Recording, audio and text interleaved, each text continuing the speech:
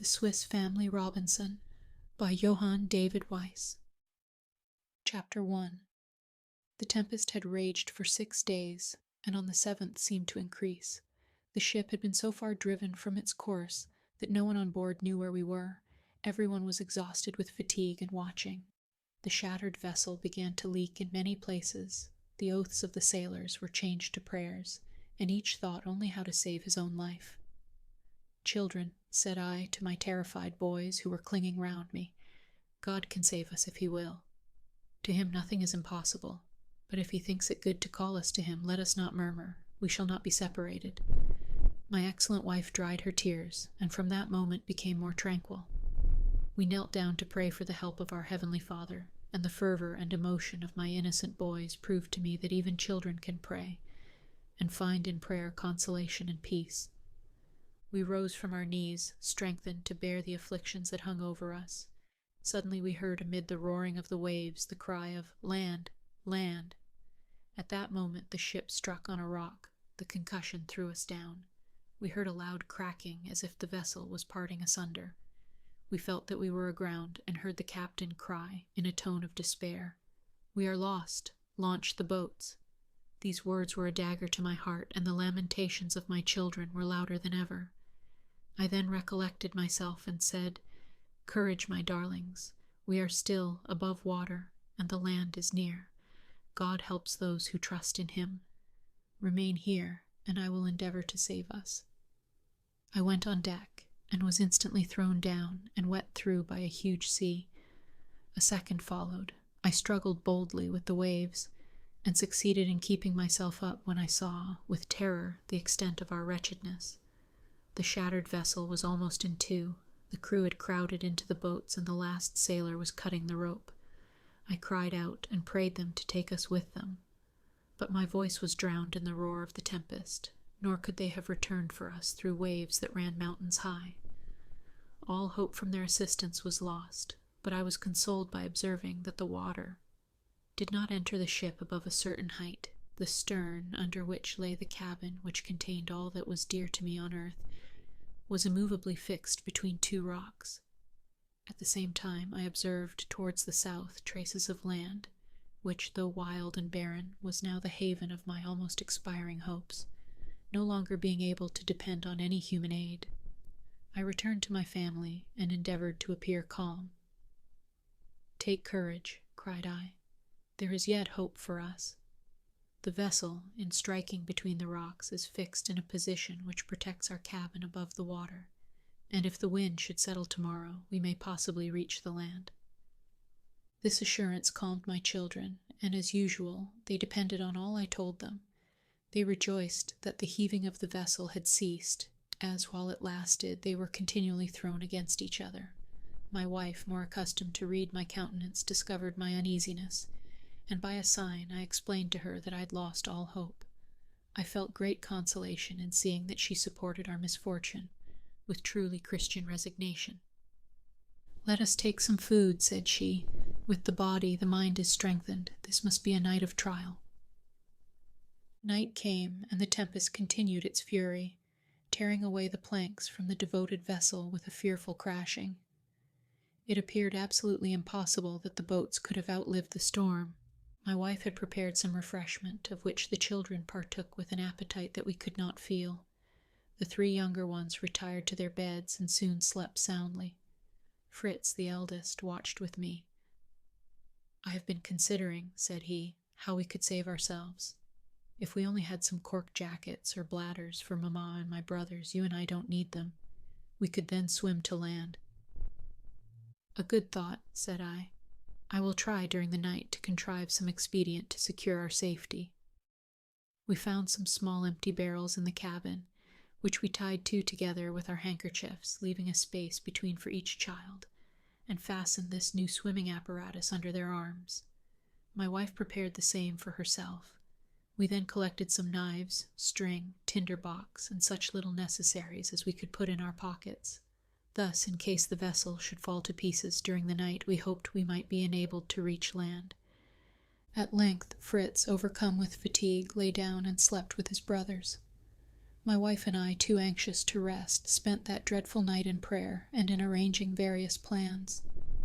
How gladly we welcomed the light of day shining through an opening. The wind was subsiding, the sky serene, and I watched the sun rise with renewed hope. I called my wife and children on deck. The younger ones were surprised to find we were alone. They inquired what had become of the sailors and how we should manage the ship alone. "Children," said I, "one more powerful than man has protected us till now, and will still extend a saving arm to us, if we do not give way to complaint and despair. Let all hands set to work. Remember that excellent maxim, God helps those who help themselves. Let us all consider what is best to do now." "Let us leap into the sea," cried Fritz, "and swim to the shore." "Very well for you," replied Ernest, "who can swim, but we should be all drowned. Would it not be better to construct a raft and go all together?" "That might do," added I, "if we were strong enough for such a work, and if a raft was not always so dangerous a conveyance. But away, boys, look about you, and seek for anything that may be useful to us." We all dispersed to different parts of the vessel. For my own part, I went to the provision room to look after the casks of water and other necessaries of life. My wife visited the livestock and fed them, for they were almost famished. Fritz sought for arms and ammunition, Ernest for the carpenter's tools. Jack had opened the captain's cabin and was immediately thrown down by 2 large dogs, who leaped on him so roughly that he cried out as if they were going to devour him. However, hunger had rendered them so docile that they licked his hands, and he soon recovered his feet, seized the largest by the ears, and mounting his back, gravely rode up to me as I was coming from the hold. I could not help laughing. I applauded his courage, but recommended him always to be prudent with animals of that kind, who are often dangerous when hungry. My little troop began to assemble. Fritz had found 2 fowling pieces, some bags of powder and shot, and some balls in horn flasks. Ernest was loaded with an axe and hammer, a pair of pincers, a large pair of scissors, and an auger showed itself half out of his pocket. Francis had a large box under his arm, from which he eagerly produced what he called little pointed hooks. His brothers laughed at his prize. "Silence," said I. "The youngest has made the most valuable addition to our stores. These are fish hooks, and may be more useful for the preservation of our lives than anything the ship contains. However, Fritz and Ernest have not done amiss." "For my part," said my wife, "I only contribute good news. I have found a cow, an ass, 2 goats, 6 sheep, and a sow with young. I have fed them, and hope we may preserve them." "Very well, Johann," said I to my little workman. "I am satisfied with all but Master Jack, who, instead of anything useful, has contributed 2 great eaters, who will do us more harm than good." "They can help us to hunt when we get to land," said Jack. "Yes," replied I, "but can you devise any means of our getting there?" "It does not seem at all difficult," said the spirited little fellow. "Put us each into a great tub and let us float to shore." I remember sailing capitally that way on Godpapa's great pond at S _. "A very good idea, Jack. Good counsel may sometimes be given even by a child. Be quick, boys, give me the saw and auger. With some nails, we will see what we can do." I remembered seeing some empty casks in the hold. We went down and found them floating. This gave us less difficulty in getting them upon the lower deck, which was but just above the water. They were of strong wood, bound with iron hoops, and exactly suited my purpose. My sons and I therefore began to saw them through the middle. After long labor, we had 8 tubs all the same height. We refreshed ourselves with wine and biscuit, which we had found in some of the casks. I then contemplated with delight my little squadron of boats ranged in a line, and was surprised that my wife still continued depressed. She looked mournfully on them. "I can never venture in one of these tubs," said she. "Wait a little till my work is finished," replied I, "and you will see it is more to be depended on than this broken vessel." I sought out a long flexible plank, and arranged 8 tubs on it, close to each other, leaving a piece at each end to form a curve upwards, like the keel of a vessel. We then nailed them firmly to the plank, and to each other. We nailed a plank at each side, of the same length as the first, and succeeded in producing a sort of boat, divided into 8 compartments, in which it did not appear difficult to make a short voyage over a calm sea. But unluckily, our wonderful vessel proved so heavy that our united efforts could not move it an inch. I sent Fritz to bring me the jack screw, and in the meantime sawed a thick round pole into pieces. Then, raising the forepart of our work by means of the powerful machine, Fritz placed one of these rollers under it. Ernest was very anxious to know how this small machine could accomplish more than our united strength. I explained to him, as well as I could, the power of the lever of Archimedes, with which he had declared he could move the world if he had but a point to rest it on, and I promised my son to take the machine to pieces when we were on shore, and explain the mode of operation. I then told them that God, to compensate for the weakness of man, had bestowed on him reason, invention, and skill in workmanship. The result of these had produced a science which, under the name of mechanics, taught us to increase and extend our limited powers incredibly by the aid of instruments. Jack remarked that the jack screw worked very slowly. "Better slowly than not at all," said I. "It is a principle in mechanics that what is gained in time is lost in power. The jack is not meant to work rapidly, but to raise heavy weights, and the heavier the weight, the slower the operation. But can you tell me how we can make up for this slowness?" "Oh, by turning the handle quicker, to be sure." "Quite wrong. That would not aid us at all. Patience and reason are the two fairies, by whose potent help I hope to get our boat afloat." I quickly proceeded to tie a strong cord to the after part of it, and the other end to a beam in the ship, which was still firm, leaving it long enough for security.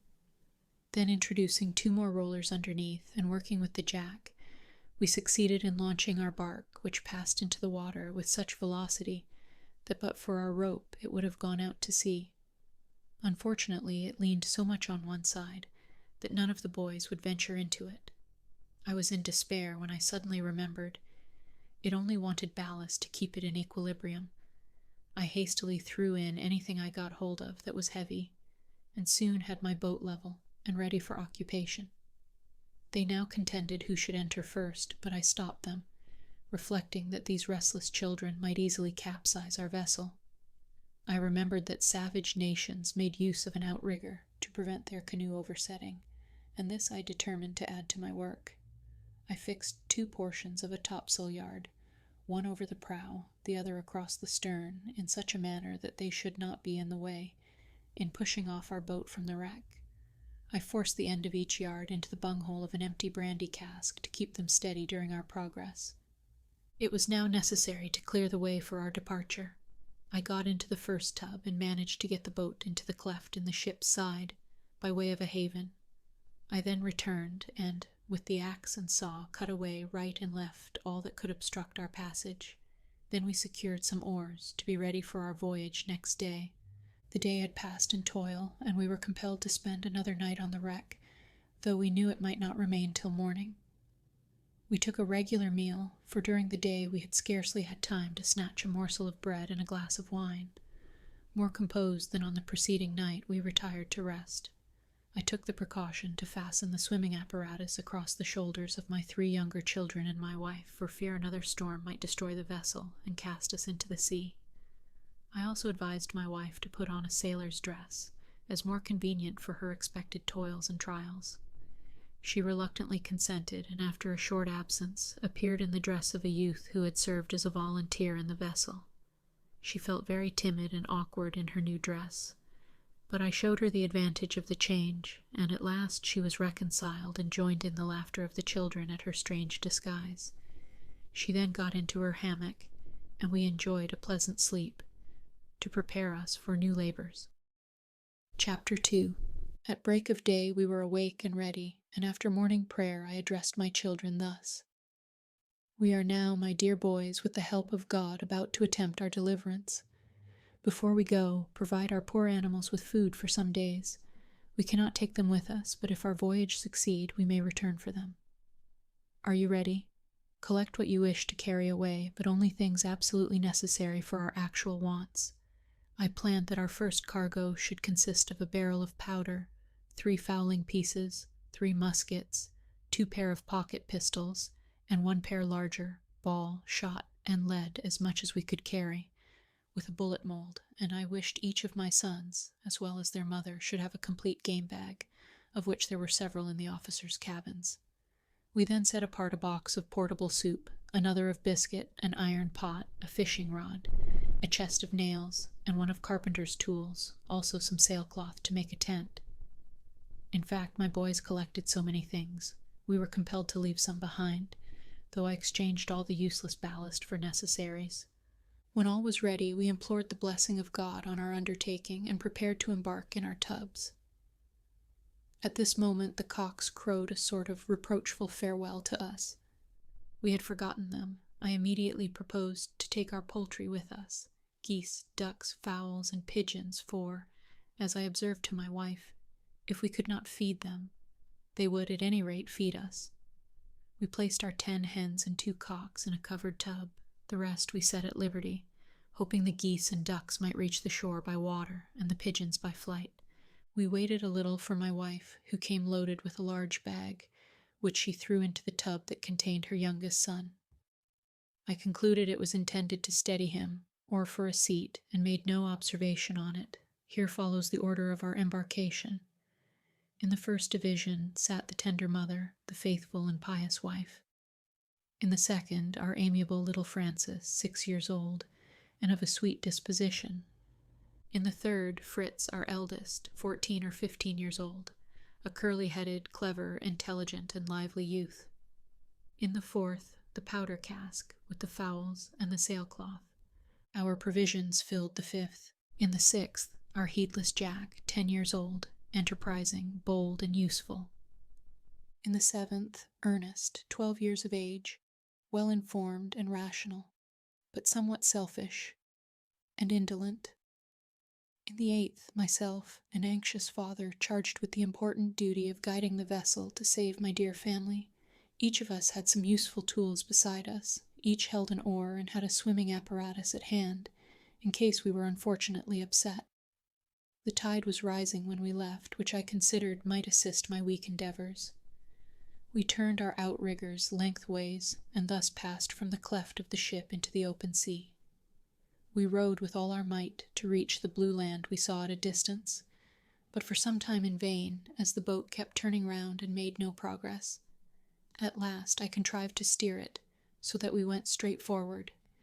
As soon as our dogs saw us depart, they leaped into the sea and followed us. I could not let them get into the boat, for fear they should upset it.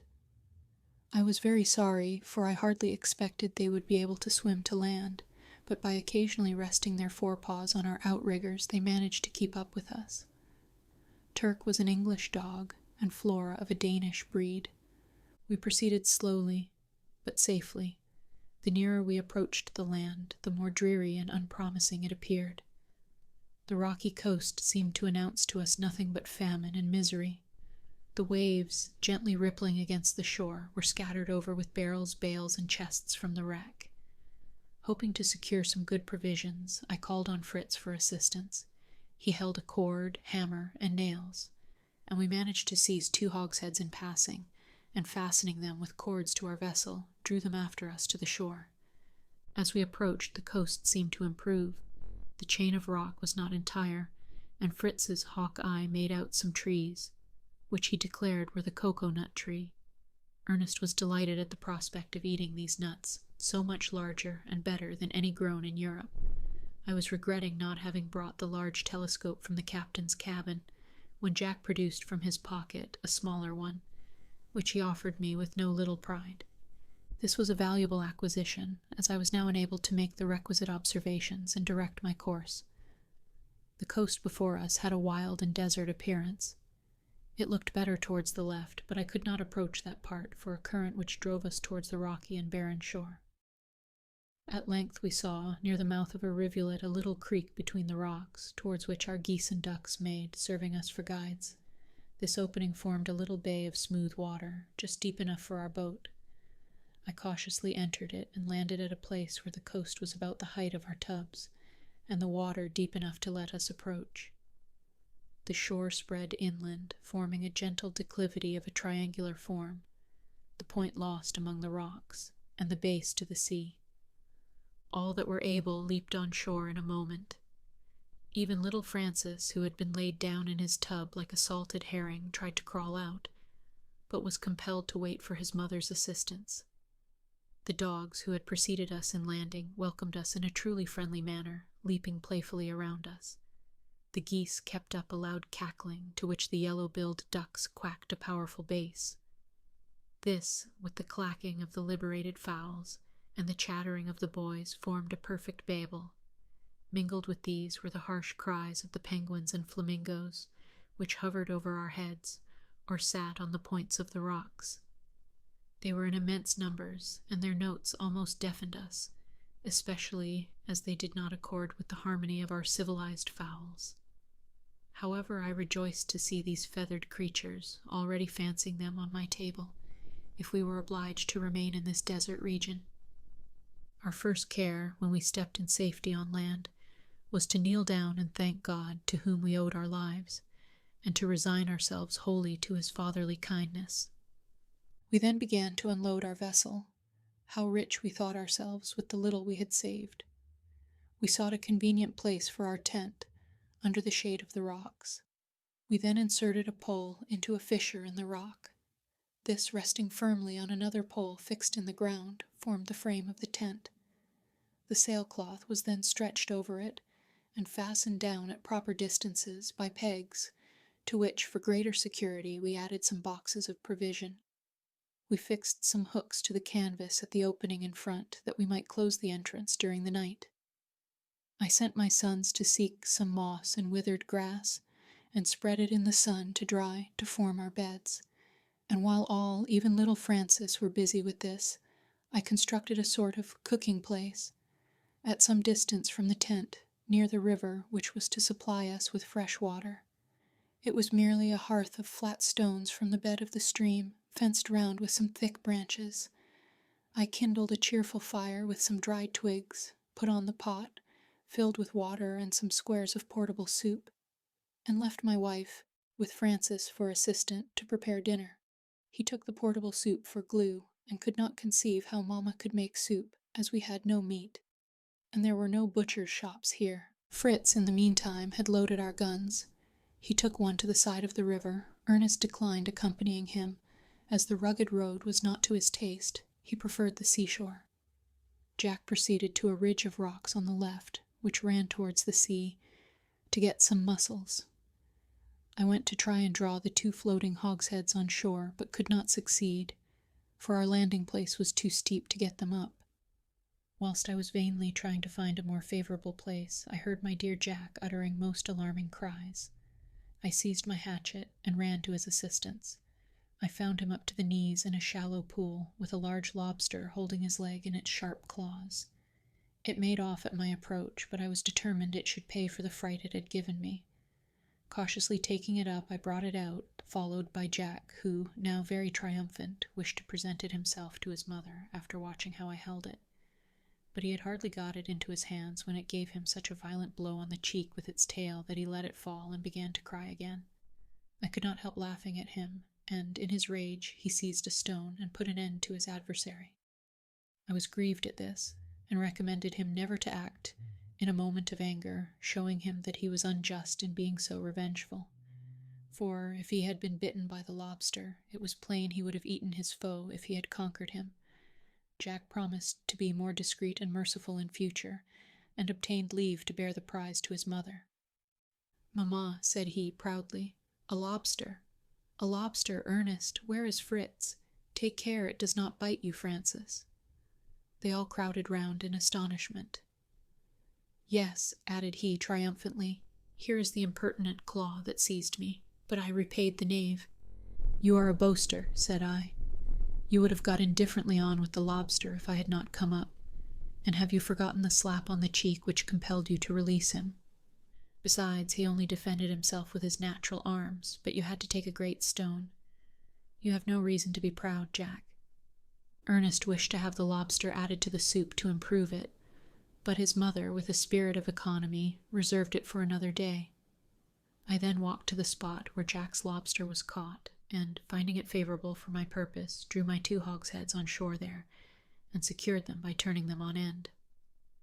On returning, I congratulated Jack on being the first who had been successful in foraging.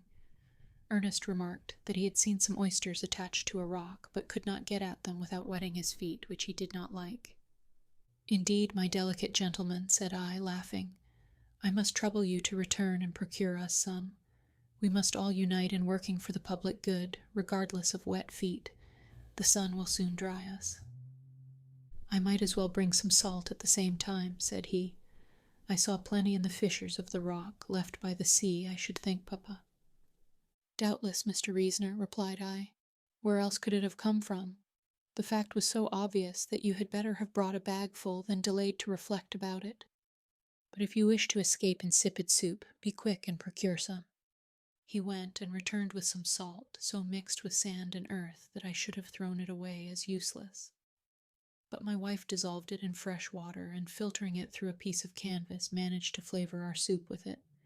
Jack asked why we could not have used seawater, and I explained to him that the bitter and nauseous taste of seawater would have spoiled our dinner.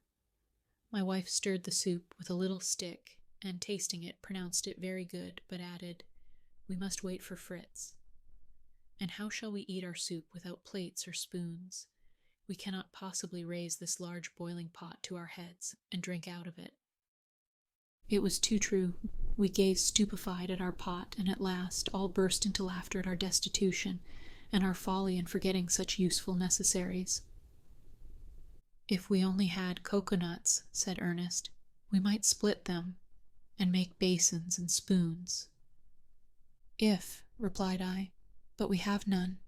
We might as well wish for a dozen handsome silver spoons at once, if wishes were of any use." "But," observed he, "we can use oyster shells." "A useful thought, Ernest. Go directly and get the oysters. And remember, gentlemen, no complaints, though the spoons are without handles, and you should dip your fingers into the bowl." Off ran Jack, and was mid-leg in the water before Ernest got to him.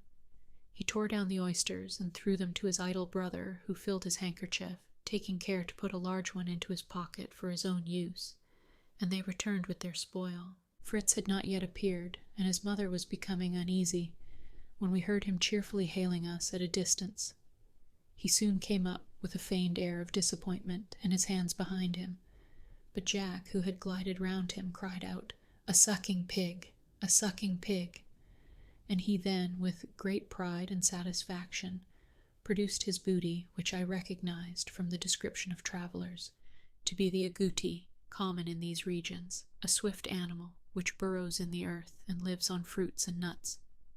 Its flesh, something like that of the rabbit, has an unpleasant flavor to Europeans. All were anxious to know the particulars of the chase, but I seriously reproved my son for his little fiction, and warned him never to use the least deceit, even in jest. I then inquired where he had met with the agouti. He told me he had been on the other side of the river. "A very different place to this," continued he. "The shore lies low, and you can have no idea of the number of casks, chests, planks, and all sorts of things the sea has thrown up. Shall we go and take possession of them? And tomorrow, father, we ought to make another trip to the vessel, to look after our cattle. We might at least bring away the cow. Our biscuit would not be so hard dipped in milk." "And very much nicer," added the greedy Ernest. "Then," continued Fritz, "beyond the river there is rich grass for pasturage, and a shady wood. Why should we remain in this barren wilderness?" "Softly," replied I, "there is a time for all things. Tomorrow and the day after tomorrow will have their work. But first tell me, did you see anything of our shipmates?" "Not a trace of man, living or dead, on land or sea. But I saw an animal more like a hog than this, but with feet like a hare. It leapt among the grass, sometimes sitting upright and rubbing its mouth with its forepaws, sometimes seeking for roots and gnawing them like a squirrel. If I had not been afraid it would escape me, I would have tried to take it alive. It seemed so very tame." As we were talking, Jack had been trying, with many grimaces, to force an oyster open with his knife. I laughed at his vain endeavors, and putting some on the fire, showed him them open of themselves. I had no taste for oysters myself, but as they are everywhere accounted a delicacy, I advised my sons to try them. They all at first declined the unattractive repast, except Jack, who, with great courage, closed his eyes, and desperately swallowed one as if it had been medicine. The rest followed his example, and then all agreed with me that oysters were not good. The shells were soon plunged into the pot to bring out some of the good soup, but scalding their fingers, it was who could cry out the loudest.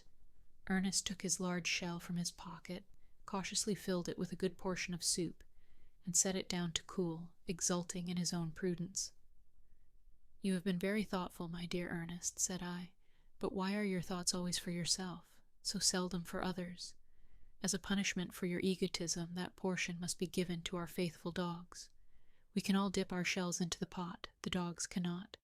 Therefore they shall have your soup, and you must wait and eat as we do."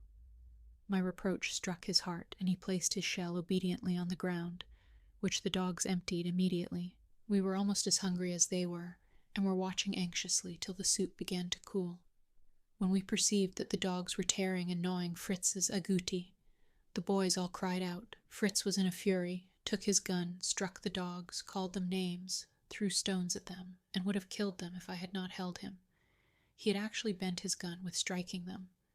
As soon as he would listen to me, I reproached him seriously for his violence, and represented to him how much he had distressed us and terrified his mother, that he had spoiled his gun, which might have been so useful to us, and had almost killed the poor animals, who might be more so. "Anger," said I, "leads to every crime. Remember Cain, who killed his brother in a fit of passion." "Oh, father," said he in a voice of terror, and acknowledging his error, he asked pardon, and shed bitter tears. Soon after our repast, the sun set, and the fowls gathered round us and picked up the scattered crumbs of biscuit. My wife then took out her mysterious bag and drew from it some handfuls of grain to feed her flock. She showed me also many other seeds of useful vegetables. I praised her prudence and begged her to be very economical, as these seeds were of great value, and we could bring from the vessel some spoiled biscuit for the fowls. Our pigeons now flew among the rocks, the cocks and hens perched on the frame of the tent, and the geese and ducks chose to roost in a marsh covered with bushes near the sea.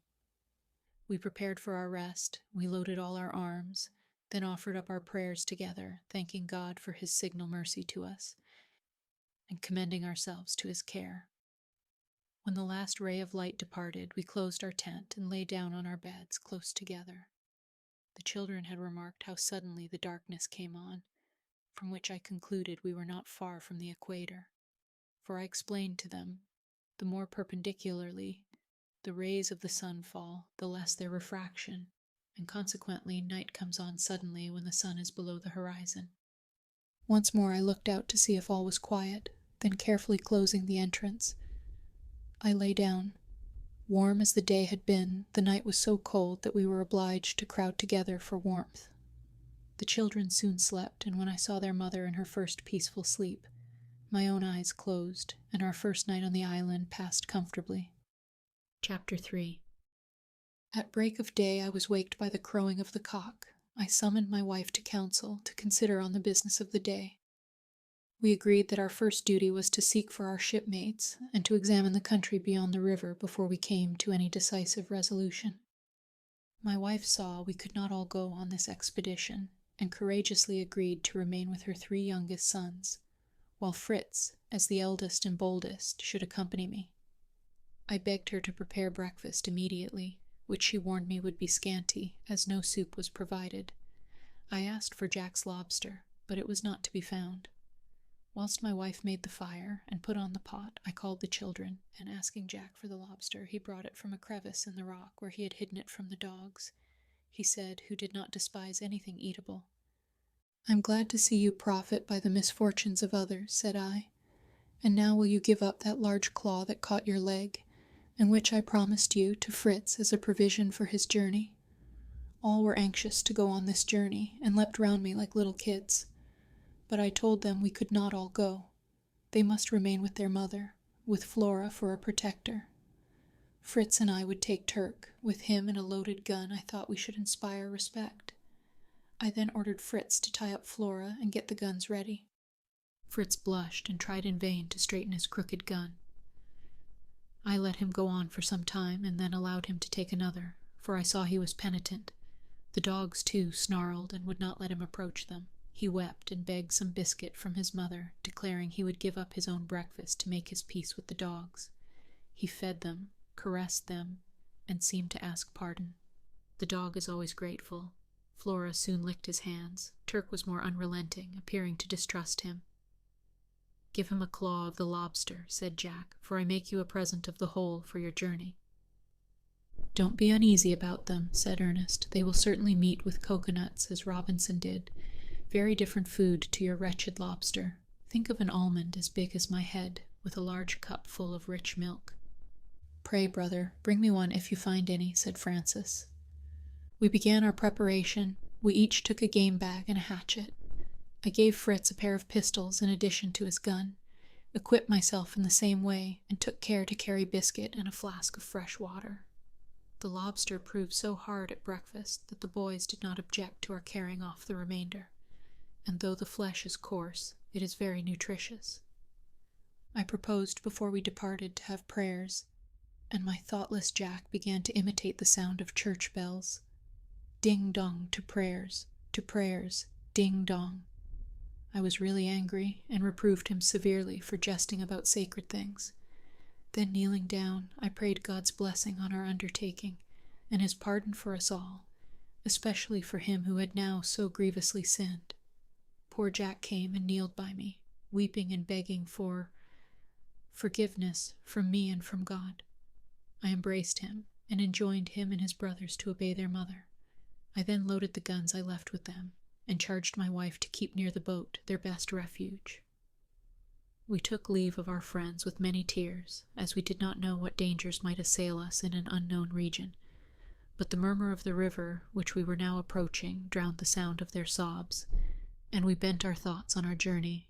The bank of the river was so steep that we could only reach the bed at one little opening near the sea, where we had procured our water, but here the opposite side was guarded by a ridge of lofty perpendicular rocks. We were obliged to ascend the river to a place where it fell over some rocks, some fragments of which, having fallen, made a sort of stepping stones, which enabled us to cross with some hazard. We made our way with difficulty through the high grass withered by the sun, directing our course towards the sea, in hopes of discovering some traces of the boats or the crew. We had scarcely gone 100 yards when we heard a loud noise and rustling in the grass, which was as tall as we were. We imagined we were pursued by some wild beast, and I was gratified to observe the courage of Fritz, who, instead of running away, calmly turned round and presented his piece. What was our joy when we discovered that the formidable enemy was only our faithful Turk, whom we had forgotten in our distress, and our friends had doubtless dispatched him after us. I applauded my son's presence of mind. A rash act might have deprived us of this valuable friend. We continued our way. The sea lay to our left. On our right, at a short distance, ran the chain of rocks, which were continued from our landing place in a line parallel to the sea, the summits clothed with verdure and various trees. Between the rocks and the sea, several little woods extended, even to the shore, to which we kept as close as possible, vainly looking out on land or sea for any trace of our crew. Fritz proposed to fire his gun as a signal to them if they should be near us, but I reminded him that this signal might bring the ravages round us instead of our friends. He then inquired why we should search after those persons at all, who so unfeelingly abandoned us on the wreck. "First," said I, "we must not return evil for evil. Besides, they may assist us, or be in need of our assistance. Above all, remember, they could save nothing but themselves. We have got many useful things which they have as much right to as we." "But we might be saving the lives of our cattle," said he. "We should do our duty better by saving the life of a man," answered I. "Besides, our cattle have food for some days, and the sea is so calm there is no immediate danger." We proceeded, and entering a little wood that extended to the sea, we rested in the shade near a clear stream and took some refreshment. We were surrounded by unknown birds, more remarkable for brilliant plumage than for the charm of their voice. Fritz thought he saw some monkeys among the leaves, and Turk began to be restless, smelling about and barking very loud. Fritz was gazing up into the trees when he fell over a large round substance which he brought to me, observing that it might be a bird's nest. I thought it more likely to be a cocoa-nut. The fibrous covering had reminded him of the description he had read of the nests of certain birds, but on breaking the shell we found it was indeed a cocoa nut, but quite decayed and uneatable. Fritz was astonished. Where was the sweet milk that Ernest had talked of? I told him the milk was only in the half-ripe nuts, that it thickened and hardened as the nut ripened, becoming a kernel. This nut had perished from remaining above ground. If it had been in the earth, it would have vegetated and burst the shell. I advised my son to try if he could not find a perfect nut. After some search we found one, and sat down to eat it, keeping our own provision for dinner. The nut was somewhat rancid, but we enjoyed it, and then continued our journey. We were some time before we got through the wood, being frequently obliged to clear a road for ourselves, through the entangled brushwood with our hatchets. At last we entered the open plain again, and had a clear view before us. The forest still extended about a stone's throw to our right, and Fritz, who was always on the lookout for discoveries, observed a remarkable tree here and there, which he approached to examine, and he soon called me to see this wonderful tree, with wens growing on the trunk. On coming up, I was overjoyed to find this tree, of which there were a great number, was the gourd tree, which bears fruit on the trunk. Fritz asked if these were sponges. I told him to bring me one, and I would explain the mystery. "There is one," said he, "very like a pumpkin, only harder outside." "Of this shell," said I, "we can make plates, dishes, basins, and flasks. We call it the gourd tree." Fritz leaped for joy. "Now my dear mother will be able to serve her soup properly." I asked him if he knew why the tree bore the fruit on its trunk, or on the thick branches only. He immediately replied that the smaller branches would not bear the weight of the fruit. He asked me if this fruit was eatable. "Harmless, I believe," said I, "but by no means delicate. Its great value to savage nations consists in the shell, which they use to contain their food and drink, and even cook in it." Fritz could not comprehend how they could cook in the shell without burning it. I told him the shell was not placed on the fire, but being filled with cold water, and the fish or meat placed in it, red-hot stones are, by degrees, introduced into the water, till it attains sufficient heat to cook the food without injuring the vessel. We then set about making our dishes and plates. I showed Fritz a better plan of dividing the gourd than with a knife. I tied a string tightly round the nut, struck it with the handle of my knife till an incision was made, then tightened it till the nut was separated into 2 equally sized bowls. Fritz had spoiled his gourd by cutting it irregularly with his knife. I advised him to try and make spoons of it, as it would not do for basins now. I told him I had learnt my plan from books of travels. It is the practice of the savages, who have no knives, to use a sort of string made from the bark of trees for this purpose. "But how can they make bottles?" said he. "That requires some preparation," replied I. "They tie a bandage round the young gourd near the stalk, so that the part at liberty expands in a round form, and the compressed part remains narrow. They then open the top and extract the contents by putting in pebbles and shaking it. By this means they have a complete bottle." We worked on. Fritz completed a dish and some plates to his great satisfaction, but we considered that being so frail we could not carry them with us. We therefore filled them with sand, that the sun might not warp them, and left them to dry till we returned. As we went on, Fritz amused himself with cutting spoons from the rind of the gourd, and I tried to do the same with the fragments of the cocoa nut. But I must confess my performances were inferior to those I had seen in the museum in London, the work of the South Sea Islanders. We laughed at our spoons, which would have required mouths from ear to ear to eat with them. Fritz declared that the curve of the rind was the cause of that defect. If the spoons had been smaller, they would have been flat, and you might as well eat soup with an oyster shell as with a shovel. While we talked, we did not neglect looking about for our lost companions, but in vain. At last we arrived at a place where a tongue of land ran to some distance into the sea, on which was an elevated spot favorable for observation.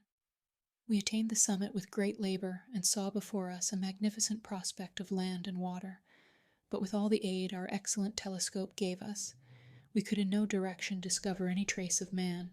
Nature only appeared in her greatest beauty. The shore enclosed a large bay, which terminated on the other side in a promontory. The gentle rippling of the waves, the varied verdure of the woods, and the multitude of novelties around us would have filled us with delight, but for the painful recollection of those who, we now were compelled to believe, were buried beneath that glittering water. We did not feel less, however, the mercy of God, who had preserved us and given us a home, with a prospect of subsistence and safety. We had not yet met with any dangerous animals, nor could we perceive any huts of savages. I remarked to my son that God seemed to have destined us to a solitary life in this rich country, unless some vessel should reach these shores. "And his will be done," added I. "It must be for the best. Now let us retire to that pretty wood to rest ourselves, and eat our dinner before we return."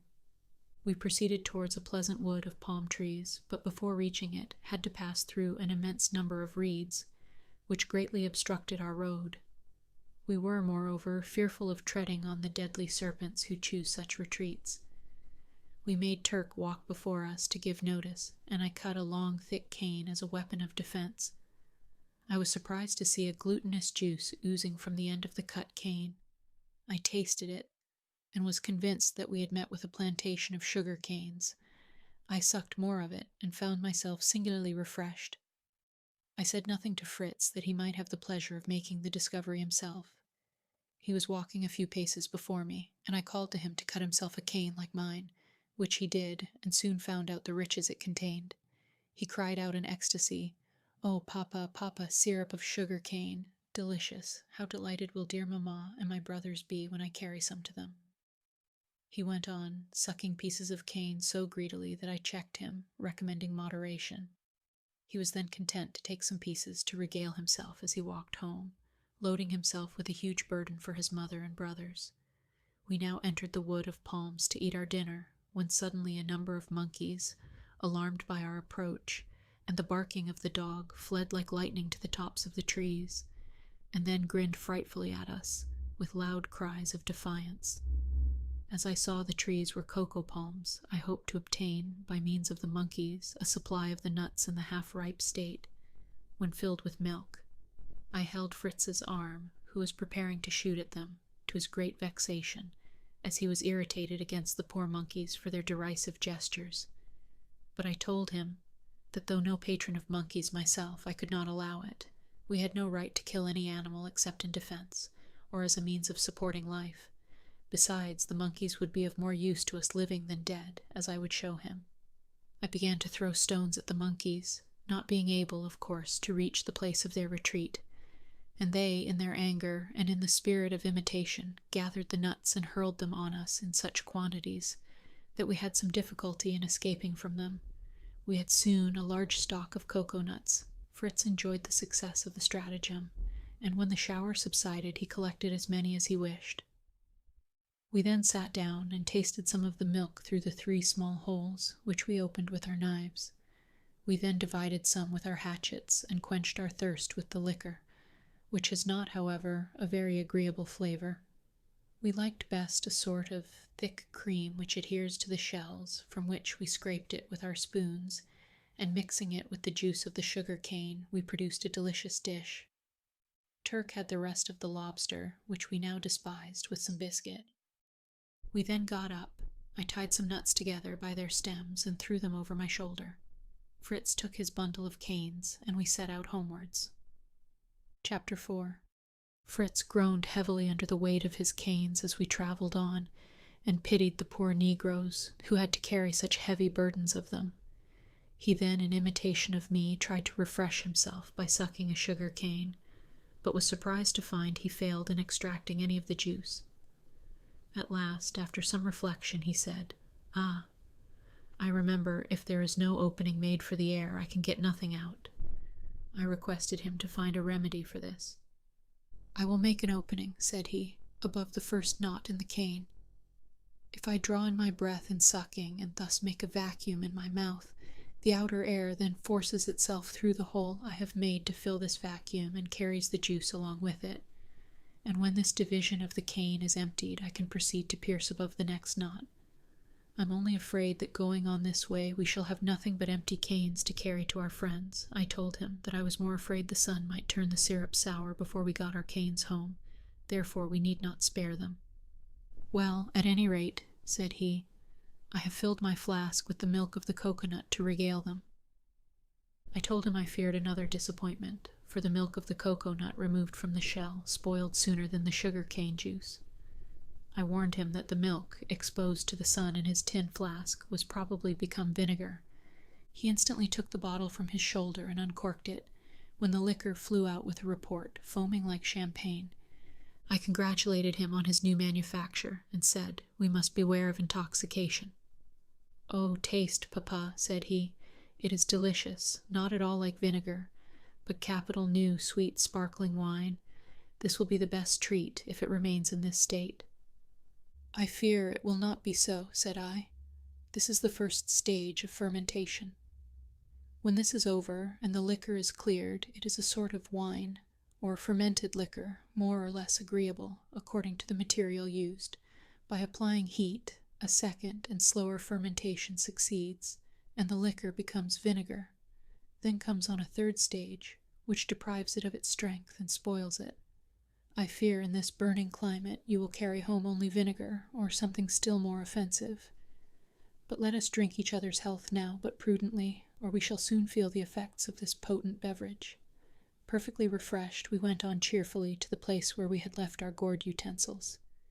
We found them quite dry and hard as bone. We had no difficulty in carrying them in our game bags. We had scarcely got through the little wood where we had breakfasted when Turk darted furiously on a troop of monkeys, who were sporting about and had not perceived him. He immediately seized a female, holding a young one in her arms, which impeded her flight and had killed and devoured the poor mother before we could reach him. The young one had hidden itself among the long grass. When Fritz arrived, he had run with all his might, losing his hat, bottle, and canes, but could not prevent the murder of the poor mother. The little monkey no sooner saw him than it leaped upon his shoulders, fastening its paws in his curls, and neither cries, threats, nor shaking could rid him of it. I ran up to him laughing, for I saw the little creature could not hurt him, and tried in vain to disengage it. I told him he must carry it thus. It was evident the sagacious little creature, having lost its mother, had adopted him for a father. I succeeded at last in quietly releasing him, and took the little orphan, which was no bigger than a cat, in my arms, pitying its helplessness. The mother appeared as tall as Fritz. I was reluctant to add another mouth to the number we had to feed, but Fritz earnestly begged to keep it, offering to divide his share of coconut milk with it till we had our cows. I consented on condition that he took care of it, and taught it to be obedient to him. Turk, in the meantime, was feasting on the remains of the unfortunate mother. Fritz would have driven him off, but I saw we had not food sufficient to satisfy this voracious animal, and we might ourselves be in danger from his appetite. We left him, therefore, with his prey, the little orphan sitting on the shoulder of his protector, while I carried the canes. Turk soon overtook us, and was received very coldly. We reproached him with his cruelty, but he was quite unconcerned, and continued to walk after Fritz. The little monkey seemed uneasy at the sight of him, and crept into Fritz's bosom, much to his inconvenience. But a thought struck him. He tied the monkey with a cord to Turk's back, leading the dog by another cord, as he was very rebellious at first, but our threats and caresses at last induced him to submit to his burden. We proceeded slowly, and I could not help anticipating the mirth of my little ones, when they saw us approach like a pair of showmen. I advised Fritz not to correct the dogs for attacking and killing unknown animals. Heaven bestows the dog on man, as well as the horse, for a friend and protector. Fritz thought we were very fortunate, then, in having two such faithful dogs. He only regretted that our horses had died on the passage, and only left us the ass. "Let us not disdain the ass," said I. "I wish we had him here. He is of a very fine breed, and would be as useful as a horse to us." In such conversations we arrived at the banks of our river before we were aware. Flora barked to announce our approach, and Turk answered so loudly that the terrified little monkey leapt from his back to the shoulder of its protector, and would not come down. Turk ran off to meet his companion, and our dear family soon appeared on the opposite shore, shouting with joy at our happy return. We crossed at the same place as we had done in the morning, and embraced each other. Then began such a noise of exclamations. A monkey, a real live monkey. Ah, How delightful. How glad we are. How did you catch him? He is very ugly, said little Frances, who was almost afraid of him. He is prettier than you are, said Jack. See how he laughs. How I should like to see him eat. If we only had some cocoa nuts, said Ernest. Have you found any, and are they good? Have you had any unpleasant adventures? Asked my wife. It was in vain to attempt replying to so many questions and exclamations. At length, when we got a little peace, I told them that, though I had brought them all sorts of good things, I had, unfortunately, not met with any of our companions. God's will be done, said my wife. Let us thank him for saving us and again bringing us together now. This day has seemed an age. But put down your loads, and let us hear your adventures. We have not been idle, but we are less fatigued than you. Boys, assist your father and brother. Jack took my gun, Ernest the cocoa nuts, Frances the gourd rinds, and my wife the game bag. Fritz distributed his sugar canes, and placed the monkey on Turk's back, to the amusement of the children. He begged Ernest to carry his gun, but he complained of being overloaded with the great bowls. His indulgent mother took them from him, and we proceeded to the tent. Fritz thought Ernest would not have relinquished the bowls if he had known what they contained, and called out to tell him they were cocoa-nuts. Give them to me, cried Ernest. I will carry them, Mamma, and the gun too. His mother declined giving them. I can throw away these sticks, said he, and carry the gun in my hand. I would advise you not, observed Fritz, for the sticks are sugar canes. Sugar canes, cried they all, surrounding Fritz, who had to give them the history and teach them the art of sucking the canes. My wife, who had a proper respect for sugar in her housekeeping, was much pleased with this discovery and the history of all our acquisitions, which I displayed to her. Nothing gave her so much pleasure as our plates and dishes, which were actual necessaries. We went to our kitchen and were gratified to see preparations going on for a good supper. My wife had planted a forked stick on each side the hearth. On these rested a long, thin wand, on which all sorts of fish were roasting, Frances being entrusted to turn the spit. On the other side was impaled a goose on another spit, and a row of oyster shells formed the dripping pan. Besides this, the iron pot was on the fire, from which arose the savory odor of a good soup. Behind the hearth stood one of the hogsheads, opened and containing the finest Dutch cheeses enclosed in cases of lead. All this was very tempting to hungry travelers, and very unlike a supper on a desert island. I could not think my family had been idle, when I saw such a result of their labors. I was only sorry they had killed the goose, as I wished to be economical with our poultry. Have no uneasiness, said my wife. This is not from our poultry yard. It is a wild goose killed by Ernest. It is a sort of penguin, I believe, said Ernest, distinguished by the name of Booby, and so stupid, that I knocked it down with a stick. It is web-footed, has a long, narrow beak, a little curved downwards. I have preserved the head and neck for you to examine. It exactly resembles the penguin of my book of natural history. I pointed out to him the advantages of study, and was making more inquiries about the form and habits of the bird, when my wife requested me to defer my catechism of natural history. Ernest has killed the bird, added she. I received it. We shall eat it. What more would you have? Let the poor child have the pleasure of examining and tasting the cocoa nuts. Very well, replied I. Fritz must teach them how to open them, and we must not forget the little monkey who has lost his mother's milk. I have tried him, cried Jack, and he will eat nothing. I told them he had not yet learnt to eat, and we must feed him with cocoa-nut milk till we could get something better. Jack generously offered all his share, but Ernest and Frances were anxious to taste the milk themselves. But the monkey must live, said Jack petulantly. And so must we all, said Mamma. Supper is ready, and we will reserve the cocoa-nuts for dessert. We sat down on the ground, and the supper was served on our gourd-rind service, which answered the purpose admirably. My impatient boys had broken the nuts, which they found excellent, and they made themselves spoons of the shell. Jack had taken care the monkey had his share. They dipped the corner of their handkerchiefs in the milk and let him suck them. They were going to break up some more nuts after emptying them through the natural holes, but I stopped them and called for a saw. I carefully divided the nuts with this instrument, and soon provided us each with a neat basin for our soup, to the great comfort of my dear wife, who was gratified by seeing us able to eat like civilized beings. Fritz begged now to enliven the repast by introducing his champagne.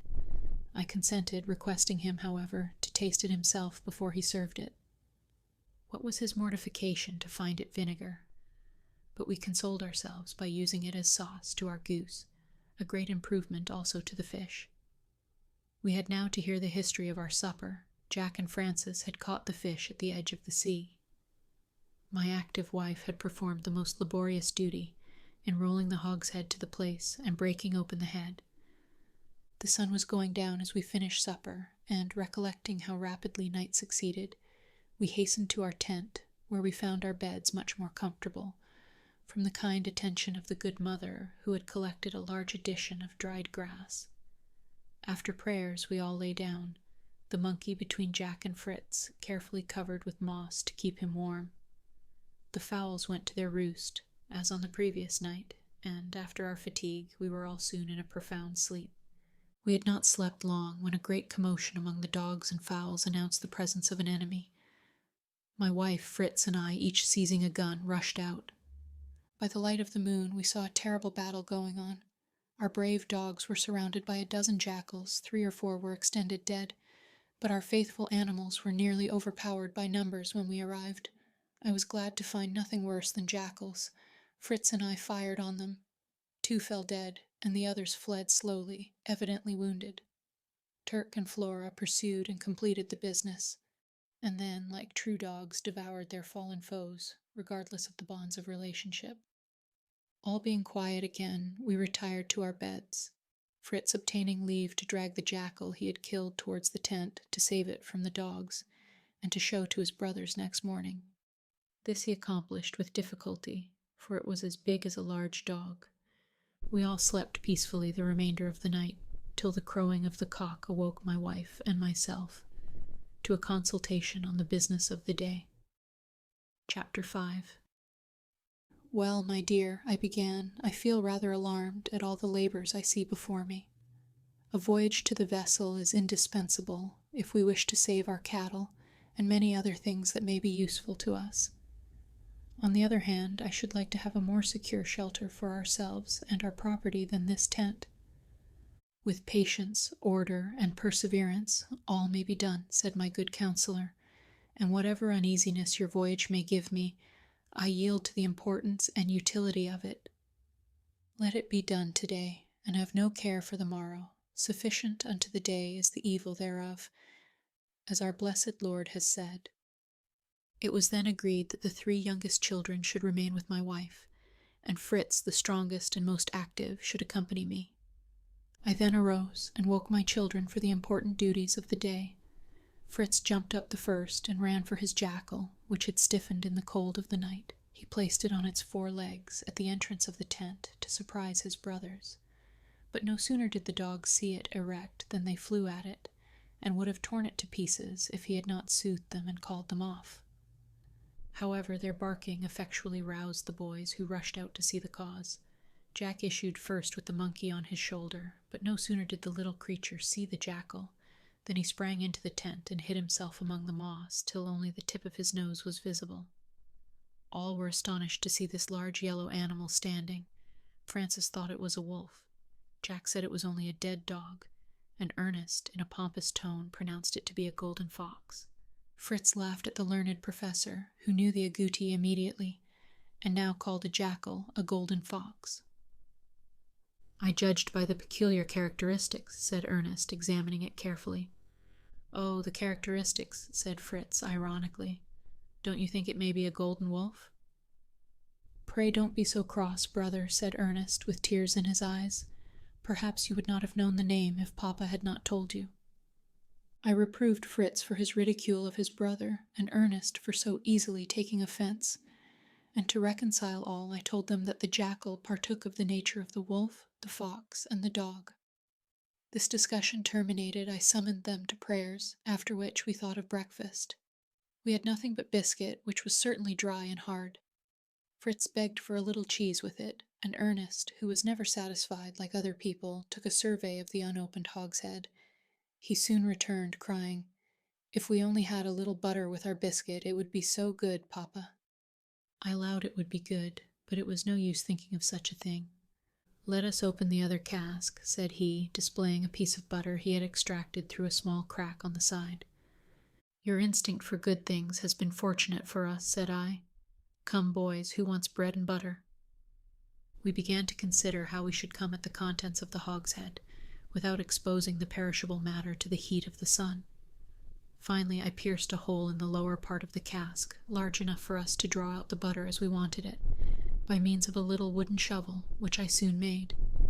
We then sat down to breakfast with a cocoa-nut basin filled with good salt Dutch butter. We toasted our biscuit, buttered it hot, and agreed that it was excellent.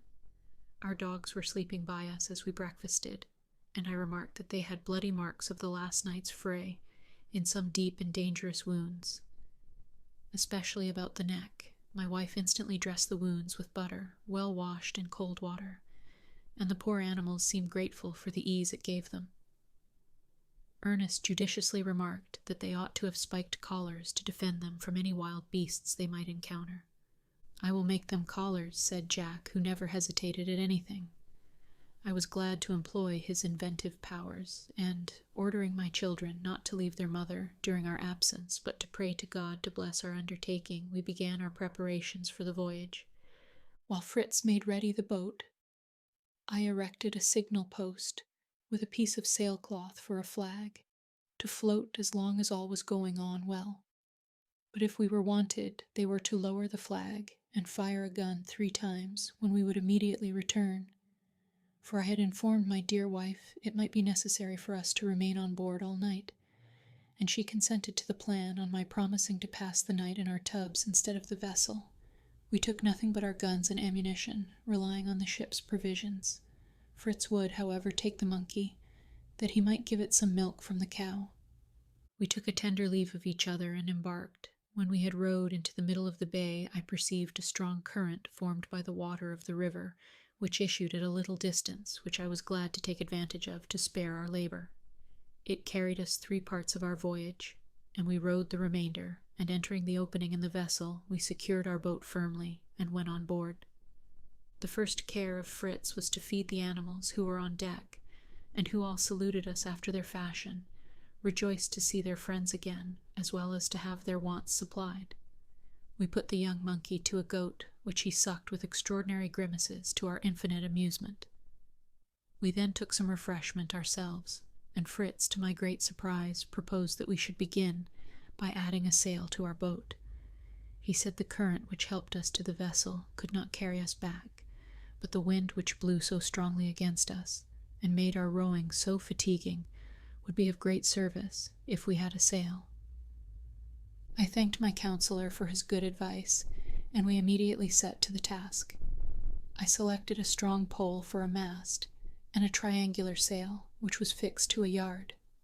We made a hole in a plank to receive the mast, secured the plank on our 4th tub, forming a deck, and then, by aid of a block used to hoist and lower the sails, raised our mast. Finally, 2 ropes fastened by one end to the yard, and by the other to each extremity of the boat, enabled us to direct the sail at pleasure. Fritz next ornamented the top of the mast with a little red streamer. He then gave our boat the name of the Deliverance, and requested it might henceforward be called the Little Vessel. To complete its equipment, I contrived a rudder, so that I could direct the boat from either end.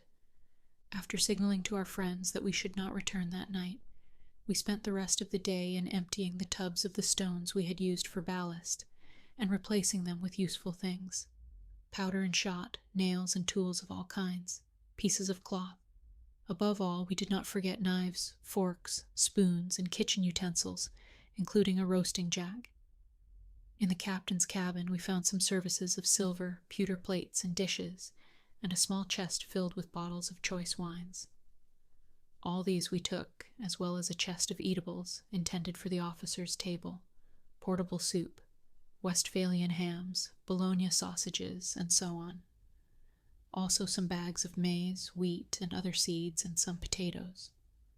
We collected all the implements of husbandry we could spare room for, and at the request of Fritz, some hammocks and blankets, 2 or 3 handsome guns and an armful of sabers, swords, and hunting knives. Lastly, I embarked a barrel of sulphur, all the cord and string I could lay my hands on, and a large roll of sailcloth. The sulphur was intended to produce matches with. Our tubs were loaded to the edge. There was barely room left for us to sit, and it would have been dangerous to attempt our return if the sea had not been so calm. Night arrived, we exchanged signals to announce security on sea and land, and after prayers for the dear islanders, we sought our tubs, not the most luxurious of dormitories, but safer than the ship. Fritz slept soundly, but I could not close my eyes, thinking of the jackals. I was, however, thankful for the protection they had in the dogs. Chapter 6. As soon as day broke, I mounted on deck to look through the telescope. I saw my wife looking towards us, and the flag, which denoted their safety, floating in the breeze. Satisfied on this important point, we enjoyed our breakfast of biscuit, ham, and wine, and then turned our thoughts to the means of saving our cattle. Even if we could contrive a raft, we could never get all the animals to remain still on it. We might venture the huge sow in the water, but the rest of the animals we found would not be able to swim to shore. At last Fritz suggested the swimming apparatus. We passed 2 hours in constructing them. For the cow and ass it was necessary to have an empty cask on each side, well bound in strong sailcloth, fastened by leather thongs over the back and under each animal. For the rest, we merely tied a piece of cork under their bodies, the sow only being unruly and giving us much trouble. We then fastened a cord to the horns or neck of each animal, with a slip of wood at the end for a convenient handle. Luckily, the waves had broken away part of the ship and left the opening wide enough for the passage of our troop. We first launched the ass into the water by a sudden push. He swam away after the first plunge very gracefully. The cow, sheep, and goats followed quietly after. The sow was furious and soon broke loose from us all, but fortunately reached the shore long before the rest. We now embarked, fastening all the slips of wood to the stern of the boat, thus drawing our train after us, and the wind filling our sail carried us smoothly towards the shore. Fritz exulted in his plan, as we certainly could never have rowed our boat, loaded as we were. I once more took out my telescope and was remarking that our party on shore seemed making ready for some excursion, when a loud cry from Fritz filled me with terror. "We are lost! We are lost! See, what a monstrous fish!" Though pale with alarm, the bold boy had seized his gun, and encouraged by my directions, he fired 2 balls into the head of the monster as it was preparing to dart on the sheep. It immediately made its escape, leaving a long red track to prove that it was severely wounded. Being freed from our enemy, I now resumed the rudder, and we lowered the sail and rowed to shore. The animals, as soon as the water became low enough, walked out at their own discretion, after we had relieved them from their swimming girdles. We then secured our boat as before, and landed ourselves, anxiously looking round for our friends. We had not long to wait. They came joyfully to greet us, and after our first burst of pleasure, we sat down to tell our adventures in a regular form. My wife was overjoyed to see herself surrounded by these valuable animals, and especially pleased that her son Fritz had suggested so many useful plans. We next proceeded to disembark all our treasures. I noticed that Jack wore a belt of yellow skin, in which were placed a pair of pistols, and inquired where he had got his brigand costume. "I manufactured it myself," said he, "and this is not all. Look at the dogs." The dogs wore each a collar of the same skin as his belt, bristling with long nails, the points outwards, a formidable defense. "It is my own invention," said he, "only Mamma helped me in the sewing." "But where did you get the leather, the needle and thread?" inquired I. "Fritz's jackal supplied the skin," said my wife, "and my wonderful bag the rest. There is still more to come from it. Only say what you want."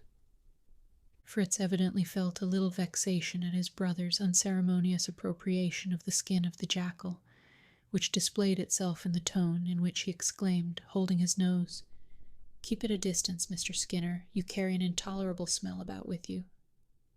I gave him a gentle hint of his duty in the position of eldest son, and he soon recovered his good humor. However, as the body as well as the skin of the jackal was becoming offensive, they united in dragging it down to the sea, while Jack placed his belt in the sun to dry.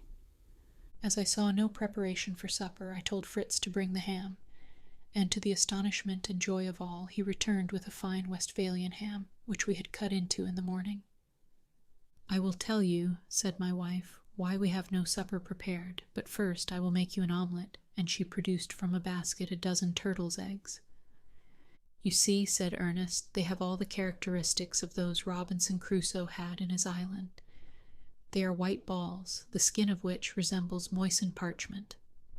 My wife promised to relate the history of the discovery after supper, and set about preparing her ham and omelette, while Fritz and I proceeded in unloading our cargo, assisted by the useful ass. Supper was now ready. A tablecloth was laid over the butter cask, and spread with the plates and spoons from the ship. The ham was in the middle, and the omelette and cheese at each end, and we made a good meal, surrounded by our subjects, the dogs, the fowls, the pigeons, the sheep, and the goats waiting for our notice. The geese and ducks were more independent, remaining in their marsh, where they lived in plenty on the small crabs which abounded there. After supper I sent Fritz for a bottle of the captain's canary wine, and then requested my wife to give us her recital. Chapter 7. "I will spare you the history of the first day," said my good Elizabeth, "spent in anxiety about you and attending to the signals. But this morning, being satisfied that all was going right, I sought, before the boys got up, a shady place to rest in. But in vain. I believe this barren shore has not a single tree on it. Then I began to consider on the necessity of searching for a more comfortable spot for our residence, and determined, after a slight repast, to set out with my children across the river on a journey of discovery.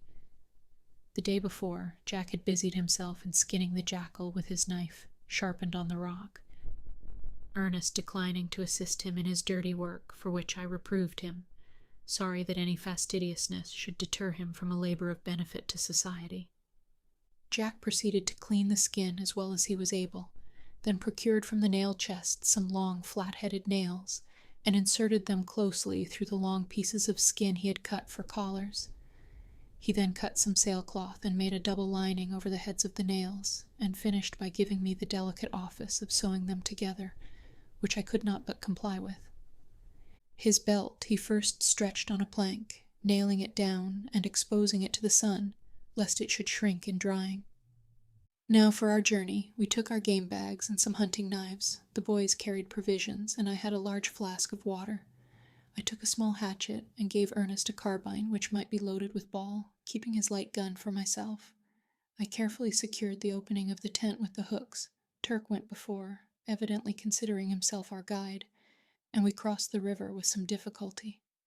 As we proceeded, I could not help feeling thankful that you had so early taught the boys to use firearms properly, as the defense of my youngest boy and myself now depended on the two boys of 10 and 12 years of age.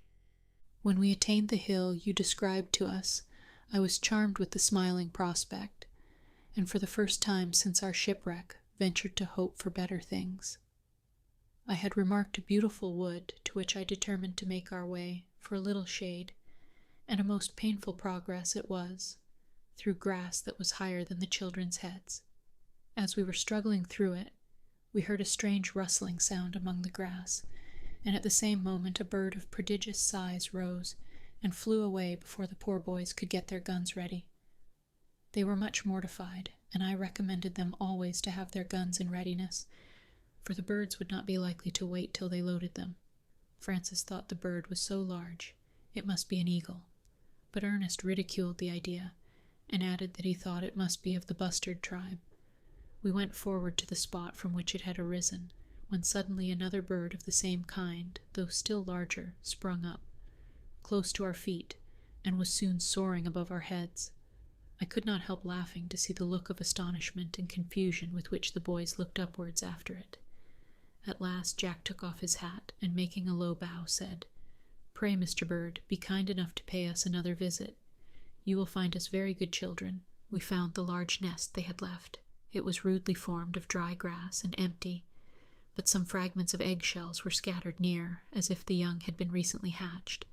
We therefore concluded that they had escaped among the grass." Dr. Ernest immediately began a lecture. "You observe, Francis, these birds could not be eagles.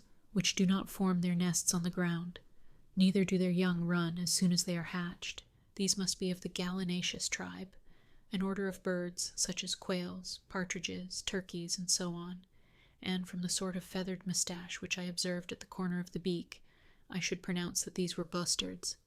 But we had now reached the little wood, and our learned friend had sufficient employment in scrutinizing and endeavoring to classify the immense number of beautiful, unknown birds, which sung and fluttered about us, apparently regardless of our intrusion. We found that what we thought a wood was merely a group of a dozen trees, of a height far beyond any I had ever seen, and apparently belonging rather to the air than the earth, the trunks springing from roots which formed a series of supporting arches. Jack climbed one of the arches and measured the trunk of the tree with a piece of pack thread. He found it to be 34 feet. I made 32 steps round the roots. Between the roots and the lowest branches it seemed about 40 or 50 feet. The branches are thick and strong, and the leaves are of a moderate size and resemble our walnut tree. A thick, short, smooth turf clothed the ground beneath and around the detached roots of the trees, and everything combined to render this one of the most delicious spots the mind could conceive. Here we rested and made our noonday repast. A clear rivulet ran near us, and offered its agreeable waters for our refreshment. Our dogs soon joined us, but I was astonished to find they did not crave for food, but laid down to sleep at our feet. For myself, so safe and happy did I feel, that I could not but think that if we could contrive a dwelling on the branches of one of these trees, we should be in perfect peace and safety. We set out on our return, taking the road by the seashore, in case the waves had cast up anything from the wreck of the vessel. We found a quantity of timber, chests, and casks, but all too heavy to bring. We succeeded in dragging them, as well as we could, out of the reach of the tide, our dogs in the meantime fishing for crabs with which they regaled themselves, much to their own satisfaction and to mine, as I now saw they would be able to provide their own food. As we rested from our rough labor, I saw Flora scratching in the sand and swallowing something with great relish. Ernest watched, and then said very quietly, "They are turtles' eggs." We drove away the dog and collected about 2 dozen, leaving her the rest as a reward for her discovery. While we were carefully depositing our spoil in the game bags, we were astonished at the sight of a sail. Ernest was certain it was Papa and Fritz, and though Francis was in dread that it should be the savages who visited Robinson Crusoe's island coming to eat us up, we were soon enabled to calm his fears. We crossed the river by leaping from stone to stone, and hastening to the landing place, arrived to greet you on your happy return. "And I understand, my dear," said I, "that you have discovered a tree 60 feet high, where you wish we should perch like fowls. But how are we to get up?" "Oh, you must remember," answered she, "the large lime tree near our native town, in which was a ballroom. We used to ascend to it by a wooden staircase. Could you not contrive something of the sort in one of these gigantic trees, where we might sleep in peace, fearing neither jackals nor any other terrible nocturnal enemy?" I promised to consider this plan, hoping at least that we might make a commodious and shady dwelling among the roots. Tomorrow we were to examine it. We then performed our evening devotions and retired to rest. Chapter 8. "Now, my dear Elizabeth," said I, waking early next morning, "let us talk a little on this grand project of changing our residence, to which there are many objections. First, it seems wise to remain on the spot where Providence has cast us, where we can have at once means of support drawn from the ship, and security from all attacks, protected by the rock, the river, and the sea on all sides." My wife distrusted the river, which could not protect us from the jackals, and complained of the intolerable heat of this sandy desert, of her distaste for such food as oysters and wild geese, and lastly of her agony of mind when we ventured to the wreck, willingly renouncing all its treasures, and begging we might rest content with the blessings we already had. "There is some truth in your objections," said I, "and perhaps we may erect a dwelling under the roots of your favorite tree. But among these rocks we must have a storehouse for our goods, and a retreat in case of invasion. I hope, by blowing off some pieces of the rock with powder, to be able to fortify the part next the river, leaving a secret passage known only to ourselves. This would make it impregnable. But before we proceed, we must have a bridge to convey our baggage across the river." "A bridge," said she in a tone of vexation. "Then when shall we get from here? Why cannot we ford it as usual? The cow and ass could carry our stores." I explained to her how necessary it was for our ammunition and provision to be conveyed over without risk of wetting, and begged her to manufacture some bags and baskets, and leave the bridge to me and my boys. If we succeeded, it would always be useful. As for fear of danger from lightning or accident, I intended to make a powder magazine among the rocks. The important question was now decided. I called up my sons and communicated our plans to them. They were greatly delighted, though somewhat alarmed, at the formidable project of the bridge. Besides, the delay was vexatious. They were all anxious for a removal into the land of promise, as they chose to call it. We read prayers, and then thought of breakfast. The monkey sucked one of the goats as if it had been its mother. My wife milked the cow and gave us boiled milk with biscuit for our breakfast, part of which she put in a flask for us to take on our expedition. We then prepared our boat for a voyage to the vessel to procure planks and timber for our bridge. I took both Ernest and Fritz, as I foresaw our cargo would be weighty and require all our hands to bring it to shore. We rowed vigorously till we got into the current, which soon carried us beyond the bay. We had scarcely reached a little isle at the entrance when we saw a vast number of gulls and other seabirds fluttering with discordant cries over it. I hoisted the sail, and we approached rapidly, and, when near enough, we stepped on shore, and saw that the birds were feasting so eagerly on the remains of a huge fish that they did not even notice our approach. We might have killed numbers, even with our sticks. This fish was the shark which Fritz had so skillfully shot through the head the night before. He found the marks of his 3 balls. Ernest drew his ramrod from his gun and struck so vigorously right and left among the birds that he killed some and put the rest to flight. We then hastily cut off some pieces of the skin of the monster, which I thought might be useful, and placed them in our boat. But this was not the only advantage we gained by landing. I perceived an immense quantity of wrecked timber lying on the shore of the island, which would spare us our voyage to the ship. We selected such planks as were fit for our purpose.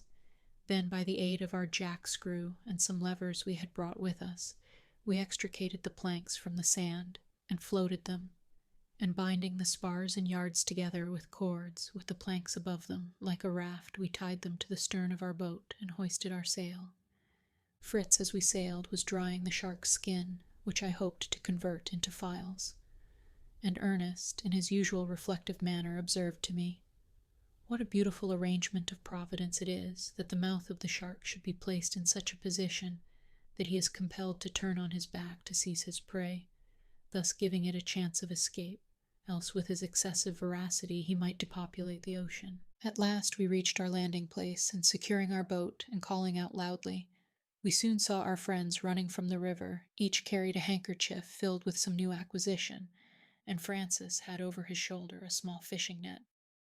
Jack reached us first and threw down before us from his handkerchief some fine crawfish. They had each as many, forming a provision for many days. Francis claimed the merit of the discovery. Jack related that Francis and he took a walk to find a good place for the bridge. "Thank you, Mr. Architect," said I. "Then you must superintend the workmen. Have you fixed on your place?" "Yes, yes," cried he. "Only listen." When we got to the river, Francis, who was looking about, called out, "Jack! Jack! Fritz's jackal is covered with crabs." "Come, come." I ran to tell Mamma, who brought a net that came from the ship, and we caught these in a few minutes and could have got many more if you had not come.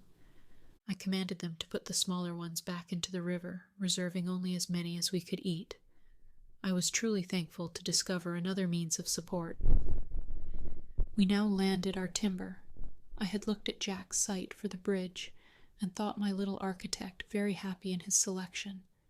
But it was at a great distance from the timber. I recollected the simplicity of the harness the Laplanders used for their reindeer. I tied cords to the horns of the cow, as the strength of this animal is in the head, and then fastened the other ends round the piece of timber we wanted moving. I placed a halter round the neck of the ass, and attached the cords to this. We were thus enabled, by degrees, to remove all our wood to the chosen spot, where the sides of the river were steep and appeared of equal height. It was necessary to know the breadth of the river to select the proper planks, and Ernest proposed to procure a ball of pack-thread from his mother, to tie a stone to one end of the string and throw it across the river, and to measure it after drawing it back. This expedient succeeded admirably.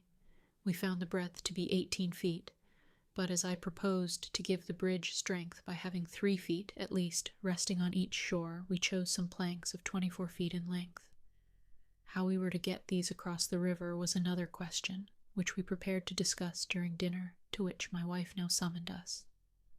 Our dinner consisted of a dish of crawfish and some very good rice milk. But before we began, we admired her work. She had made a pair of bags for the ass, sewed with pack thread, but having no large needles, she had been obliged to pierce holes with a nail, a tedious and painful process. Well satisfied with her success, we turned to our repast, talking of our bridge, which the boys, by anticipation, named the nonpareil.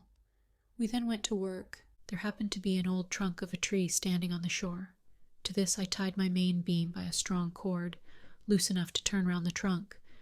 Another cord was attached to the opposite end of the beam, long enough to cross the river twice. I took the end of my rope over the stream, where we had previously fixed the block used in our boat, to a tree, by the hook which usually suspended it. I passed my rope and returned with the end to our own side. I then harnessed my cow and ass to the end of my rope, and drove them forcibly from the shore. The beam turned slowly round the trunk, then advanced, and was finally lodged over the river amidst the shouts of the boys, its own weight keeping it firm. Fritz and Jack leaped on it immediately to run across, to my great fear.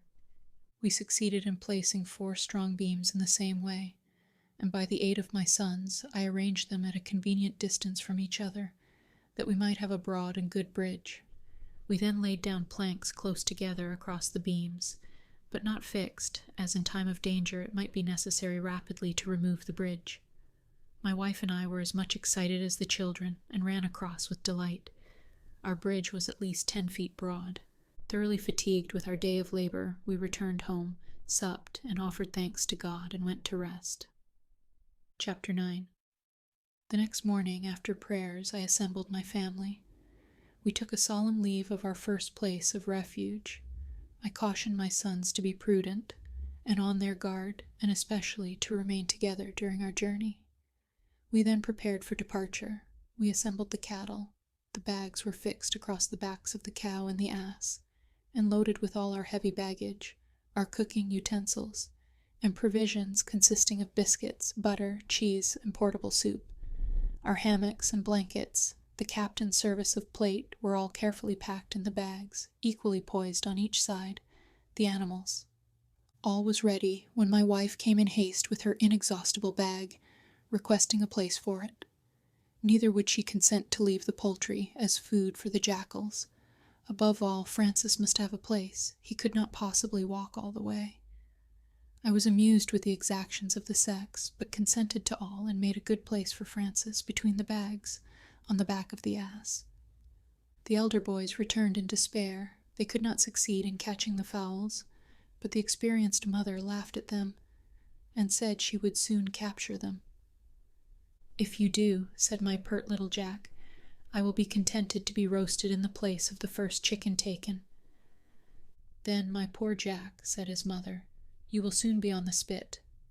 Remember that intellect has always more power than mere bodily exertion.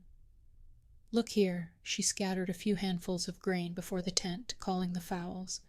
They soon all assembled, including the pigeons. Then, throwing more down inside the tent, they followed her. It was now only necessary to close the entrance, and they were all soon taken, tied by the wings and feet, and, being placed in baskets covered with nets, were added to the rest of our luggage on the backs of the animals. Finally, we conveyed inside the tent all we could not carry away, closing the entrance and barricading it with chests and casks, thus confiding all our possessions to the care of God. We set out on our pilgrimage, each carrying a game bag and a gun.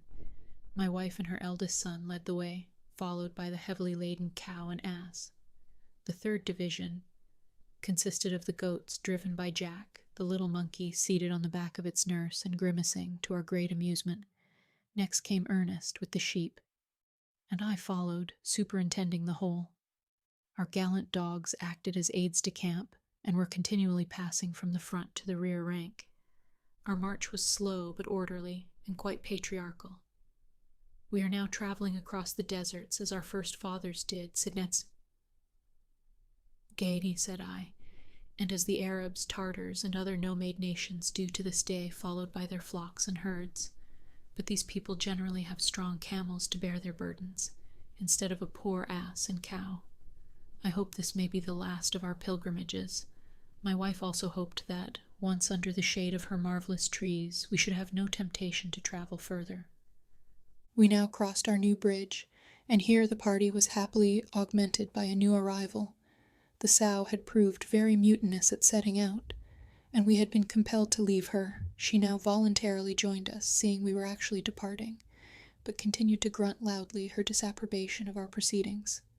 After we had crossed the river, we had another embarrassment. The rich grass tempted our animals to stray off to feed, and, but for our dogs, we should never have been able to muster them again.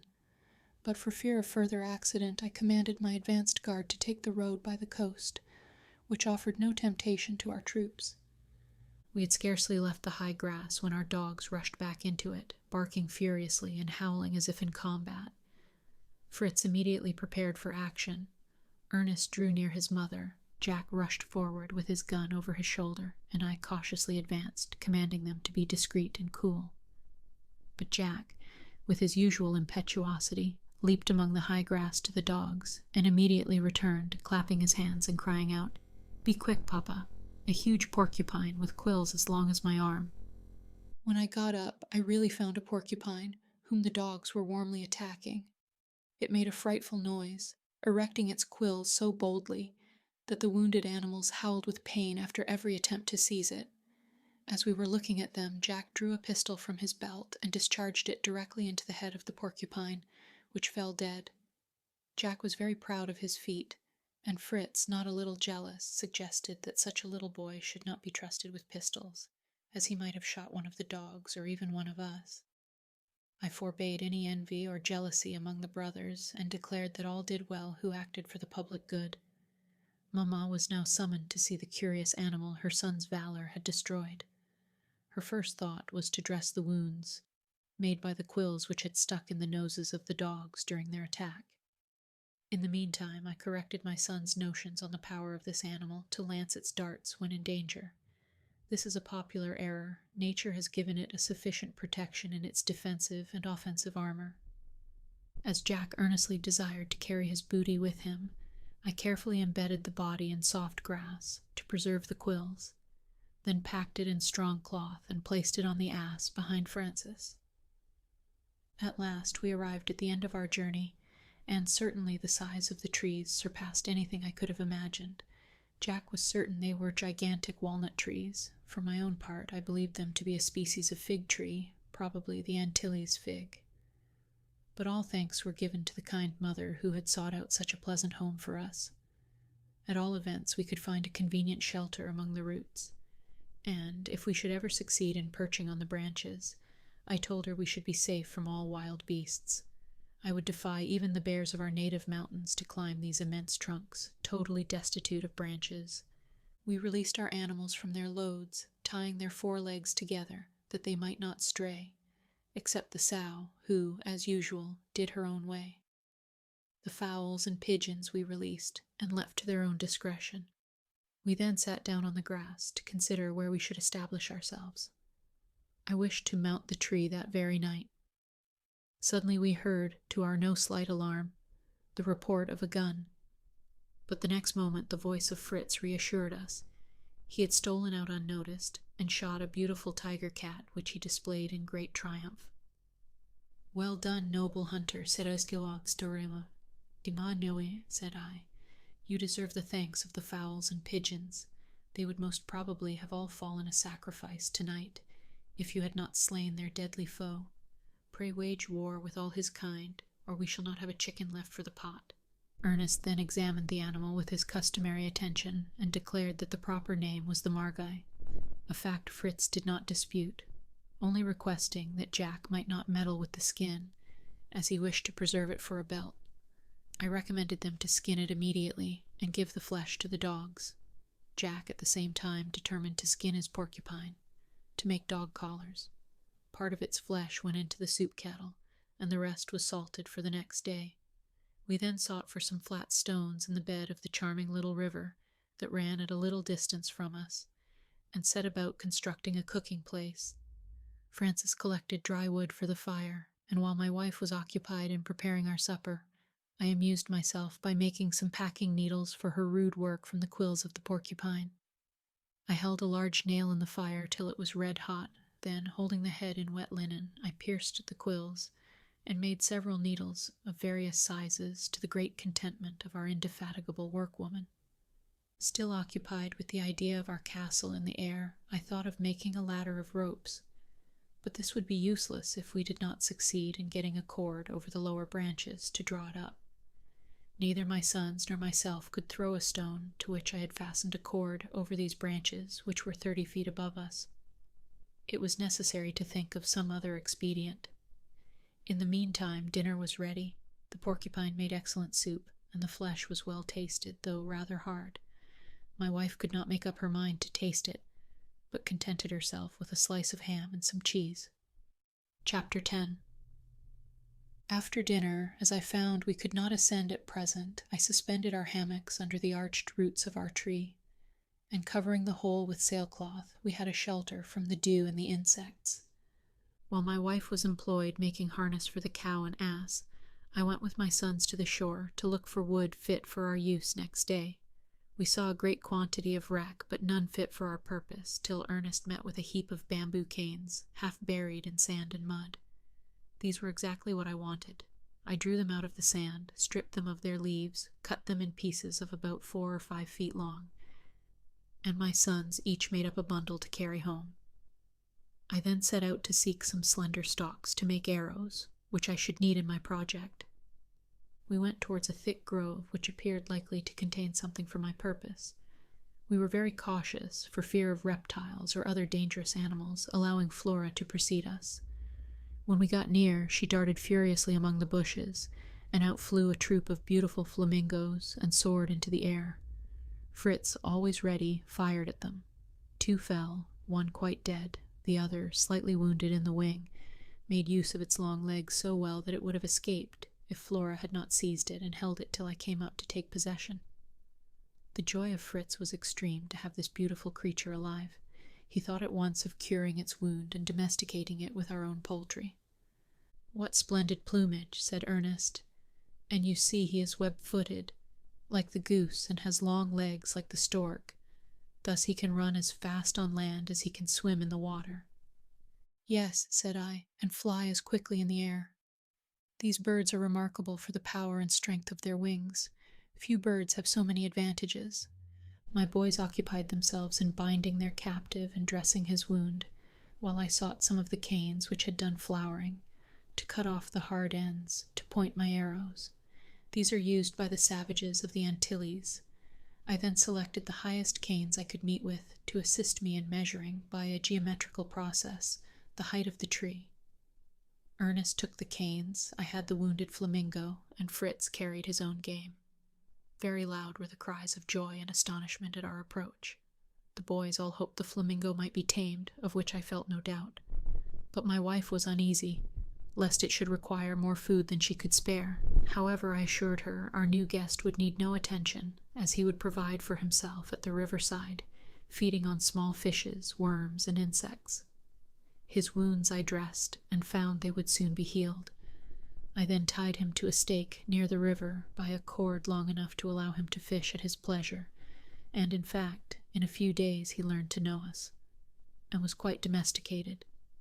Meantime, my boys had been trying to measure the tree with the long canes I had brought, and came laughing to report to me that I ought to have got them 10 times as long to reach even the lowest branches. "There is a simpler mode than that," said I, "which geometry teaches us, and by which the highest mountains can be measured.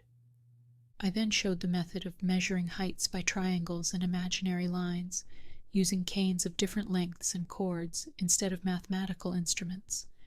My result was 30 feet to the lowest branches. This experiment filled the boys with wonder and desire to become acquainted with this useful exact science, which, happily, I was able to teach them fully. I now ordered Fritz to measure our strong cord, and the little ones to collect all the small string and wind it. I then took a strong bamboo and made a bow of it, and some arrows of the slender canes, filling them with wet sand to give them weight, and feathering them from the dead flamingo. As soon as my work was completed, the boys crowded round me, all begging to try the bow and arrows. I begged them to be patient, and asked my wife to supply me with a ball of thick, strong thread. The enchanted bag did not fail us. The very ball I wanted appeared at her summons. This, my little ones declared, must be magic, but I explained to them that prudence, foresight, and presence of mind in danger, such as their good mother had displayed, produced more miracles than magic. I then tied the end of the ball of thread to one of my arrows, fixed it in my bow, and sent it directly over one of the thickest of the lower branches of the tree, and falling to the ground, it drew the thread after it. Charmed with this result, I hastened to complete my ladder. Fritz had measured our ropes, and found 2 of 40 feet each, exactly what I wanted. These I stretched on the ground at about 1 foot distance from each other. Fritz cut pieces of cane 2 feet long, which Ernest passed to me. I placed these in knots which I had made in the cords, at about 1 foot distance from each other, and Jack fastened each end with a long nail to prevent it slipping. In a very short time our ladder was completed, and tying it to the end of the cord which went over the branch, we drew it up without difficulty. All the boys were anxious to ascend, but I chose Jack as the lightest and most active. Accordingly, he ascended, while his brothers and myself held the ladder firm by the end of the cord. Fritz followed him, conveying a bag with nails and hammer. They were soon perched on the branches, huzzaying to us. Fritz secured the ladder so firmly to the branch that I had no hesitation in ascending myself. I carried with me a large pulley fixed to the end of a rope, which I attached to a branch above us, to enable us to raise the planks necessary to form the groundwork of our habitation. I smoothed the branches a little by aid of my axe, sending the boys down to be out of my way. After completing my day's work, I descended by the light of the moon, and was alarmed to find that Fritz and Jack were not below, and still more so when I heard their clear, sweet voices at the summit of the tree, singing the evening hymn as if to sanctify our future abode. They had climbed the tree instead of descending, and filled with wonder and reverence at the sublime view below them, had burst out into the hymn of thanksgiving to God. I could not scold my dear boys when they descended, but directed them to assemble the animals and to collect wood, to keep up fires during the night, in order to drive away any wild beasts that might be near. My wife then displayed her work, complete harness for our 2 beasts of burden, and in return I promised her we would establish ourselves next day in the tree. Supper was now ready. 1 piece of the porcupine was roasted by the fire, smelling deliciously. Another piece formed a rich soup. A cloth was spread on the turf. The ham, cheese, butter, and biscuits were placed upon it. My wife first assembled the fowls by throwing some grain to them to accustom them to the place. We soon saw the pigeons fly to roost on the higher branches of the trees, while the fowls perched on the ladder. The beasts we tied to the roots close to us. Now that our cares were over, we sat down to a merry and excellent repast by moonlight. Then, after the prayers of the evening, I kindled our watch fires, and we all lay down to rest in our hammocks. The boys were rather discontented, and complained of their cramped position, longing for the freedom of their beds of moss. But I instructed them to lie, as the sailors do, diagonally, and swinging the hammock, and told them that brave Swiss boys might sleep as the sailors of all nations were compelled to sleep. After some stifled sighs and groans, all sank to rest except myself, kept awake by anxiety for the safety of the rest. Chapter 11. My anxiety kept me awake till near morning, when, after a short sleep, I rose, and we were soon all at work. My wife, after milking the cow and goats, harnessed the cow and ass, and set out to search for driftwood for our use. In the meantime, I mounted the ladder with Fritz, and we set to work stoutly with axe and saw to rid ourselves of all useless branches. Some, about 6 feet above our foundation, I left to suspend our hammocks from, and others a little higher to support the roof, which at present was to be merely sailcloth. My wife succeeded in collecting us some boards and planks, which, with her assistance and the aid of the pulley, we hoisted up. We then arranged them on the level branches close to each other in such a manner as to form a smooth and solid floor. I made a sort of parapet round to prevent accidents. By degrees, our dwelling began to assume a distinct form. The sailcloth was raised over the high branches, forming a roof, and being brought down on each side, was nailed to the parapet. The immense trunk protected the back of our apartment, and the front was open to admit the breeze from the sea, which was visible from this elevation. We hoisted our hammocks and blankets by the pulley and suspended them. My son and I then descended, and, as our day was not yet exhausted, we set about constructing a rude table and some benches from the remainder of our wood, which we placed beneath the roots of the tree, henceforward to be our dining room. The little boys collected the chips and pieces of wood for firewood, while their mamma prepared supper, which we needed much after the extraordinary fatigues of this day. The next day, however, being Sunday, we looked forward to as a day of rest, of recreation, and thanksgiving to the great God who had preserved us. Supper was now ready. My wife took a large earthen pot from the fire, which contained a good stew made of the flamingo, which Ernest had told her was an old bird and would not be eatable, if dressed any other way. His brothers laughed heartily and called him the cook. He was, however, quite right.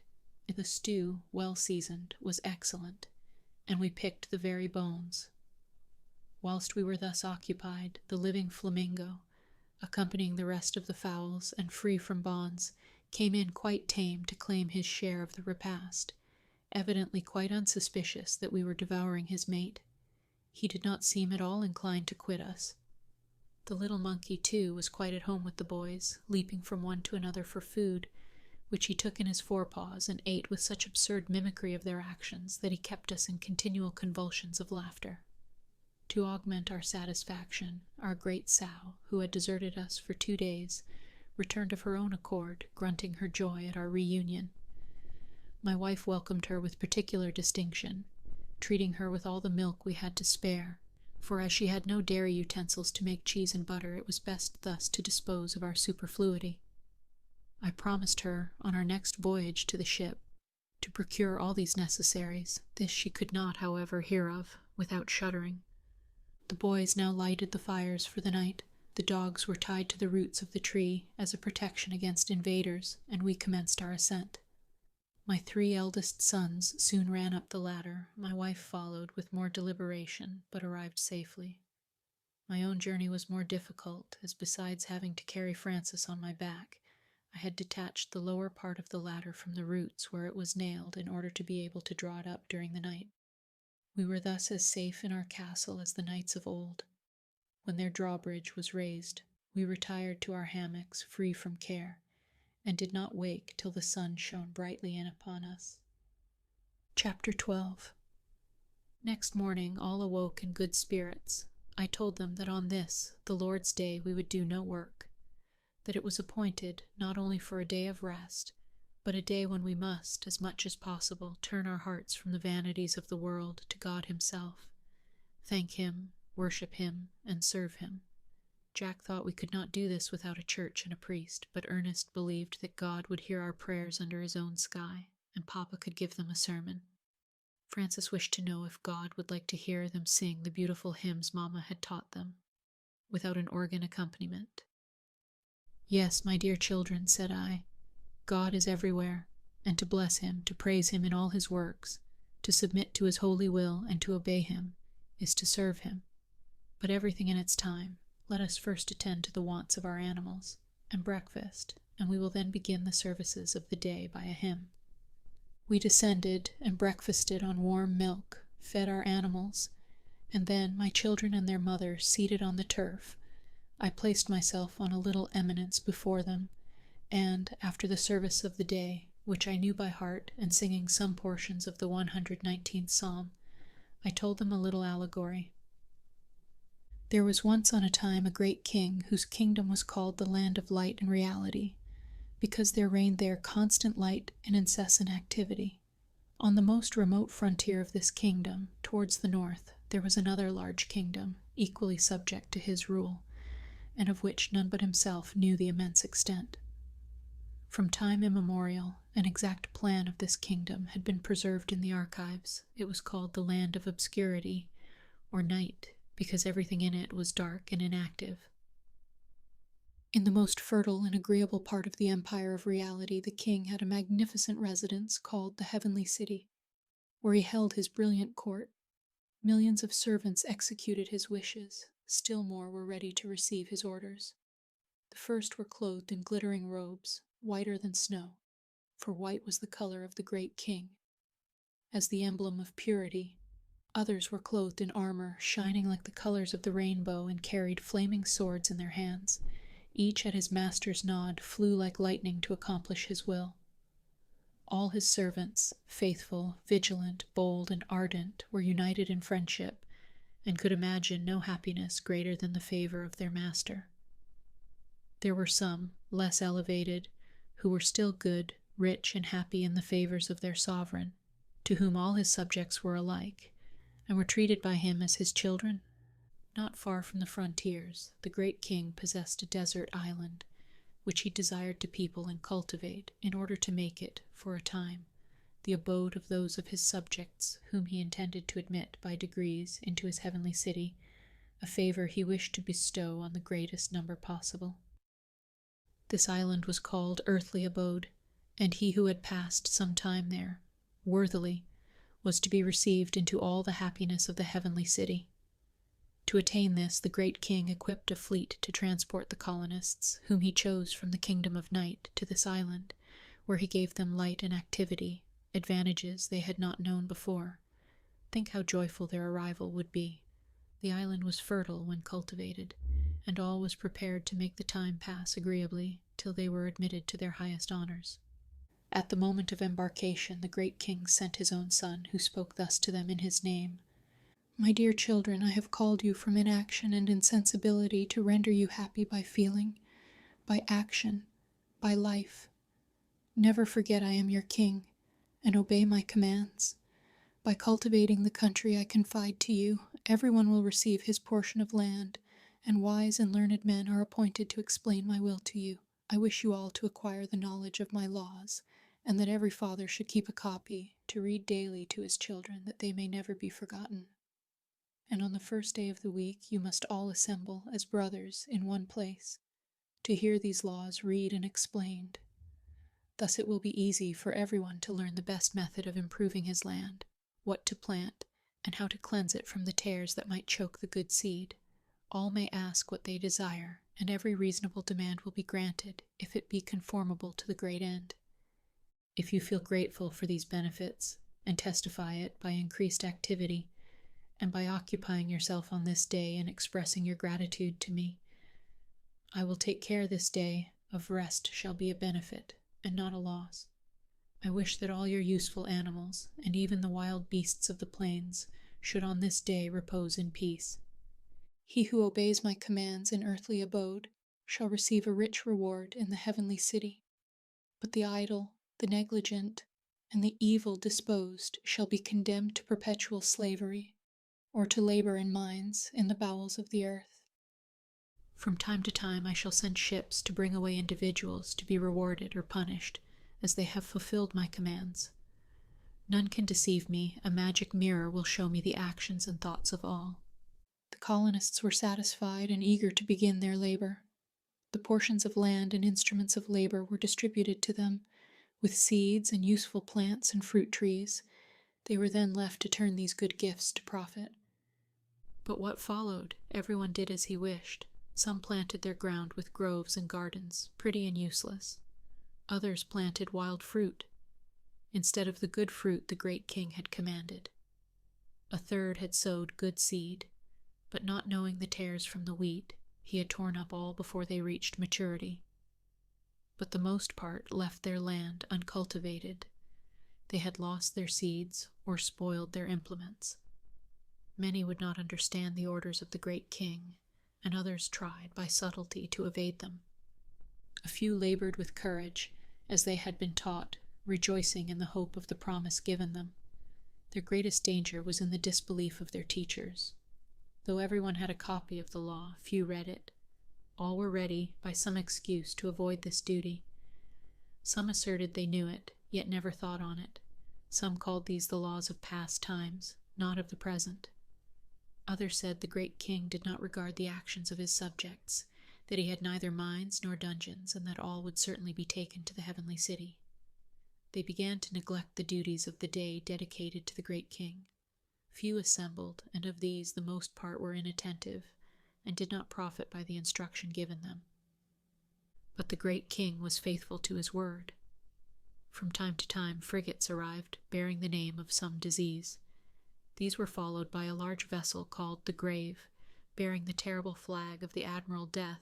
This flag was of two colors, green and black, and appeared to the colonists, according to their state, the smiling color of hope or the gloomy hue of despair. This fleet always arrived unexpectedly, and was usually unwelcome. The officers were sent out by the admiral to seize those he pointed out.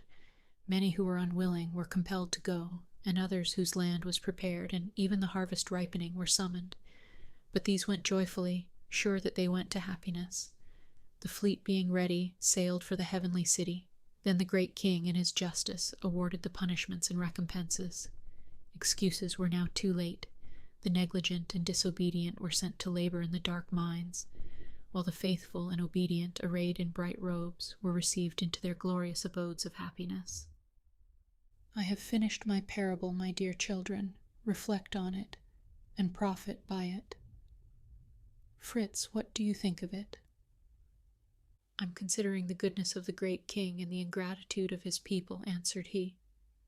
And how very foolish they were, said Ernest. With a little prudence they might have kept their land in good condition, and secured a pleasant life afterwards. Away with them to the mines, cried Jack. They richly deserved such a doom. How much I should like, said Francis, to see those soldiers in their shining armor. I hope you will see them some day, my dear boy, if you continue to be good and obedient. I then explained my parable fully, and applied the moral to each of my sons directly. You, Fritz, should take warning from the people who planted wild fruit, and wish to make them pass for good fruit.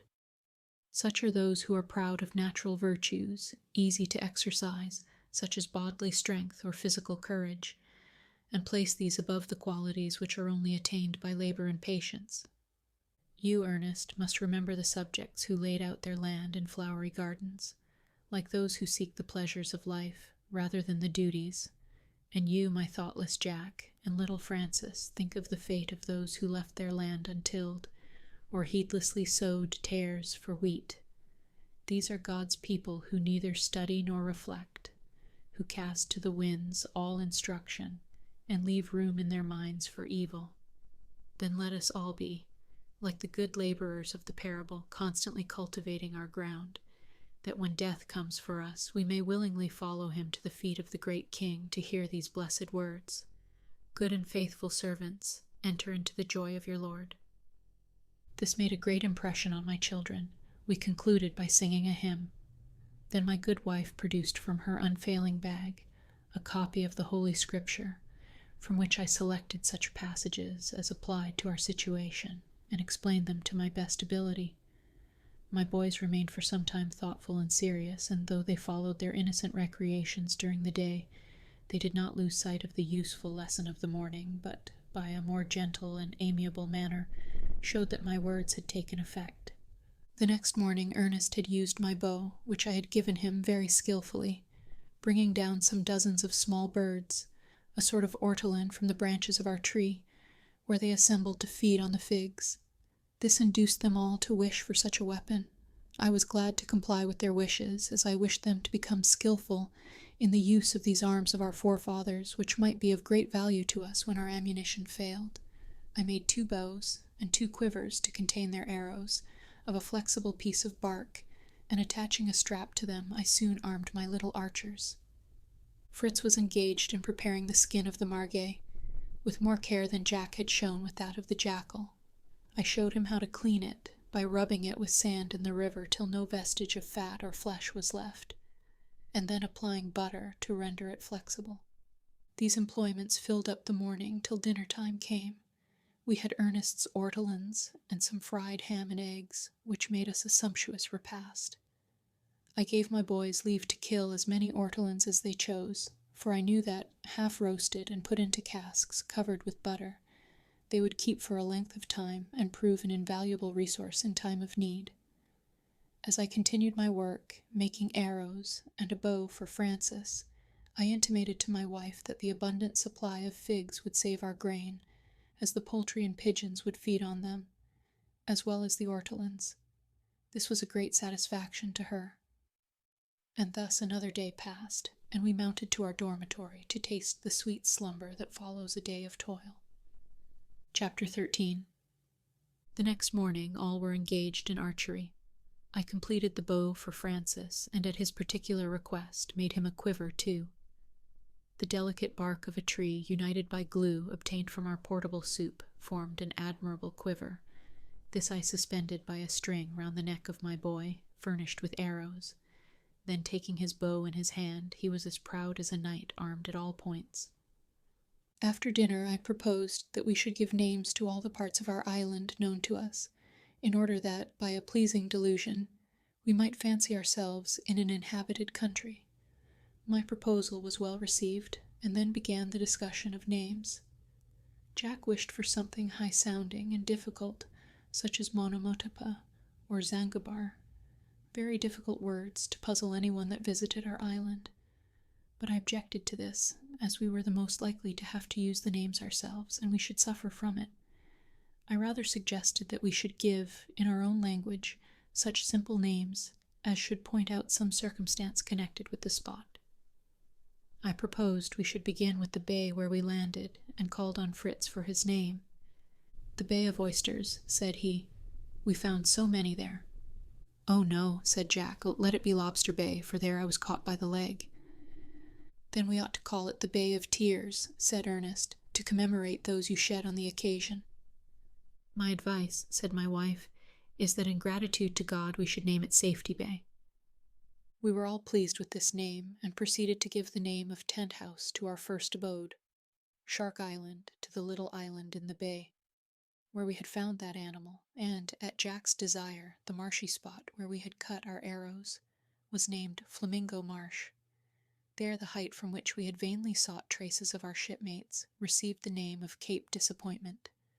The river was to be Jackal River, and the bridge, Family Bridge. The most difficult point was to name our present abode. At last we agreed on the name of Falcon's Nest, in German Falkenhoist. This was received with acclamations, and I poured out for my young nestlings each a glass of sweet wine, to drink prosperity to Falcon's Nest. We thus laid the foundation of the geography of our new country, promising to forward it to Europe by the first post. After dinner my sons returned to their occupation as tanners, Fritz to complete his belt, and Jack to make a sort of cuirass of the formidable skin of the porcupine, to protect the dogs. He finished by making a sort of helmet from the head of the animal, as strange as the cuirasses. The heat of the day being over, we prepared to set out to walk to Tent House, to renew our stock of provisions, and endeavor to bring the geese and ducks to our new residence. But instead of going by the coast, we proposed to go up the river till we reached the chain of rocks, and continue under their shade till we got to the cascade, where we could cross and return by Family Bridge. This was approved, and we set out, Fritz decorated with his beautiful belt of skin, Jack in his porcupine helmet. Each had a gun and game bag, except Francis, who, with his pretty fair face, his golden hair, and his bow and quiver, was a perfect Cupid. My wife was loaded with a large butter pot for a fresh supply. Turk walked before us with his coat of mail, and Flora followed, peeping at a respectful distance from him for fear of the darts. Nips, as my boys called the monkey, finding this new saddle very inconvenient, jumped off with many contortions, but soon fixed on Flora, who, not being able to shake him off, was compelled to become his palfrey.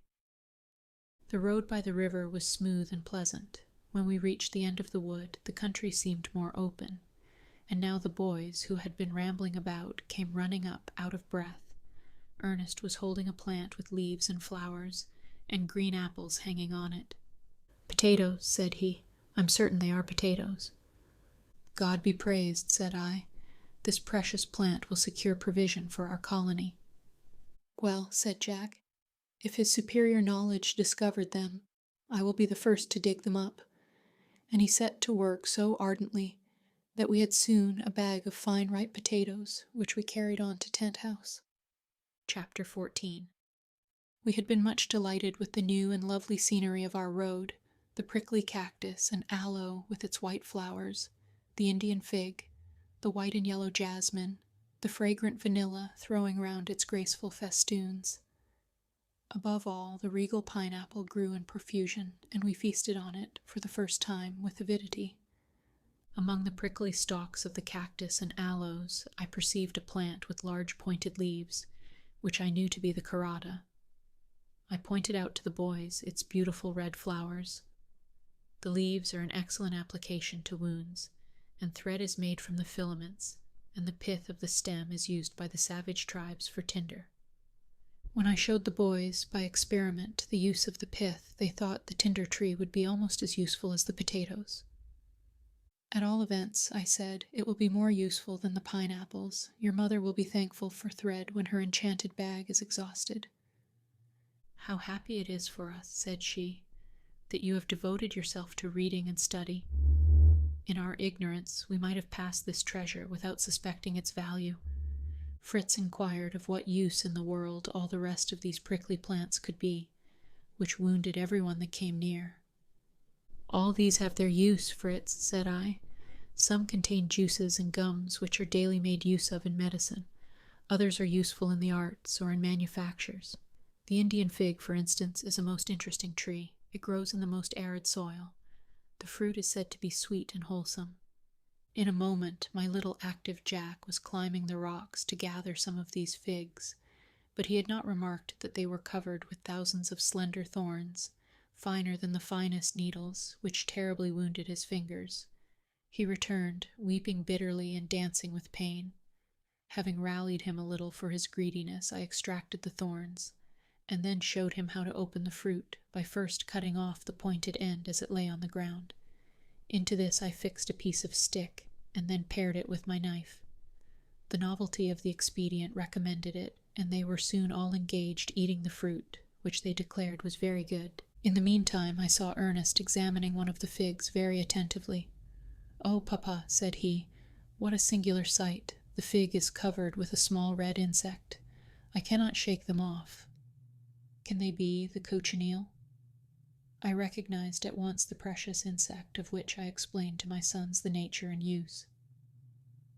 "It is with this insect," said I, "that the beautiful and rich scarlet dye is made. It is found in America, and the Europeans give its weight in gold for it." Thus discoursing on the wonders of nature and the necessity of increasing our knowledge by observation and study, we arrived at Tent House, and found it in the same state as we left it. We all began to collect necessaries. Fritz loaded himself with powder and shot. I opened the butter cask, and my wife and little Francis filled the pot. Ernest and Jack went to try and secure the geese and ducks, but they had become so wild that it would have been impossible if Ernest had not thought of an expedient. He tied pieces of cheese, for bait, to threads which he floated on the water. The voracious creatures immediately swallowed the cheese and were drawn out by the thread. They were then securely tied and fastened to the game bags to be carried home on our backs. As the bait could not be recovered, the boys contented themselves with cutting off the string close to the beak, leaving them to digest the rest. Our bags were already loaded with potatoes, but we filled up the spaces between them with salt, and having relieved Turk of his armor, we placed the heaviest on his back. I took the butter pot, and after replacing everything and closing our tent, we resumed our march with our ludicrous encumbrances. The geese and ducks were very noisy in their adieu to their old marsh. The dogs barked, and we all laughed so excessively that we forgot our burdens till we sat down again under our tree. My wife soon had her pot of potatoes on the fire. She then milked the cow and goat, while I set the fowls at liberty on the banks of the river. We then sat down to a smoking dish of potatoes, a jug of milk, and butter and cheese. After supper we had prayers, thanking God especially for his new benefits, and we then sought our repose among the leaves. Chapter 15. I had observed on the shore the preceding day a quantity of wood, which I thought would suit to make a sledge, to convey our casks and heavy stores from tent house to Falcon's Nest. At dawn of day I woke Ernest, whose inclination to indolence I wished to overcome, and leaving the rest asleep, we descended, and harnessing the ass to a strong branch of a tree that was lying near, we proceeded to the shore.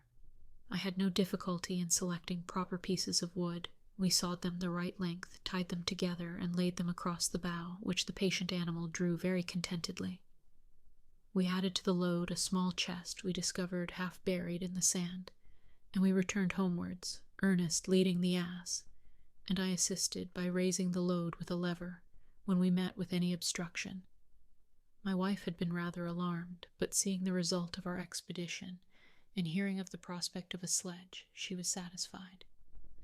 I opened the chest, which contained only some sailors' dresses and some linen, both wetted with sea-water, but likely to be very useful as our own clothes decayed. I found Fritz and Jack had been shooting ortolans. They had killed about 50, but had consumed so much powder and shot that I checked a prodigality so imprudent in our situation. I taught them to make snares for the birds of the threads we drew from the karata leaves we had brought home. My wife and her 2 younger sons busied themselves with these, while I, with my 2 elder boys, began to construct the sledge. As we were working, we heard a great noise among the fowls, and Ernest, looking about, discovered the monkey seizing and hiding the eggs from the nests. He had collected a good store in a hole among the roots, which Ernest carried to his mother, and Nips was punished by being tied up every morning till the eggs were collected. Our work was interrupted by dinner, composed of ortolans, milk, and cheese. After dinner, Jack had climbed to the higher branches of the trees to place his snares, and found the pigeons were making nests. I then told him to look off into the snares, for fear our own poor birds should be taken, and above all, never in future to fire into the tree. "Papa," said little Francis, can we not sow some gunpowder, and then we shall have plenty?" This proposal was received with shouts of laughter, which greatly discomposed the little innocent fellow. Professor Ernest immediately seized the opportunity to give a lecture on the composition of gunpowder. At the end of the day my sledge was finished.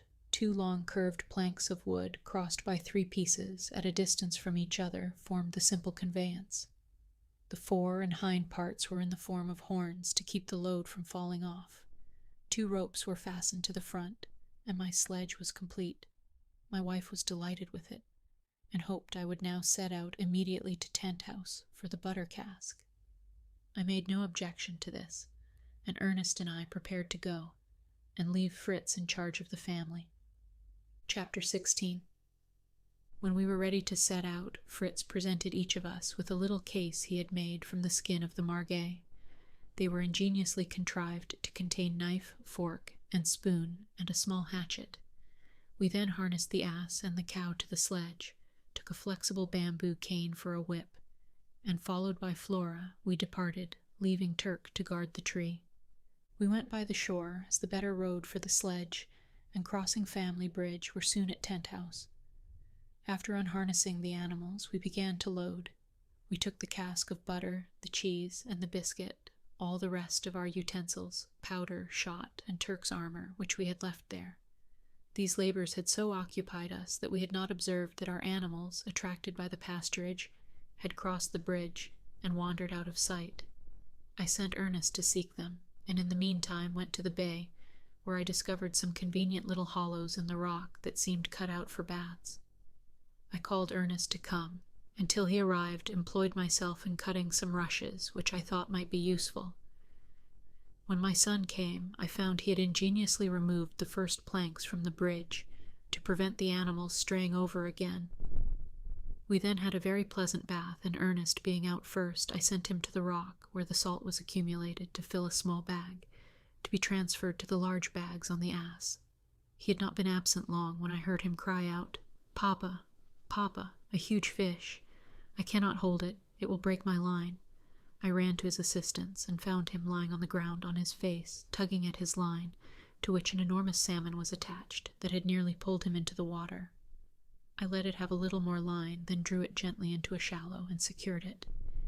It appeared about 15 pounds weight, and we pleased ourselves with the idea of presenting this to our good cook. Ernest said he remembered having remarked how this place swarmed with fish, and he took care to bring his rod with him. He had taken about a dozen small fishes, which he had in his handkerchief before he was overpowered by the salmon. I cut the fishes open and rubbed the inside with salt to preserve them, then placing them in a small box on the sledge, and adding our bags of salt, we harnessed our animals and set off homewards. When we were about halfway, Flora left us, and, by her barking, raised a singular animal, which seemed to leap instead of run. The irregular bounds of the animal disconcerted my aim, and though very near, I missed it. Ernest was more fortunate. He fired at it and killed it. It was an animal about the size of a sheep, with the tail of a tiger. Its head and skin were like those of a mouse, ears longer than the hair. There was a curious pouch on the belly. The forelegs were short, as if imperfectly developed, and armed with strong claws. The hind legs long, like a pair of stilts. After Ernest's pride of victory was a little subdued, he fell back on his science and began to examine his spoil. "By its teeth," said he, "it should belong to the family of rodents or gnawers, by its legs to the jumpers, and by its pouch to the opossum tribe." This gave me the right clue. "Then," said I, "this must be the animal Cook first discovered in New Holland, and it is called the kangaroo." We now tied the legs of the animal together, and putting a stick through, carried it to the sledge very carefully, for Ernest was anxious to preserve the beautiful skin. Our animals were heavily laden, but giving them a little rest and some fresh grass, we once more started, and in a short time reached Falcon's Nest.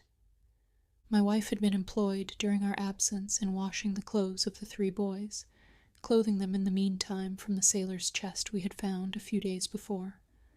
Their appearance was excessively ridiculous, as the garments neither suited their age nor size, and caused great mirth to us all, but my wife had preferred this disguise to the alternative of their going naked.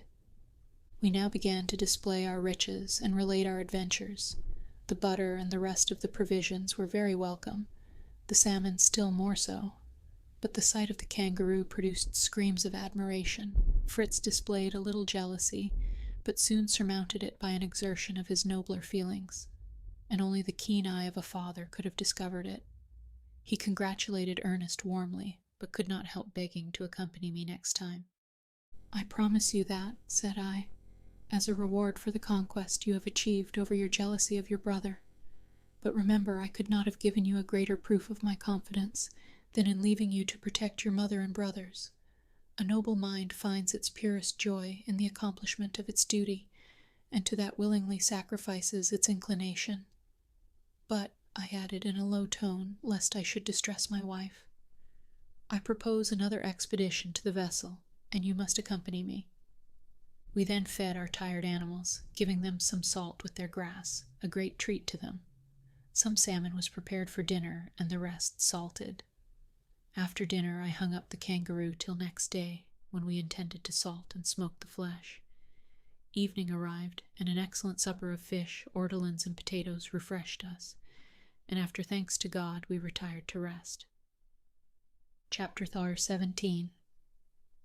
I rose early and descended the ladder, a little uneasy about my kangaroo, and found I was but just in time to save it, for my dogs had so enjoyed their repast on the entrails which I had given them the night before, that they wished to appropriate the rest. They had succeeded in tearing off the head, which was in their reach, and were devouring it in a sort of growling partnership. As we had no storeroom for our provision, I decided to administer a little correction, as a warning to these gluttons. I gave them some smart strokes with a cane, and they fled howling to the stable under the roots. Their cries roused my wife, who came down, and, though she could not but allow the chastisement to be just and prudent, she was so moved by compassion that she consoled the poor sufferers with some remains of last night's supper. I now carefully stripped the kangaroo of his elegant skin, and washing myself and changing my dress after this unpleasant operation, I joined my family at breakfast.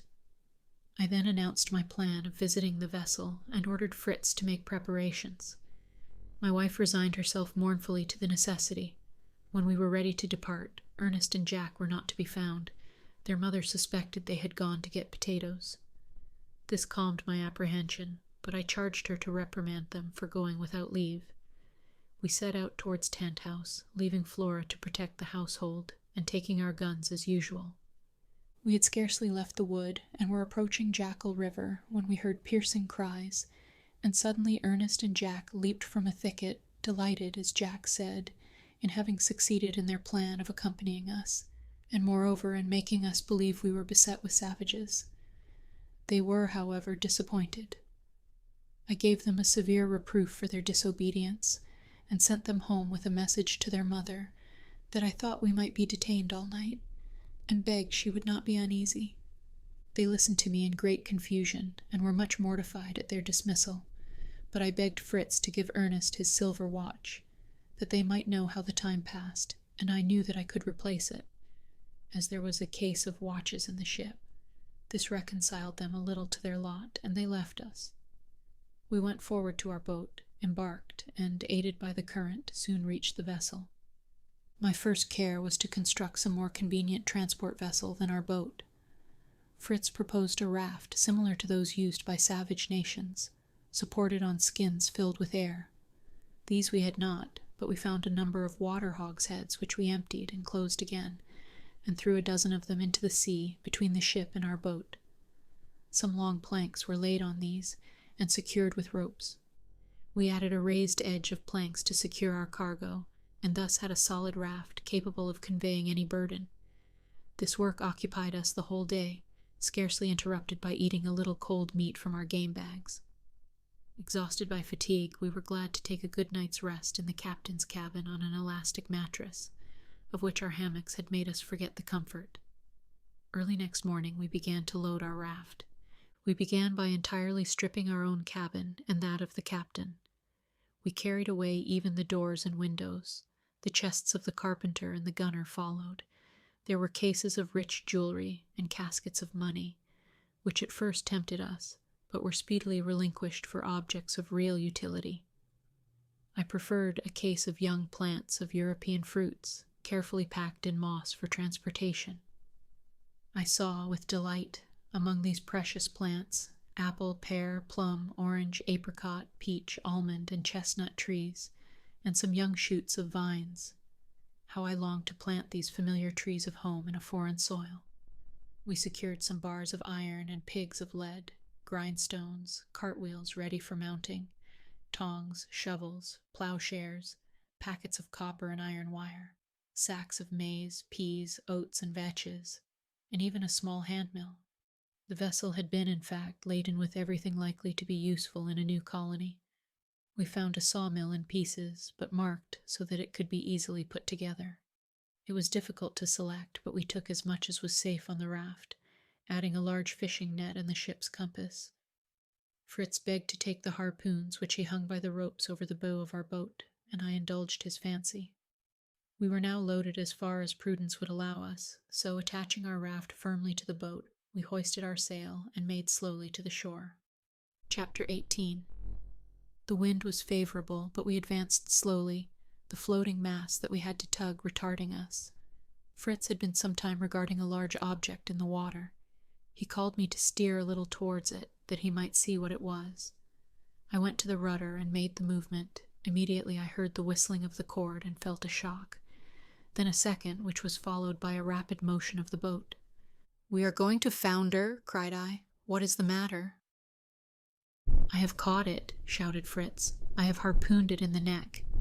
It is a turtle." I saw the harpoon shining at a distance, and the turtle was rapidly drawing us along by the line. I lowered the sail and rushed forward to cut the line, but Fritz besought me not to do it. He assured me there was no danger, and that he himself would release us if necessary. I reluctantly consented, and saw our whole convoy drawn by an animal whose agony increased its strength. As we drew near the shore, I endeavored to steer so that we might not strike and be capsized. I saw after a few minutes that our conductor again wanted to make out to sea. I therefore hoisted the sail, and the wind being in our favor, he found resistance vain, and tugging as before, followed up the current, only taking more to the left towards Falcon's Nest, and landing us in a shallow, rested on the shore. I leaped out of the boat, and with a hatchet soon put our powerful conductor out of his misery. Fritz uttered a shout of joy and fired off his gun as a signal of our arrival. All came running to greet us, and great was their surprise, not only at the value of our cargo, but at the strange mode by which it had been brought into harbor. My first care was to send them for the sledge, to remove some of our load without delay, and as the ebbing tide was leaving our vessels almost dry on the sand, I profited by the opportunity to secure them. By the aid of the jack screw and levers, we raised and brought to the shore 2 large pieces of lead from the raft. These served for anchors, and connected to the boat and raft by strong cables, fixed them safely. As soon as the sledge arrived, we placed the turtle with some difficulty on it, as it weighed at least 300 weight. We added some lighter articles, the mattresses, some small chests, and so on, and proceeded with our first load to Falcon's Nest in great spirits. As we walked on, Fritz told them of the wondrous cases of jewelry we had abandoned for things of use. Jack wished Fritz had brought him a gold snuff-box to hold curious seeds, and Francis wished for some of the money to buy gingerbread at the fair. Everybody laughed at the little simpleton, who could not help laughing himself when he remembered his distance from fairs. Arrived at home, our first care was to turn the turtle on his back, to get the excellent meat out of the shell. With my hatchet I separated the cartilages that unite the shells. The upper shell is convex, the lower one nearly flat.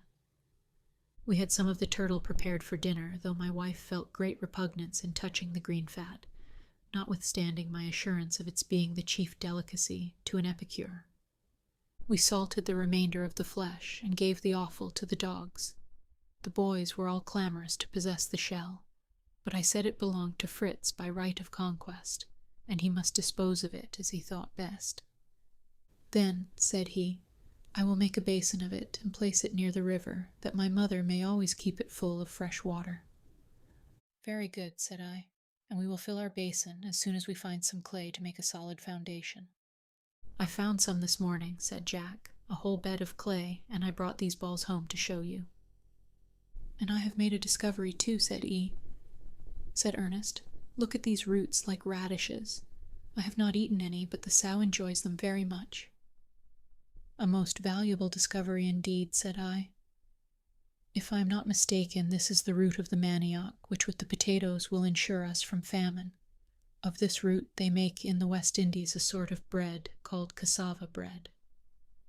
In its natural state it contains a violent poison, but by a process of heating it becomes wholesome. The nutritious tapioca is a preparation from this root. By this time we had unloaded and proceeded to the shore to bring a second load before night came on. We brought up 2 chests of our own clothes and property, some chests of tools, the cartwheels and the hand mill, likely now to be of use for the cassava. After unloading, we sat down to an excellent supper of turtle, with potatoes instead of bread. After supper my wife said, smiling, After such a hard day, I think I can give you something to restore you. She then brought a bottle and glasses, and filled us each a glass of clear amber-colored wine. I found it excellent Malaga. She had been down to the shore the previous day, and there found a small cask thrown up by the waves. This, with the assistance of her sons, she had rolled up to the foot of our tree, and there covered it with leaves to keep it cool till our arrival. We were so invigorated by this cordial that we set briskly to work to hoist up our mattresses to our dormitory, which we accomplished by the aid of ropes and pulleys. My wife received and arranged them, and after our usual evening devotions we gladly lay down on them to enjoy a night of sweet repose. Chapter 19. I rose before daylight, and leaving my family sleeping, descended to go to the shore to look after my vessels. I found all the animals moving. The dogs leaped about me, the cocks were crowing, the goats browsing on the dewy grass. The ass alone was sleeping, and as he was the assistant I wanted, I was compelled to rouse him, a preference which did not appear to flatter him. Nevertheless, I harnessed him to the sledge, and followed by the dogs, went forward to the coast, where I found my boat and raft safe at anchor. I took up a moderate load and came home to breakfast, but found all still as I left them. I called my family, and they sprung up ashamed of their sloth. My wife declared it must have been the good mattress that had charmed her. I gave my boys a short admonition for their sloth.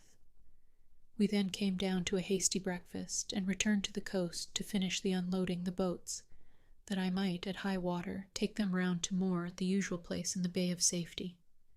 I sent my wife up with the last load, while Fritz and I embarked, and, seeing Jack watching us, I consented that he should form one of the crew, for I had determined to make another visit to the wreck before I moored my craft.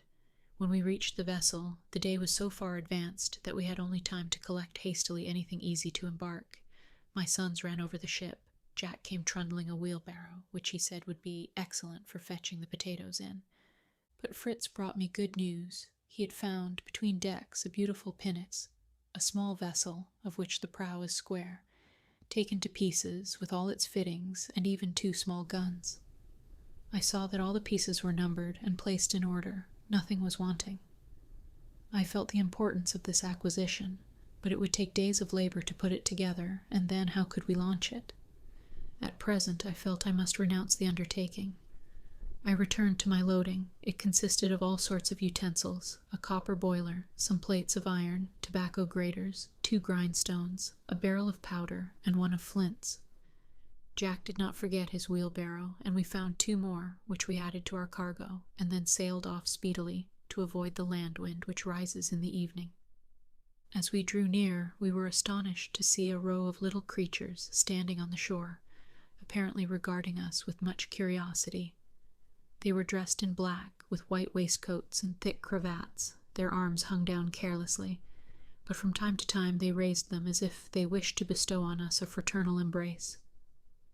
"I believe," said I, laughing, "this must be the country of pygmies, and they are coming to welcome us."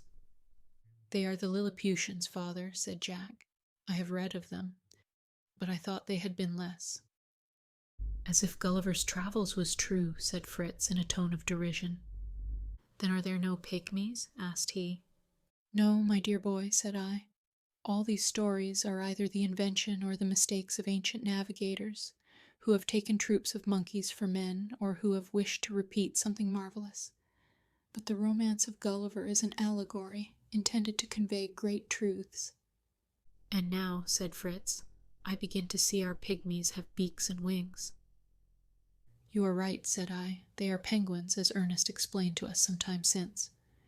They are good swimmers, but unable to fly, are very helpless on land." I steered gently to the shore, that I might not disturb them, but Jack leapt into the water up to his knees, and dashing among the penguins with a stick struck right and left, knocking down 6 of the poor stupid birds before they were aware. Some of these we brought away alive.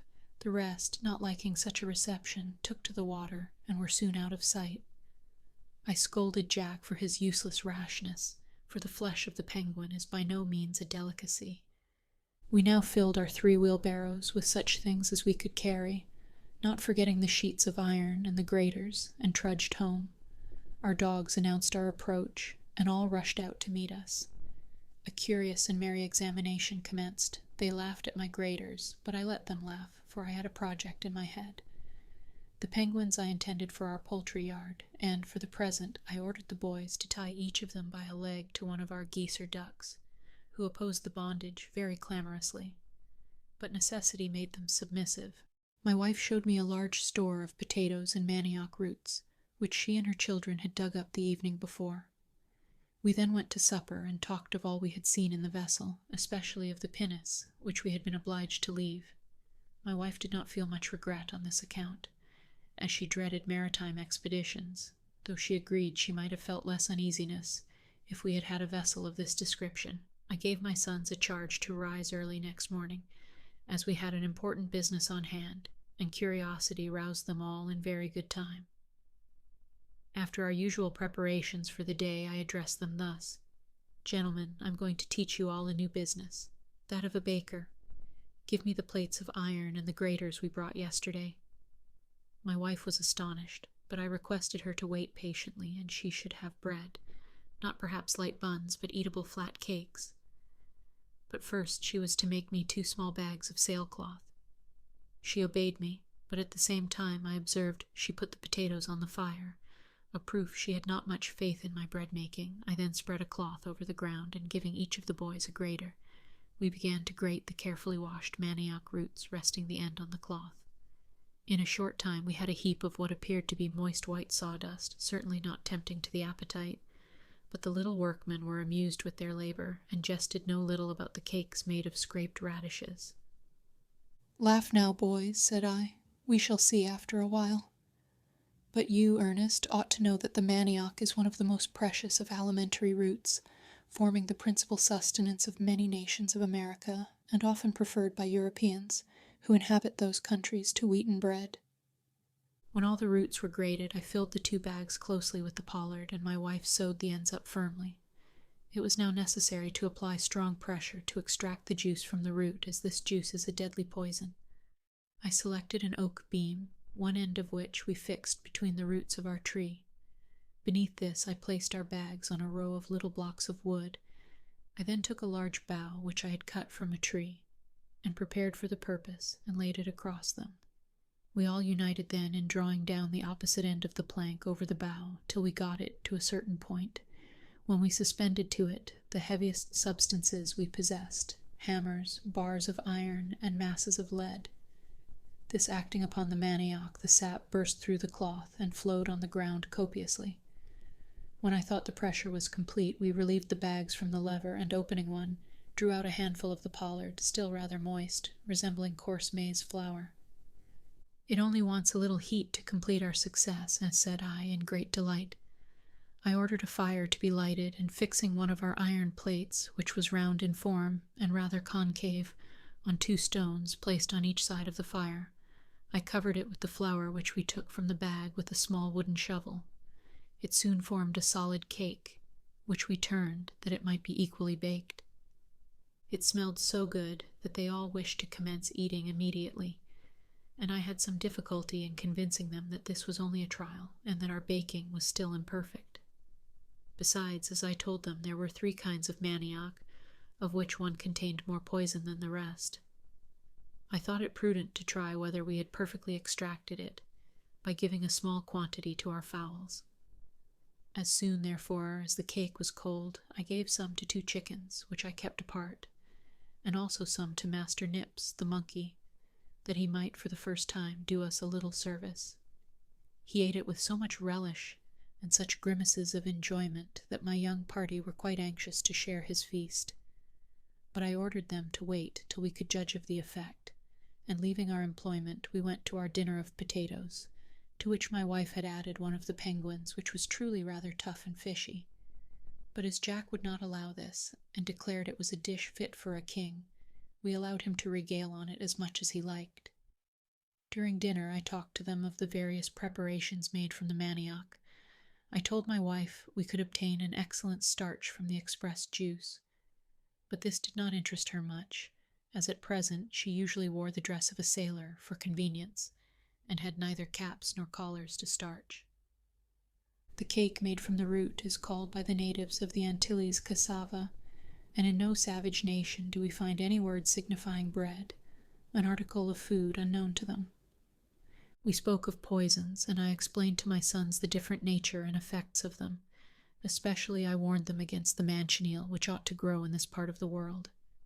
I described the fruit to them as resembling a tempting yellow apple, with red spots, which is one of the most deadly poisons. It is said that even to sleep under the tree is dangerous. I forbade them to taste any unknown fruit, and they promised to obey me. On leaving the table, we went to visit the victims of our experiment. Jack whistled for Nips, who came in 3 bounds from the summit of a high tree, where he had doubtless been plundering some nest, and his vivacity and the peaceful cackling of the fowls assured us our preparation was harmless. "Now, gentlemen," said I, laughing, "to the bakehouse, and let us see what we can do." I wished them each to try to make the cakes. They immediately kindled the fire and heated the iron plate. In the meantime, I broke up the grated cassava and mixed it with a little milk, and giving each of them a cocoa-nut basin filled with the paste, I showed them how to pour it with a spoon upon the plate and spread it about. When the paste began to puff up, I judged it was baked on one side, and turned it like a pancake with a fork. And after a little time we had a quantity of nice yellow biscuits, which with a jug of milk made us a delicious collation, and determined us, without delay, to set about cultivating the manioc. The rest of the day was employed in bringing up the remainder of our cargo by means of the sledge and the useful wheelbarrows. Chapter 20. The next morning I decided on returning to the wreck. The idea of the pinnace continually haunted my mind, and left me no repose. But it was necessary to take all the hands I could raise, and with difficulty I got my wife's consent to take my 3 elder sons, on promising her we would return in the evening. We set out, taking provision for the day, and soon arrived at the vessel, when my boys began to load the raft with all manner of portable things. But the great matter was the pinnace. It was contained in the afterhold of the vessel, immediately below the officers' berths.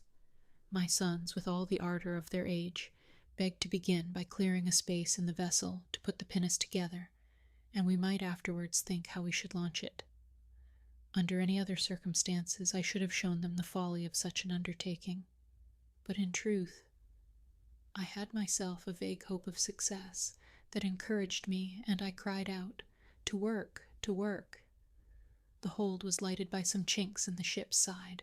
We set diligently to work, hacking, cutting, and sawing away all obstacles, and before evening we had a clear space round us. But now it was necessary to return, and we put to sea with our cargo, purposing to continue our work daily. On reaching the Bay of Safety, we had the pleasure of finding my wife and Francis, who had established themselves at Tent House, intending to continue there till our visits to the vessel were concluded, that they might always keep us in sight and spare us the unnecessary labor of a walk after our day's work. I thanked my wife tenderly for this kind sacrifice, for I knew how much she enjoyed the cool shade of Falcon's Nest, and in return I showed her the treasures we had brought her from the vessel, consisting of 2 barrels of salt butter, 3 hogsheads of flour, several bags of millet, rice, and other grains, and a variety of useful household articles, which she conveyed with great delight to our storehouse in the rocks. For a week we spent every day in the vessel, returning in the evening to enjoy a good supper and talk of our progress, and my wife, happily engrossed with her poultry and other household cares, got accustomed to our absence. With much hard labor the pinnace was at last put together. Its construction was light and elegant. It looked as if it would sail well.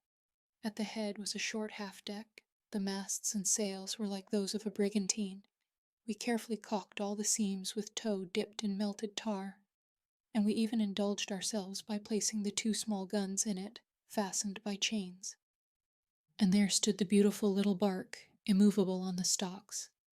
We admired it incessantly, but what could we do to get it afloat? The difficulty of forcing a way through the mighty timbers lined with copper that formed the side of the ship was insurmountable.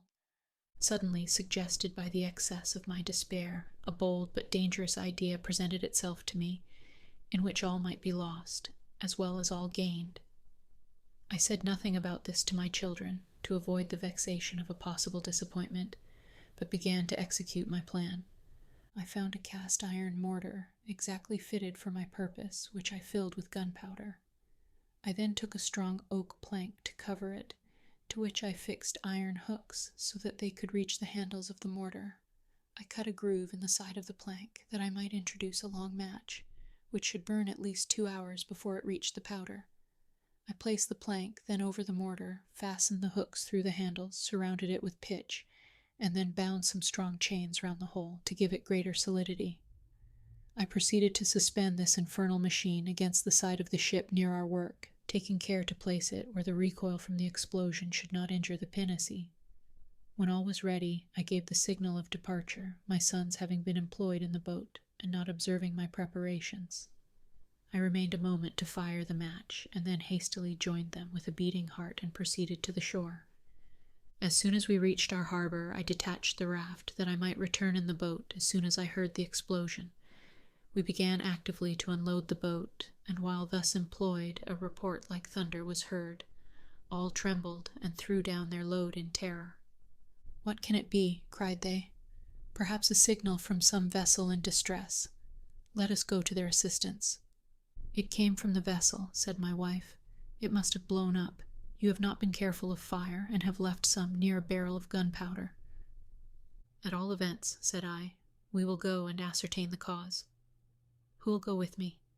By way of reply, my 3 sons leapt into the boat, and consoling the anxious mother by a promise to return immediately, away we rowed. We never made the voyage so quickly. Curiosity quickened the movements of my sons, and I was all impatience to see the result of my project. As we approached, I was glad to see no appearance of flames or even smoke. The position of the vessel did not seem altered. Instead of entering the vessel as usual, we rounded the prow and came opposite the other side. The greater part of the side of the ship was gone. The sea was covered with the remains of it. In its place stood our beautiful pinnace, quite uninjured, only leaning a little over the stocks. At the sight I cried out, in a transport that amazed my sons, "Victory! Victory! The charming vessel is our own. It will be easy now to launch her." "Ah, I comprehend now," said Fritz. "Papa has blown up the ship, but how could you manage to do it so exactly?" I explained all to him as we entered through the broken side of the devoted vessel. I soon ascertained that no fire remained, and that the pinnace had escaped any injury. We set to work to clear away all the broken timbers in our way, and by the aid of the jack-screw and levers, we moved the pinnace, which we had taken care to build on rollers, to the opening. Then, attaching a strong cable to her head and fixing the other end to the most solid part of the ship, we easily launched her. It was too late to do any more now, except carefully securing our prize, and we returned to the good mother, to whom, wishing to give her an agreeable surprise, we merely said that the side of the vessel was blown out with powder, but we were still able to obtain more from it, at which she sighed, and, in her heart, I have no doubt, wished the vessel and all it contained at the bottom of the sea. We had 2 days of incessant labor in fitting and loading the pinnace. Finally, after putting up our masts, ropes, and sails, we selected a cargo of things our boats could not bring. When all was ready, my boys obtained permission, as a reward for their industry, to salute their mamma as we entered the bay by firing our 2 guns. Fritz was captain, and Ernest and Jack, at his command, put their matches to the guns and fired. My wife and little boy rushed out in alarm, but our joyful shouts soon reassured them, and they were ready to welcome us with astonishment and delight. Fritz placed a plank from the pinnace to the shore, and, assisting his mother, she came on board. They gave her a new salute, and christened the vessel the Elizabeth after her. My wife praised our skill and perseverance, but begged we would not suppose that Francis and she had been idle during our long absence. We moored the little fleet safely to the shore, and followed her up the river to the cascade, where we saw a neat garden laid out in beds and walks. "This is our work," said she. "The soil here, being chiefly composed of decayed leaves, is light and easy to dig. There I have my potatoes, they are manioc roots. These are sown with peas, beans, and lentils. In this row of beds are sown lettuces, radishes, cabbages, and other European vegetables. I have reserved one part for sugar canes. On the high ground I have transplanted pineapples and sown melons. Finally, round every bed I have sown a border of maize, that the high bushy stems may protect the young plants from the sun." I was delighted with the result of the labor and industry of a delicate female and a child, and could scarcely believe it was accomplished in so short a time. "I must confess I had no great hope of success at first," said my wife, "and this made me averse to speaking of it.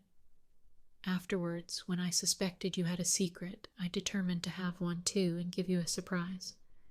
After again applauding these useful labors, we returned to discharge our cargo, and as we went, my good Elizabeth, still full of horticultural plans, reminded me of the young fruit trees we had brought from the vessel. I promised to look after them next day, and to establish my orchard near her kitchen garden.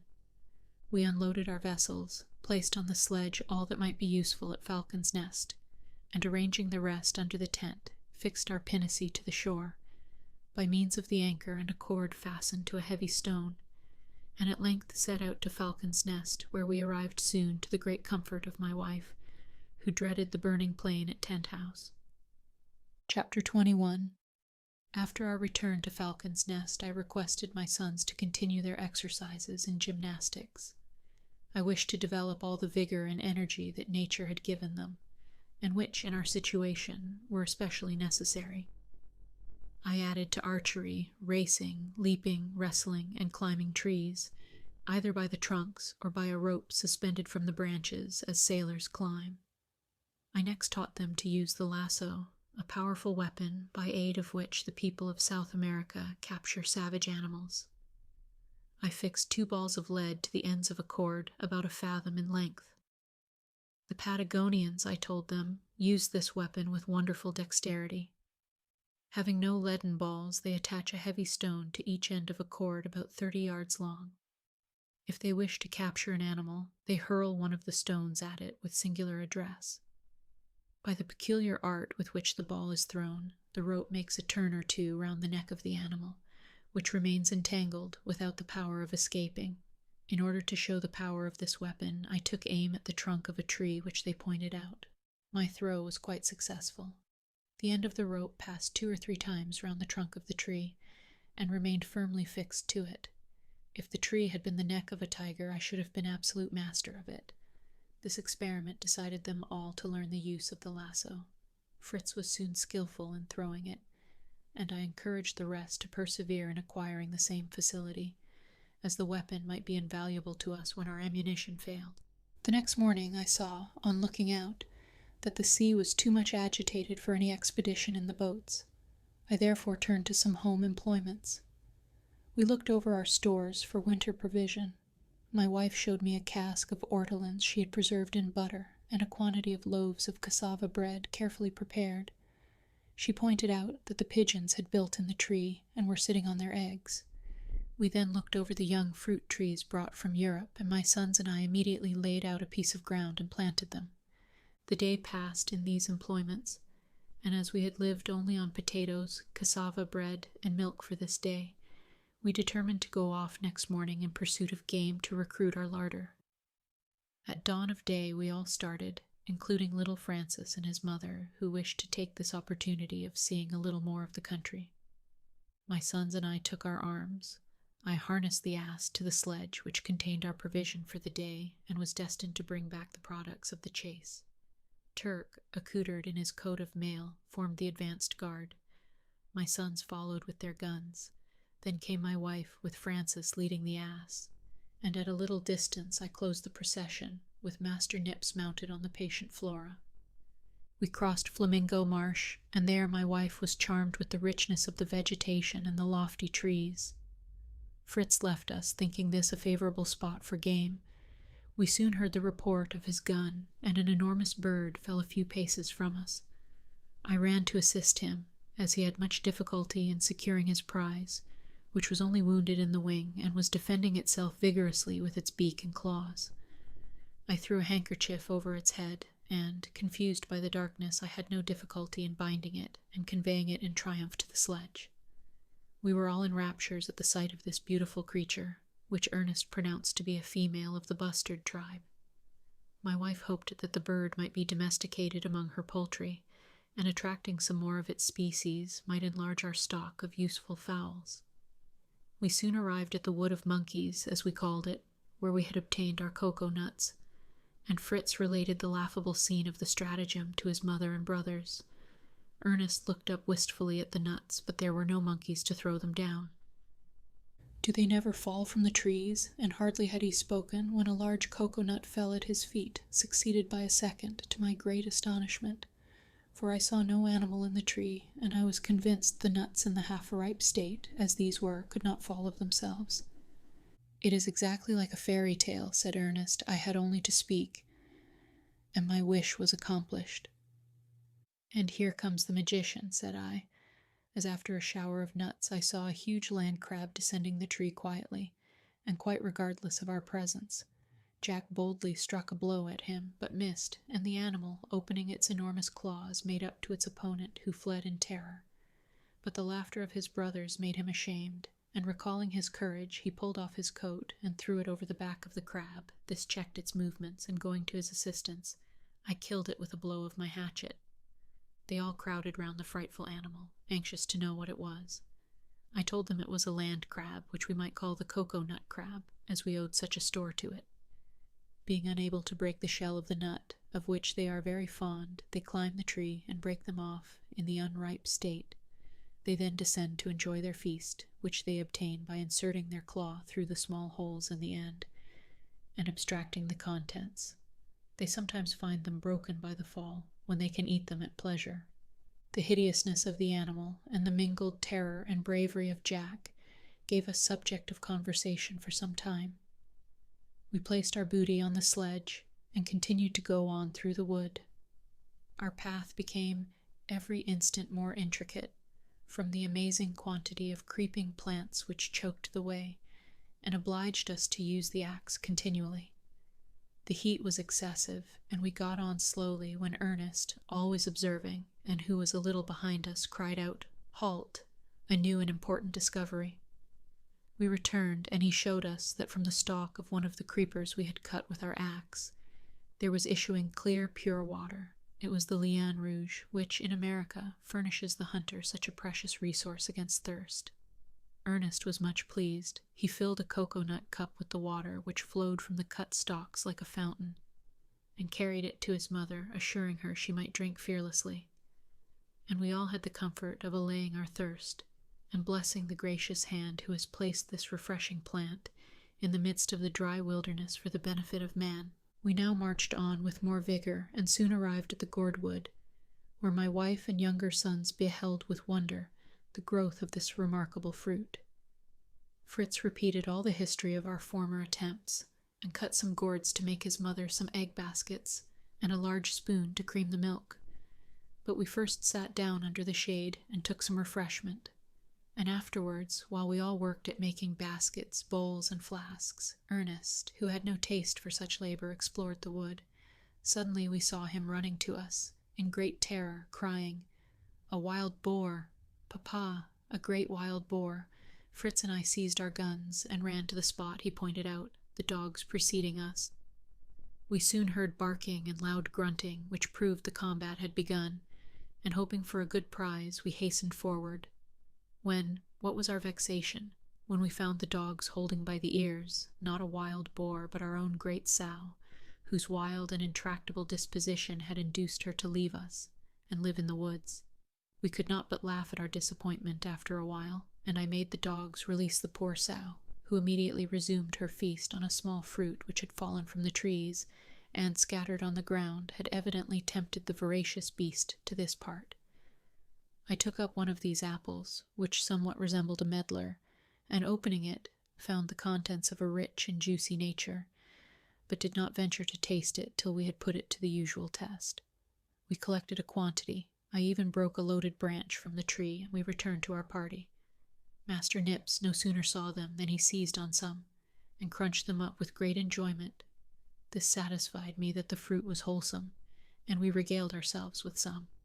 My wife was especially delighted when I told her this must be the guava, from which the delicious jelly is obtained, so much prized in America. "But with all this," said Fritz, "we have a poor show of game. Do let us leave Mamma with the young ones, and set off to see what we can meet with." I consented, and we left Ernest with his mother and Francis, Jack wishing to accompany us. We made towards the rocks at the right hand, and Jack preceded us a little, when he startled us by crying out, "A crocodile, Papa, a crocodile!" "You simpleton," said I, "a crocodile in a place where there is not a drop of water." "Papa, I see it," said the poor child, his eyes fixed on one spot. "It is there, on this rock, sleeping. I am sure it is a crocodile."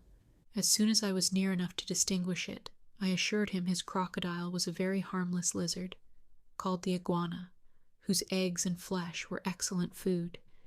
Fritz would immediately have shot at this frightful creature, which was about 5 feet in length. I showed him that his scaly coat rendered such an attempt useless. I then cut a strong stick and a light wand. To the end of the former I attached a cord with a noose. This I held in my right hand, keeping the wand in my left. I approached softly, whistling. The animal awoke, apparently listening with pleasure. I drew nearer, tickling him gently with the wand. He lifted up his head and opened his formidable jaws. I then dexterously threw the noose round his neck, drew it, and, jumping on his back by the aid of my sons, held him down, though he succeeded in giving Jack a desperate blow with his tail. Then, plunging my wand up his nostrils, a few drops of blood came, and he died, apparently without pain. We now carried off our game. I took him on my back, holding him by the foreclaws, while my boys carried the tail behind me, and, with shouts of laughter, the procession returned to the sledge. Poor little Francis was in great dismay when he saw the terrible monster we brought, and began to cry, but we rallied him out of his cowardice, and his mother, satisfied with our exploits, begged to return home. As the sledge was heavily laden, we decided to leave it till the next day, placing on the ass, the iguana, the crab, our gourd vessels, and a bag of the guavas, little Francis being also mounted. The bustard we loosed, and, securing it by a string tied to one of its legs, led it with us. We arrived at home in good time. My wife prepared part of the iguana for supper, which was pronounced excellent. The crab was rejected as tough and tasteless. Our new utensils were then tried, the egg baskets and the milk bowls, and Fritz was charged to dig a hole in the earth, to be covered with boards, and serve as a dairy till something better was thought of. Finally, we ascended our leafy abode and slept in peace. Chapter 22. I projected an excursion with my eldest son to explore the limits of our country, and satisfy ourselves that it was an island and not a part of the continent. We set out, ostensibly, to bring the sledge we had left the previous evening. I took Turk and the ass with us, and left Flora with my wife and children, and with a bag of provisions we left Falcon's Nest as soon as breakfast was over. In crossing a wood of oaks covered with the sweet, eatable acorn, we again met with the sow. Our service to her in the evening did not seem to be forgotten, for she appeared tamer and did not run from us. A little farther on we saw some beautiful birds. Fritz shot some, among which I recognized the large blue Virginian jay, and some different kinds of parrots. As he was reloading his gun, we heard at a distance a singular noise, like a muffled drum mingled with the sound made in sharpening a saw. It might be savages, and we plunged into a thicket, and there discovered the cause of the noise in a brilliant green bird seated on the withered trunk of a tree. It spread its wings and tail and strutted about with strange contortions to the great delight of its mates, who seemed lost in admiration of him. At the same time he made the sharp cry we heard, and striking his wing against the tree, produced the drum-like sound. I knew this to be the ruffed grouse, one of the greatest ornaments of the forests of America. My insatiable hunter soon put an end to the scene. He fired at the bird, who fell dead, and his crowd of admirers, with piercing cries, took to flight. I reprimanded my son for so rashly killing everything we met with without consideration, and for the mere love of destruction. He seemed sensible of his error, and, as the thing was done, I thought it as well to make the best of it, and sent him to pick up his game. "What a creature," said he, as he brought it. "How it would have figured in our poultry yard, if I had not been in such a hurry." We went on to our sledge in the gourd wood, and as the morning was not far advanced, we determined to leave all here, and proceed in our projected excursion beyond the chain of rocks. But we took the ass with us to carry our provisions, and any game or other object we should meet with in the new country we hoped to penetrate. Amongst gigantic trees, and through grass of a prodigious height, we traveled with some labor, looking right and left to avoid danger, or to make discoveries. Turk walked the first, smelling the air, then came the donkey with his grave and careless step, and we followed, with our guns in readiness. We met with plains of potatoes and of manioc, amongst the stalks of which were sporting tribes of agoutis, but we were not tempted by such game. We now met with a new kind of bush, covered with small white berries about the size of a pea. On pressing these berries, which adhered to my fingers, I discovered that this plant was the Myrica cerifera, or candleberry myrtle, from which a wax is obtained that may be made into candles. With great pleasure I gathered a bag of these berries, knowing how my wife would appreciate this acquisition. for she often lamented that we were compelled to go to bed with the birds as soon as the sun set. We forgot our fatigue as we proceeded in contemplation of the wonders of nature, flowers of marvelous beauty, butterflies of more dazzling colors than the flowers, and birds graceful in form and brilliant in plumage. Fritz climbed a tree and succeeded in securing a young green parrot which he enveloped in his handkerchief, with the intention of bringing it up and teaching it to speak. And now we met with another wonder, a number of birds who lived in a community, in nests sheltered by a common roof, in the formation of which they had probably labored jointly. This roof was composed of straw and dry sticks plastered with clay, which rendered it equally impenetrable to sun or rain. Pressed as we were for time, I could not help stopping to admire this feathered colony. This leading us to speak of natural history as it relates to animals who live in societies, we recalled in succession the ingenious labors of the beavers and the marmots, the not less marvelous constructions of the bees, the wasps, and the ants. And I mentioned particularly those immense ant-hills of America, of which the masonry is finished with such skill and solidity that they are sometimes used for ovens to which they bear a resemblance. We had now reached some trees quite unknown to us. They were from 40 to 60 feet in height, and from the bark, which was cracked in many places, issued small balls of a thick gum.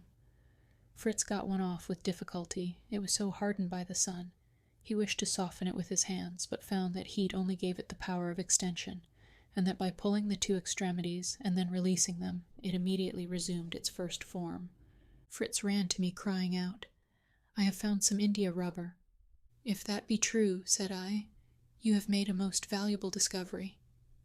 He thought I was laughing at him, for we had no drawing to rub out here. I told him this gum might be turned to many useful purposes. Among the rest, we might make excellent shoes of it. This interested him. How could we accomplish this? "The caoutchouc," said I, "is the milky sap which is obtained from certain trees of the euphorbium kind by incisions made in the bark. It is collected in vessels, care being taken to agitate them, that the liquid may not coagulate.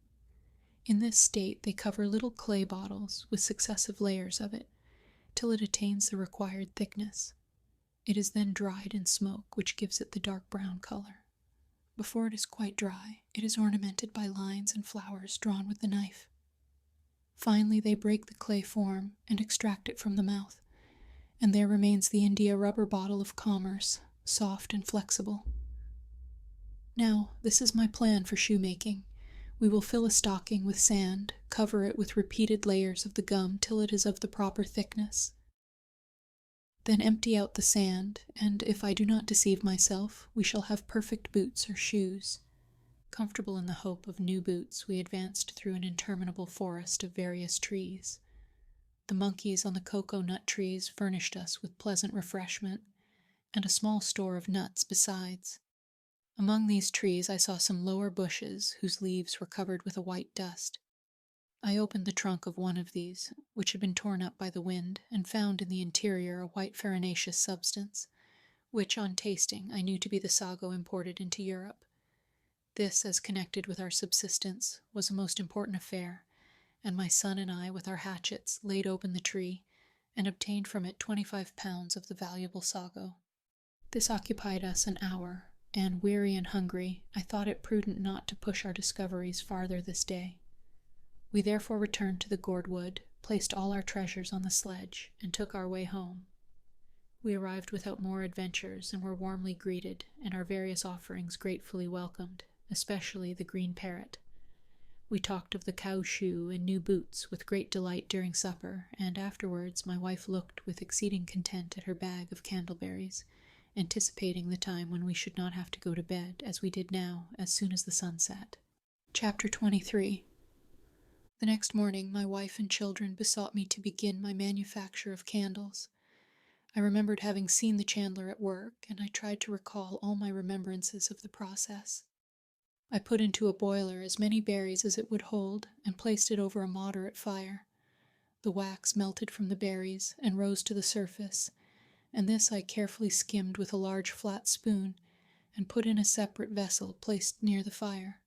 When this was done, my wife supplied me with some wicks she had made from the threads of sailcloth. These wicks were attached 4 at a time to a small stick. I dipped them into the wax and placed them on 2 branches of a tree to dry. I repeated this operation as often as necessary to make them the proper thickness, and then placed them in a cool spot to harden, but we could not forbear trying them that very night, and thought somewhat rude in form it was sufficient that they reminded us of our European home, and prolonged our days by many useful hours we had lost before. This encouraged me to attempt another enterprise. My wife had long regretted that she had not been able to make butter. She had attempted to beat her cream in a vessel, but either the heat of the climate or her want of patience rendered her trials unsuccessful. I felt that I had not skill enough to make a churn, but I fancied that by some simple method, like that used by the Hottentots, who put their cream in a skin and shake it till they produce butter, we might obtain the same result.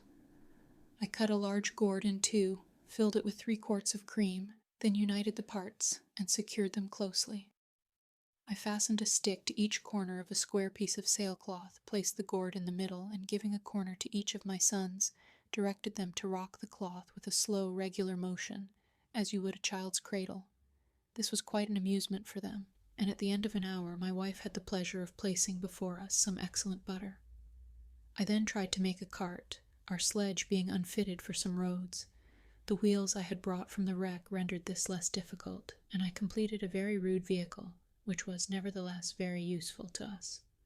While I was thus usefully employed, my wife and children were not idle. They had transplanted the European trees and thoughtfully placed each in the situation best suited to it. I assisted with my hands and counsels. The vines we planted round the roots of our trees, and hoped in time to form a trellis work. Of the chestnut, walnut, and cherry trees, we formed an avenue from Falcon's Nest to Family Bridge, which we hoped would ultimately be a shady road between our 2 mansions. We made a solid road between the 2 rows of trees, raised in the middle and covered with sand, which we brought from the shore in our wheelbarrows. I also made a sort of tumbril to which we harnessed the ass to lighten this difficult labor. We then turned our thoughts to Tent House, our first abode, and which still might form our refuge in case of danger. Nature had not favored it, but our labor soon supplied all deficiencies. We planted round it every tree that requires ardent heat, the citron, pistachio, the almond, the mulberry, the Siamese orange, of which the fruit is as large as the head of a child, and the Indian fig, with its long prickly leaves, all had a place here. These plantations succeeding admirably, we had, after some time, the pleasure of seeing the dry and sandy desert converted into a shady grove, rich in flowers and fruit. As this place was the magazine for our arms, ammunition, and provisions of all sorts, we made a sort of fortress of it, surrounding it with a high hedge of strong, thorny trees, so that not only to wild beasts, but even to human enemies, it was inaccessible. Our bridge was the only point of approach, and we always carefully removed the first planks after crossing it. We also placed our 2 cannon on a little elevation within the enclosure, and finally we planted some cedars near our usual landing place, to which we might, at a future time, fasten our vessels. These labors occupied us 3 months, only interrupted by a strict attention to the devotions and duties of the Sunday. I was most especially grateful to God for the robust health we all enjoyed in the midst of our employments. All went on well in our little colony. We had an abundant and certain supply of provisions, but our wardrobe, notwithstanding the continual repairing my wife bestowed on it, was in a most wretched state, and we had no means of renewing it, except by again visiting the wreck, which I knew still contained some chests of clothes and bales of cloth. This decided me to make another voyage. Besides, I was rather anxious to see the state of the vessel. We found it much in the same condition we had left it, except being much more shattered by the winds and waves. We selected many useful things for our cargo. The bales of linen and woolen cloth were not forgotten, some barrels of tar, and everything portable that we could remove, doors, windows, tables, benches, locks, and bolts, all the ammunition, and even such of the guns as we could move. In fact, we completely sacked the vessel, carrying off, after several days' labor, all our booty, with the exception of some weighty articles, amongst which were 3 or 4 immense boilers, intended for a sugar manufactory. These we tied to some large empty casks, which we pitched completely over, and hoped they would be able to float in the water. When we had completed our arrangements, I resolved to blow up the ship. We placed a large barrel of gunpowder in the hold, and arranging a long match from it, which would burn some hours, we lighted it and proceeded without delay to Safety Bay to watch the event. I proposed to my wife to sup on a point of land where we could distinctly see the vessel. Just as the sun was going down, a majestic rolling like thunder, succeeded by a column of fire, announced the destruction of the vessel, which had brought us from Europe and bestowed its great riches on us. We could not help shedding tears as we heard the last mournful cry of this sole remaining bond that connected us with home. We returned sorrowfully to Tent House, and felt as if we had lost an old friend.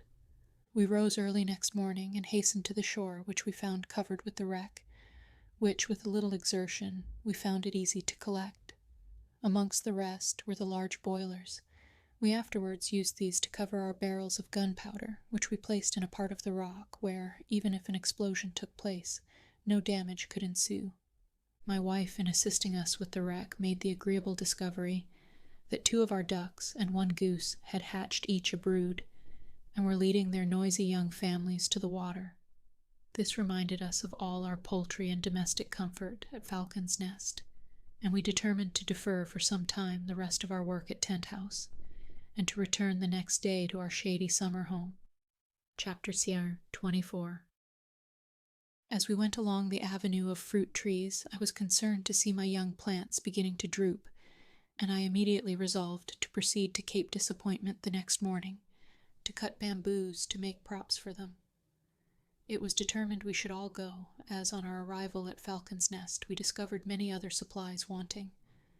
The candles were failing. We must have more berries, for now my wife sewed by candlelight while I wrote my journal.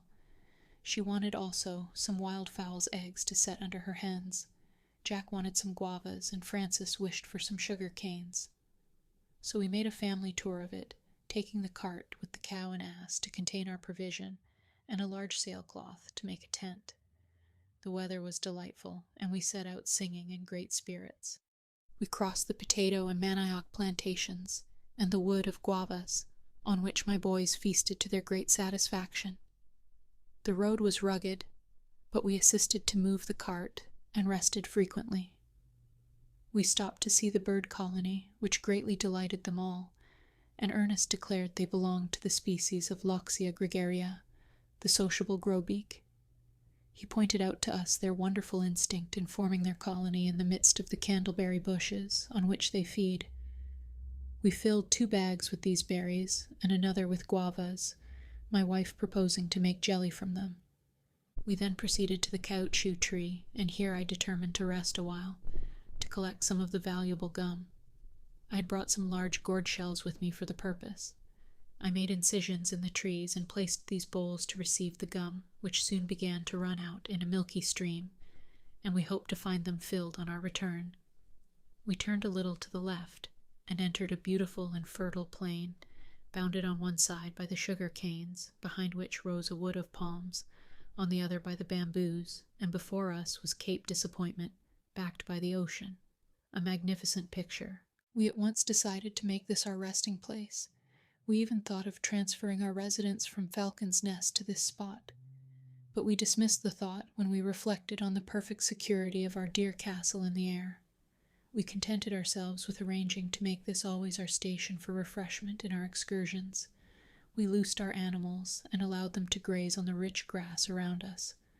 We arranged to spend the night here, and, taking a light repast, we separated on our several employments, some to cut sugar canes, others bamboos, and, after stripping them, to make them into bundles and place them in the cart.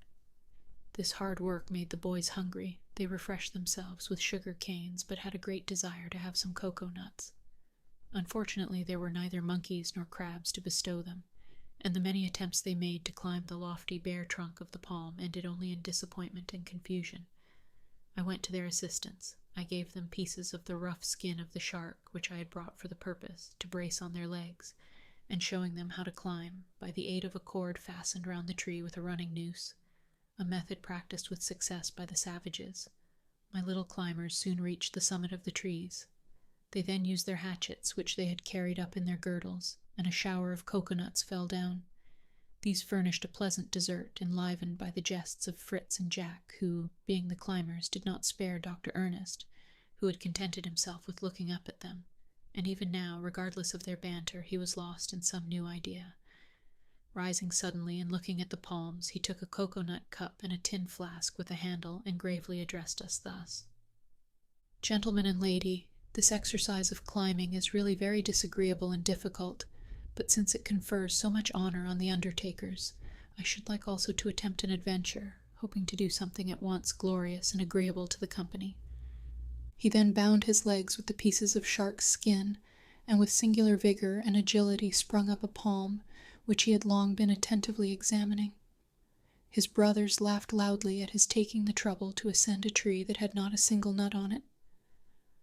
Ernest took no notice of their ridicule, but as soon as he reached the top, struck with his hatchet, and a tuft of tender yellow leaves fell at our feet, which I recognized as the product of the cabbage palm, a delicate food highly valued in America. His mother thought it a mischievous act to destroy the tree thus, but he assured her his prize was worth many coconuts. But our hero did not descend, and I asked him if he wanted to replace the cabbage he had cut off. "Wait a little," said he. "I'm bringing you some wine to drink my health, but it comes slower than I could wish." He now descended, holding his cocoa cup, into which he poured from the flask a clear rose-colored liquor, and presenting it to me, begged me to drink. It was, indeed, the true palm wine, which is as pleasant as champagne, and, taken moderately, a great restorative. We all drank, and Ernest was praised and thanked by all till he forgot all the scoffs he had received. As it was getting late, we set about putting up our tent for the night, when suddenly our ass, who had been quietly grazing near us, began to bray furiously, erected his ears, kicking right and left, and plunging into the bamboos, disappeared. This made us very uneasy. I could not submit to lose the useful animal, and moreover I was afraid his agitation announced the approach of some wild beast. The dogs and I sought for any trace of it in vain. I therefore, to guard against any danger, made a large fire before our tent, which I continued to watch till midnight, when, all being still, I crept into the tent, to my bed of moss, and slept undisturbed till morning. In the morning we thanked God for our health and safety, and then began to lament our poor donkey, which I hoped might have been attracted by the light of our fire, and have returned. But we saw nothing of him, and we decided that his services were so indispensable that I should go with one of my sons and the 2 dogs in search of him, and cross the thickets of bamboo. I chose to take Jack with me, to his great satisfaction, for Fritz and Ernest formed a better guard for their mother in a strange place. We set out, well armed, with bags of provisions on our back, and after an hour's fruitless search among the canes, we emerged beyond them, in an extensive plain on the borders of the great bay. We saw that the ridge of rocks still extended on the right till it nearly reached the shore, when it abruptly terminated in a perpendicular precipice. A considerable river flowed into the bay here, and between the river and the rock was a narrow passage, which at high water would be overflowed. We thought it most likely that our ass had passed by this defile, and I wished to see whether these rocks merely bordered or divided the island. We therefore went forward till we met with a stream, which fell in a cascade from a mass of rocks into the river. We ascended the stream till we found a place shallow enough to cross. Here we saw the shoe marks of our ass, mingled with the footsteps of other animals, and at a distance we saw a herd of animals, but could not distinguish what they were. We ascended a little hill, and, through our telescope, saw a most beautiful and fertile country, breathing peace and repose. To our right rose the majestic chain of rocks that divided the island. On our left, a succession of beautiful green hills spread to the horizon. Woods of palms and various unknown trees were scattered over the scene. The beautiful stream meandered across the valley like a silver ribbon, bordered by rushes and other aquatic plants. There was no trace of the footstep of man. The country had all the purity of its first creation. No living creatures, but some beautiful birds and brilliant butterflies appeared. But at a distance we saw some specks, which I concluded were the animals we had first seen, and I resolved to go nearer in hopes our ass might have joined them. We made towards the spot, and to shorten the road crossed a little wood of bamboos, the stalks of which, as thick as a man's thigh, rose to the height of 30 feet. I suspected this to be the giant reed of America, so useful for the masts of boats and canoes. I promised Jack to allow him to cut some on our return, but at present the ass was my sole care.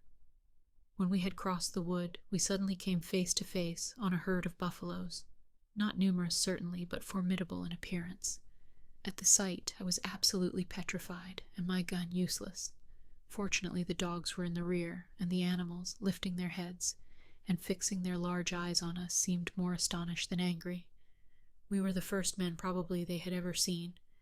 We drew back a little, prepared our arms, and endeavored to retreat when the dogs arrived, and, notwithstanding our efforts to restrain them, flew at the buffaloes. It was no time now to retreat. The combat was begun. The whole troop uttered the most frightful roars, beat the ground with their feet, and butted with their horns. Our brave dogs were not intimidated, but marched straight upon the enemy, and falling on a young buffalo that had strayed before the rest, seized it by the ears. The creature began to bellow and struggle to escape. Its mother ran to its assistance, and with her, the whole herd. At that moment, I tremble as I write it, I gave the signal to my brave Jack, who behaved with admirable coolness, and at the same moment we fired on the herd. The effect was wonderful. They paused a moment, and then, even before the smoke was dissipated, took to flight with incredible rapidity, forded the river, and were soon out of sight. My dogs still held their prize, and the mother, though wounded by our shot, tore up the ground in her fury, and was advancing on the dogs to destroy them. But I stepped forward, and discharging a pistol between the horns, put an end to her life. We began to breathe. We had looked death in the face, a most horrible death, and thanked God for our preservation. I praised Jack for his courage and presence of mind. Any fear or agitation on his part would have unnerved me and rendered our fate certain. The dogs still held the young calf by the ears. It bellowed incessantly, and I feared they would either be injured or lose their prize. I went up to their assistance. I hardly knew how to act. I could easily have killed it, but I had a great desire to carry it off alive and try to tame it, to replace our ass, whom I did not intend to follow farther. A happy idea struck Jack. He always carried his lasso in his pocket. He drew it out, retired a little, and flung it so dexterously that he completely wound it round the hind legs of the calf and threw it down. I now approached. I replaced the lasso by a stronger cord, and used another to bind his forelegs loosely. Jack cried victory, and already thought how his mother and brothers would be delighted when we presented it. But that was no easy matter.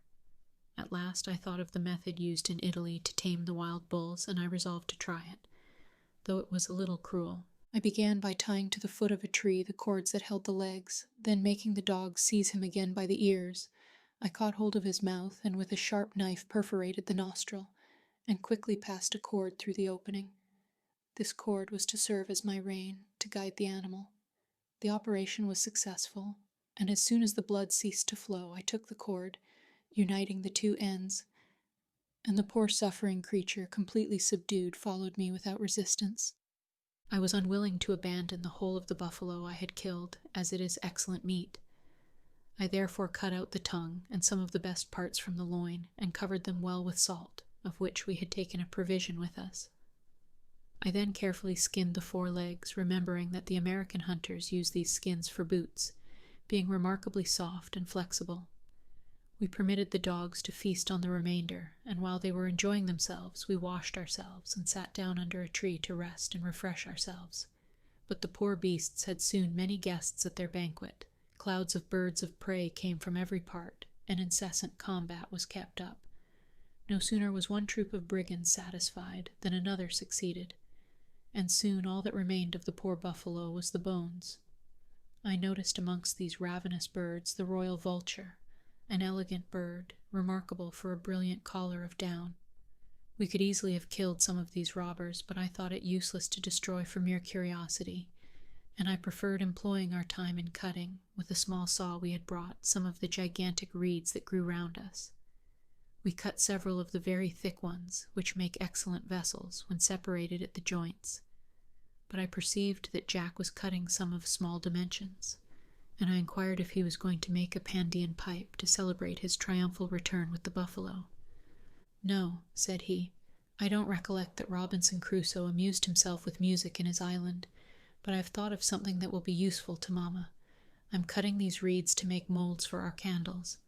"An excellent thought, my dear boy," said I, "and if even we break our molds in getting out the candles, which I suspect we may, we know where they grow and can come for more." We collected all our reeds in bundles and then set out. The calf, intimidated by the dogs and galled by the rain, went on tolerably well. We crossed the narrow pass in the rocks, and here our dogs killed a large jackal which was coming from her den in the rock. The furious animals then entered the den, followed by Jack, who saved, with difficulty, one of the young cubs, the others being immediately worried. It was a pretty little gold-colored creature, about the size of a cat. Jack petitioned earnestly to have it to bring up, and I made him happy by granting his request. In the meantime I had tied the calf to a low tree, which I discovered was the thorny dwarf palm, which grows quickly, and is extremely useful for fences. It bears an oblong fruit, about the size of a pigeon's egg, from which is extracted an oil which is an excellent substitute for butter. I determined to return for some young plants of this palm to plant at Tent House. It was almost night when we joined our family, and endless were the questions the sight of the buffalo produced, and great was the boasting of Jack the Dauntless. I was compelled to lower his pride a little by an unvarnished statement, though I gave him much credit for his coolness and resolution, and supper time arriving, my wife had time to tell me what had passed while we had been on our expedition. Chapter 25. My wife began by saying they had not been idle in my absence. They had collected wood and made torches for the night. Fritz and Ernest had even cut down an immense sago palm, 70 feet high, intending to extract its precious pith.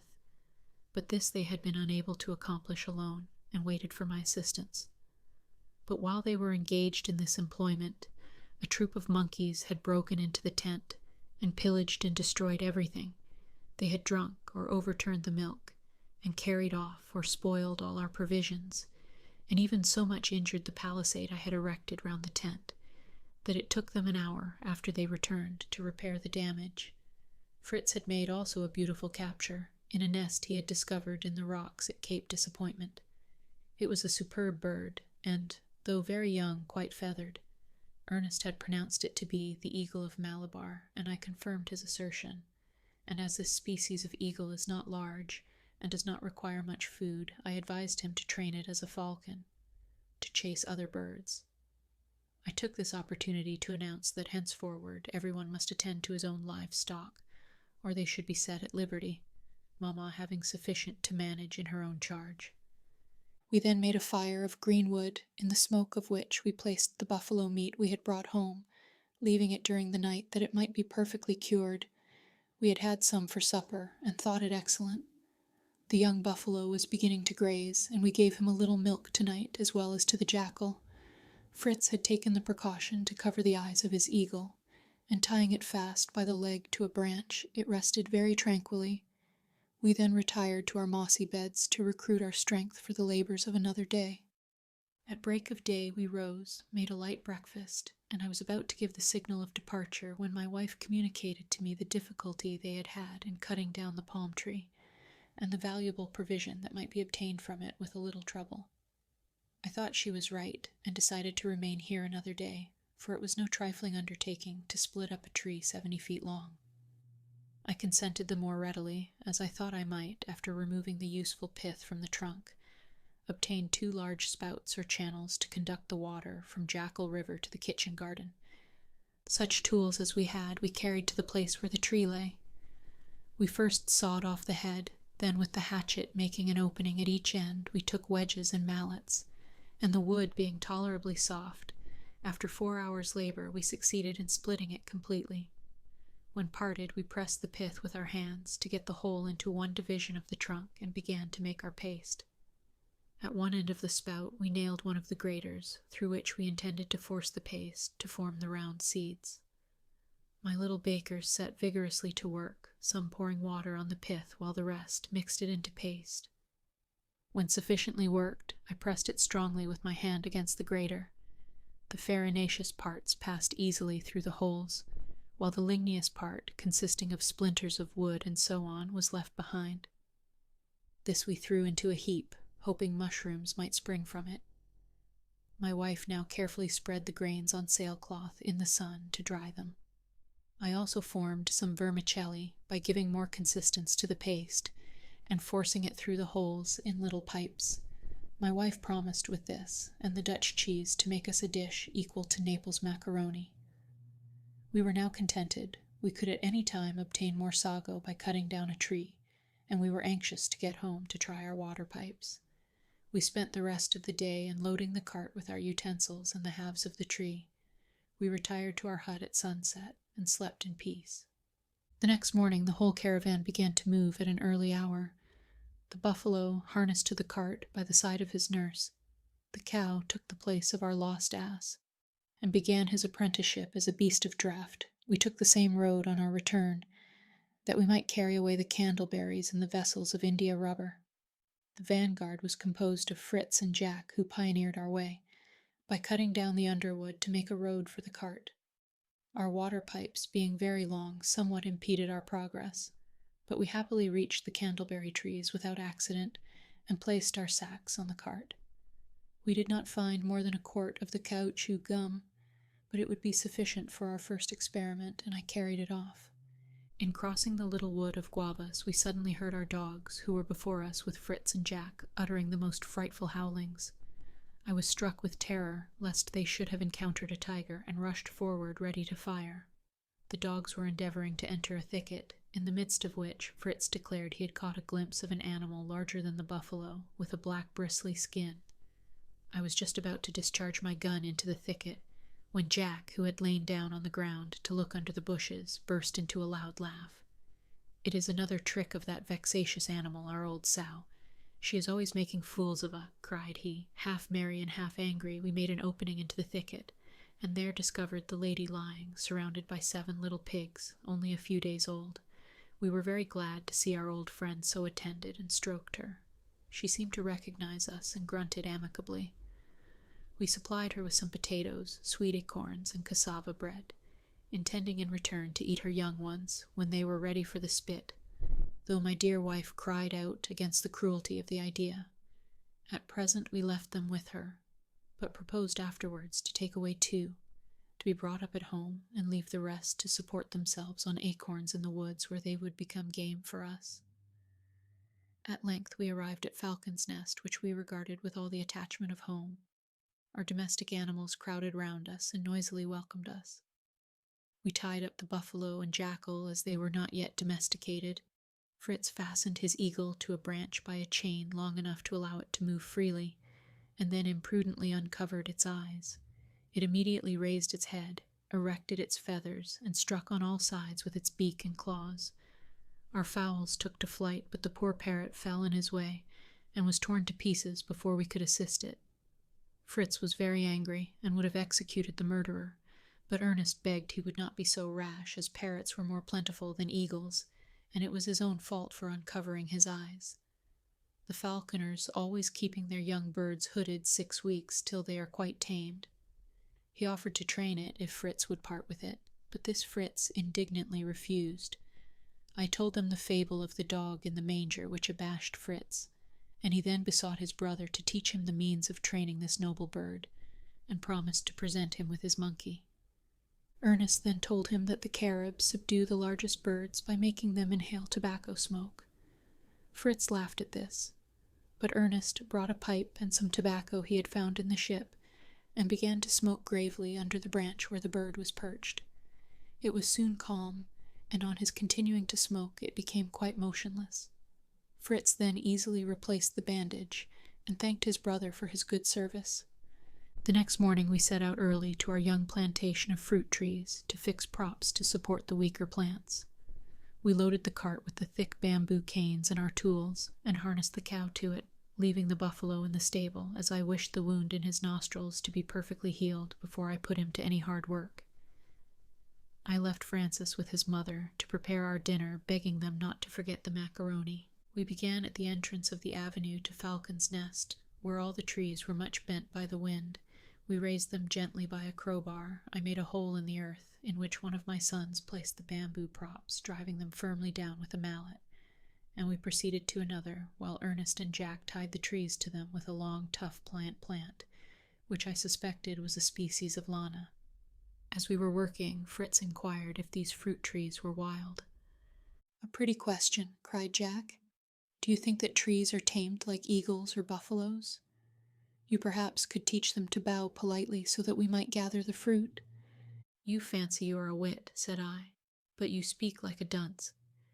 We cannot make trees bow at our pleasure, but we can make a tree, which by nature bears sour and uneatable fruit, produce what is sweet and wholesome. This is effected by grafting into a wild tree a small branch, or even a bud, of the sort you wish. I will show you this method practically at some future time, for by these means we can procure all sorts of fruit, only we must remember that we can only graft a tree with one of the same natural family. Thus we could not graft an apple on a cherry tree, for one belongs to the apple tribe, and the other to the plum tribe." "Do we know the origin of all these European fruits?" asked the inquiring Ernest. "All our shell fruits," answered I, "such as the nut, the almond, and the chestnut, are natives of the East, the peach of Persia, the orange and apricot of Armenia. The cherry, which was unknown in Europe 60 years before Christ, was brought by the proconsul Lucullus from the southern shores of the Euxine. The olives come from Palestine. The first olive trees were planted on Mount Olympus, and from thence were spread through the rest of Europe. The fig is from Lydia. The plums, your favorite fruit, with the exception of some natural sorts that are natives of our forests, are from Syria, and the town of Damascus has given its name to one sort, the Damascene, or damson. The pear is a fruit of Greece. The ancients called it the fruit of Peloponnesus. The mulberry is from Asia, and the quince from the island of Crete." Our work progressed as we talked thus, and we had soon propped all our valuable plants. It was now noon, and we returned to Falcon's Nest very hungry, and found an excellent dinner prepared of smoked beef and the tender bud of the cabbage palm, the most delicious of vegetables. After dinner, we began to discuss a plan I had long had in my head, but the execution of it presented many difficulties. It was to substitute a firm and solid staircase for the ladder of ropes, which was a source of continual fear to my wife. It is true that we only had to ascend it to go to bed, but bad weather might compel us to remain in our apartment. We should then have frequently to ascend and descend, and the ladder was very unsafe. But the immense height of the tree, and the impossibility of procuring beams to sustain a staircase round it, threw me into despair. However, looking at the monstrous trunk of the tree, I thought, if we cannot succeed outside, could we not contrive to mount within? "Have you not said there was a swarm of bees in the trunk of the tree?" I inquired of my wife. "Yes," said little Francis. "They stung my face dreadfully the other day when I was on the ladder. I was pushing a stick into the hole they came out of to try how deep it was." "Now then," cried I see through my difficulties. Let us find out how far the tree is hollow. We can increase the size of the tunnel, and I have already planned the sort of staircase I can construct." I had hardly spoken when the boys leaped like squirrels, some upon the arched roots, some on the steps of the ladder, and began to strike with sticks and mallets to sound the tree.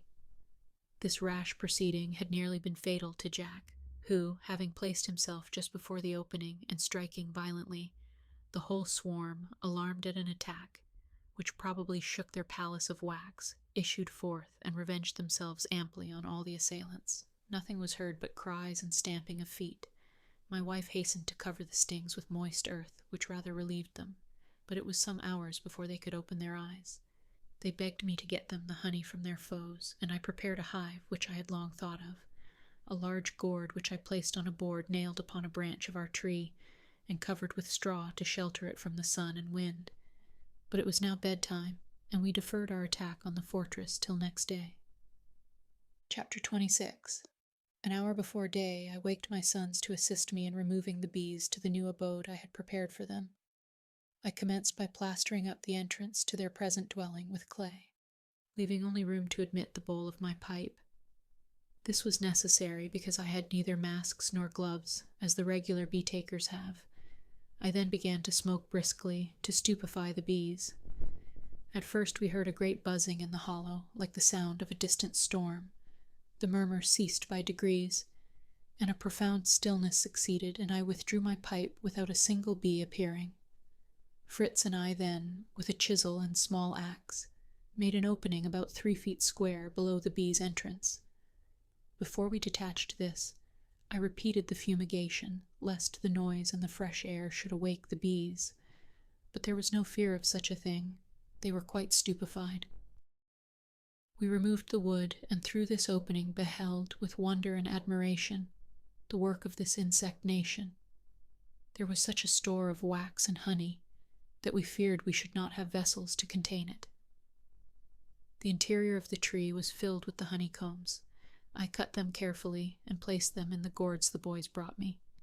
As soon as I had made a little space, I placed the upper comb, on which the bees were hanging in clusters, in the new hive, and put it on the plank prepared for it. I then descended with the rest of the honeycomb and filled a cask with it, which I had previously washed in the stream. This we covered with sailcloth and planks, lest the bees, attracted by the smell, should come to claim their own. We left out some comb for a treat at dinner, and my wife carefully put by the rest.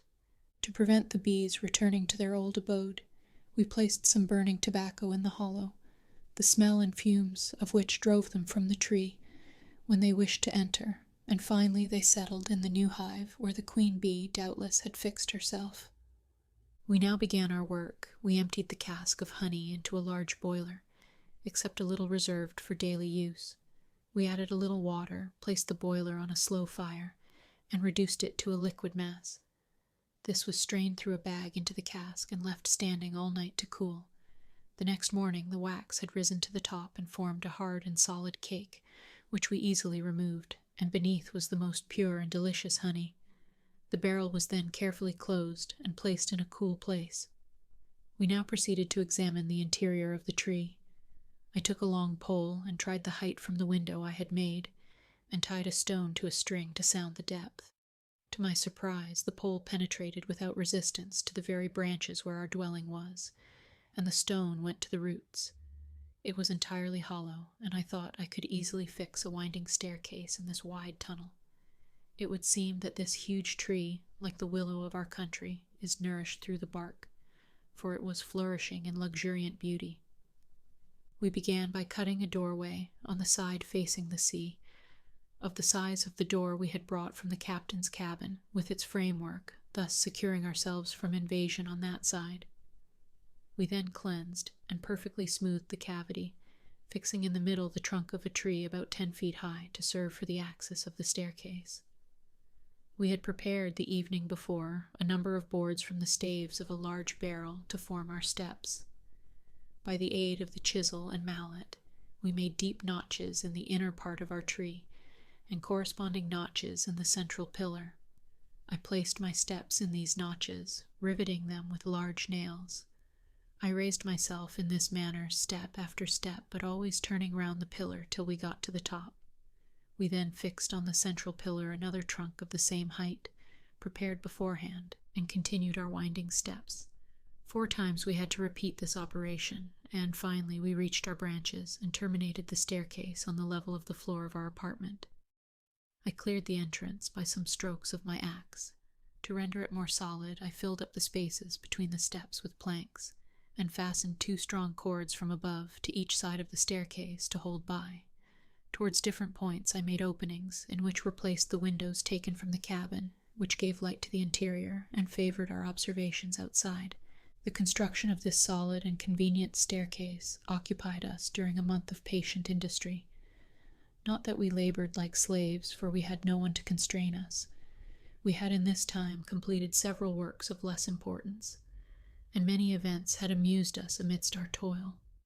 A few days after we commenced, Flora produced 6 puppies, but the number being too large for our means of support, I commanded that only a male and female should be preserved, that the breed might be perpetuated. This was done, and the little jackal being placed with the remainder, Flora gave it the same privileges as her own offspring.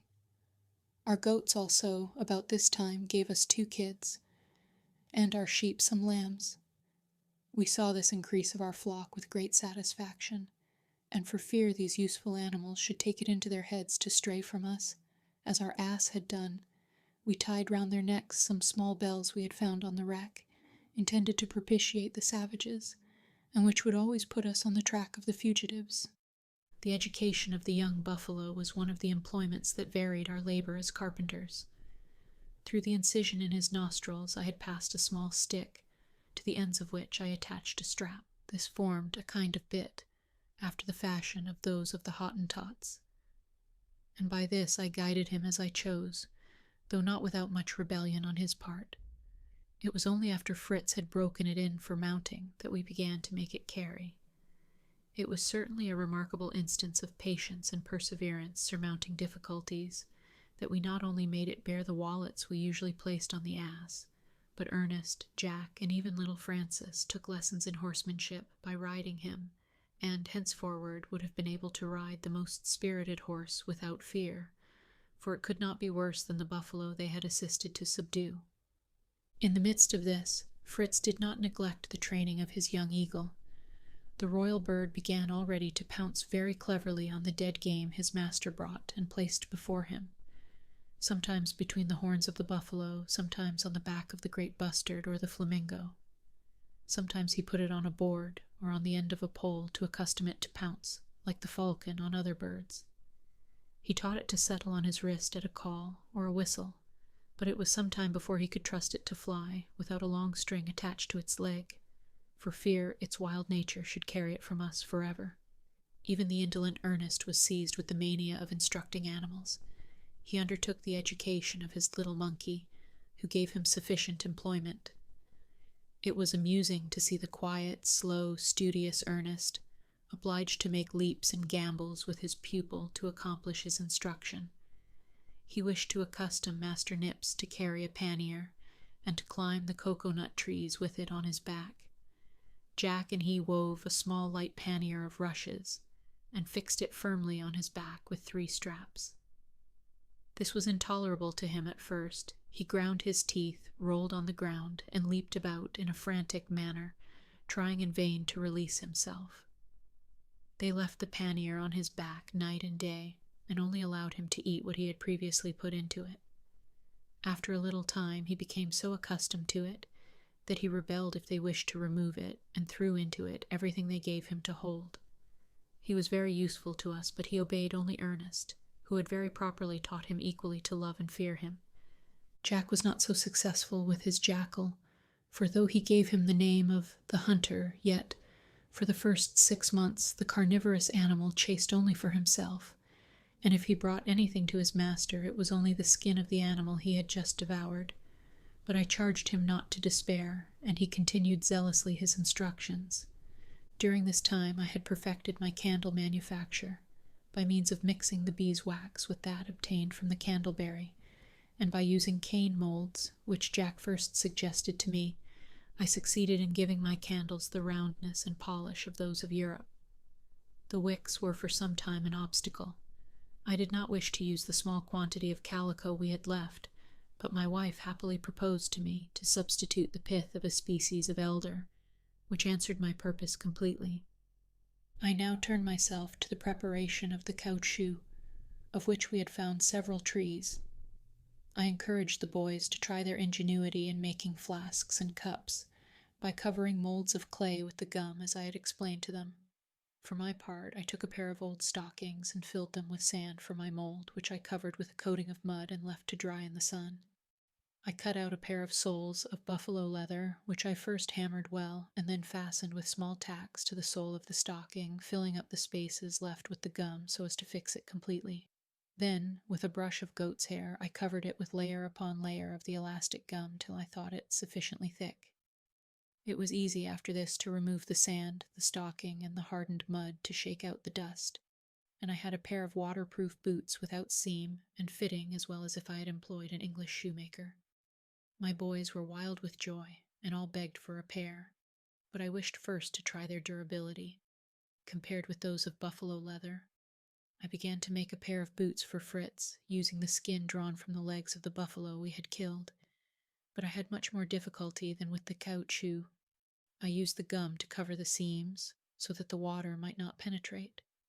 They were certainly not elegant as a work of art, and the boys laughed at their brother's awkward movements in them, but their own productions, though useful vessels, were not models of perfection.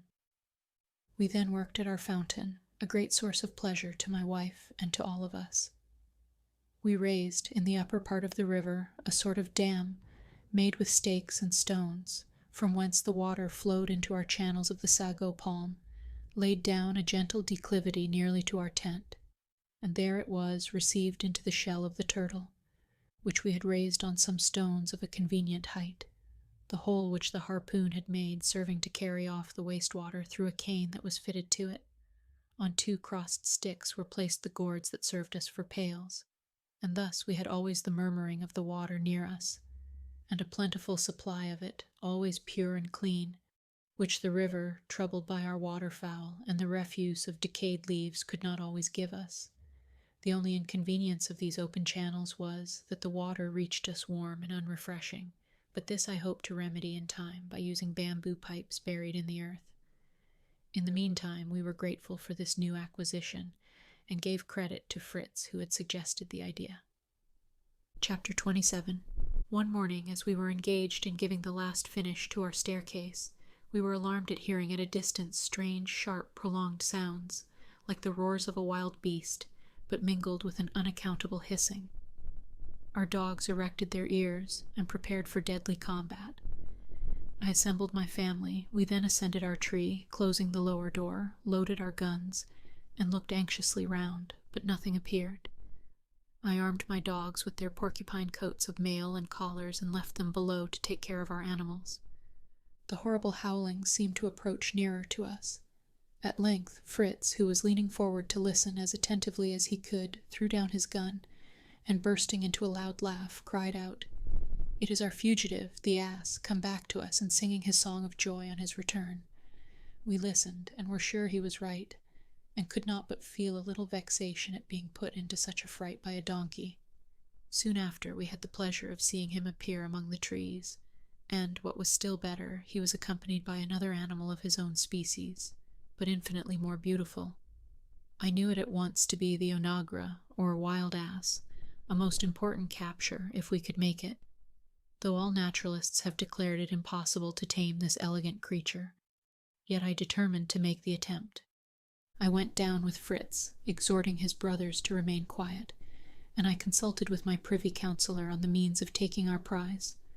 I also prepared, as quickly as possible, a long cord with a noose, kept open by a slight stick which would fall out as soon as the animal's head entered, while any attempt to escape would only draw the noose closer. The end of this cord was tied to the root of a tree. I took then a piece of bamboo about 2 feet long, and splitting it up, tied it firmly at one end, to form a pair of pincers for the nose of the animal. In the meantime, the 2 animals had approached nearer, our old Grizzle apparently doing the honors to his visitor, and both grazing very comfortably.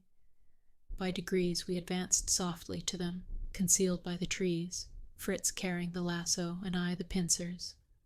The onagra, as soon as he got sight of Fritz, who was before me, raised his head and started back, evidently only in surprise, as it was probably the first man the creature had seen. Fritz remained still, and the animal resumed his browsing.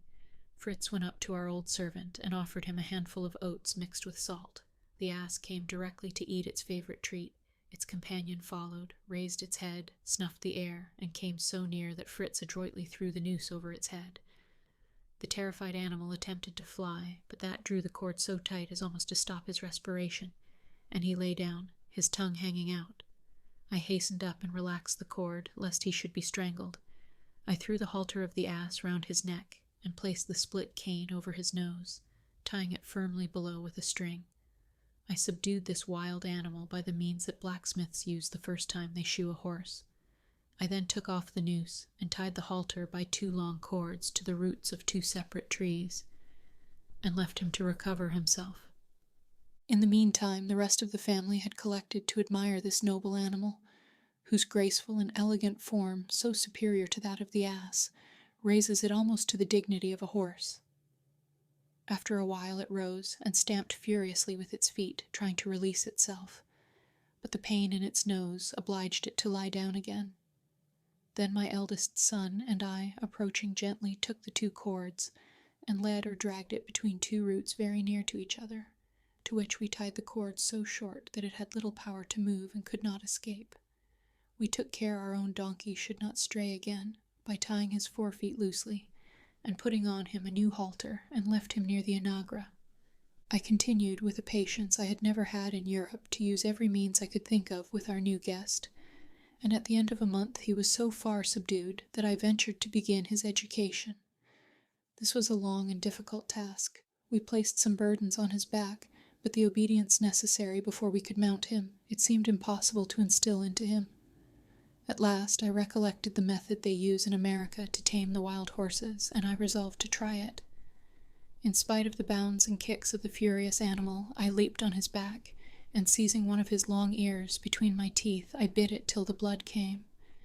In a moment he reared himself almost erect on his hind feet, remained for a while stiff and motionless, then came down on his 4 feet slowly, I still holding on his ear. At last I ventured to release him. He made some leaps, but soon subsided into a sort of trot, I having previously placed loose cords on his 4 legs. From that time we were his masters. My sons mounted him one after another. They gave him the name of Lightfoot, and never animal deserved his name better. As a precaution, we kept the cords on his legs for some time, and as he never would submit to the bit, we used a snaffle by which we obtained power over his head, guiding him by a stick, with which we struck the right or left ear as we wished him to go. During this time, our poultry yard was increased by 3 broods of chickens. We had at least 40 of these little creatures chirping and pecking about, the pride of their good mistress's heart. Part of these were kept at home, to supply the table, and part she allowed to colonize in the woods, where we could find them when we wanted them.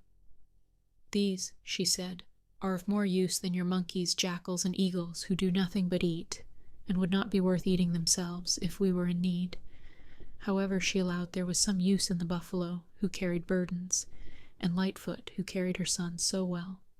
The fowls, which cost us little for food, would be always ready, she said, either to supply us with eggs or chickens when the rainy season came on.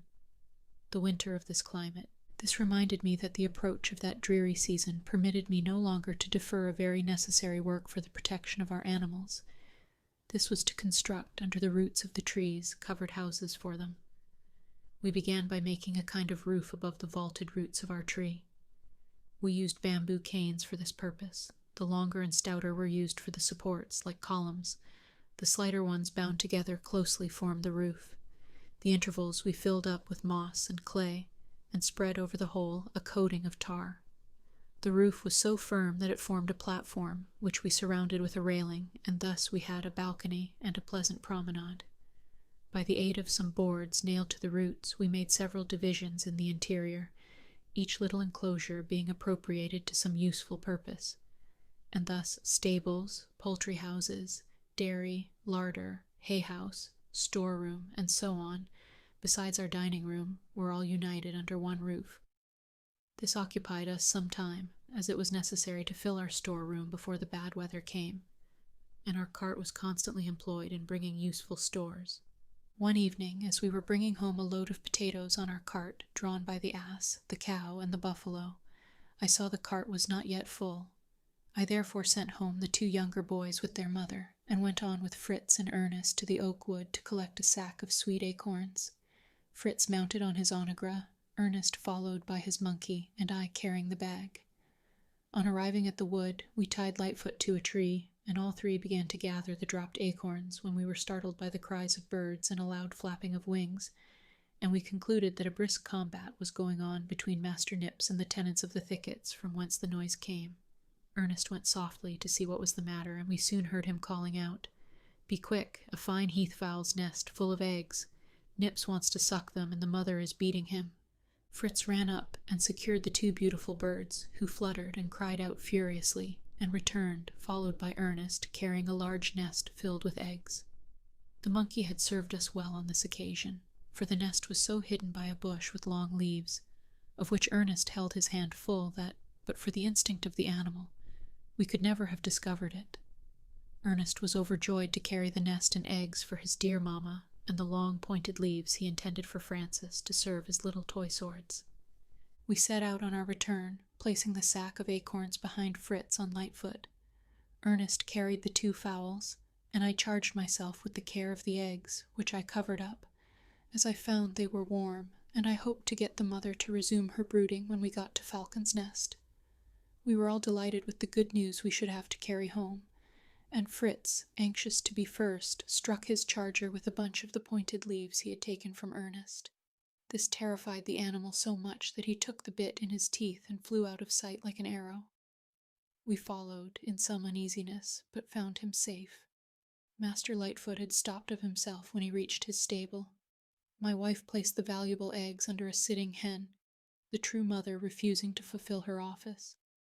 She was then put into the cage of the poor parrot and hung in our dining room to accustom her to society. In a few days the eggs were hatched, and the poultry yard had an increase of 15 little strangers, who fed greedily on bruised acorns, and soon became as tame as any of our fowls, though I plucked the large feathers out of their wings when they were full grown, lest their wild nature should tempt them to quit us. Chapter 28. Francis had soon become tired of playing with the long leaves his brother had brought him, and they were thrown aside.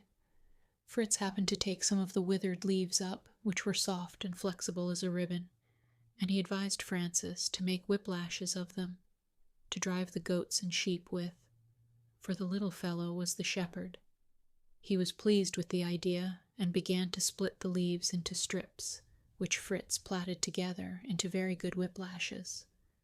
I remarked, as they were working, how strong and pliant these strips seemed, and examining them closely, I found they were composed of long fibers, or filaments, which made me suspect it to be Phormium tenax, or New Zealand flax, a most important discovery to us, and which, when I communicated it to my wife, almost overwhelmed her with joy. "Bring me all the leaves you can without delay," cried she, "and I will make you stockings, shirts, coats, sewing thread, cords. In fact, give me but flax and work tools, and I can manage all." I could not help smiling at the vivacity of her imagination, roused at the very name of flax. But there was still great space between the leaves lying before us, and the linen she was already sewing an idea. But my boys, always ready to second the wishes of their beloved mother, soon mounted their coursers, Fritz on Lightfoot and Jack on the great buffalo, to procure supplies. Whilst we waited for these, my wife, all life and animation, explained to me all the machines I must make, to enable her to spin and weave, and make linen to clothe us from head to foot. Her eyes sparkled with delight as she spoke, and I promised her all she asked. In a short time our young cavaliers returned from their foraging expedition, conveying on their steeds huge bundles of the precious plant, which they laid at the feet of their mother. She gave up everything to begin her preparation. The first operation necessary was to steep the flax, which is usually done by exposing it in the open air in the rain, the wind, and the dew, so as, in a certain degree, to dissolve the plant, rendering the separation of the fibrous and lineous parts more easy. It can then be cleaned and picked for spinning. But as the vegetable glue that connects the 2 parts is very tenacious, and resists for a long time the action of moisture, it is often advisable to steep it in water, and this, in our dry climate, I considered most expedient. My wife agreed to this, and proposed that we should convey it to Flamingo Marsh, and we spent the rest of the day in tying up the leaves in bundles. Next morning we loaded our cart and proceeded to the marsh. We there untied our bundles and spread them in the water, pressing them down with stones and leaving them till it was time to take them out to dry. We could not but admire here the ingenious nests of the flamingo. They are of a conical form, raised above the level of the marsh, having a recess above, in which the eggs are deposited out of the reach of danger, and the female can sit on them with her legs in the water. These nests are of clay, and so solid that they resist the water till the young are able to swim. In a fortnight the flax was ready to be taken out of the water. We spread it in the sun, which dried it so effectually that we brought it to Falcon's Nest the same evening, where it was stored till we were ready for further operations. At present, we labored to lay up provision for the rainy season, leaving all sedentary occupations to amuse us in our confinement. We brought in continually loads of sweet acorns, manioc, potatoes, wood, fodder for the cattle, sugar canes, fruit, indeed everything that might be useful during the uncertain period of the rainy season. We profited by the last few days to sow the wheat and other remaining European grains that the rain might germinate them. We had already had some showers, the temperature was variable, the sky became cloudy, and the wind rose. The season changed sooner than we expected. The winds raged through the woods, the sea roared, mountains of clouds were piled in the heavens. They soon burst over our heads, and torrents of rain fell night and day without intermission. The rivers swelled till their waters met, and turned the whole country around us into an immense lake. Happily, we had formed our little establishment on a spot rather elevated above the rest of the valley. The waters did not quite reach our tree, but surrounded us about 200 yards off, leaving us on a sort of island in the midst of the general inundation. We were reluctantly obliged to descend from our aerial abode. The rain entered it on all sides, and the hurricane threatened every moment to carry away the apartment and all that were in it. We set about our removal, bringing down our hammocks and bedding to the sheltered space under the roots of the trees that we had roofed for the animals. We were painfully crowded in the small space. The stores of provisions, the cooking utensils, and especially the neighborhood of the animals, and the various offensive smells, made our retreat almost insupportable. We were choked with smoke if we lighted a fire, and inundated with rain if we opened a door. For the first time since our misfortune, we sighed for the comforts of our native home. But action was necessary, and we set about endeavoring to amend our condition. The winding staircase was very useful to us. The upper part was crowded with things we did not want, and my wife frequently worked in the lower part at one of the windows. We crowded our beasts a little more, and gave a current of air to the places they had left. I placed outside the enclosure the animals of the country, which could bear the inclemency of the season. Thus I gave a half liberty to the buffalo and the onagra, tying their legs loosely to prevent them straying, the boughs of the tree affording them a shelter. We made as few fires as possible, as fortunately it was never cold, and we had no provisions that required a long process of cookery. We had milk in abundance, smoked meat, and fish, the preserved ortolans, and cassava cakes. As we sent out some of our animals in the morning, with bells round their necks, Fritz and I had to seek them and bring them in every evening when we were invariably wet through. This induced my ingenious Elizabeth to make us a sort of blouse and hood out of old garments of the sailors, which we covered with coatings of the caoutchouc, and thus obtained 2 capital waterproof dresses, all that the exhausted state of our gum permitted us to make. The care of our animals occupied us a great part of the morning. Then we prepared our cassava, and baked our cakes on iron plates. Though we had a glazed door to our hut, the gloominess of the weather and the obscurity caused by the vast boughs of the tree made night come on early. We then lighted a candle, fixed in a gourd on the table, round which we were all assembled. The good mother labored with her needle, mending the clothes. I wrote my journal, which Ernest copied, as he wrote a beautiful hand, while Fritz and Jack taught their young brother to read and write, or amused themselves with drawing the animals or plants they had been struck with. We read the lessons from the Bible in turns, and concluded the evening with devotion. We then retired to rest, content with ourselves and with our innocent and peaceful life. Our kind housekeeper often made us a little feast of a roast chicken, a pigeon, or a duck, and once in 4 or 5 days we had fresh butter made in the gourd churn. And the delicious honey which we ate to our cassava bread might have been a treat to European epicures. The remains of our repast was always divided among our domestic animals. We had 4 dogs, the jackal, the eagle, and the monkey, who relied on their masters and were never neglected. But if the buffalo, the onagra, and the sow had not been able to provide for themselves, we must have killed them, for we had no food for them. We now decided that we would not expose ourselves to another rainy season in such an unsuitable habitation. Even my gentle Elizabeth got out of temper with the inconveniences and begged we would build a better winter house, stipulating, however, that we should return to our tree in summer. We consulted a great deal on this matter, Fritz quoted Robinson Crusoe, who had cut a dwelling out of the rock which sheltered him in the inclement season, and the idea of making our home at Tent House naturally came into my mind. It would probably be a long and difficult undertaking, but with time, patience, and perseverance, we might work wonders. We resolved, as soon as the weather would allow us, to go and examine the rocks at Tent House. The last work of the winter was, at my wife's incessant request, a beetle for her flax and some carding combs. The beetle was easily made, but the combs cost much trouble. I filed large nails till they were round and pointed. I fixed them, slightly inclined, at equal distances, in a sheet of tin, and raised the edge like a box. I then poured melted lead between the nails and the edge, to fix them more firmly. I nailed this on a board, and the machine was fit for use, and my wife was all anxiety to begin her manufacture. Chapter 29. I cannot describe our delight when, after long and gloomy weeks, we saw at length the sky clear, and the sun, dispersing the dark clouds of winter, spread its vivifying rays over all nature. The winds were lulled, the waters subsided, and the air became mild and serene. We went out, with shouts of joy, to breathe the balmy air, and gratified our eyes with the sight of the fresh verdure already springing up around us. Nature seemed in her youth again, and amidst the charms that breathed on every side, we forgot our sufferings, and, like the children of Noah coming forth from the ark, we raised a hymn of thanksgiving to the Giver of all good.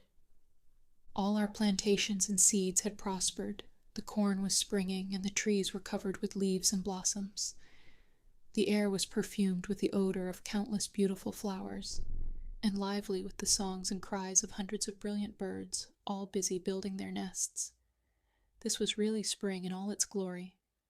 We began our summer occupation by cleaning and putting in order our dormitory in the tree, which the rain and the scattered leaves had greatly deranged, and in a few days we were able to inhabit it again. My wife immediately began with her flax. While my sons were leading the cattle to the pasture, I took the bundles of flax into the open air, where I constructed a sort of oven of stone which dried it completely. We began that very evening to strip, beat, and comb it, and I drew out such handfuls of soft, fine flax, ready for spinning, that my wife was overjoyed, and begged me to make her a wheel, that she might commence. I had formerly had a little taste for turning, and though I had now neither lathe nor any other of the tools, yet I knew how a spinning wheel and reel should be made, and by dint of application I succeeded in completing these two machines to her satisfaction. She began to spin with so much earnestness that she would hardly take a walk, and reluctantly left her wheel to make dinner ready.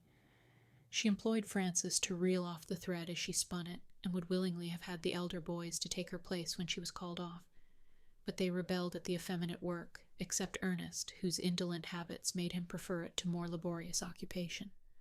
In the meantime, we walked over to Tent House to see the state of things, and found that winter had done more damage there than at Falcon's Nest. The storm had overthrown the tent, carried away some of the sailcloth, and injured our provisions so much that great part was good for nothing, and the rest required to be immediately dried. Fortunately, our beautiful pinnace had not suffered much. It was still safe at anchor and fit for use, but our tub-boat was entirely destroyed. Our most important loss was 2 barrels of gunpowder, which had been left in the tent instead of under the shelter of the rock, and which the rain had rendered wholly useless. This made us feel still more strongly the necessity of securing for the future a more suitable shelter than a canvas tent or a roof of foliage. Still, I had small hope from the gigantic plan of Fritz, or the boldness of Jack. I could not be blind to the difficulties of the undertaking. The rocks which surrounded Tent House presented an unbroken surface, like a wall without any crevice, and, to all appearance, of so hard a nature as to leave little hopes of success. However, it was necessary to try to contrive some sort of cave, if only for our gunpowder. I made up my mind, and selected the most perpendicular face of the rock as the place to begin our work. It was a much pleasanter situation than our tent, commanding a view of the whole bay and the 2 banks of Jackal River with its picturesque bridge. I marked out with chalk the dimension of the entrance I wished to give to the cave. Then my sons and I took our chisels, pickaxes, and heavy miner's hammers and began boldly to hew the stone. Our first blows produced very little effect. The rock seemed impenetrable. The sun had so hardened the surface, and the sweat poured off our brows with the hard labor. Nevertheless, the efforts of my young workmen did not relax. Every evening we left our work advanced perhaps a few inches, and every morning returned to the task with renewed ardor. At the end of 5 or 6 days, when the surface of the rock was removed, we found the stone become easier to work. It then seemed calcareous, and finally only a sort of hardened clay which we could remove with spades. And we began to hope. After a few days more labor, we found we had advanced about 7 feet. Fritz wheeled out the rubbish and formed a sort of terrace with it before the opening, while I was working at the higher part. Jack, as the least, worked below. One morning he was hammering an iron bar, which he had pointed at the end, into the rock to loosen the earth, when he suddenly cried out, "Papa, Papa, I have pierced through." "Not through your hand, child?" asked I. "No, Papa," cried he, "I have pierced through the mountain." Huzzah! Fritz ran in at the shout, and told him he had better have said at once that he had pierced through the earth. But Jack persisted that, however his brother might laugh, he was quite sure he had felt his iron bar enter an empty space behind. I now came down from my ladder, and, moving the bar, I felt there was really a hollow into which the rubbish fell, but apparently very little below the level we were working on. I took a long pole and probed the cavity, and found that it must be of considerable size. My boys wished to have the opening enlarged and to enter immediately, but this I strictly forbade, for as I leaned forward to examine it through the opening, a rush of mephitic air gave me a sort of vertigo. "Come away, children," cried I in terror. "The air you would breathe there is certain death." I explained to them that under certain circumstances carbonic acid gas was frequently accumulated in caves or grottos, rendering the air unfit for respiration, producing giddiness of the head, fainting, and eventually death. I sent them to collect some hay, which I lighted and threw into the cave. This was immediately extinguished. We repeated the experiment several times with the same result. I now saw that more active means must be resorted to. We had brought from the vessel a box of fireworks, intended for signals. I threw into the cave, by a cord, a quantity of rockets, grenades, and so on, and scattered a train of gunpowder from them. To this I applied a long match, and we retired to a little distance. This succeeded well. A great explosion agitated the air. A torrent of the carbonic acid gas rushed through the opening and was replaced by the pure air. We sent in a few more rockets, which flew round like fiery dragons, disclosing to us the vast extent of the cave. A shower of stars, which concluded our experiment, made us wish the duration had been longer. It seemed as if a crowd of winged genii carrying each a lamp were floating about in that enchanted cavern. When they vanished, I threw in some more lighted hay, which blazed in such a lively manner that I knew all danger was over from the gas. But, for fear of deep pits or pools of water, I would not venture in without lights. I therefore dispatched Jack on his buffalo to report this discovery to his mother and bring all the candles she had made. I purposely sent Jack on the errand, for his lively and poetic turn of mind would, I hoped, invest the grotto with such charms that his mother would even abandon her wheel to come and see it. Delighted with his commission, Jack leapt upon his buffalo, and, waving his whip, galloped off with an intrepidity that made my hair stand on end. During his absence, Fritz and I enlarged the opening to make it easy of access, removed all the rubbish, and swept a road for Mamma. We had just finished when we heard the sound of wheels crossing the bridge, and the cart appeared, drawn by the cow and ass, led by Ernest. Jack rode before, on his buffalo, blowing through his hand to imitate a horn, and whipping the lazy cow and ass. He rode up first, and alighted from his huge courser to help his mother out. I then lighted our candles, giving one to each with a spare candle and flint and steel in our pockets. We took our arms, and proceeded in a solemn manner into the rock. I walked first, my sons followed, and their mother came last, with Francis. We had not gone on above a few steps when we stopped, struck with wonder and admiration. All was glittering around us. We were in a grotto of diamonds. From the height of the lofty vaulted roof hung innumerable crystals, which, uniting with those on the walls, formed colonnades, altars, and every sort of Gothic ornament of dazzling luster, creating a fairy palace, or an illuminated temple. When we were a little recovered from our first astonishment, we advanced with more confidence. The grotto was spacious, the floor smooth and covered with a fine dry sand. From the appearance of these crystals, I suspected their nature, and, on breaking off a piece and tasting it, I found, to my great joy, that we were in a grotto of rock salt, which is found in large masses in the earth, usually above a bed of gypsum and surrounded by fossils. We were charmed with this discovery, of which we could no longer have a doubt. What an advantage this was to our cattle and to ourselves. We could now procure this precious commodity without care or labor.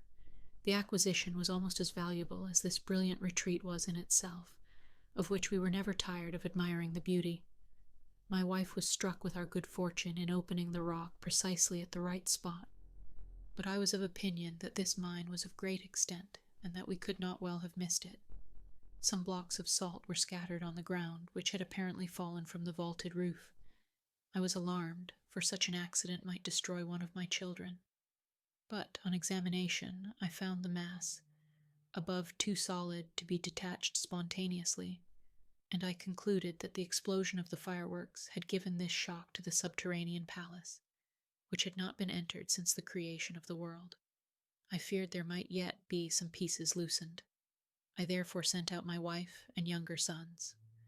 Fritz and I remained, and after carefully examining the suspected parts, we fired our guns and watched the effect.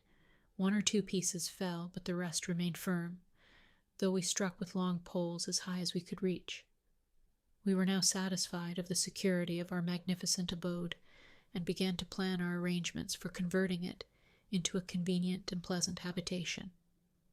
The majority were for coming here immediately, but the wiser heads determined that, for this year, Falcon's Nest was to continue our home. There we went every night, and spent the day at Tent House, contriving and arranging our future winter dwelling. Chapter 30. The last bed of rock, before we reached the cave which Jack had pierced, was so soft and easy to work, that we had little difficulty in proportioning and opening the place for our door. I hoped that, being now exposed to the heat of the sun, it would soon become as hard as the original surface. The door was that we had used for the staircase at Falcon's Nest, for as we only intended to make a temporary residence of our old tree, there was no necessity for solid fittings, and besides I intended to close the entrance of the tree by a door of bark, more effectually to conceal it in case savages should visit us. I then laid out the extent of the grotto at pleasure, for we had ample space. We began by dividing it into 2 parts, that on the right of the entrance was to be our dwelling. On the left were, first, our kitchen, then the workshop and the stables. Behind these were the storerooms and the cellar. In order to give light and air to our apartments, it was necessary to insert in the rock the windows we had brought from the ship, and this cost us many days of labor. The right-hand portion was subdivided into 3 rooms. The first our own bedroom, the middle the common sitting room, and beyond the boys' room. As we had only 3 windows, we appropriated 1 to each bedroom, and the third to the kitchen, contenting ourselves, at present, with a grating in the dining room. I constructed a sort of chimney in the kitchen, formed of 4 boards, and conducted the smoke thus through a hole made in the face of the rock. We made Burr workroom, spacious enough for us to carry on all our manufactures, and it served also for our cart-house. Finally, all the partition walls were put up, communicating by doors, and completing our commodious habitation. These various labors, the removal of our effects, and arranging them again, all the confusion of a change when it was necessary to be at once workmen and directors, took us a great part of summer, but the recollection of the vexations we should escape in the rainy season gave us energy. We passed nearly all our time at Tent House, the center of our operations, and besides the gardens and plantations which surrounded it, we found many advantages which we profited by. Large turtles often came to deposit their eggs in the sand, a pleasant treat for us. But we raised our desires to the possession of the turtles themselves, living to eat when we chose. As soon as we saw one on the shore, one of my sons ran to cut off its retreat. We then hastened to assist, turned the creature on its back, passed a long cord through its shell, and tied it firmly to a post close to the water. We then placed it on its legs, when of course it made for the water, but could only ramble the length of its cord. It seemed, however, very content, and we had it in readiness when we wanted it. The lobsters, crabs, mussels, and every sort of fish which abounded on the coast plentifully supplied our table. One morning we were struck with an extraordinary spectacle. A large portion of the sea appeared in a state of ebullition, and immense flocks of marine birds were hovering over it, uttering piercing cries and plunging into the waves. From time to time the surface, on which the rising sun now shone, seemed covered with little flames, which rapidly appeared and vanished. Suddenly this extraordinary mass advanced to the bay, and we ran down, full of curiosity. We found, on our arrival, that this strange phenomenon was caused by a shoal of herrings. These shoals are so dense that they are often taken for sandbanks, are many leagues in extent, and several feet in depth. They spread themselves over the seas, carrying to barren shores the resources that nature has denied them. These brilliant, scaly creatures had now entered the bay, and my wife and children were lost in admiration of the wonderful sight. But I reminded them that when Providence sends plenty, we ought to put forth our hands to take it. I sent immediately for the necessary utensils, and organized my fishery. Fritz and Jack stood in the water, and such was the thickness of the shoal that they filled baskets, taking them up as you would water in a pail. They threw them on the sand. My wife and Ernest cut them open, cleaned them, and rubbed them with salt. I arranged them in small barrels, a layer of herrings and a layer of salt, and when the barrel was full, the ass, led by Francis, took them up to the storehouse. This labor occupied us several days, and at the end of that time we had 12 barrels of excellent salt provision against the winter season. The refuse of this fishery, which we threw into the sea, attracted a number of sea dogs. We killed several for the sake of the skin and the oil, which would be useful to burn in lamps, or even as an ingredient in soap, which I hoped to make at some future time. At this time I greatly improved my sledge, by placing it on 2 small wheels belonging to the guns of the ship, making it a light and commodious carriage, and so low that we could easily place heavy weights on it. Satisfied with our labors, we returned very happy to Falcon's Nest to spend our Sunday, and to thank God heartily for all the blessings he had given us. Chapter 31. We went on with our labors, but slowly, as many employments diverted us from the great work. I had discovered that the crystals of salt in our grotto had a bed of gypsum for their base, from which I hoped to obtain a great advantage. I was fortunate enough to discover, behind a projecting rock, a natural passage leading to our storeroom, strewed with fragments of gypsum. I took some of it to the kitchen, and by repeated burnings calcined it and reduced it to a fine white powder, which I put into casks and carefully preserved for use. My intention was to form our partition walls of square stones, cemented with the gypsum. I employed my sons daily to collect this, till we had amassed a large quantity, using some, in the first place, effectually to cover our herring barrels. 4 barrels were salted and covered in this way. The rest my wife smoked in a little hut of reeds and branches, in the midst of which the herrings were laid on sticks, and exposed to the smoke of a fire of green moss kindled below. This dried them, and gave them the peculiar flavor so agreeable to many. We were visited by another shoal of fish a month after that of the herrings. Jack first discovered them at the mouth of Jackal River, where they had apparently come to deposit their eggs among the scattered stones. They were so large that he was sure they must be whales. I found them to be pretty large sturgeons, besides salmon, large trout, and many other fishes. Jack immediately ran for his bow and arrows, and told me he would kill them all. He fastened the end of a ball of string to an arrow, with a hook at the end of it. He tied the bladders of the dogfish at certain distances to the string. He then placed the ball safe on the shore, took his bow, fixed the arrow in it, and aiming at the largest salmon, shot it in the side. The fish tried to escape. I assisted him to draw the cord. It was no easy task, for he struggled tremendously, but at length, weakened by loss of blood, we drew him to land and dispatched him. The other boys came running up to congratulate the young fisherman on his invention, and as it was to be feared that the rest, alarmed by this attack, might take their departure. We determined to abandon everything for the fishery. Fritz threw his harpoon and landed by means of the reel some large salmon. Ernest took his rod and caught trout, and I, armed like Neptune with an iron trident, succeeded in striking, amongst the stones, some enormous fish. The greatest difficulty was to land our booty. Fritz had struck a sturgeon at least 8 feet long, which resisted our united efforts till my wife brought the buffalo, which we harnessed to the line, and made ourselves masters of this immense prize. We had a great deal of labor in opening and cleaning all our fish. Some we dried and salted, some my wife boiled in oil, as they preserve the tunny. The spawn of the sturgeon, a huge mass weighing not less than 30 pounds, I laid aside to prepare as caviar, a favorite dish in Holland and Russia. I carefully cleansed the eggs from the skin and fibers that were mixed with them, washed them thoroughly in seawater, slightly sprinkled them with salt, then put them in a gourd pierced with small holes to let the water escape, and placed weights on them to press them completely for 24 hours.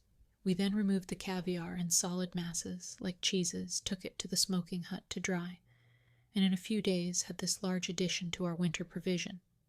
My next employment was the preparation of the valuable isinglass. I took the air bladder and sounds of the fish, cut them in strips, twisted them in rolls, and dried them in the sun. This is all that is necessary to prepare this excellent glue. It becomes very hard, and, when wanted for use, is cut up in small pieces, and dissolved over a slow fire. The glue is so white and transparent that I hope to make window panes from it instead of glass. After this work was finished, we began to plan a boat to replace our tub raft. I wished to try to make one of bark, as the savage nations do, and I proposed to make an expedition in search of a tree for our purpose. All those in our own neighborhood were too precious to destroy, some for their fruits, others for their shade. We resolved to search at a distance for trees fit for our purpose, taking in our road a survey of our plantations and fields. Our garden at Tent House produced abundantly continual successions of vegetables in that virgin soil, and in a climate which recognized no change of season. The peas, beans, lentils, and lettuces were flourishing, and only required water, and our channels from the river brought this plentifully to us. We had delicious cucumbers and melons.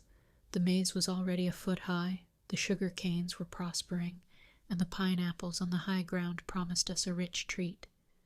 We hoped our distant plantations were going on as well, and all set out one fine morning to Falcon's Nest to examine the state of things there. We found my wife's cornfields were luxuriant in appearance, and for the most part ready for cutting. There were barley, wheat, oats, beans, millet, and lentils. We cut such of these as were ready, sufficient to give us seeds for another year. The richest crop was the maize, which suited the soil, but there were a quantity of gatherers more eager to taste these new productions than we were. These were birds of every kind, from the bustard to the quail, and from the various establishments they had formed round. It might be presumed they would not leave much for us. After our first shock at the sight of these robbers, we used some measures to lessen the number of them. Fritz unhooded his eagle and pointed out the dispersing bustards. The well-trained bird immediately soared and pounced on a superb bustard and laid it at the feet of its master. The jackal, too, who was a capital pointer, brought to his master about a dozen little fat quails, which furnished us with an excellent repast, to which my wife added a liquor of her own invention, made of the green maize crushed in water and mingled with the juice of the sugar cane, a most agreeable beverage, white as milk, sweet and refreshing. We found the bustard, which the eagle had struck down, but slightly wounded. We washed his hurts with a balsam made of wine, butter, and water, and tied him by the leg in the poultry yard, as a companion to our tame bustard. We passed the remainder of the day at Falcon's Nest, putting our summer abode into order and thrashing out our grain, to save the precious seed for another year. The turkey wheat was laid by in sheaves till we should have time to thrash and winnow it, and then I told Fritz that it would be necessary to put the hand mill in order, that we had brought from the wreck. Fritz thought we could build a mill ourselves on the river, but this bold scheme was, at present, impracticable. The next day we set out on an excursion in the neighborhood. My wife wished to establish colonies of our animals at some distance from Falcon's Nest, at a convenient spot where they would be secure and might find subsistence. She selected from her poultry yard 12 young fowls. I took 4 young pigs, 2 couple of sheep, and 2 goats. These animals were placed in the cart, in which we had previously placed our provisions of every kind and the tools and utensils we might need, not forgetting the rope ladder and the portable tent. We then harnessed the buffalo, the cow, and the ass, and departed on our tour. Fritz rode before on Lightfoot to reconnoiter the ground, that we might not plunge into any difficulties, as this time we went in a new direction, exactly in the midst between the rocks and the shore, that we might get acquainted with the whole of the country that stretched to Cape Disappointment. We had the usual difficulty at first in getting through the high grass, and the underwood embarrassed our road till we were compelled to use the axe frequently. I made some trifling discoveries that were useful while engaged in this labor, amongst others some roots of trees curved like saddles, and yokes for beasts of draught. I cut away several of these, and placed them on the cart. When we had nearly passed the wood, we were struck with the singular appearance of a little thicket of low bushes, apparently covered with snow. Francis clapped his hands with joy and begged to get out of the cart that he might make some snowballs. Fritz galloped forward and returned, bringing me a branch loaded with this beautiful white down, which, to my great joy, I recognized to be cotton. It was a discovery of inestimable value to us, and my wife began immediately to enumerate all the advantages we should derive from it, when I should have constructed for her the machines for spinning and weaving the cotton. We soon gathered as much as filled 3 bags, intending afterwards to collect the seeds of this marvelous plant to sow in the neighborhood of Tent House. After crossing the plain of the cotton trees, we reached the summit of a hill, from which the eye rested on a terrestrial paradise. Trees of every sort covered the sides of the hill, and a murmuring stream crossed the plain, adding to its beauty and fertility. The wood we had just crossed formed a shelter against the north winds, and the rich pasture offered food for our cattle. We decided at once that this should be the site of our farm. We erected our tent, made a fireplace, and set about cooking our dinner. While this was going on, Fritz and I sought a convenient spot for our structure, and we met with a group of beautiful trees, at such a distance one from another as to form natural pillars for our dwelling. We carried all our tools here, but as the day was far advanced, we delayed commencing our work till next day. We returned to the tent and found my wife and her boys picking cotton, with which they made some very comfortable beds, and we slept peacefully under our canvas roof. Chapter 32. The trees which I had chosen for my farmhouse were about 1 foot in diameter in the trunk. They formed a long square, the long side facing the sea. The dimensions of the whole were about 24 feet by 16. I cut deep mortises in the trees about 10 feet distant from the ground, and again 10 feet higher to form a second story. I then placed in them strong poles. This was the skeleton of my house, solid if not elegant. I placed over this a rude roof of bark, cut in squares and placed sloping that the rain might run off. We fastened these with the thorn of the acacia, as our nails were too precious to be lavished.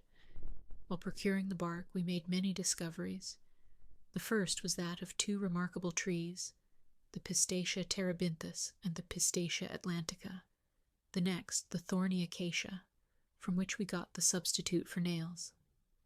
The instinct of my goats led us also to find out, among the pieces of bark, that of the cinnamon, not perhaps equal to that of Ceylon, but very fragrant and agreeable. But this was of little value compared to the turpentine and mastic I hoped to procure from the pistachios, to compose a sort of pitch to complete our intended boat. We continued our work at the house, which occupied us several days. We formed the walls of thin laths, interwoven with long pliant reeds for about 6 feet from the ground. The rest was merely a sort of light trellis work to admit light and air. The door opened on the front to the sea. The interior consisted simply of a series of compartments, proportioned to the guests they were to contain. One small apartment was for ourselves when we chose to visit our colony. On the upper story was a sort of hayloft for the fodder. We projected plastering the walls with clay, but these finishing touches we deferred to a future time, contented that we had provided a shelter for our cattle and fowls. To accustom them to come to this shelter of themselves, we took care to fill their racks with the food they liked best, mingled with salt. And this we proposed to renew at intervals, till the habit of coming to their houses was fixed. We all labored ardently, but the work proceeded slowly from our inexperience, and the provisions we had brought were nearly exhausted. I did not wish to return to Falcon's Nest till I had completed my new establishment, and therefore determined to send Fritz and Jack to look after the animals at home, and bring back a fresh stock of provisions. Our 2 young couriers set out, each on his favorite steed, Fritz leading the ass to bring back the load, and Jack urging the indolent animal forward with his whip.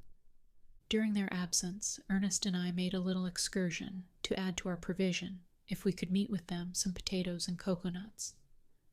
We ascended the stream for some time, which led us to a large marsh, beyond which we discovered a lake abounding with waterfowl.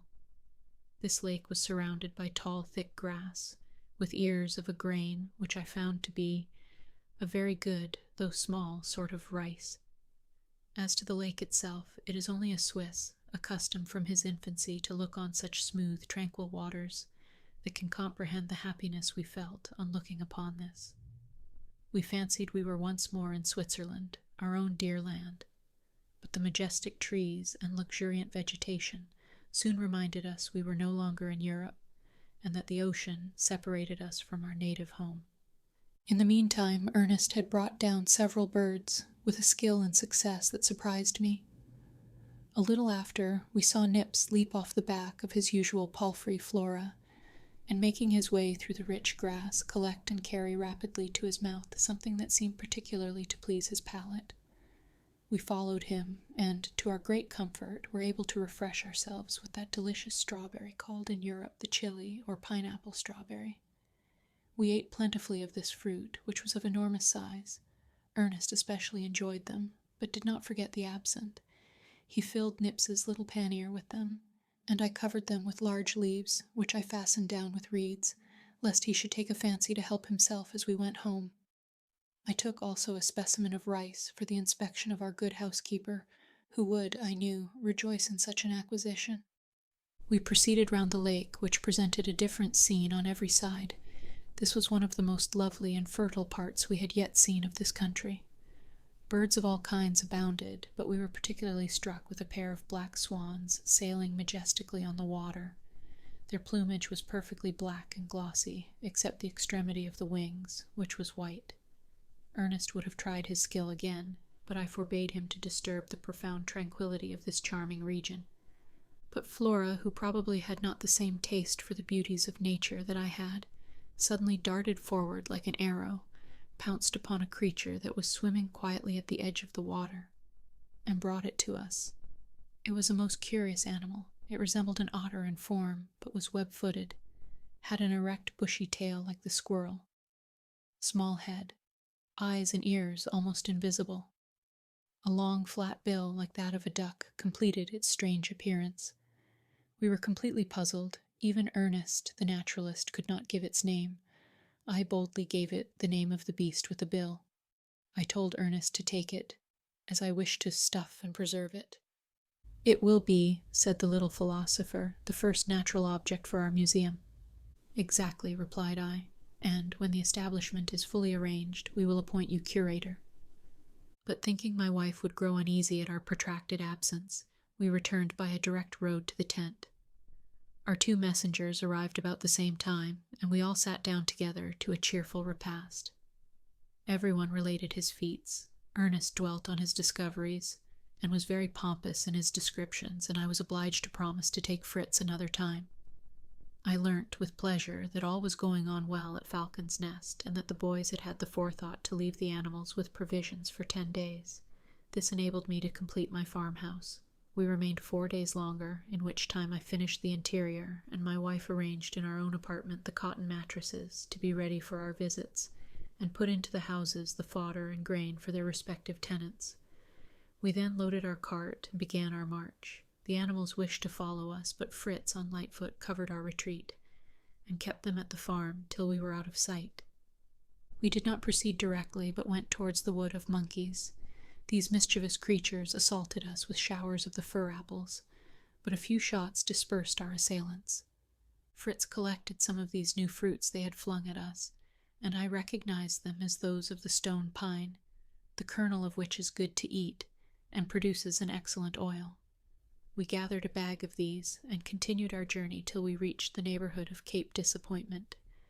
There we ascended a little hill, from the summit of which we looked upon rich plains, rivers, and woods, clothed with verdure and brilliant flowers, and gay birds that fluttered among the bushes. "Here, my children," cried I, "here we will build our summer house." This is truly Arcadia. Here we placed our tent, and immediately began to erect a new building, formed in the same manner as the farmhouse, but now executed more quickly. We raised the roof in the middle and made 4 sloped sides. The interior was divided into eating and sleeping apartments, stables, and a storeroom for provisions. The whole was completed and provisioned in 10 days, and we had now another mansion for ourselves, and a shelter for new colonies of animals. This new erection received the name of Prospect Hill, to gratify Ernest, who thought it had an English appearance. However, the end for which our expedition was planned was not yet fulfilled. I had not yet met with a tree likely to suit me for a boat. We returned then to inspect the trees, and I fixed on a sort of oak, the bark of which was closer than that of the European oak, resembling more that of the cork tree. The trunk was at least 5 feet in diameter, and I fancied its coating, if I could obtain it whole, would perfectly answer my purpose. I traced a circle at the foot, and with a small saw cut the bark entirely through. Fritz, by means of the rope ladder we had brought with us, and attached to the lower branches of the tree, ascended and cut a similar circle 18 feet above mine. We then cut out, perpendicularly, a slip the whole length, and removing it, we had room to insert the necessary tools, and, with wedges, we finally succeeded in loosening the whole. The first part was easy enough, but there was greater difficulty as we advanced. We sustained it as we proceeded with ropes, and then gently let it down on the grass. I immediately began to form my boat while the bark was fresh and flexible. My sons, in their impatience, thought it would do very well if we nailed a board at each end of the roll, but this would have been merely a heavy trough, inelegant and unserviceable. I wished to have one that would look well by the side of the pinnace, and this idea at once rendered my boys patient and obedient. We began by cutting out at each end of the roll of bark a triangular piece of about 5 feet long. Then, placing the sloping parts one over the other, I united them with pegs and strong glue, and thus finished the ends of my boat in a pointed form, this operation having widened it too much in the middle. We passed strong ropes round it and drew it into the form we required. We then exposed it to the sun, which dried and fixed it in the proper shape. As many things were necessary to complete my work, I sent Fritz and Jack to Tent House for the sledge, to convey it there, that we might finish it more conveniently. I had the good fortune to meet with some very hard, crooked wood, the natural curve of which would be admirably suitable for supporting the sides of the boat. We found also a resinous tree, which distilled a sort of pitch easy to manage, and which soon hardened in the sun. My wife and Francis collected sufficient of it for my work. It was almost night when our 2 messengers returned. We had only time to sup and retire to our rest. We were all early at work next morning. We loaded the sledge, placing on it the canoe, the wood for the sides, the pitch, and some young trees which I had transplanted for our plantation at Tent House, and which we put into the boat. But before we set out, I wished to erect a sort of fortification at the pass of the rock, for the double purpose of securing us against the attacks of wild beasts or of savages, and for keeping enclosed, in the savannah beyond the rocks, some young pigs that we wished to multiply there, out of the way of our fields and plantations. As we crossed the sugar cane plantation, I saw some bamboos larger than any I had ever met with, and we cut down one for a mast to our canoe. We now had the river to our left, and the chain of rocks to our right, which here approached the river, leaving only a narrow pass. At the narrowest part of this we raised a rampart before a deep ditch, which could only be crossed by a drawbridge we placed there. Beyond the bridge we put a narrow gate of woven bamboos, to enable us to enter the country beyond, when we wished. We planted the side of the rampart with dwarf palms, India fig, and other thorny shrubs, making a winding path through the plantation, and digging in the midst a hidden pitfall, known to ourselves by 4 low posts, intended to support a plank bridge when we wished to cross it. After this was completed, we built a little chalet of bark in that part of the plantation that faced the stream, and gave it the name of the Hermitage, intending it for a resting place. After several days of hard labor, we returned to Prospect Hill and took a little relaxation. The only work we did was to prepare the mast and lay it on the sledge with the rest. The next morning we returned to Tent House, where we immediately set to work on our canoe with such diligence that it was soon completed. It was solid and elegant, lined through with wood and furnished with a keel. We provided it with brass rings for the oars and stays for the mast. Instead of ballast, I laid at the bottom a layer of stones covered with clay, and over this a flooring of boards. The benches for the rowers were laid across, and in the midst the bamboo mast rose majestically with a triangular sail. Behind I fixed the rudder, worked by a tiller, and I could boast now of having built a capital canoe. Our fleet was now in good condition. For distant excursions we could take the pinnace, but the canoe would be invaluable for the coasting service. Our cow had, in the meantime, given us a young male calf, which I undertook to train for service, as I had done the buffalo, beginning by piercing its nostrils. And the calf promised to be docile and useful, and as each of the other boys had his favorite animal to ride, I bestowed the bull on Francis, and entrusted him with its education, to encourage him to habits of boldness and activity. He was delighted with his new charger, and chose to give him the name of Valiant. We had still 2 months before the rainy season, and this time we devoted to completing the comforts of our grotto. We made all the partitions of wood, except those which divided us from the stables, which we built of stone to exclude any smell from the animals. We soon acquired skill in our works. We had a plentiful supply of beams and planks from the ship, and by practice we became very good plasterers. We covered the floors with a sort of well-beaten mud, smoothed it, and it dried perfectly hard. We then contrived a sort of felt carpet. We first covered the floor with sailcloth. We spread over this wool and goat's hair mixed, and poured over it isinglass dissolved, rolling up the carpet and beating it well. When this was dry, we repeated the process, and in the end had a felt carpet. We made one of these for each room, to guard against any damp that we might be subject to in the rainy season. The privations we had suffered the preceding winter increased the enjoyment of our present comforts. The rainy season came on. We had now a warm, well-lighted, convenient habitation, and abundance of excellent provision for ourselves and our cattle. In the morning we could attend to their wants without trouble, for the rainwater, carefully collected in clean vessels, prevented the necessity of going to the river. We then assembled in the dining room to prayers. After that we went to our workroom. My wife took her wheel, or her loom, which was a rude construction of mine, but in which she had contrived to weave some useful cloth of wool and cotton, and also some linen which she had made up for us. Everybody worked. The workshop was never empty. I contrived with the wheel of a gun to arrange a sort of lathe, by means of which I and my sons produced some neat furniture and utensils. Ernest surpassed us all in this art, and made some elegant little things for his mother. After dinner our evening occupations commenced. Our room was lighted up brilliantly. We did not spare our candles, which were so easily procured, and we enjoyed the reflection in the elegant crystals above us. We had partitioned off a little chapel in one corner of the grotto, which we had left untouched, and nothing could be more magnificent than this chapel lighted up with its colonnades, portico, and altars. We had divine service here every Sunday. I had erected a sort of pulpit from which I delivered a short sermon to my congregation, which I endeavored to render as simple and as instructive as possible. Jack and Francis had a natural taste for music. I made them flageolets of reeds, on which they acquired considerable skill. They accompanied their mother, who had a very good voice, and this music in our lofty grotto had a charming effect. We had thus made great steps toward civilization, and though condemned perhaps to pass our lives alone on this unknown shore, we might yet be happy. We were placed in the midst of abundance. We were active, industrious, and content. Blessed with health and united by affection, our minds seemed to enlarge and improve every day. We saw around us on every side traces of the divine wisdom and beneficence, and our hearts overflowed with love and veneration for that almighty hand which had so miraculously saved and continued to protect us.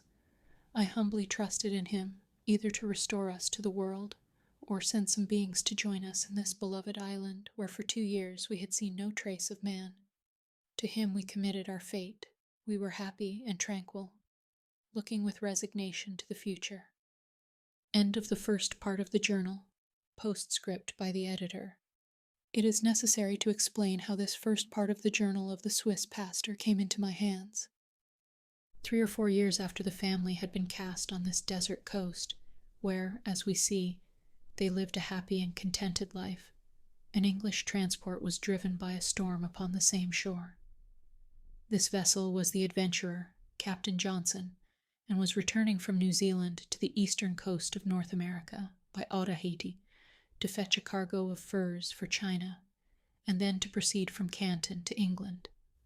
A violent storm, which lasted several days, drove them out of their course. For many days they wandered in unknown seas, and the ship was so injured by the storm that the captain looked out for some port to repair it. They discovered a rocky coast, and, as the violence of the wind was lulled, ventured to approach the shore. At a short distance they anchored, and sent a boat to examine the coast. Lieutenant Bell, who went with the boat, knew a little German. They were some time before they could venture to land among the rocks which guarded the island, but turning the promontory they saw Safety Bay, and entering it, were astonished to see a handsome pinnace and boat at anchor, near the strand a tent, and in the rock doors and windows, like those of a European house. They landed and saw a middle-aged man coming to meet them, clothed in European fashion and well armed. After a friendly salutation, they first spoke in German and then in English. This was the good father. The family were at Falcon's Nest, where they were spending the summer. He had seen the vessel in the morning through his telescope, but, unwilling to alarm, or to encourage hopes that might be vain, he had not spoken of it, but come alone towards the coast. After much friendly conference, the party were regaled with all hospitality at Tent House. The good Swiss gave the lieutenant this first part of his journal for the perusal of Captain Johnson, and after an hour's conversation they separated, hoping to have a pleasant meeting next day. But heaven decreed it otherwise. During the night another fearful storm arose. The adventurer lost its anchor and was driven out to sea, and after several days of anxiety and danger found itself so far from the island, and so much shattered, that all thoughts of returning were given up for that time, and Captain Johnson reluctantly relinquished the hope of rescuing the interesting family.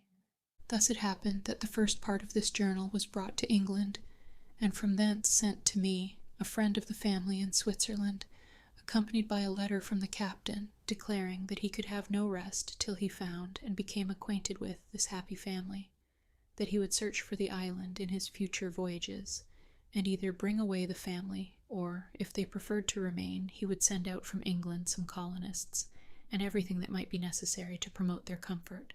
A rough map of the island is added to the journal, executed by Fritz, the eldest son. Continuation of the journal. Chapter 33. I left the reader at the moment in which I had placed the first part of my journal in the hands of Lieutenant Bell, to deliver to Captain Johnson, of the English vessel the Adventurer, expecting him to return the next day with Lieutenant Bell. We separated in this hope, and I thought it necessary to inform my family of this expected visit, which might decide their future lot. My wife and elder sons might wish to seize this only occasion that might occur to revisit their native country, to quit their beloved island, which would doubtless cost them much sorrow at the last moment, but was necessary to their future comfort. I could not help feeling distressed at the prospect of my dear children's solitary old age, and I determined, if they did not wish to return with Captain Johnson, to request him to send some colonists out to people our island. It will be remembered that I had left home alone, and at an early hour, having perceived a vessel from the top of our tree with my telescope. I had set out without breakfast, without giving my sons their tasks, or making any arrangements for the labors of the day. My conference with Lieutenant Bell had been long, It was now past noon, and knowing how prompt my wife was to alarm herself, I was surprised that I did not meet her, nor any of my sons. I began to be uneasy, and on my arrival I hastily mounted the tree, and found my faithful partner extended on her bed, surrounded by her 4 sons, and apparently in great pain. I demanded with a cry of grief what had happened. All wished to speak at once, and it was with some difficulty I learned that my dear wife, in descending the staircase, had been seized with a giddiness in her head, and had fallen down and injured herself so much that she was unable to rise without assistance. She was now enduring great pain in her right leg and in her left foot.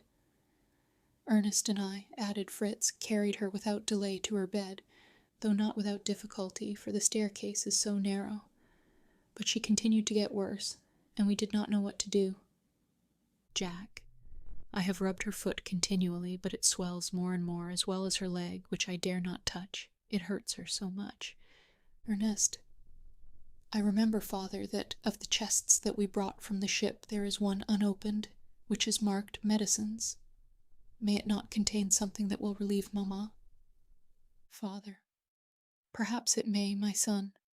You did well to remember it. We will go to Tent House for it. Fritz, you shall accompany me to assist in bringing it. I wished to be alone with Fritz to consult him about the English vessel, and was glad of this opportunity. Before I left my wife, I intended to examine her leg and foot, which were exceedingly painful. When I was preparing to enter the church, I had studied medicine and practical surgery in order to be able to administer to the bodily afflictions of my poor parishioners, as well as to their spiritual sorrows. I knew how to bleed and could replace a dislocated limb. I had often made cures, but since my arrival at the island I had neglected my medical studies, which happily had not been needed.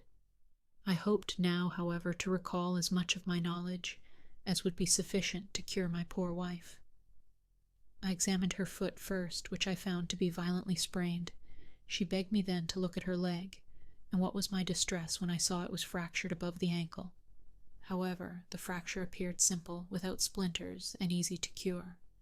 I sent Fritz without delay to procure me 2 pieces of the bark of a tree, between which I placed the leg, after having, with the assistance of my son, stretched it till the 2 pieces of broken bone united. I then bound it with bandages of linen, and tied the pieces of bark round the leg so that it might not be moved. I bound the sprained foot very tightly till I could procure the balsam which I expected to find in the chest. I felt assured that the giddiness of the head which had caused her fall proceeded from some existing cause, which I suspected from the pulse and the complexion must be a fullness of blood, and it appeared to be necessary to take away some ounces, which I persuaded her to allow me to do when I should have brought my medicine chest and instruments from Tent House. I left her, with many charges, to the care of my 3 younger sons, and proceeded to Tent House with Fritz, to whom I now related my morning adventure, and consulted him how we should mention it to his mother. Fritz was astonished. I saw how his mind was employed. He looked round on our fields and plantations, increasing and prospering. "We must not tell her, father," said he. "I will be at Tent House early in the morning. You must give me some commission to execute. I will await the arrival of the captain, and tell him that my dear mother is ill, and that he may return as he came." "You speak rashly, Fritz," answered I. "I have told you that this ship has suffered much from the storm and needs repairs. Have you not often read the golden rule of our divine master? Do unto others as you would have others do unto you. Our duty is to receive the captain into our island and to assist him in repairing and refitting his vessel." "And he will find," said he, "we know something of that kind of work. Did you show him our beautiful pinnace and canoe? But can such a large vessel enter our bay of safety?" "No," replied I. "I fear there will not be sufficient water, but we will show the captain the large bay at the other end of the island, formed by Cape Disappointment. He will find there a beautiful harbor. And he and his officers may live at the farm, and we can go over every day to assist in repairing their vessel," continued Fritz. "Very well," said I, "and when it is finished he will in return give us a place in it to return to Europe." "To return to Europe, father," cried he, "to leave our beautiful winter dwelling, Tent House, and our charming summer residence, Falcon's Nest, our dear good animals, our crystals of salt, our farms, so much that is our own, and which nobody covets to return into Europe to poverty, to war, to those wicked soldiers who have banished us. We want nothing. Dear father, can you consent to leave our beloved island?" "You are right, my dear son," said I. "Would to God we might always remain here happily together, but we are of different ages, and by the law of nature we must one day be separated. Consider, my dear son, if you should survive your brothers, how cheerless it would be to live quite alone on this desert island, without anyone to close your eyes. But let us look at these trees. I see they are tamarind trees. Their fruit contains a pulp which is very useful in medicine, and which will suit your mother, I think, as well as the juice of the orange or lemon. We shall find some of the latter at our plantation near Tent House. But in the meantime, do you climb the tamarind tree, and gather some of those pods which resemble those of beans. Fill one side of the bag with them. The other we will reserve for the oranges and lemons. Not to lose any time, I will go on to Tent House to seek for the 2 chests, and you can follow me." Fritz was up the tamarind tree in a moment. I crossed Family Bridge, and soon reached the grotto.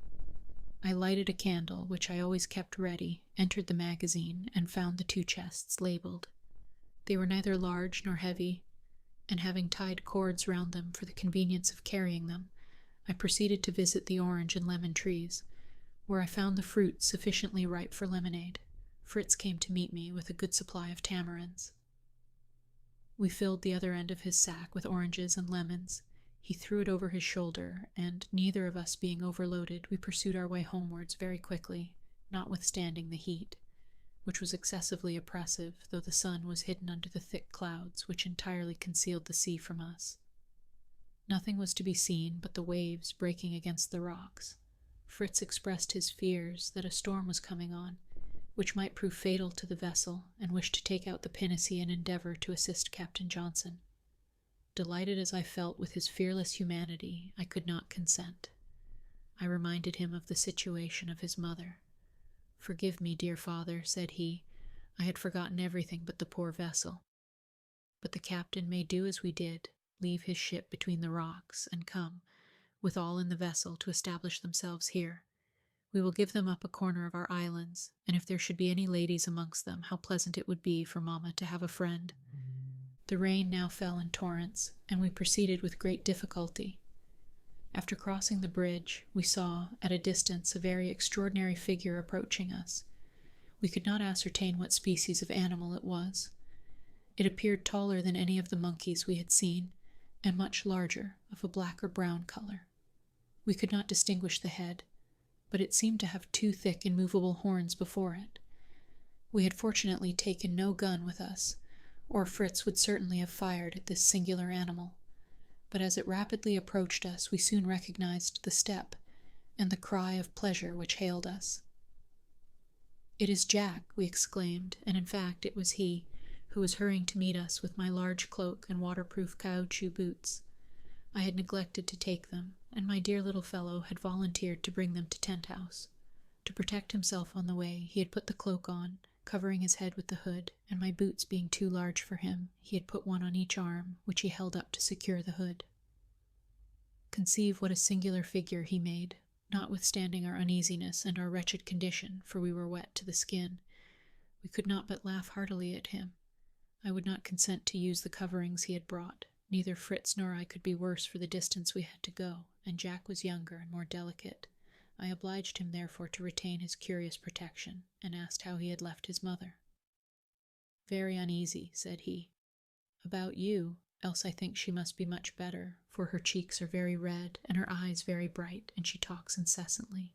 She would have come herself to seek you, but could not rise, and when I told her I would come, she bid me be very quick. But when I was coming downstairs, I heard her call me back for fear of the rain and the thunder. I would not hear her, but ran as fast as I could, hoping to reach Tent House. Why did you come back so soon?" "To spare you half your journey, my brave little man," said I, hastening on, for Jack's account of his mother made me uneasy. I perceived she must be laboring under fever, and the blood ascending to her head. My children followed me, and we soon reached the foot of our castle in the air. Chapter 34. We entered our apartment literally as if we had come out of the sea, and I found my poor Elizabeth much agitated. "Heaven be praised," said she, "but where is Jack, that rash little fellow?" "Here I am, mamma," said he, "as dry as when I left you.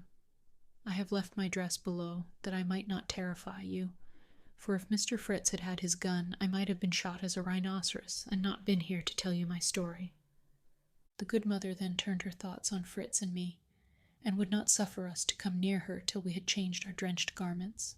To oblige her, we retired to a little closet I had contrived between two thick branches at the top of the staircase, which was used to contain our chests of linen, our dresses, and our provisions.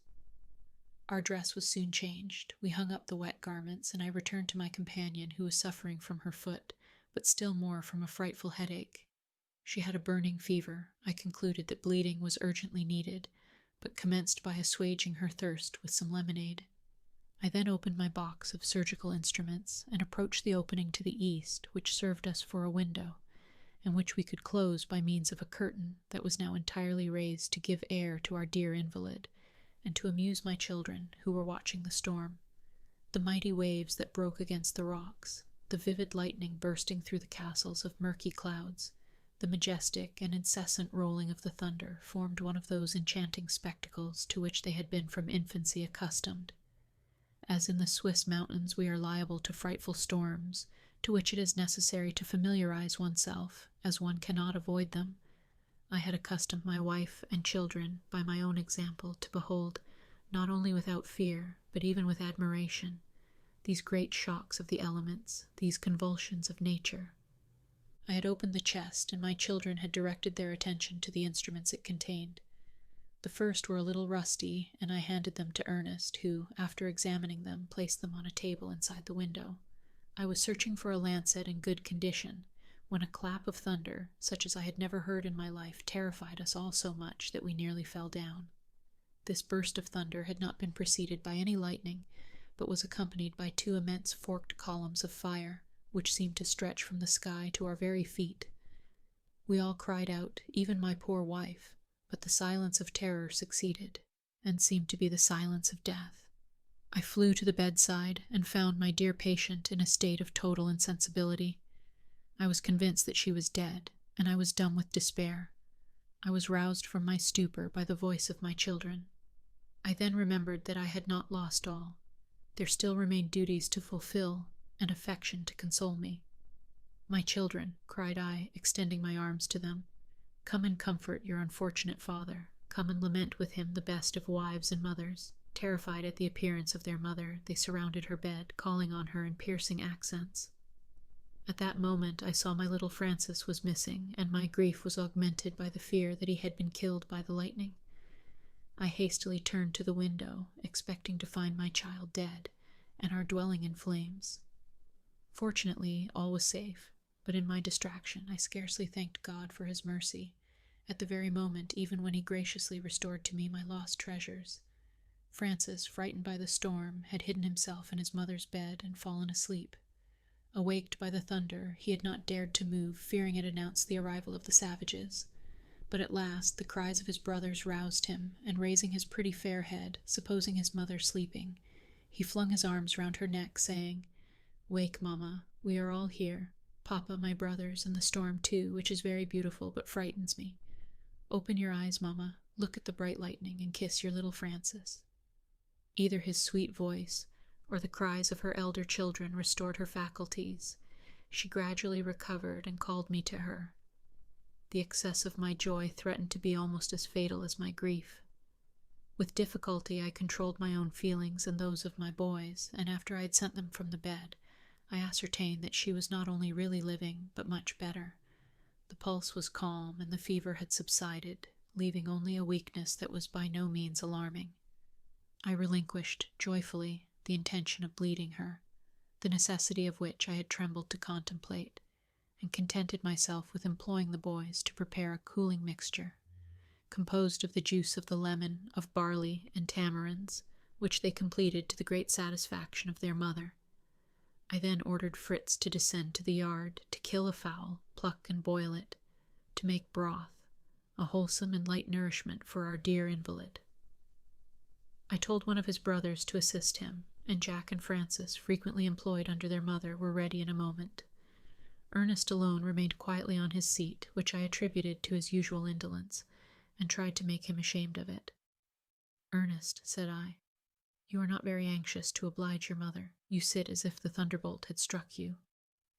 "It has, indeed, rendered me unfit to be of any service to my good mother," said he quietly, and drawing his right hand from under his waistcoat, he showed it to me, most frightfully black and burnt. This dear child, who must have suffered very much, had never uttered a complaint, for fear of alarming his mother, and even now he made a sign to me to be silent, lest she should hear and discover the truth. She soon, however, fell into a sleep, which enabled me to attend to poor Ernest, and to question him about the accident. I learned that a long and pointed steel instrument, which he was examining near the large window, stooping over it to see it better, had attracted the lightning, which, falling partly on the hand in which he held it, had caused the misfortune. There were traces on his arm of the electric fire, and his hair was burnt on one side. By what miracle the electric fluid had been diverted, and how we, dwelling in a tree, had been preserved from a sudden and general conflagration, I knew not. My son assured me he had seen the fire run along the instrument he held, and from thence fall perpendicularly to the earth, where it seemed to burst with a second explosion. I was impatient to examine this phenomenon, and to see if any other traces were left, except those on the hand of my son, which it was necessary, in the first place, to attend to. I remembered frequently to have applied with success in burns the most simple and easy of remedies, which everybody can command. This is, to bathe the hand affected in cold water, taking care to renew it every 8 or 10 minutes. I placed Ernest between 2 tubs of cold water, and exhorting him to patience and perseverance, I left him to bathe his hand, and approach the opening to try and discover what had preserved us, by averting the direction of the lightning, which one might have expected would have killed my son, and destroyed our dwelling. I saw only some light traces on the table, but on looking more attentively I found that the greater part of the surgical instruments which Ernest had placed upon it were either melted or much damaged. In examining them separately, I remarked one much longer than the rest, which projected beyond the edge of the table and was much marked by the fire. I could not easily take it up. It had adhered somewhat in melting, and, in endeavoring to disengage it, I saw that the point, which was beyond the opening, touched a thick wire, which seemed to be suspended from the roof of our tent. All was now explained to me, except that I could in no way account for this wire, placed expressly to serve as a conductor for the lightning. It seemed to be the work of magic. The evening was too far advanced for me to distinguish how it was fastened, and what fixed it below. Therefore, enjoining Ernest to call loudly if he needed me, I hastened down. I saw my 3 cooks very busy, as I passed through, preparing the broth for their mother. They assured me it would be excellent. Fritz boasted that he had killed the fowl with all speed, Jack that he had plucked it without tearing it much, and Francis that he had lighted and kept up the fire. They had nothing to employ them just then, and I took them with me to have someone to talk to on the phenomenon of the lightning. Below the window I found a large packet of iron wire which I had brought from Tent House some days before, intending on some leisure day to make a sort of grating before our poultry yard. By what chance was it here, and hooked by one end to the roof of our house? Some time before I had replaced our cloth canopy, by a sort of roof covered with bark nailed upon laths. The cloth still enclosed the sides and front. All was so inflammable that, but for the providential conductor, we must have been in flames in an instant. I thanked God for our preservation, and little Francis, seeing me so happy, said, "Is it quite true, Papa, that this wire has preserved us?" "Yes, it is true, my darling, and I wish to know what good genius has placed it there, that I may be thankful," said I. "Ah, Father," said my little fellow, "embrace me, but do not thank me, for I did not know that I was doing good." Astonished at this information, I requested my boy to tell me why and how he had fixed the wire. "I wanted to reach some fig," said he, "when you and Fritz were at Tent House, and Jack and Ernest were nursing Mamma. I wished to do some good for her. I thought she would like some of our sweet figs, but there were none in my reach, and I had no stick long enough to beat them down. I went below and found that great roll of wire. I tried to break a piece off, but could not, and I then determined to carry the whole up to our dwelling, and to bend one end into a hook, by which I might catch some of the branches and bring them near me to gather the figs. I was very successful at first, and secured 1 or 2 figs.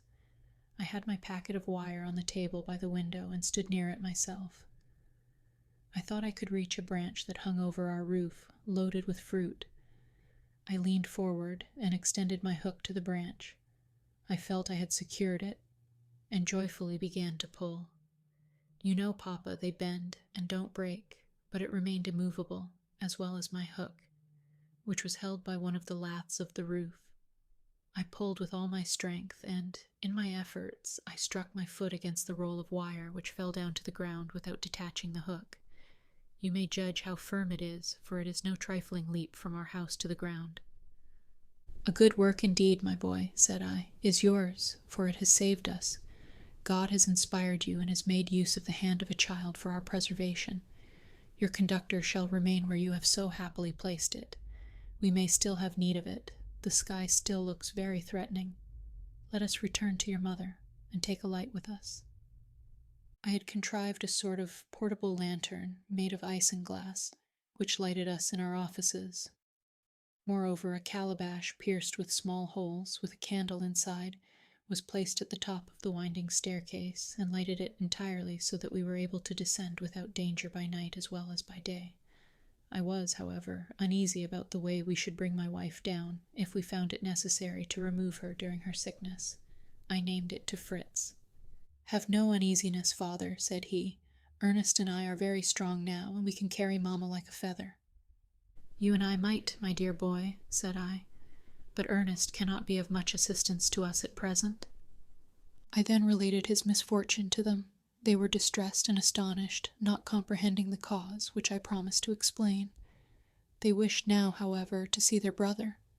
Fritz then requested, in a low tone of voice, that he might go to Tent House to see if the vessel and the captain had arrived. Seeing his brothers listening with curiosity, I thought it best to tell them the affair. I am not requesting them, however, not to name it to their mother at present. Jack, who was now about 14 years of age, listened with the most intense interest, his eyes sparkling with joy and surprise. "A vessel, people from Europe. Do you think they have come to seek us? Perhaps they are our relations and friends." "How glad should I be," said Francis, "if my good grandmamma were there. She loved me so much, and was always giving me sweetmeats." This was the mother of my dear wife, from whom she had parted with extreme regret. I knew that a single word from the child would have revived all her sorrows, and would in her present state be dangerous. I therefore forbade him naming such a thing to his mother, even if we mentioned the vessel. We ascended, and found our dear patient awake, with Ernest at her side, his hand tied up, and somewhat relieved, though from not having applied the water immediately. There were several blisters, which he requested me to open. It was necessary to tell his mother he had had a burn.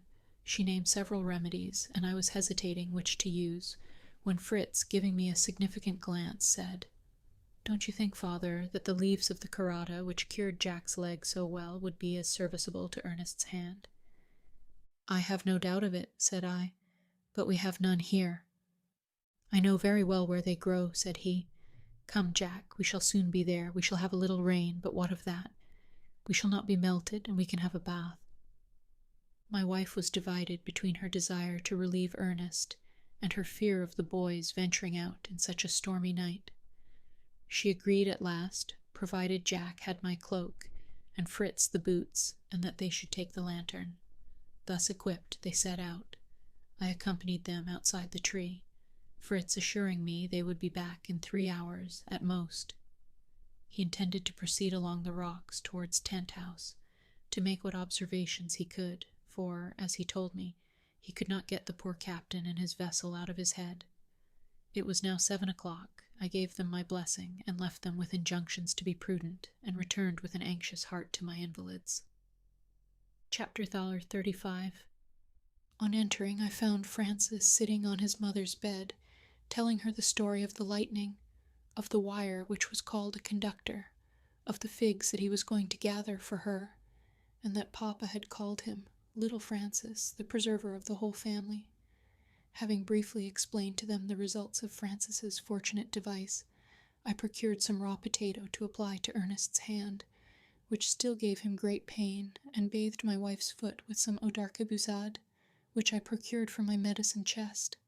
Here I also met with some laudanum, a few drops of which I infused into the lemonade, wishing her to sleep till her sons returned.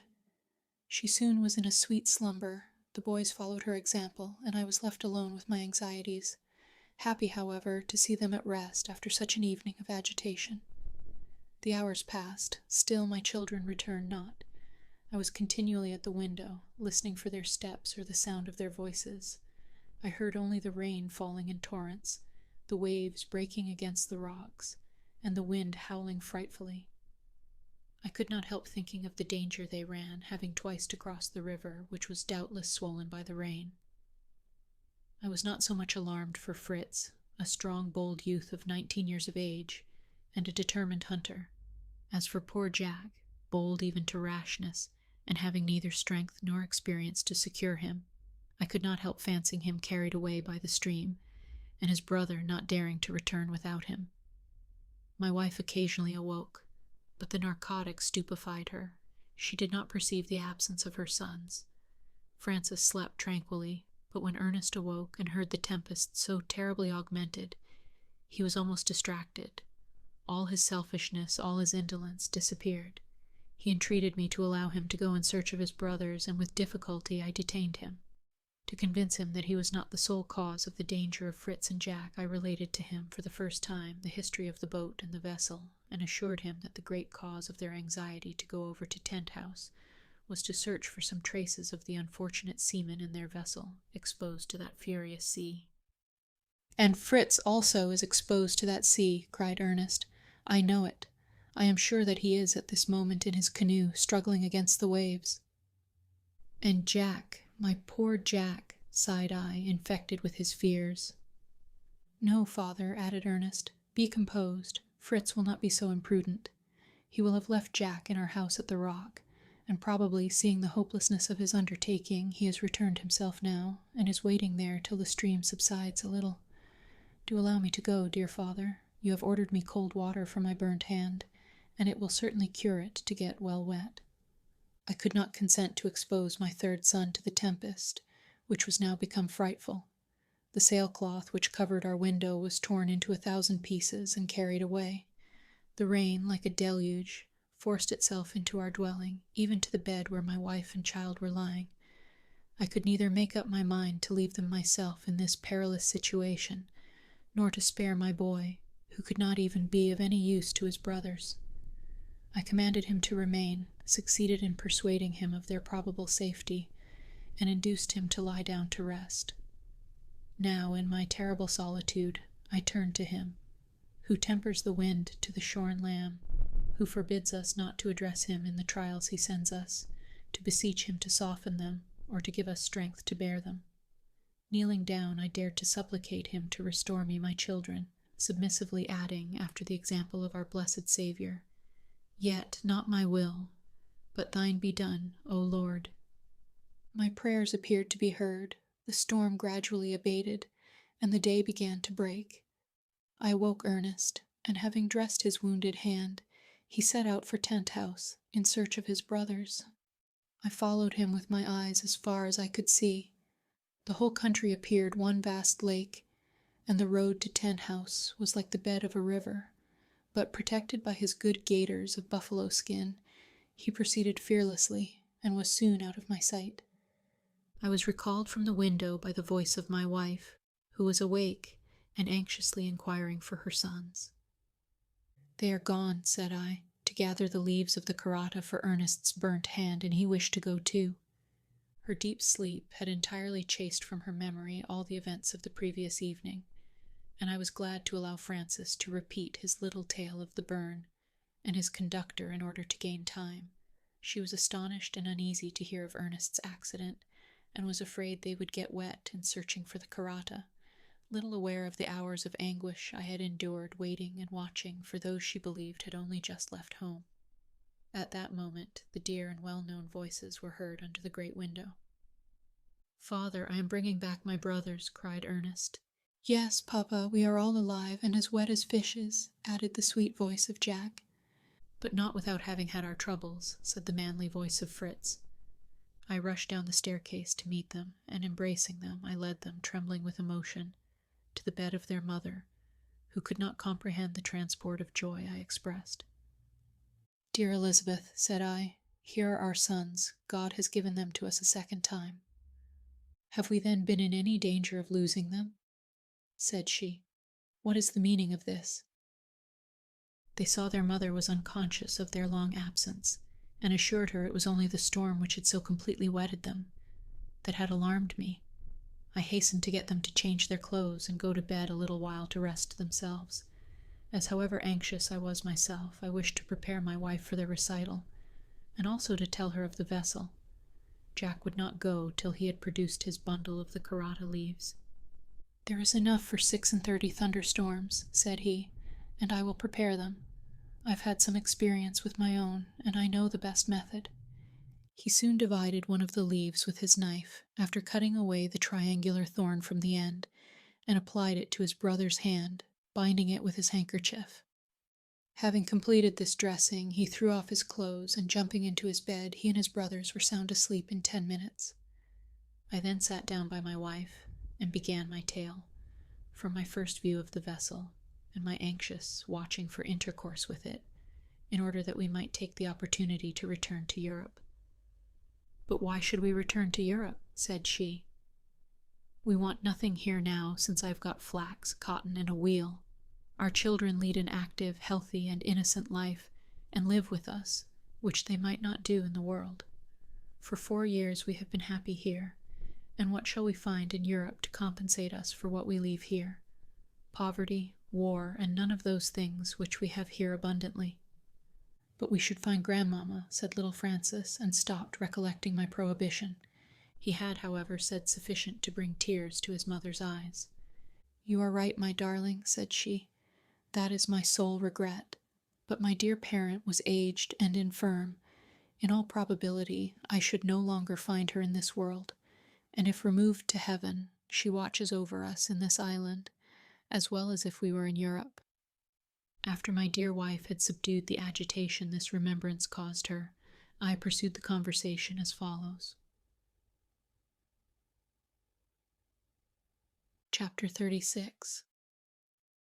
"I see, my dear wife," said I, "that you, as well as the rest of my family, are contented to remain on this island, where it seems it is the will of God for us to dwell, as it is improbable that in such a tempest Captain Johnson would risk approaching the island, if indeed it has not been already fatal to him. I'm impatient to learn if Fritz has any tidings of him, for it was on the shore near Tent House that he and Jack passed the night." "Well done, my good and courageous boys," said their mother. "They might at any rate have given assistance to them if wrecked." "You are more courageous than I am, my dear Elizabeth," answered I. "I have passed the whole night mourning for my children, and you think only of the good they might have done to their fellow creatures." My sons were awake by this time, and I eagerly inquired if they had discovered any traces of the vessel. Fritz said they had not, but he feared it would never be able to resist the fury of the tempest. "No, indeed," said Jack. "Those mountains of waves, which were not fixtures like other mountains, came full gallop to swallow up Fritz the Great, Jack the Little, and their fine canoe. My wife nearly fainted when she heard they had ventured on that terrible sea, and I reminded Fritz that I had forbidden him to do this. "But you have often said to me, Papa," said he, "do unto others as you would they should do unto you, and what a happiness it would have been to us when our vessel was wrecked if we had seen a canoe." "With 2 bold men coming to our assistance," said Jack. "But go on with your story, Fritz." Fritz continued. We proceeded first to the rocks, and, with some difficulty, and not until Jack had shed some blood in the cause, we secured the karata leaves, with their ugly thorns at the end. When our sack was full, we proceeded along the rocks towards Tent House. From this height I tried to discover the ship, but the darkness obscured everything. Once I thought I perceived at a great distance a fixed light, which was neither a star nor the lightning, and which I lost sight of occasionally. We had now arrived at the cascade, which, from the noise, seemed much swollen by the rain. Our great stones were quite hidden by a boiling foam. I would have attempted to cross if I had been alone, but with Jack on my shoulders I was afraid of the risk. I therefore prepared to follow the course of the river to Family Bridge. The wet ground continually brought us on our knees, and with great difficulty we reached the bridge, but judge of our consternation. The river had risen so much that the planks were covered, and, as we conceived, the whole was destroyed. I then told Jack to return to Falcon's Nest with the karata leaves, and I would swim across the river. I returned about 100 yards up the stream to find a wider and less rapid part, and easily crossed.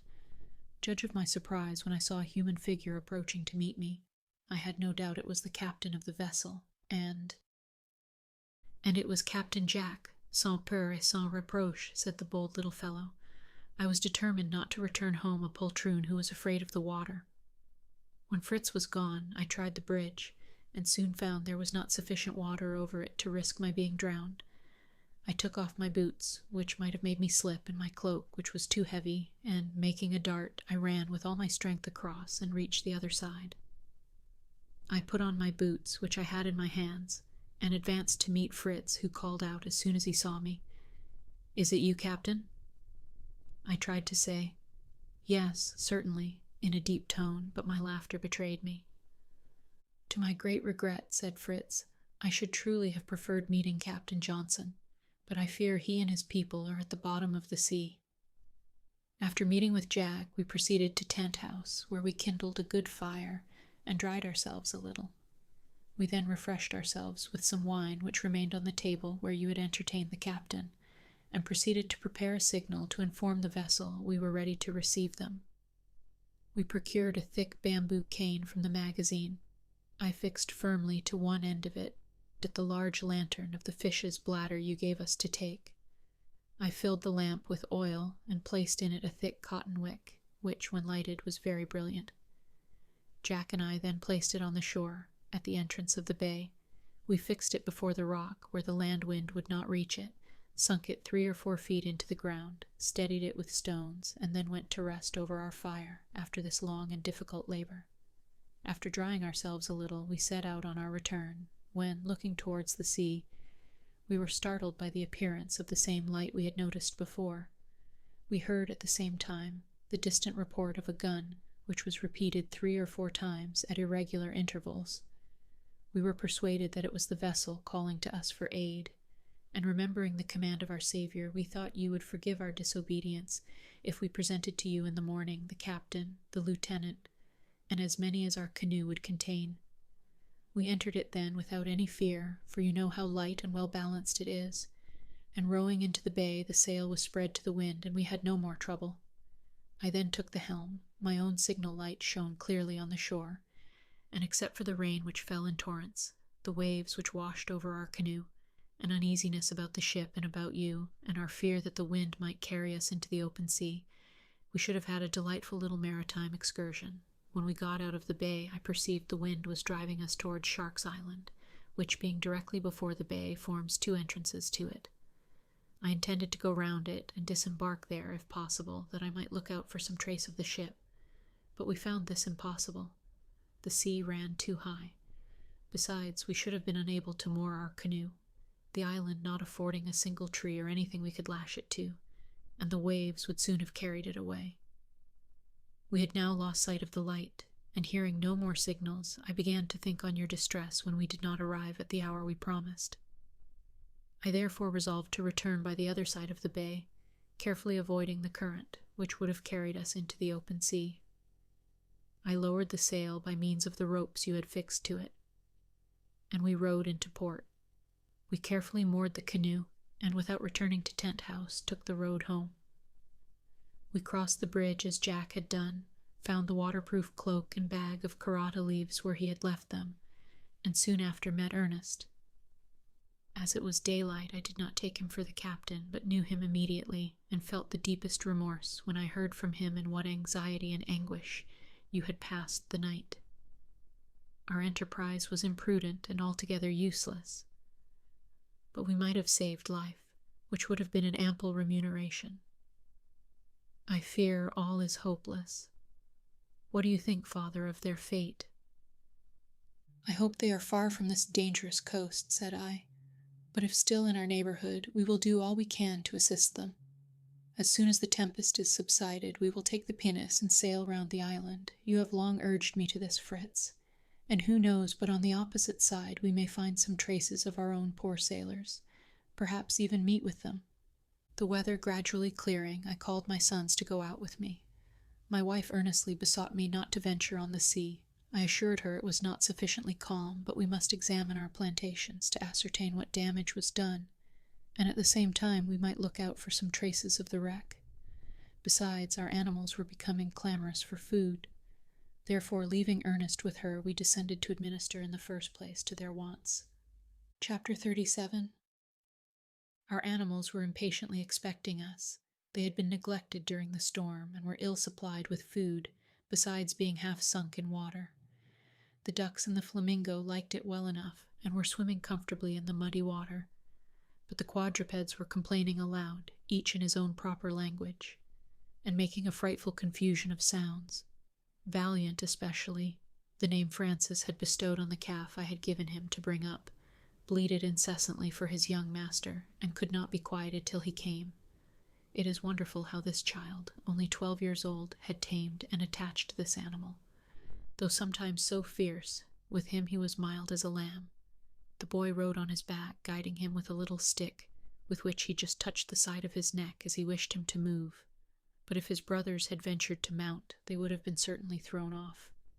A pretty sight was our cavalry, Fritz on his handsome onagra, Jack on his huge buffalo, and Francis on his young bull. There was nothing left for Ernest but the donkey, and its slow and peaceful habits suited him very well. Francis ran up to his favorite, who showed his delight at seeing him as well as he was able, and at the first summons followed his master from the stable. Fritz brought out Lightfoot Jack his buffalo, and I followed with the cow and the ass. We left them to sport about at liberty on the humid earth, till we removed the water from their stable and supplied them with fresh food. We then drove them in, considering it advisable to pursue our expedition on foot, lest the bridge should still be overflowed. Francis was the superintendent of the fowls, and knew every little chicken by name. He called them out and scattered their food for them, and soon had his beautiful and noisy family fluttering round him. After having made all our animals comfortable, and given them their breakfast, we began to think of our own. Francis made a fire and warmed some chicken broth for his mother. For ourselves, we were contented with some new milk, some salt herrings, and cold potatoes.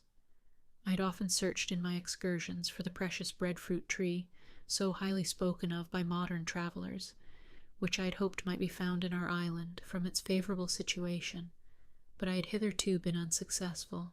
We were unable to procure the blessing of bread. Our ship biscuit had long been exhausted, and though we had sown our European corn, we had not yet reaped any. After we had together knelt down to thank God for his merciful protection through the terrors of the past night, and besought him to continue it, we prepared to set out. The waves still ran high, though the wind had subsided, and we determined merely to go along the shore, as the roads still continued impassable from the rain, and the sand was easier to walk on than the wet grass. Besides, our principal motive for the excursion was to search for any traces of a recent shipwreck. At first we could discover nothing, even with the telescope, but Fritz, mounting a high rock, fancied he discovered something floating towards the island. He besought me to allow him to take the canoe, which was still where he left it the preceding night. As the bridge was now easy to cross, I consented, only insisting on accompanying him to assist in managing it. Jack, who was much afraid of being left behind, was the first to leap in and seize an oar. There was, however, no need of it. I steered my little boat into the current, and we were carried away with such velocity as almost to take our breath. Fritz was at the helm, and appeared to have no fear. I will not say that his father was so tranquil. I held Jack for fear of accidents, but he only laughed, and observed to his brother that the canoe galloped better than Lightfoot.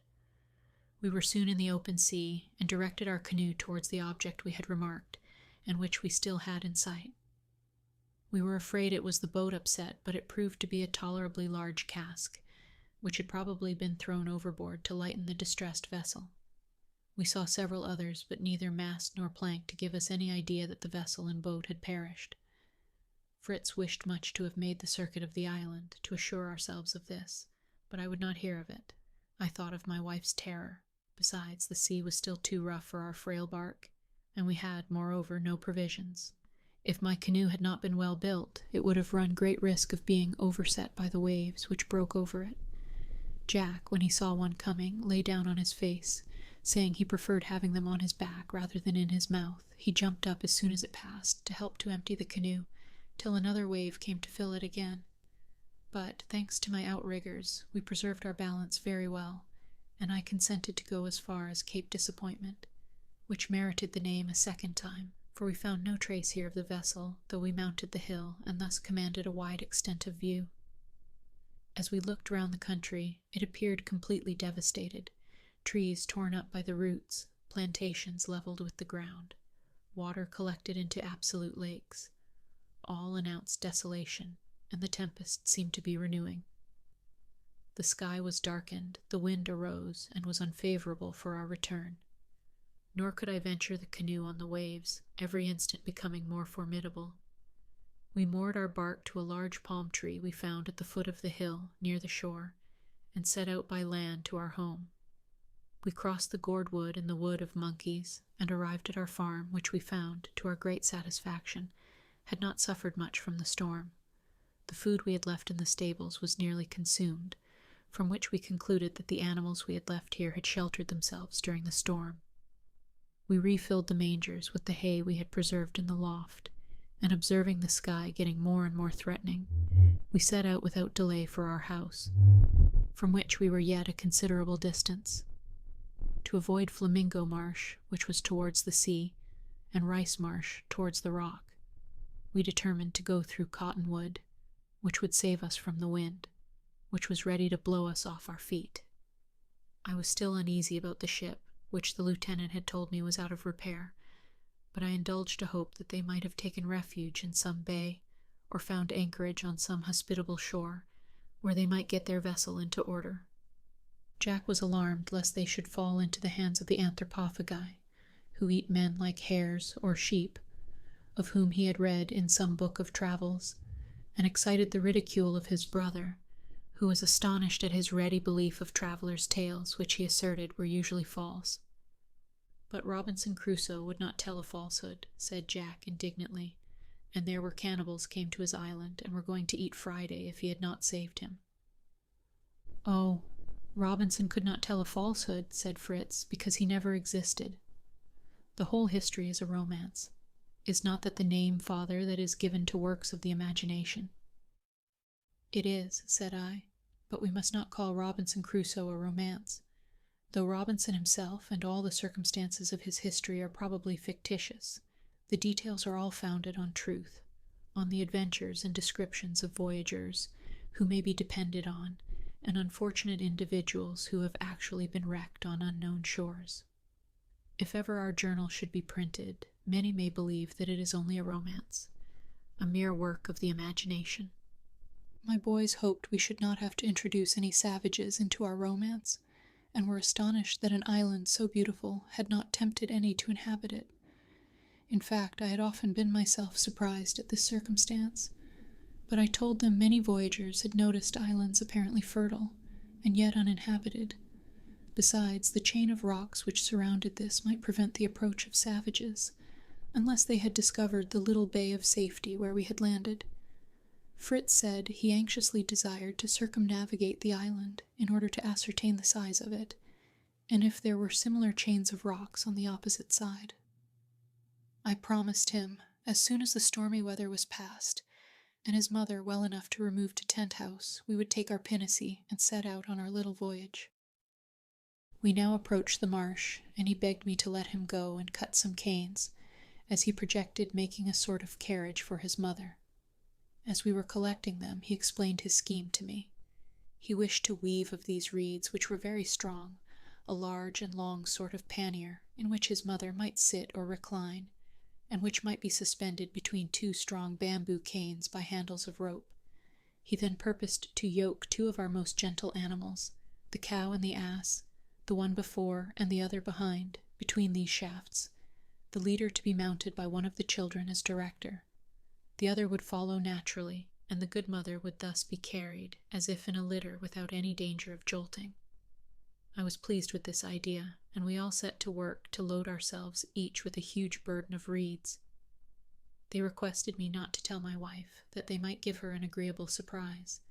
It needed such affection as ours to induce us to the undertaking in such unpropitious weather. It rained in torrents, and the marsh was so soft and wet that we were in danger of sinking at every step. However, I could not be less courageous than my sons, whom nothing daunted, and we soon made up our bundles, and placing them on our heads, they formed a sort of umbrella which was not without its benefits. We soon arrived at Falcon's Nest.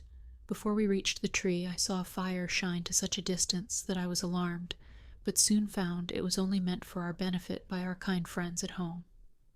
When my wife saw the rain falling, she had instructed her little assistant to make a fire in our usual cooking place, at a little distance from the tree, and protected by a canopy of waterproof cloth from the rain. The young cook had not only kept up a good fire to dry us on our return, but had taken the opportunity of roasting 24 of those excellent little birds, which his mother had preserved in butter, and which, all ranged on the old sword which served us for a spit, were just ready on our arrival, and the fire and feast were equally grateful to the hungry, exhausted, and wet travelers who sat down to enjoy them. However, before we sat down to our repast, we went up to see our invalids, whom we found tolerably well, though anxious for our return. Ernest, with his sound hand and the assistance of Francis, had succeeded in forming a sort of rampart before the opening into the room, composed of the 4 hammocks in which he and his brothers slept, placed side by side, on end. This sufficiently protected them from the rain, but excluded the light, so that they had been obliged to light a candle, and Ernest had been reading to his mother in a book of voyages that had formed part of the captain's small library.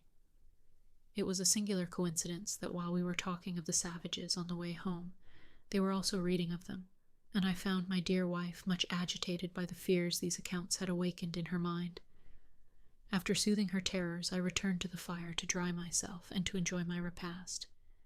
Besides the birds, Francis had prepared fresh eggs and potatoes for us. He told me that his mamma had given up her office of cook to him, and assured me that he would perform the duties to our satisfaction, provided he was furnished with materials. Fritz was to hunt, Jack to fish, I was to order dinner, and he would make it ready.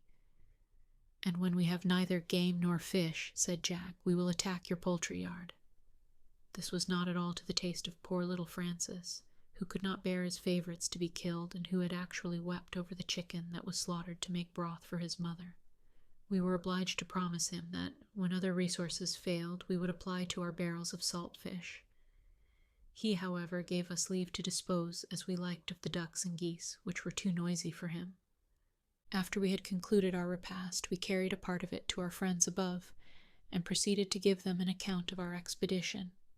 I then secured the hammocks somewhat more firmly to save us from the storm that was still raging, and the hour of rest being at hand, my sons established themselves on mattresses of cotton, made by their kind mother, and in spite of the roaring of the winds, we were soon in profound repose. Chapter 38. The storm continued to rage the whole of the following day, and even the day after with the same violence. Happily our tree stood firm, though several branches were broken, amongst others that to which Francis's wire was suspended. I replaced it with more care, carried it beyond our roof, and fixed at the extremity the pointed instrument which had attracted the lightning. I then substituted for the hammocks before the window strong planks which remained from my building, and which my sons assisted me to raise with pulleys, after having sawed them to the proper length. Through these I made loopholes to admit the light and air. In order to carry off the rain, I fixed a sort of spout, made of the wood of a tree I had met with, which was unknown to me, though apparently somewhat like the elder. The whole of the tree, almost to the bark, was filled up with a sort of pith easily removed. From this tree I made the pipes for our fountain, and the remainder was now useful for these rain spouts. I employed those days in which I could not go out, in separating the seeds and grain, of which I saw we should have need, and in mending our work tools. My sons, in the meantime, nestled under the tree among the roots, were incessantly employed in the construction of the carriage for their mother. The Karatas had nearly completed the cure of Ernest's hand, and he was able to assist his brothers preparing the canes, which Fritz and Jack wove between the flat wooden wands, with which they had made the frame of their pannier. They succeeded in making it so strong and close that they might have carried liquids in it. My dear wife's foot and leg were gradually improving, and I took the opportunity of her confinement to reason with her on her false notion of the dangers of the sea, and to represent to her the gloomy prospect of our sons if they were left alone in the island. She agreed with me, but could not resolve to leave it. She hoped God would send some vessel to us, which might leave us some society, and after all, if our sons were left, she pointed out to me that they had our beautiful penis and might at any time, of their own accord, leave the island. "And why should we anticipate the evils of futurity, my dear friend?" said she. "Let us think only of the present. I'm anxious now to know if the storm has spared my fine kitchen garden." "You must wait a little," said I. "I am as uneasy as you, for my maize plantations, my sugar canes, and my cornfields." At last, one night, the storm ceased, the clouds passed away, and the moon showed herself in all her glory. How delighted we were! My wife got me to remove the large planks I had placed before the opening, and the bright moonbeams streamed through the branches of the tree into our room. A gentle breeze refreshed us, and so delighted were we in gazing on that sky of promise, that we could scarcely bear to go to bed, but spent half the night in projects for the morrow. The good mother alone said that she could not join in our excursions. Jack and Francis smiled at each other as they thought of their litter, which was now nearly finished. A bright sun awoke us early next morning. Fritz and Jack had requested me to allow them to finish their carriage, so leaving Ernest with his mother, I took Francis with me to ascertain the damage done to the garden at Tent House, about which his mother was so anxious. We easily crossed the bridge, but the water had carried away some of the planks. However, my little boy leapt from one plank to another with great agility. Though the distance was sometimes considerable, he was so proud of being my sole companion that he scarcely touched the ground as he ran on before me. But he had a sad shock when he got to the garden, of which we could not find the slightest trace. All was destroyed, the walks, the fine vegetable beds, the plantations of pines and melons. All had vanished. Francis stood like a marble statue, as pale and still, till, bursting into tears, he recovered himself. "Oh, my good mamma," said he, "what will she say when she hears of this misfortune?" "But she need not know it, papa," added he after a pause. "It would distress her too much. And if you and my brothers will help me, we will repair the damage before she can walk. The plants may not be so large, but the earth is moist, and they will grow quickly, and I will work hard to get it into order." I embraced my dear boy and promised him this should be our first work. I feared we should have many other disasters to repair, but a child of 12 years old gave me an example of resignation and courage. We agreed to come next day to begin our labor, for the garden was too well situated for me to abandon it. It was on a gentle declivity, at the foot of the rocks, which sheltered it from the north wind, and was conveniently watered from the cascade. I resolved to add a sort of bank, or terrace, to protect it from the violent rains, and Francis was so pleased with the idea that he began to gather the large stones which were scattered over the garden, and to carry them to the place where I wished to build my terrace. He would have worked all day if I would have allowed him, but I wanted to look after my young plantations, my sugar canes, and my fields, and after the destruction I had just witnessed, I had everything to fear. I proceeded to the avenue of fruit trees that led to Tent House, and was agreeably surprised. All were half bowed to the ground, as well as the bamboos that supported them, but few were torn up, and I saw that my sons and I, with the labor of 2 or 3 days, could restore them. Some of them had already begun to bear fruit, but all was destroyed for this year. This was, however, a trifling loss, compared with what I had anticipated, for, having no more plants of European fruits, I could not have replaced them. Besides, having resolved to inhabit Tent House at present entirely, being there defended from storms, it was absolutely necessary to contrive some protection from the heat. My new plantations afforded little shade yet, and I trembled to propose to my wife to come and inhabit these burning rocks. Francis was gathering some of the beautiful unknown flowers of the island for his mother, and when he had formed his nosegay, bringing it to me, "See, Papa," said he, "how the rain has refreshed these flowers. I wish it would rain still, it is so dreadfully hot here. Oh, if we had but a little shade." "That is just what I was thinking of, my dear," said I. "We shall have shade enough when my trees are grown, but in the meantime—" "In the meantime, Papa," said Francis, "I will tell you what you must do. You must make a very long, broad colonnade before our house, covered with cloth, and open before, so that Mamma may have air and shade at once." I was pleased with my son's idea, and promised him to construct a gallery soon, and call it the Franciade in honor of him. My little boy was delighted that his suggestion should be thus approved, and begged me not to tell his mamma, as he wished to surprise her as much as his brothers did with their carriage, and he hoped the Franciade might be finished before she visited Tent House. I assured him I would be silent, and we took the road hence, talking about our new colonnade. I projected making it in the most simple and easy way, a row of strong bamboo canes planted at equal distances along the front of our house, and united by a plank of wood at the top cut into arches between the canes. Others I would place sloping from the rock, to which I would fasten them by iron cramps. These were to be covered with sailcloth, prepared with the elastic gum and well secured to the plank. This building would not take much time, and I anticipated the pleasure of my wife when she found out that it was an invention of her little favorite, who, of a mild and reflecting disposition, was beloved by us all. As we walked along, we saw something approaching, that Francis soon discovered to be his brothers, with their new carriage, and concluding that his mamma occupied it, he hastened to meet them, lest they should proceed to the garden. But on our approach, we discovered that Ernest was in the litter, which was borne by the cow before, on which Fritz was mounted, and by the ass behind with Jack on it. Ernest declared the conveyance was so easy and delightful that he should often take his mother's place. "I like that very much," said Jack. "Then I will take care that we will harness the onagra and the buffalo for you, and they will give you a pretty jolting, I promise you. The cow and ass are only for Mamma. Look, Papa, is it not complete? We wished to try it as soon as we finished it. So we got Ernest to occupy it while Mother was asleep.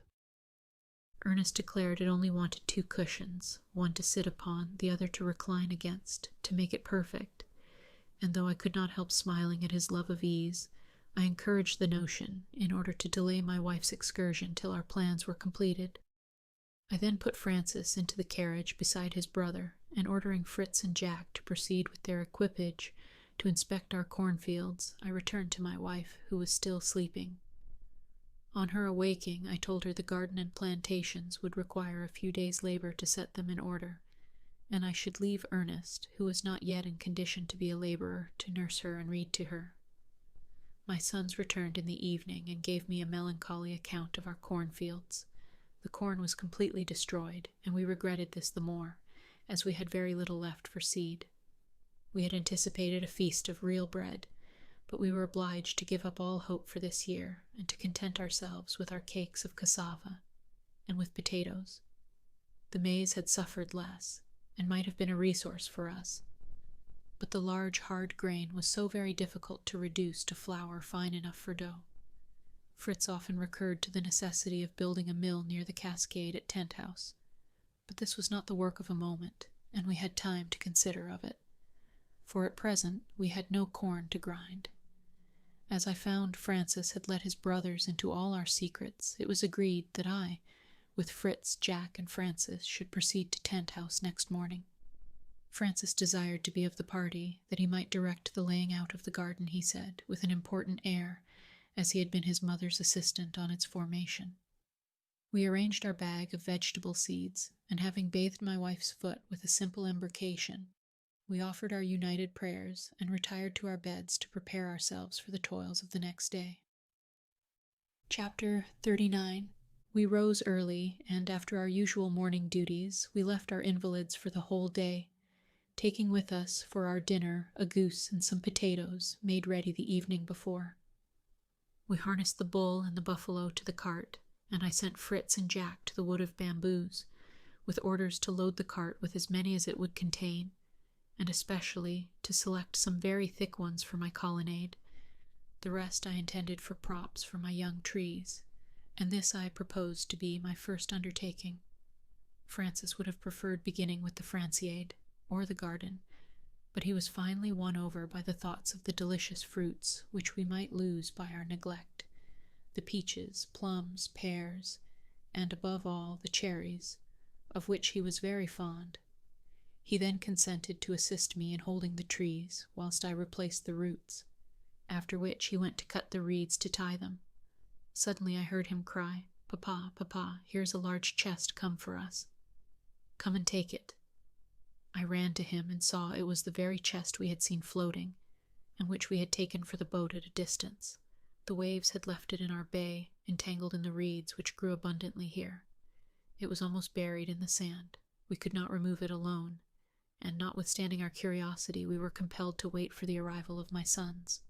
We returned to our work, and it was pretty well advanced when the tired and hungry party returned with their cartload of bamboos.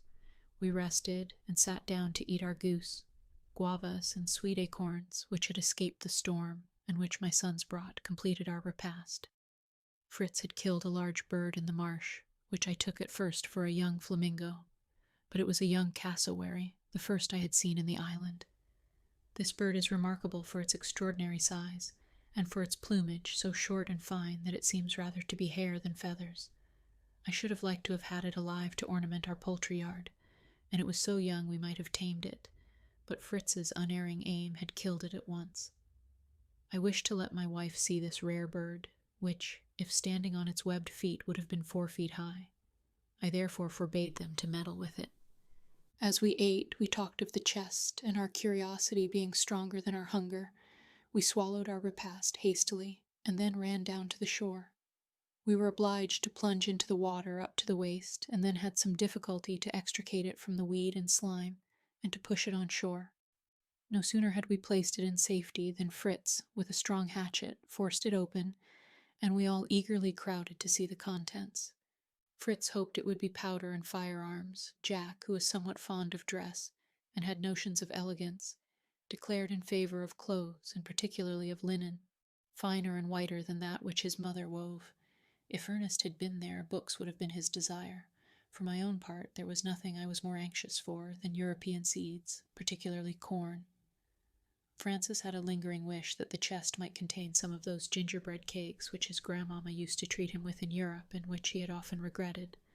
But he kept this wish to himself, for fear his brothers should call him Little Glutton, and assured us that he should like a little pocket knife with a small saw better than anything in the world, and he was the only one who had his wish.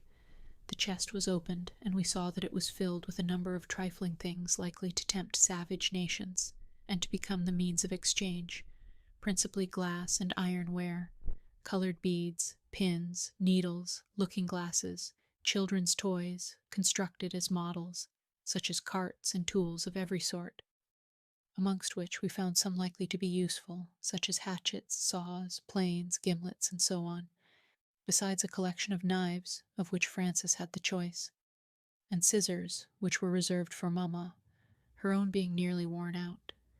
I had, moreover, the pleasure of finding a quantity of nails of every size and kind, besides iron hooks, staples, and so on, which I needed greatly. After we had examined the contents and selected what we wanted immediately, we closed up the chest and conveyed it to our magazine at Tent House. We had spent so much time in our examination that we had some difficulty to finish propping our trees, and to arrive at home before it was dark.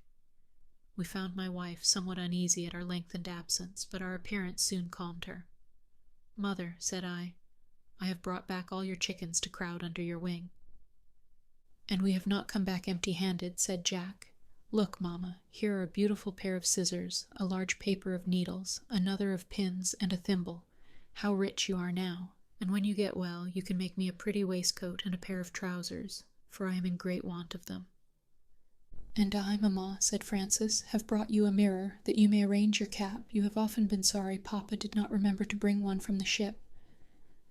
This was intended for the savages, and I will begin with you.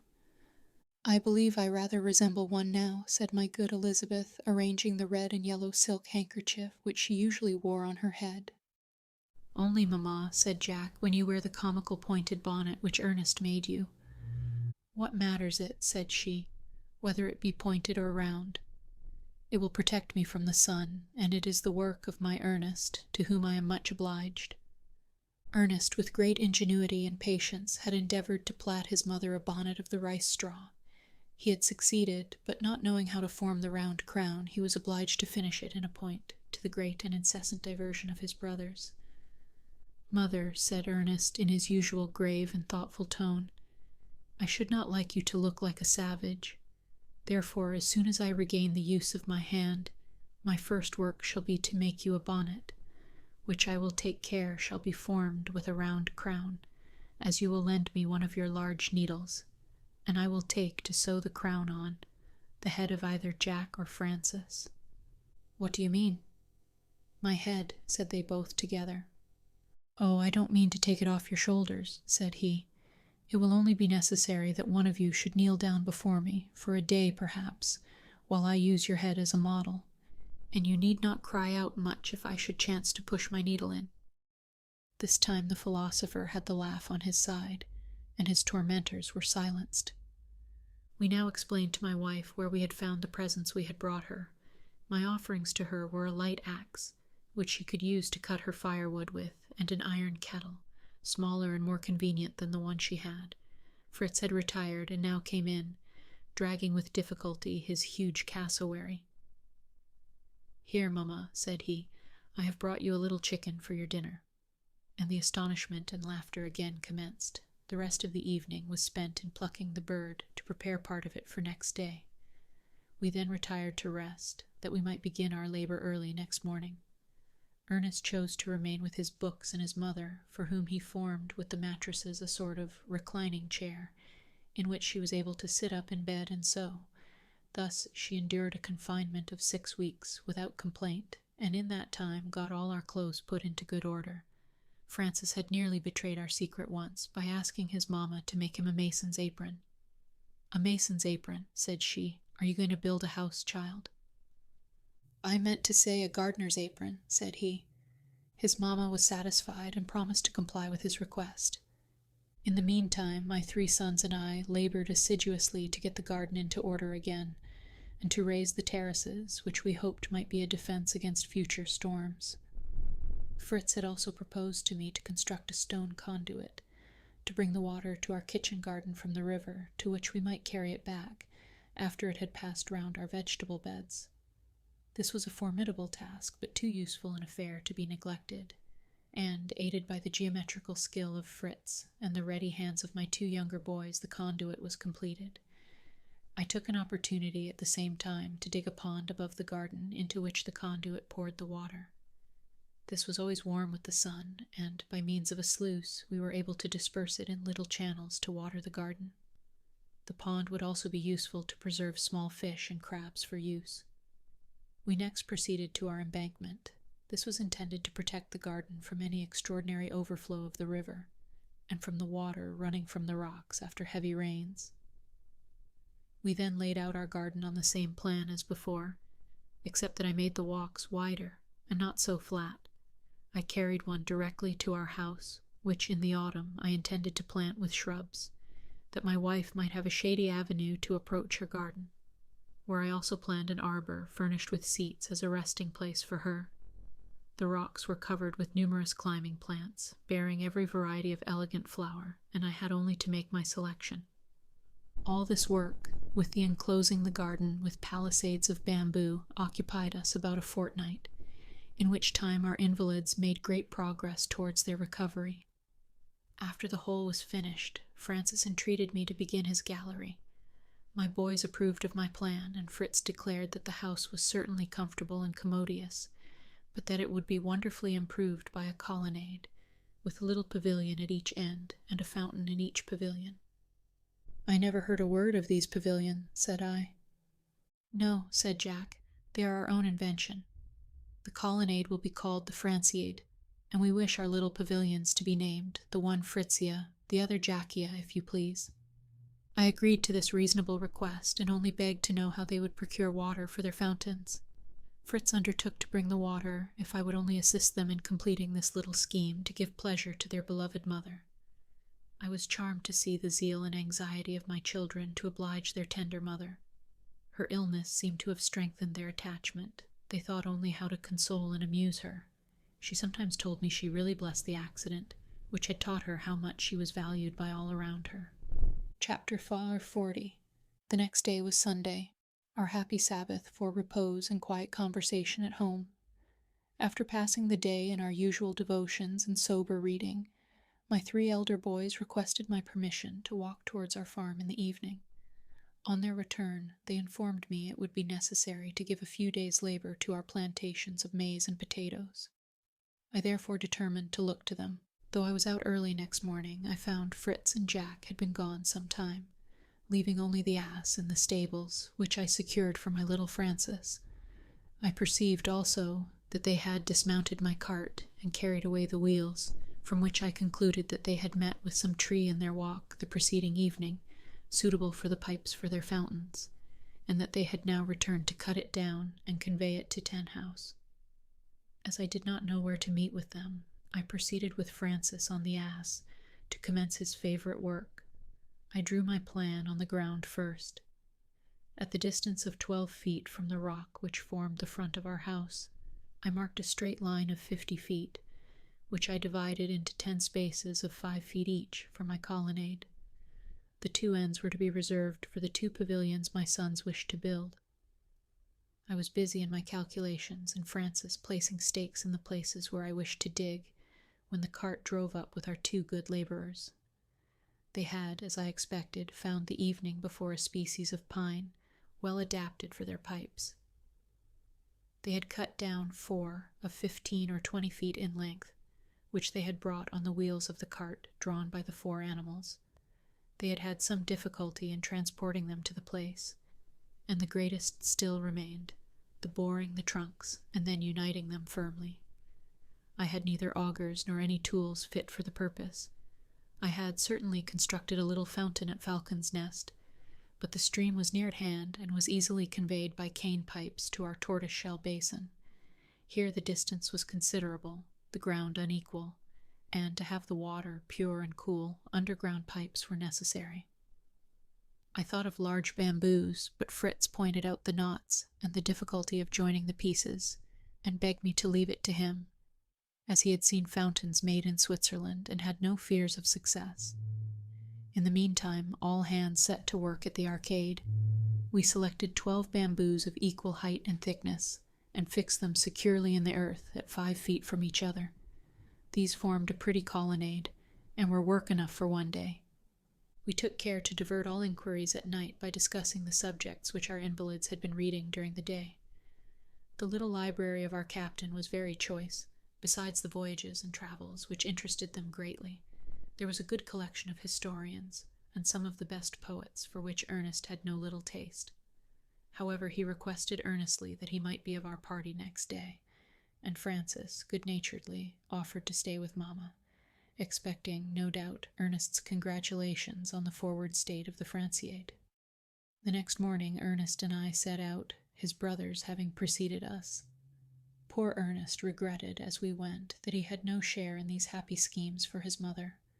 I reminded him, however, of his dutiful care of her during her sickness, and all his endeavors to amuse her.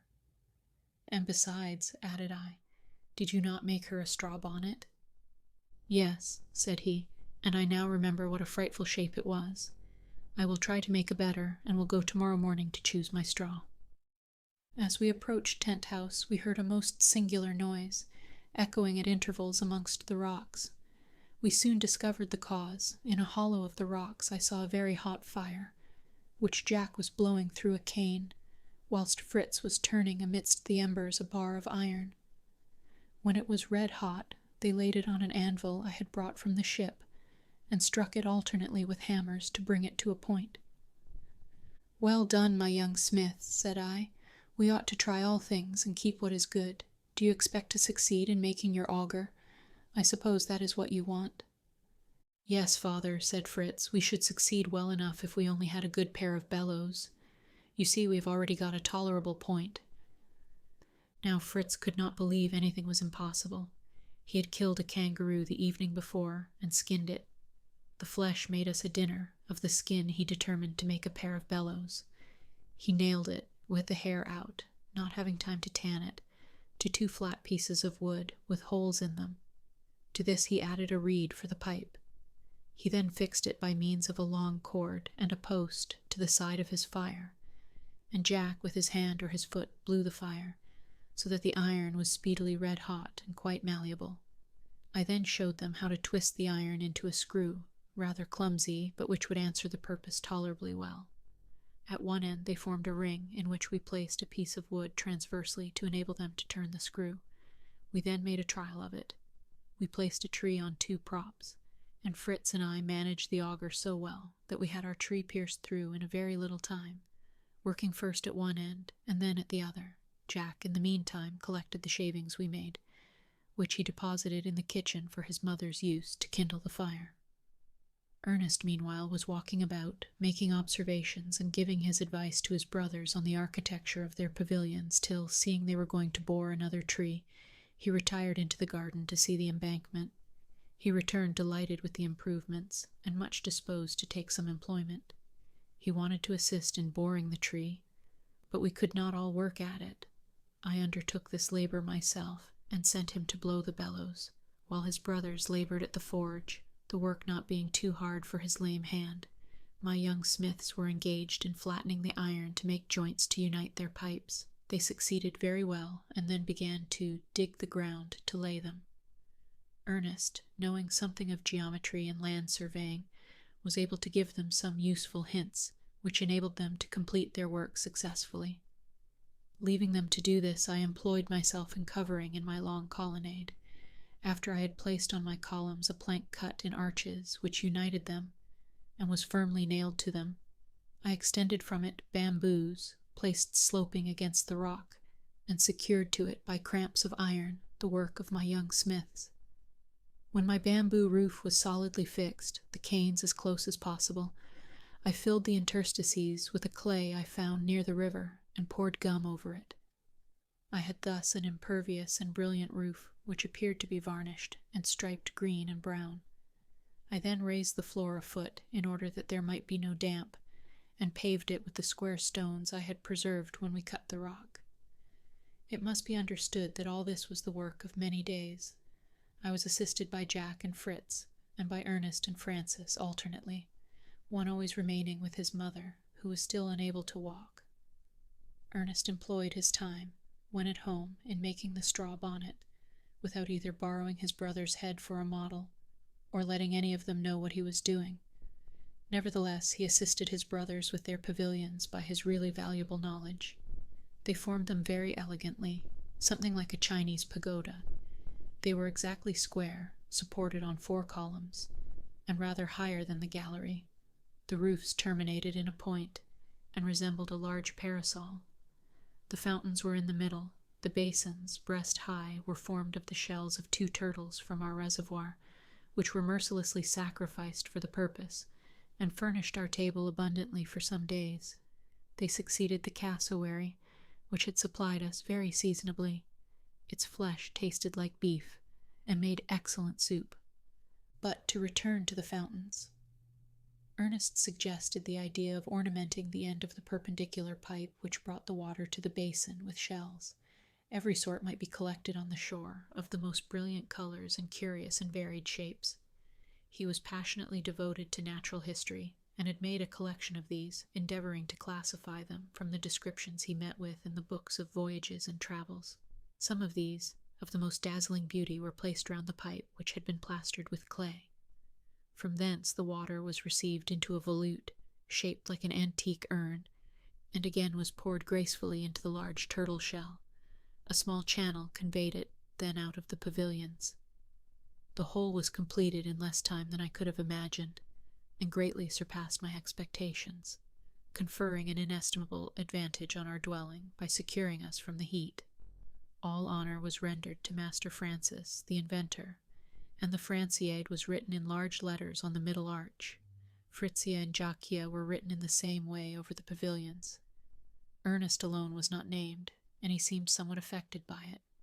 He had acquired a great taste for rambling and botanizing, and had communicated it also to Fritz, and now that our labors were ended at Tent House, they left us to nurse our invalid, and made long excursions together, which lasted sometimes whole days.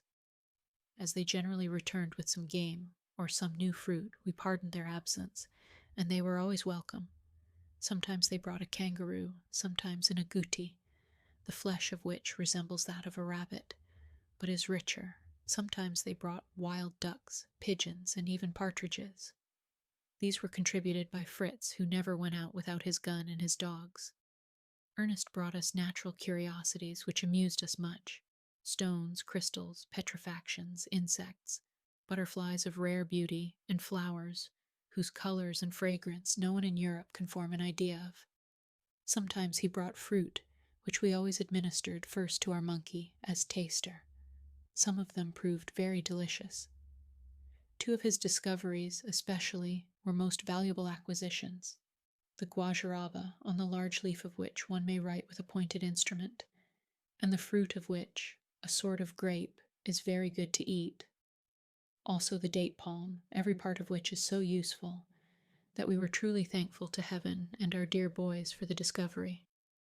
Whilst young, the trunk contains a sort of marrow, very delicious. The date palm is crowned by a head, formed of from 40 to 80 leafy branches, which spread round the top. The dates are particularly good about half dried, and my wife immediately began to preserve them. My sons could only bring the fruit now, but we purposed to transplant some of the trees themselves near our abode. We did not discourage our sons in these profitable expeditions, but they had another aim, which I was yet ignorant of. In the meantime, I usually walked with one of my younger sons towards Tent House, to attend to our garden, and to see if our works continued in good condition to receive Mamma, who daily improved, but I insisted on her being completely restored before she was introduced to them. Our dwelling looked beautiful amongst the picturesque rocks, surrounded by trees of every sort, and facing the smooth and lovely bay of safety. The garden was not so forward as I could have wished, but we were obliged to be patient, and hope for the best. Chapter 41. One day, having gone over with my younger sons to weed the garden and survey our possessions, I perceived that the roof of the gallery wanted a little repair, and called Jack to raise for me the rope ladder which I had brought from Falcon's Nest, and which had been very useful while we were constructing the roof, but we sought for it everywhere. It could not be found, and as we were quite free from robbers in our island, I could only accuse my elder sons, who had doubtless carried it off to ascend some tall cocoanut tree. Obliged to be content, we walked into the garden by the foot of the rocks. Since our arrival, I had been somewhat uneasy at hearing a dull, continued noise, which appeared to proceed from this side. The forge we had passed, now extinguished, and our workmen were absent. Passing along, close to the rocks, the noise became more distinct, and I was truly alarmed. Could it be an earthquake? Or perhaps it announced some volcanic explosion. I stopped before that part of the rock where the noise was loudest. The surface was firm and level, but from time to time blows and falling stones seemed to strike our ears. I was uncertain what to do. Curiosity prompted me to stay, but a sort of terror urged me to remove my child and myself. However, Jack, always daring, was unwilling to go till he had discovered the cause of the phenomenon. "If Francis were here," said he would fancy it was the wicked gnomes working underground, and he would be in a fine fright. For my part, I believe it is only people come to collect the salt in the rock." "People," said I. "You don't know what you are saying, Jack. I could excuse Francis and his gnomes. It would be at least a poetic fancy, but yours is quite absurd. Where are the people to come from?" "But what else can it be?" said he. "Hark, you may hear them strike the rock." "Be certain, however," said I, "there are no people." At that moment I distinctly heard human voices, speaking, laughing, and apparently clapping their hands. I could not distinguish any words. I was struck with a mortal terror, but Jack, whom nothing could alarm, clapped his hands also, with joy that he had guessed right. What did I say, Papa? Was I not right? Are there not people within the rock? Friends, I hope. He was approaching the rock when it appeared to me to be shaking. A stone soon fell down, here and then another. I seized hold of Jack to drag him away, lest he should be crushed by the fragments of rock. At that moment another stone fell, and we saw two heads appear through the opening, the heads of Fritz and Ernest. Judge of our surprise and joy. Jack was soon through the opening and assisting his brothers to enlarge it. As soon as I could enter, I stepped in and found myself in a real grotto, of a round form with a vaulted roof, divided by a narrow crevice, which admitted the light and air. It was, however, better lighted by two large gourd lamps. I saw my long ladder of ropes suspended from the opening at the top, and thus comprehended how my sons had penetrated into this recess, which it was impossible to suspect the existence of from the outside. But how had they discovered it, and what were they making of it? These were my two questions. Ernest replied at once to the last. I wished, said he, to make a resting place for my mother when she came to her garden. My brothers have each built some place for her and called it by their name. I had a desire that some place in our island might be dedicated to Ernest, and I now present you the Grotto Ernestine. And after all, said Jack, it will make a pretty dwelling for the first of us that marries. Silence, little giddy Pat, said I. Where do you expect to find a wife in this island? Do you think you shall discover one among the rocks, as your brothers have discovered the grotto? But tell me, Fritz, what directed you here? Our good star, father, said he. Ernest and I were walking round these rocks and talking of his wish for a resting place for my mother on her way to the garden. He projected a tent, but the path was too narrow to admit it, and the rock, heated by the sun, was like a stove. We were considering what we should do when I saw on the summit of the rock a very beautiful little unknown quadruped. From its form, I should have taken it for a young chamois if I had been in Switzerland. But Ernest reminded me that the chamois was peculiar to cold countries, and he thought it was a gazelle or antelope, probably the gazelle of Guinea or Java, called by naturalists the chevretin. You may suppose I tried to climb the rock on which this little animal remained standing, with one foot raised and its pretty head turning first to one side and then to the other. But it was useless to attempt it here, where the rock was smooth and perpendicular. Besides, I should have put the gazelle to flight, as it is a timid and wild animal. I then remembered there was a place near Tent House, where a considerable break occurred in the chain of rocks, and we found that, with a little difficulty, the rock might be scaled by ascending this ravine. Ernest laughed at me, and asked me if I expected the antelope would wait patiently till I got to it. No matter, I determined to try, and I told him to remain, but he soon determined to accompany me, for he fancied that in the fissure of a rock he saw a flower of a beautiful rose color, which was unknown to him. My learned botanist thought it must be an erica, or heath, and wished to ascertain the fact. One helping the other, we soon got through all difficulties and arrived at the summit, and here we were amply repaid by the beautiful prospect on every side. We will talk of that afterwards, father. I have formed some idea of the country which these rocks separate us from. But to return to our grotto. I went along, first looking for my pretty gazelle, which I saw licking a piece of rock, where doubtless she found some salt. I was hardly 100 yards from her, my gun ready, when I was suddenly stopped by a crevice, which I could not cross, though the opening was not very wide.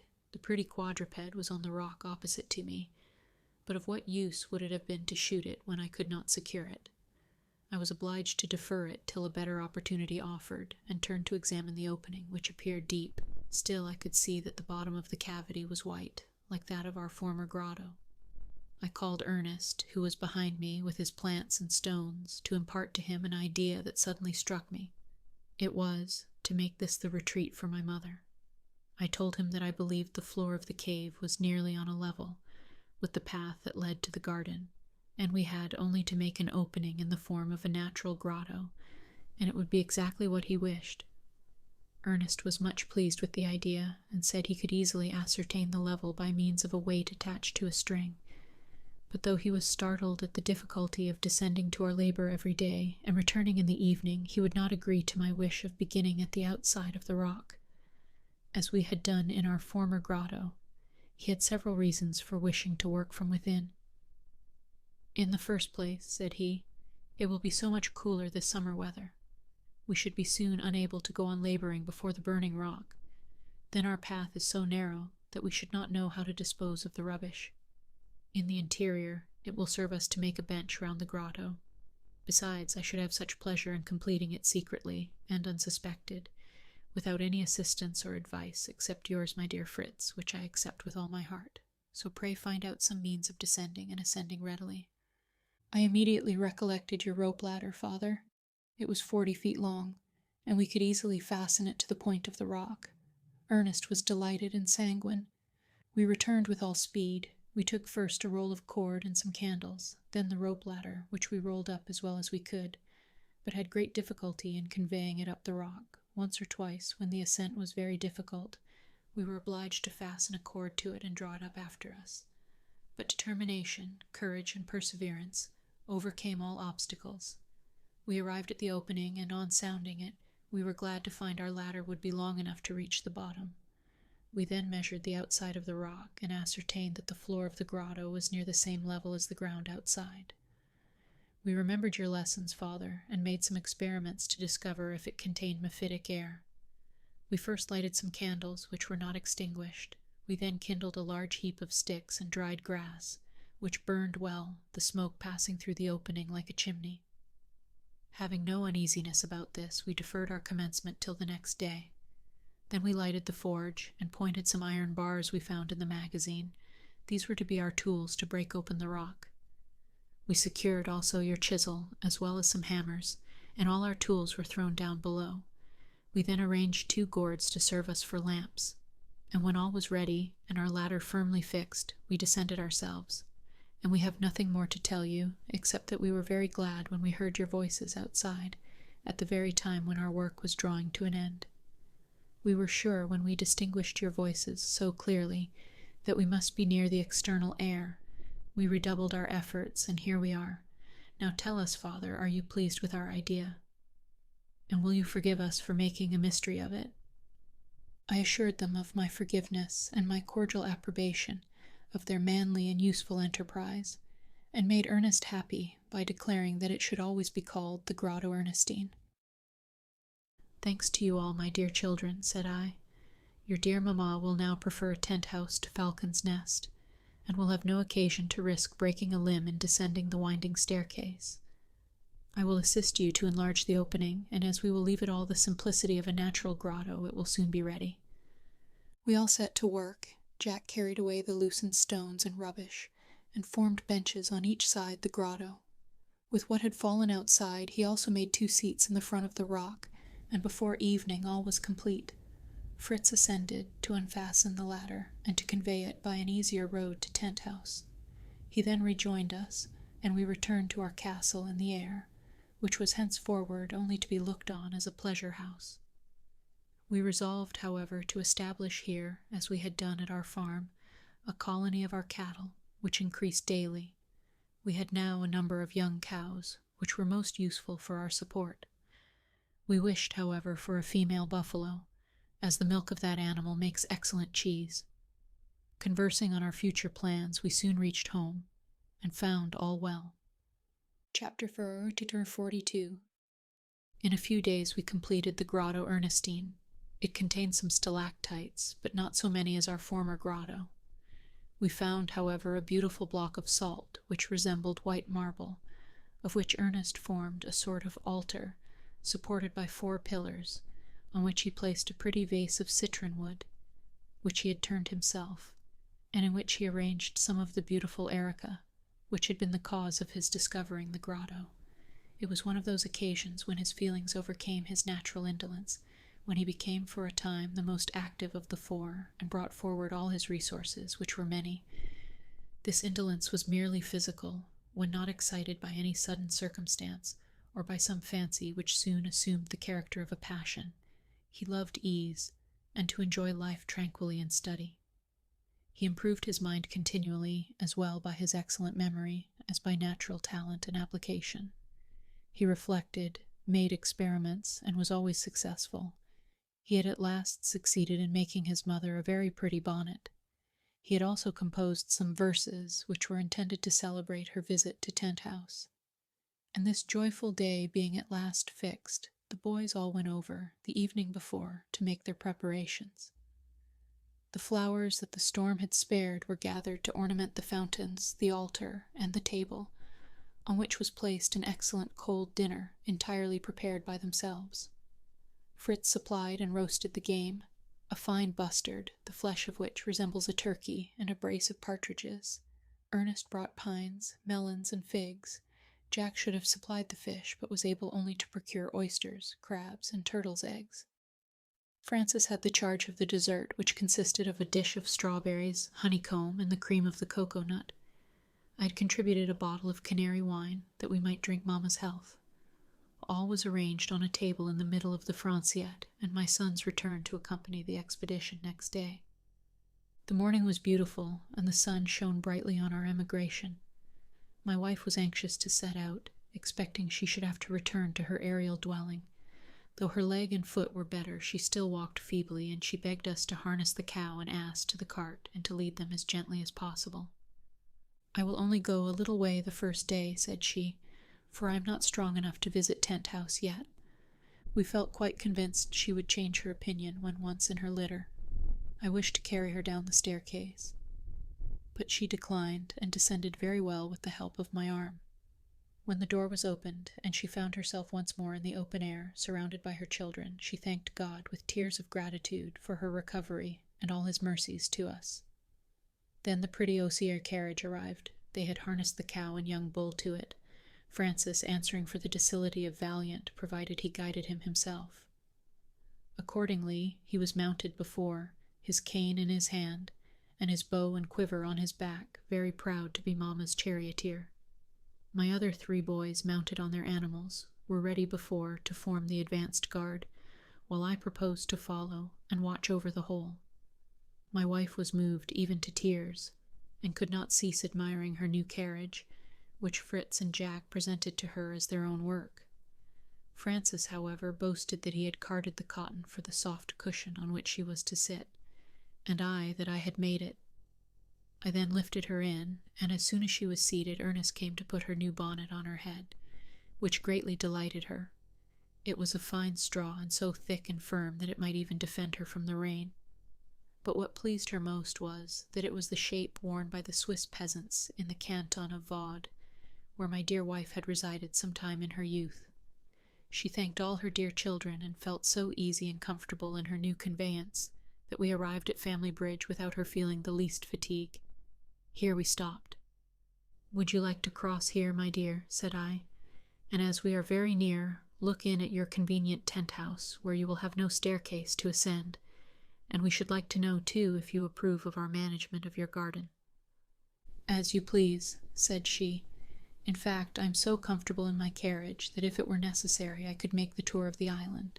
I should like to see my house again, but it will be so very hot at this season that we must not stay long." "But you must dine there, my dear mother," said Fritz. "It is too late to return to dinner at Falcon's Nest. Consider, too, the fatigue it would occasion you." "I would be very glad indeed, my dear," said she, "but what are we to dine on? We have prepared no provision, and I fear we shall all be hungry." "What matter," said Jack, "provided you dine with us? You must take your chance. I will go and get some oysters, that we may not die with hunger," and off he galloped on his buffalo. Fritz followed him, on some pretense, on Lightfoot. Mamma wished she had brought a vessel to carry some water from the river, for she knew we could get none at Tent House. Francis reminded her we could milk the cow, and she was satisfied, and enjoyed her journey much. At last we arrived before the colonnade. My wife was dumb with wonder for some moments. "Where am I, and what do I see?" said she, when she could speak. "You see the Franciade, Mamma," said her little boy. "This beautiful colonnade was my invention, to protect you from the heat. Stay, read what is written above. Francis, to his dear mother, may this colonnade, which is called the Franciade, be to her a temple of happiness. Now, Mamma, lean on me, and come and see my brother's gifts, much better than mine." And he led her to Jack's pavilion, who was standing by the fountain. He held a shell in his hand, which he filled with water and drank, saying, To the health of the Queen of the Island, may she have no more accidents, and live as long as her children. Long live Queen Elizabeth, and may she come every day to Jackia to drink her son Jack's health. I supported my wife, and was almost as much affected as herself. She wept and trembled with joy and surprise.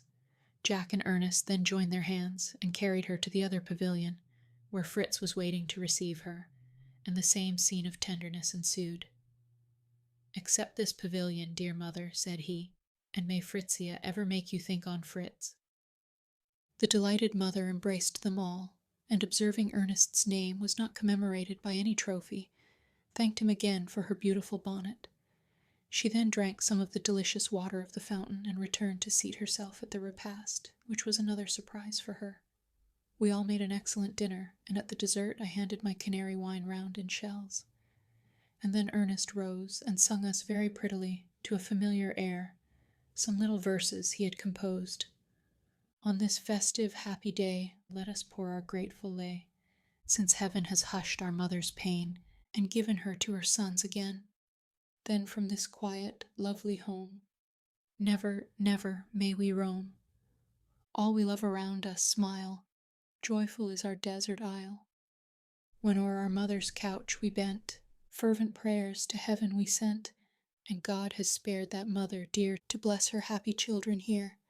Then from this quiet, lovely home, never, never may we roam. All we love around us smile, joyful is our desert isle." We all joined in the chorus, and none of us thought of the ship, of Europe, or of anything that was passing in the world. The island was our universe, and Tent House was a palace we would not have exchanged for any the world contained. This was one of those happy days that God grants us sometimes on earth, to give us an idea of the bliss of heaven, and most fervently did we thank him, at the end of our repast, for all his mercies and blessings to us. After dinner, I told my wife she must not think of returning to Falcon's Nest, with all its risks of storms and the winding staircase, and she could not better recompense her sons for their labors than by living among them. She was of the same opinion, and was very glad to be so near her kitchen and her stores, and to be able to walk alone with the assistance of a stick in the colonnade, which she could do already. But she made me promise to leave Falcon's Nest as it was.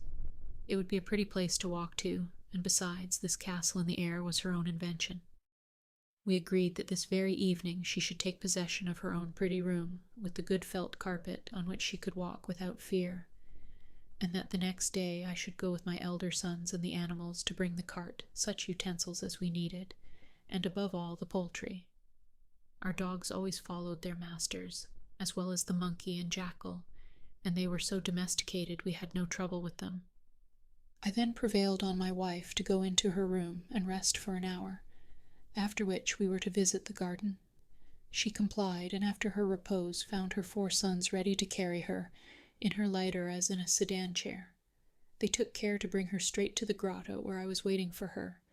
This was a new surprise for the good mother. She could not sufficiently express her astonishment and delight when Jack and Francis, taking their flageolets, accompanied their brothers, who sung the following verse, which Ernest had added to his former attempt. "Dear mother, let this gift be mine. Accept the grotto, Ernestine. May all your hours be doubly blessed within this tranquil place of rest. Then from this quiet, lovely home, never, never may we roam. All we love around us smile. Joyful is our desert isle. What cause had we to rejoice in our children? We could not but shed tears to witness their affection and perfect happiness." Below the vase of flowers on the block of salt, Ernest had written, "Cantillas." Ernest, assisted by his brother Fritz, has prepared this grotto as a retreat for his beloved mother when she visits her garden. Ernest then conducted his mother to one of the benches, which he had covered with soft moss, as a seat for her, and there she rested at her ease to hear the history of the discovery of the grotto. It was now my turn to offer my present, the garden, the embankment, the pond, and the arbor. She walked, supported by my arm, to view her little empire, and her delight was extreme. The pond, which enabled her to water her vegetables, particularly pleased her, as well as her shady arbor, under which she found all her gardening tools, ornamented with flowers, and augmented by 2 light watering pans, constructed by Jack and Francis from 2 gourds.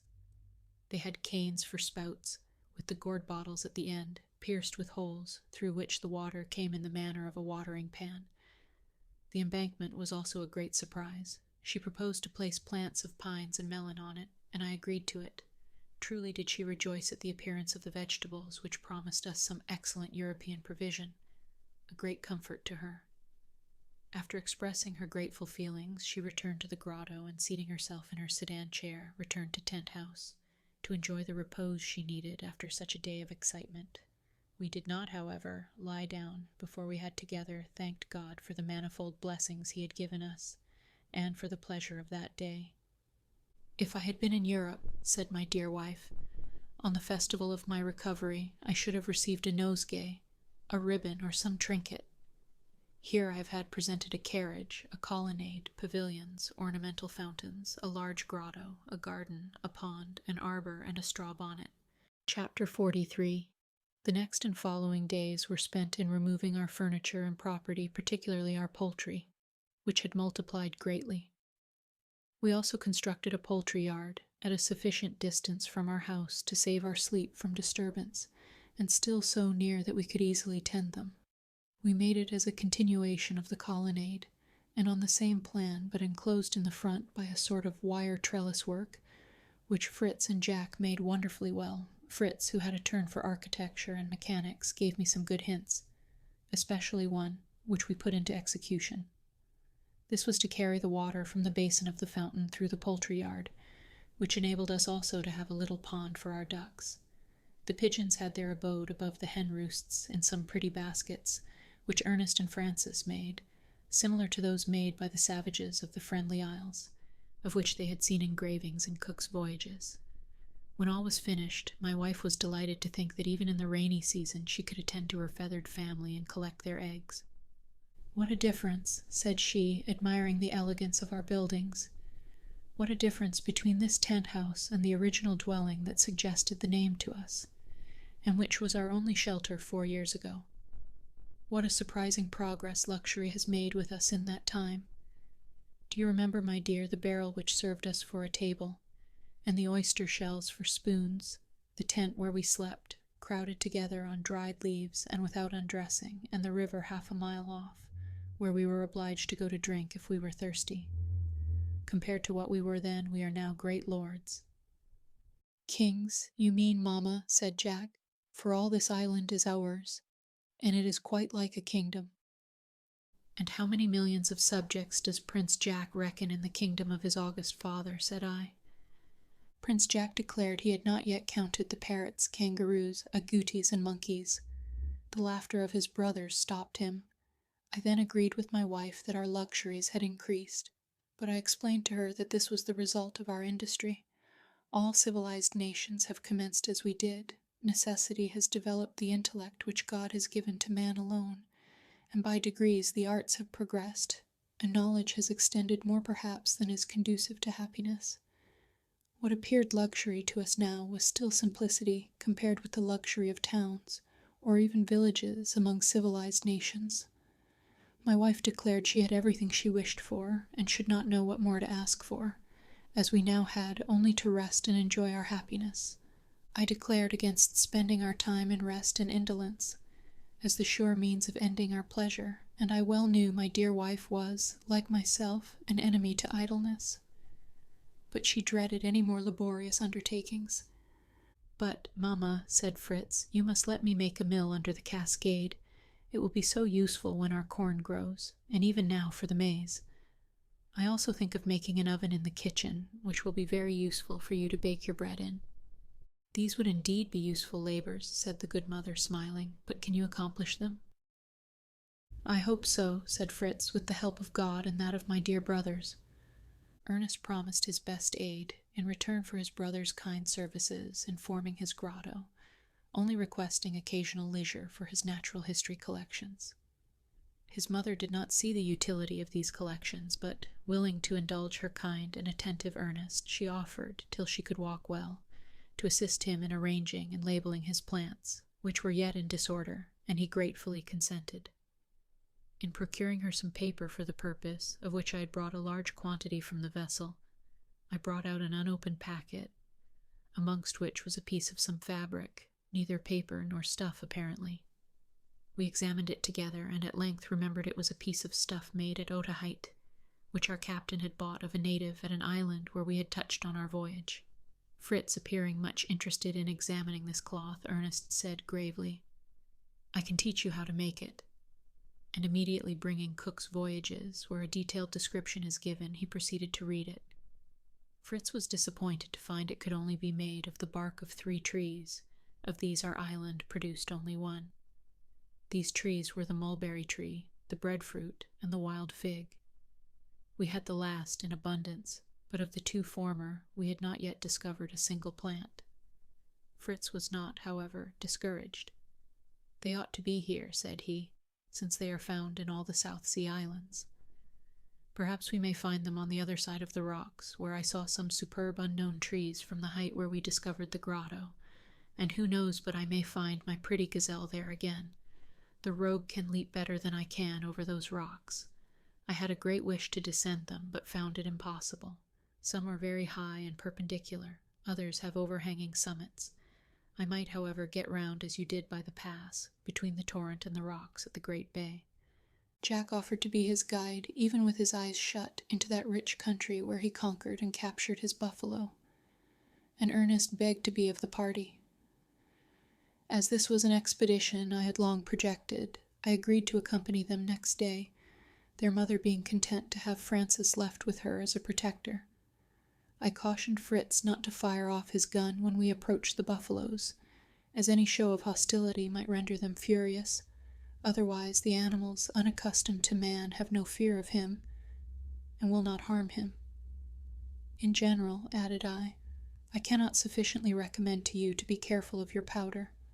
We have not more than will last us a year, and there may be a necessity to have recourse to it for our defense. "I have a plan for making it," said Fritz, who never saw a difficulty in anything. "I know it is composed of charcoal, saltpeter, and sulphur, and we ought to find all these materials in the island. It is only necessary to combine them, and to form it into little round grains. This is my only difficulty, but I will consider it over, and I have my mill to think on first. I have a confused recollection of a powder manufactory at Bern. There was some machinery which went by water. This machinery moved some hammers, which pounded and mixed the ingredients. Was not this the case, father?" "Something like it," said I, "but we have many things to do before making powder. First, we must go to sleep. We must set out before daybreak if we intend to return tomorrow evening." We did indeed rise before the sun, which would not rise for us. The sky was very cloudy, and shortly we had an abundant and incessant rain, which obliged us to defer our journey, and put us all in bad humor. But my wife, who was not sorry to keep us with her, and who declared this gracious rain would water her garden and bring it forward. Fritz was the first who consoled himself. He thought on nothing but building mills and manufacturing gunpowder. He begged me to draw him a mill. This was very easy, so far as regards the exterior, that is, the wheel and the waterfall that sets it in motion. But the interior, the disposition of the wheels, the stones to bruise the grain, the sieve, or bolter, to separate the flour from the bran, all this complicated machinery was difficult to explain, but he comprehended all, adding his usual expression, "I will try, and I shall succeed." Not to lose any time, and to profit by this rainy day, he began by making sieves of different materials, which he fastened to a circle of pliant wood, and tried by passing through them the flour of the cassava. He made some with sailcloth, others with the hair of the onagra, which is very long and strong, and some of the fibers of bark. His mother admired his work, which he continued to improve more and more. She assured him the sieve would be sufficient for her. It was useless to have the trouble of building a mill. "But how shall we bruise the grain, mamma?" said he. "It would be tedious and hard work." "And you think there will be no hard work in building your mill?" said Jack. "I'm curious to see how you will contrive to form that huge stone, which is called the millstone." "You shall see," said Fritz. "Only find me the stone, and it shall soon be done." "Do you think, father, that of our rock would be suitable?" I told him I thought it would be hard enough, but it would be difficult to cut from the rock a piece large enough for the purpose. He made his usual reply, "I will try. Ernest and Jack will assist me, and perhaps you, papa." I declared my willingness, but named him the master mason. We must only be his workmen. Francis was impatient to see the mill in operation. "Oh," said Jack, you shall soon have that pleasure. It is a mere trifle. We only want stone, wood, tools, and science." At the word science, Ernest, who was reading in a corner without listening to us, raised his head suddenly, saying, "What science are you in need of?" "Of one you know nothing of, Mr. Philosopher," said Jack. "Come, tell us, do you know how to build a mill?" "A mill?" answered Ernest. "Of what description?" "There are many sorts. I was just looking in my dictionary for it. There are corn mills and powder mills, oil mills, wind mills, water mills, hand mills, and saw mills. Which do you want?" Fritz would have liked them all. "You remind me," said I, "that we brought from the vessel a hand mill and a saw mill, taken to pieces, to be sure, but numbered and labeled, so that they could be easily united. They should be in the magazine where you found the anvil and iron bars. I had forgotten them." "Let us go and examine them," said Fritz, lighting his lantern. "I shall get some ideas from them." "Rather," said his mother, "they will spare you the trouble of thinking and laboring." I sent them all four to seek these treasures, which, heaped in an obscure corner of the storeroom, had escaped my recollection. When we were alone, I seriously besought my wife not to oppose any occupations our children might plan, however they might seem beyond their power. The great point being to keep them continually occupied, so that no evil or dangerous fancies might fill their minds. "Let them," I said, "cut stone, fell trees, or dig fountains, and bless God that their thoughts are so innocently directed." She understood me and promised not to discourage them, only fearing the excessive fatigue of these undertakings. Our boys returned from the magazine, delighted with what they had found and loaded with work tools. Those of the masons, the chisel, the short hammer, and the trowel, were not to be found, and rarely are taken out to sea. But they had collected a great number of carpenters' tools, saws, planes, rules, and so on. And now that Fritz was a smith, he had no difficulty in making any tool he wanted. He was loaded on each shoulder, and in each hand he brought a specimen of gunpowder. One sort was in good condition, and they had found a barrel of it. The other was much damaged by the water. Jack and Francis were also bending under the weight of various articles, among which I saw some pieces of the hand-mill Fritz wished to examine. Ernest, always rather idle, came proudly on, with a leather belt across his shoulders, to which was suspended a large tin box for plants, and a leather portmanteau for stones, minerals, and shells. His brothers, even Francis, rallied him unmercifully on his immense burden. One offered to help him, another to go and bring the ass. He preserved his grave and thoughtful air, and extended himself on a seat near his mother, who was occupied with his specimens of natural history. Jack deposited his load in a corner and ran out. We soon saw him return with a huge screw machine on his head, which he placed before Ernest, saying, with an air of respect, "I have the honor to bring for His Highness the Prince of the Idle Penguins, the press for his august plants, which His Highness doubtless found too heavy. And truly it is no little weight." Ernest did not know whether to thank him or to be angry, but he decided to join in the jest, and, therefore, answered gravely that he was distressed that His Highness the Prince of the Monkeys should have taken so much trouble to oblige him, that he ought to have employed some of his docile subjects to do it. After all, he confessed that the press, which he had not noticed, gave him great pleasure, and he placed some plants in it immediately, which he had collected the evening before. The rain ceasing for a short time, I went with Fritz and Jack to examine our embankment, and to open the sluices of the pond. We found all right, and our garden looking beautiful after the rain. On our return, we looked in at the Grotto Ernestine, which we found inundated from the opening above. We proposed to make a trench, or a little channel, to carry off the rainwater from it. We returned home and retired to bed in hopes of being able to set out next morning. We were, however, again disappointed, and for a longer period than we expected. The rain continued some days, and the country was again a complete lake. We had, however, no storm or wind, and our possessions did not suffer, so we resolved to wait patiently till the weather would permit us to go. My wife was delighted to be in her comfortable abode, and to have us round her, neither did we waste the time. Ernest finished the arrangement of his collection with his mother and Francis. Fritz and Jack prepared the tools that would be wanted in their great undertaking. The first attempt was to be a sawmill. In order to prepare the planks they wished, a very large saw, which they had found amongst the tools, would serve their purpose, but it was necessary to set it in motion by water. And here was the difficulty. Fritz made several models from the thin wood of our chests and the wheels of our guns, but they were too small. In the meantime, the mind of my young mechanic was exercised. His ideas were enlarged and improved, and as this science was so necessary in our situation, I allowed him to go on with his experiments. Notwithstanding the rain, protected by my cloak, he went several times to the cascade to look out for a place where he should place his mills to the best advantage, and have a constant supply of water. Ernest assisted him by his advice, and promised his labor when it should be needed. Jack and Francis were helping their mother to card cotton, of which she had made a large collection, intending to spin it for our clothing, and I exercised my mechanical talents in turning a large wheel for her, which it was necessary should revolve very easily, her leg being still stiff, and a reel by which 4 bobbins were filled at once by turning a handle. These different occupations aided us to pass the rainy season, which visited us earlier this year and did not remain so long.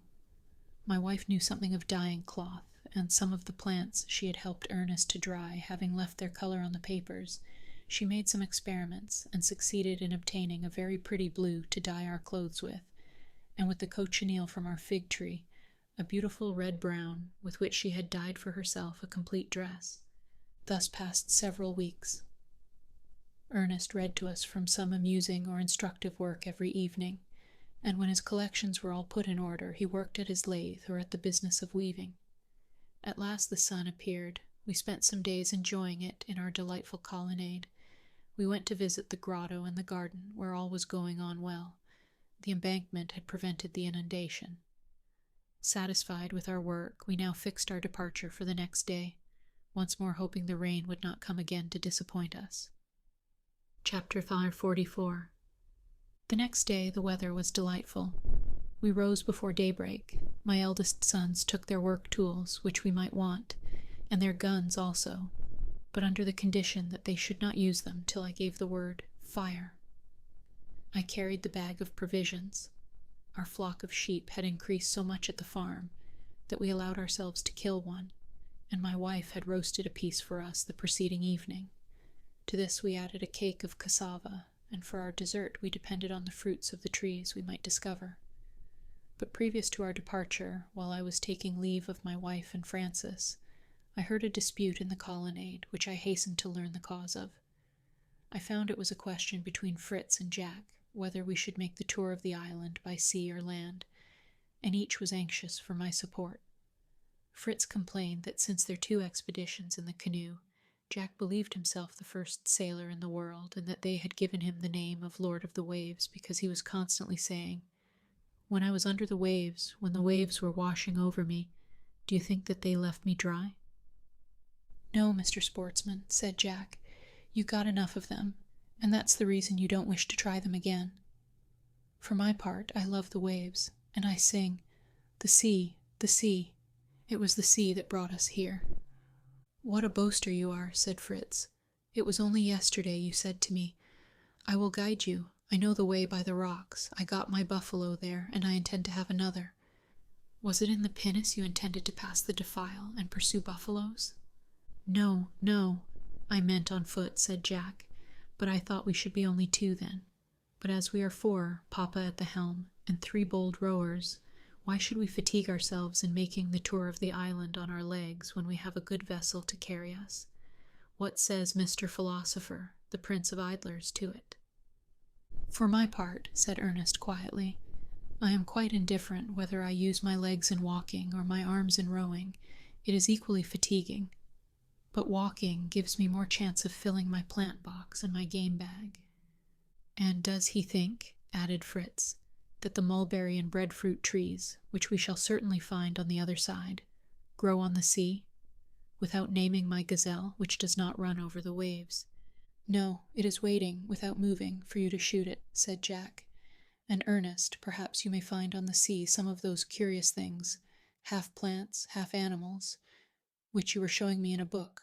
The zoophytes, or polypi, for they are the same family, though there are more than 1,000 species, said Ernest, charmed to display his knowledge. But I stopped him by saying, "We will dispense with the 1,000 names at present. After hearing all your arguments, attend to mine. Even Jack must yield to them. Our principal aim now being to search for the trees we are in need of, and to examine the productions of the island, our most sensible plan will be to walk."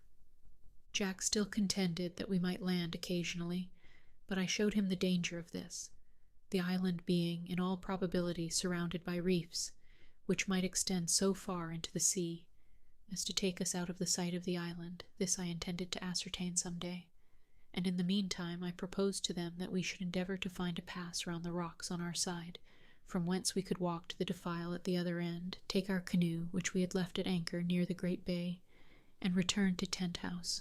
Jack was in ecstasies. He declared the pass must be very well concealed that escaped his search, and seizing his lasso and his bow, rushed out the first, singing, "The sea, the sea." There goes a sailor formed by nature, thought I, as we followed the course of the chain of rocks to the left of our dwelling. It conducted us first to the place of our landing, that little uncultivated plain of triangular form, of which the base was washed by the sea, and the point was lost among the rocks. I found here some traces of our first establishment, but how wretched all appeared compared with our present comforts. We tried here in vain to find a passage to cross the rocks. The chain was everywhere like an impenetrable wall. We arrived at the ravine Fritz and Ernest had scaled when they discovered their grotto, and truly nothing but the courage and rashness of youth could have undertaken this enterprise and continued it daily for 3 weeks. It appeared to me almost impossible. Fritz offered to ascend to show me how they accomplished it, but I would not consent, as it could serve no useful purpose. I thought it better for us to proceed to the border of the island, where it was not impossible there might be a small space on the strand between the rocks and the sea, round which we could pass. From my sons being able to distinguish from the summit the country on the other side, it was evident the chain of rocks could not be very broad. Suddenly Fritz struck his forehead, and seizing Ernest by the arm, "Brother," said he, "what fools we have been." Ernest inquired what folly they had been guilty of. "Why did we not," said Fritz, "when we were working within our grotto, attempt to make the opening on the other side?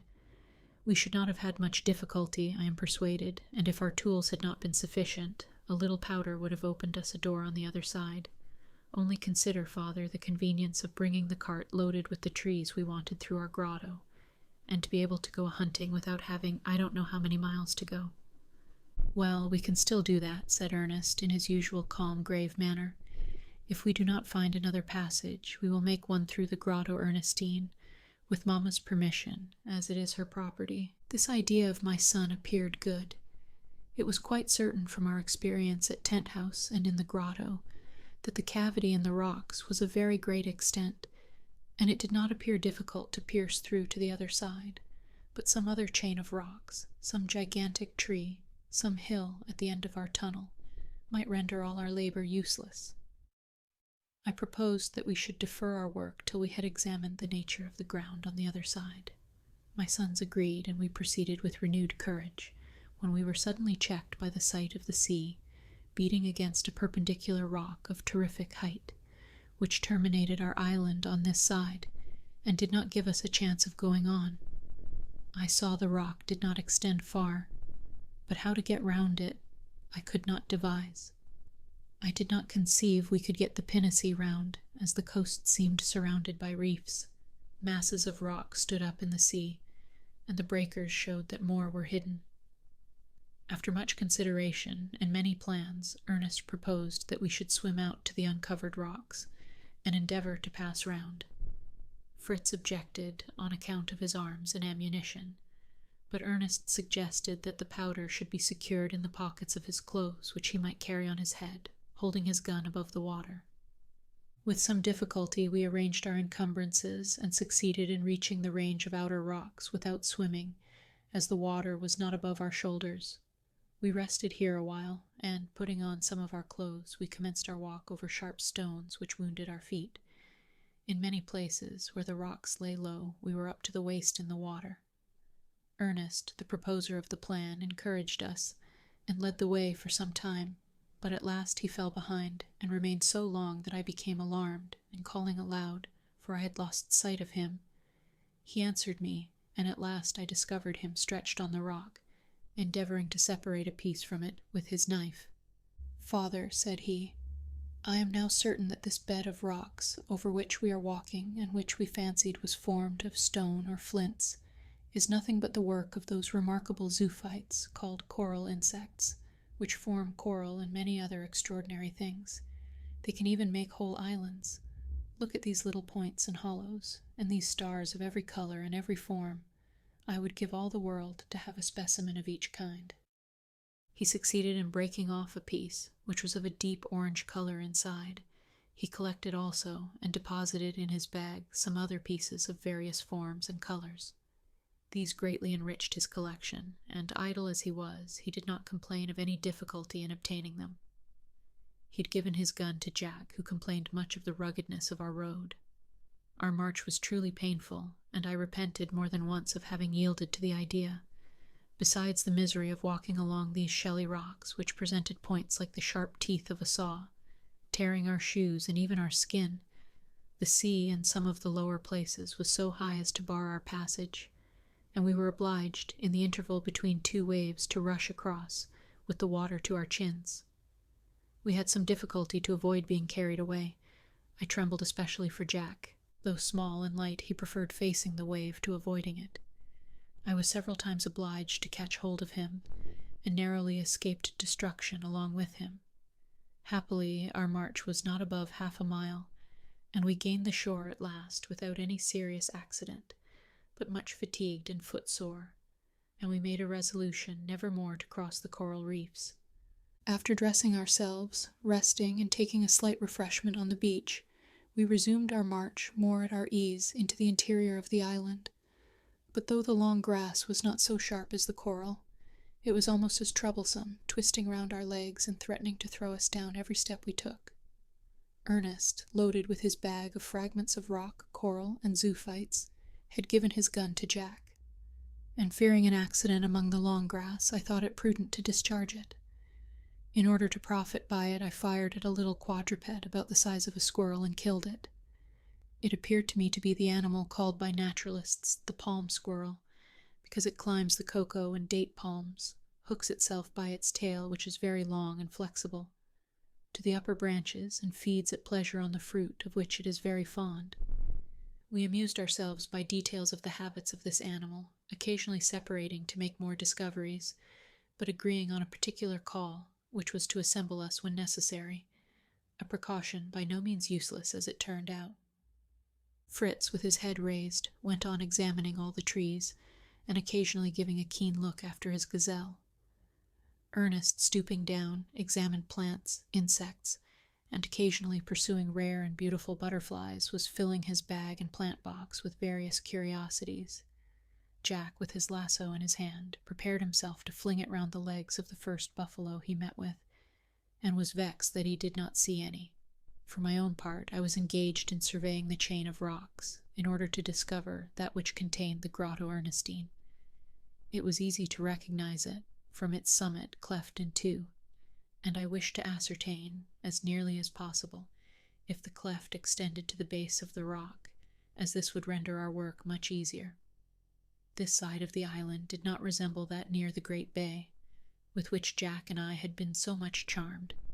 The island was much narrower here, and instead of the wide plain crossed by a river, divided by delightful woods, giving an idea of paradise on earth, we were journeying through a contracted valley, lying between the rocky wall which divided the island and a chain of sandy hills, which hid the sea and sheltered the valley from the wind. Fritz and I ascended one of these hills, on which a few pines and broom were growing, and perceived beyond them a barren tract stretching to the sea, where the coral reefs rose to the level of the water and appeared to extend far into the sea. Any navigators sailing along these shores would pronounce the island inaccessible and entirely barren. This is not the fact. The grass is very thick and the trees of noble growth. We found many unknown to us, some loaded with fruit. Also several beautiful shrubs covered with flowers. The dwarf orange tree, the elegant melaleuca, the nutmeg tree, and the Bengal rose blending its flowers with the fragrant jasmine. I should never finish if I were to try and name all the plants found in this shady valley, which might be called the botanic garden of nature. Ernest was in ecstasies. He wished to carry away everything, but he did not know how to dispose of them. "Ah," said he, "if only our grotto were open to this side." At this moment Fritz came running out of breath, crying out, "The breadfruit tree! I have found the breadfruit tree. Here is the fruit, excellent, delicious bread. Taste it, father. Here, Ernest. Here, Jack." And he gave us each a part of an oval fruit, about the size of an ordinary melon, which really seemed very good and nourishing. "There are many of these trees," continued he, "loaded with fruit. Would that we had our grotto opened, that we might collect a store of them, now that they are ripe." My boys pointed out to me exactly the situation of the grotto, judging from the rock above, and longed for their tools, that they might commence the opening directly.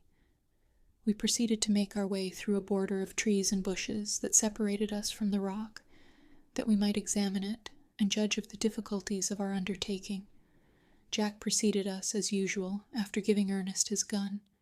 Fritz followed him, and suddenly turning to me, said, "I believe kind nature has saved us much trouble. The rock appears to be divided from top to bottom. At the foot I see a sort of cave, or grotto, already made." At this moment Jack uttered a piercing cry, and came running to us, his lasso in his hand. "Two monstrous beasts," cried he. "Help! Help!"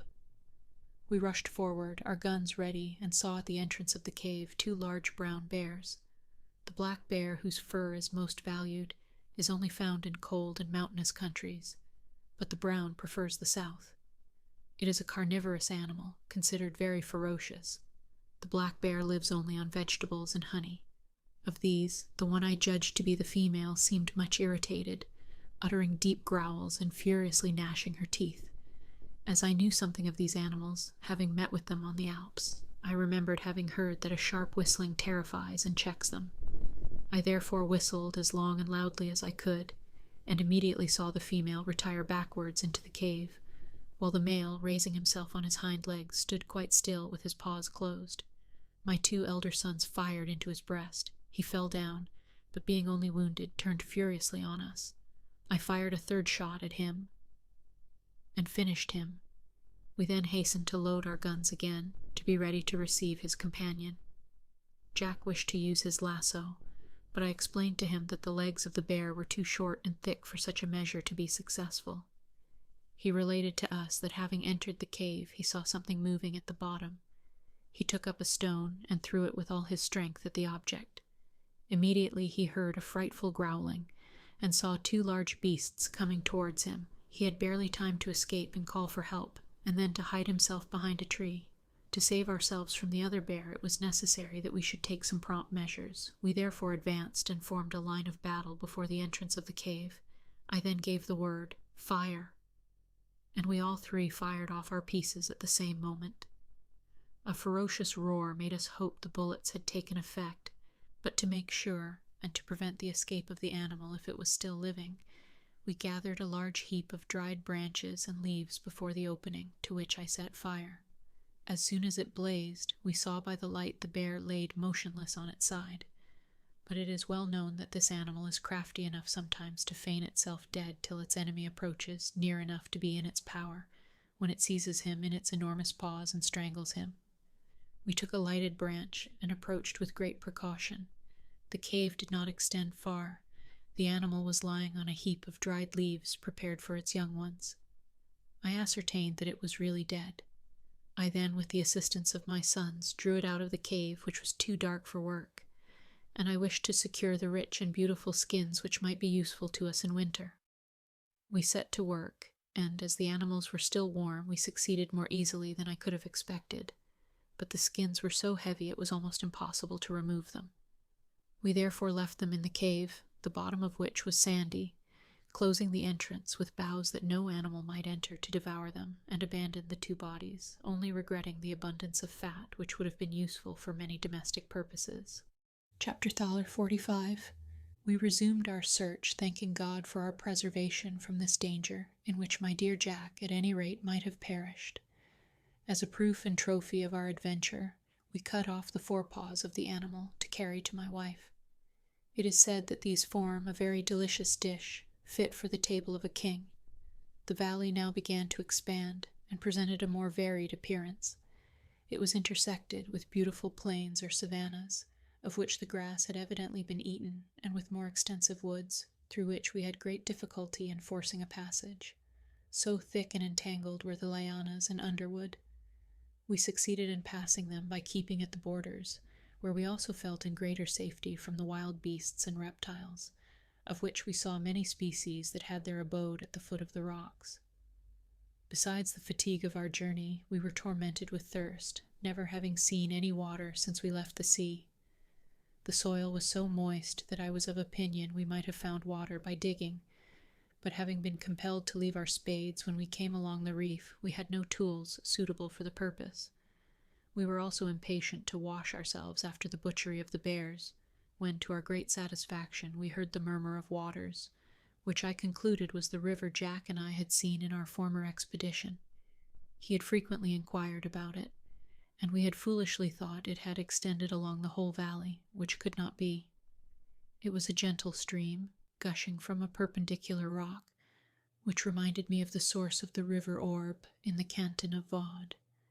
It issued forth in its full width, rolling at first over a rocky bed, then forming a graceful bend, it took its course towards the great bay, and fell in a cascade into the sea. We remained some time here to fill our gourds, drinking moderately and taking a bath, which refreshed us all greatly. The evening was approaching, and we began to fear we should not reach home before night. I had warned my wife that there was a possibility that we might be delayed. Though I could not then anticipate the cause of our delay, we endeavored, however, by walking as quickly as we could, and resting no more, to reach our farm at any rate. We followed the course of the river, on the opposite shore of which rose a wide plain, where we saw the herd of buffaloes quietly grazing, ruminating, and drinking, without paying the slightest attention to us. We thought we distinguished some other quadrupeds amongst them, which Fritz was certain were zebras or onagras, but certainly not his dear gazelle, for which he had incessantly looked round. Jack was in despair that the river separated us from the buffaloes, so that he could not cast his lasso round the legs of one of them, as he had promised Ernest. He even wished to swim across the stream, to have a hunt, but I forbade him, encouraging him to hope that perhaps a single buffalo might cross to our side, and throw itself in the way of his lasso. I was far from wishing such a thing myself, for we had no time to lose, nor any means to secure and lead it home, should we succeed in capturing one, not having any cords with us, and moreover intending to return from the bay in the canoe.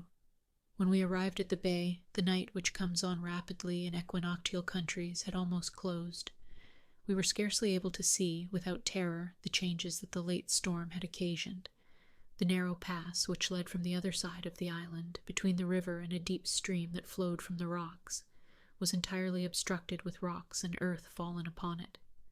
And to render our passage practicable, it was necessary to undertake a labor that the darkness now prevented, and which would at any time be attended by danger. We were obliged then to spend the night in the open air, and separated from our dear and anxious friends at Tent House. Fortunately, Fritz had collected a store of breadfruit for his mother, with which he had filled his own pockets and those of his brothers. These with water from the river formed our supper, for we had nothing but the bone of our leg of mutton left. We turned back a little way, to establish ourselves under a clump of trees, where we were in greater safety.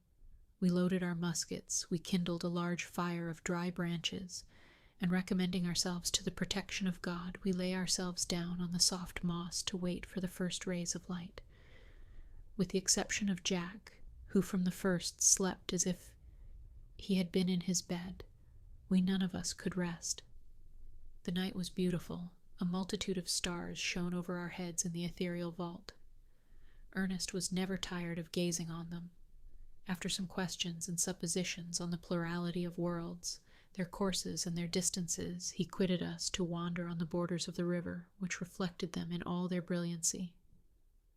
From this night his passion for astronomy commenced, a passion which he carried beyond all others. This became his favorite and continual study, nor did he fall far short of Duval, whose history he had read.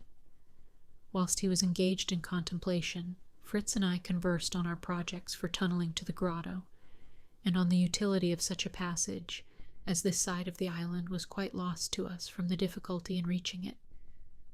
"And yet," said I, "it is to this difficulty we owe the safety we have enjoyed. Who can say that the bears and the buffaloes may not find the way through the grotto? I confess I am not desirous of their visits, nor even of those of the onagras. Who knows but they might persuade your favorite Lightfoot to return and live amongst them? Liberty has many charms. Till now we have been very happy on our side of the island, without the productions of this. My dear boy, there is a proverb, 'Let well alone.' Let us not have too much ambition. It has ruined greater states than ours." Fritz seemed grieved to give up his plan, and suggested that he could forge some strong bars of iron to place before the opening, which could be removed at will. "But," said I, "they will not prevent the snakes from passing underneath.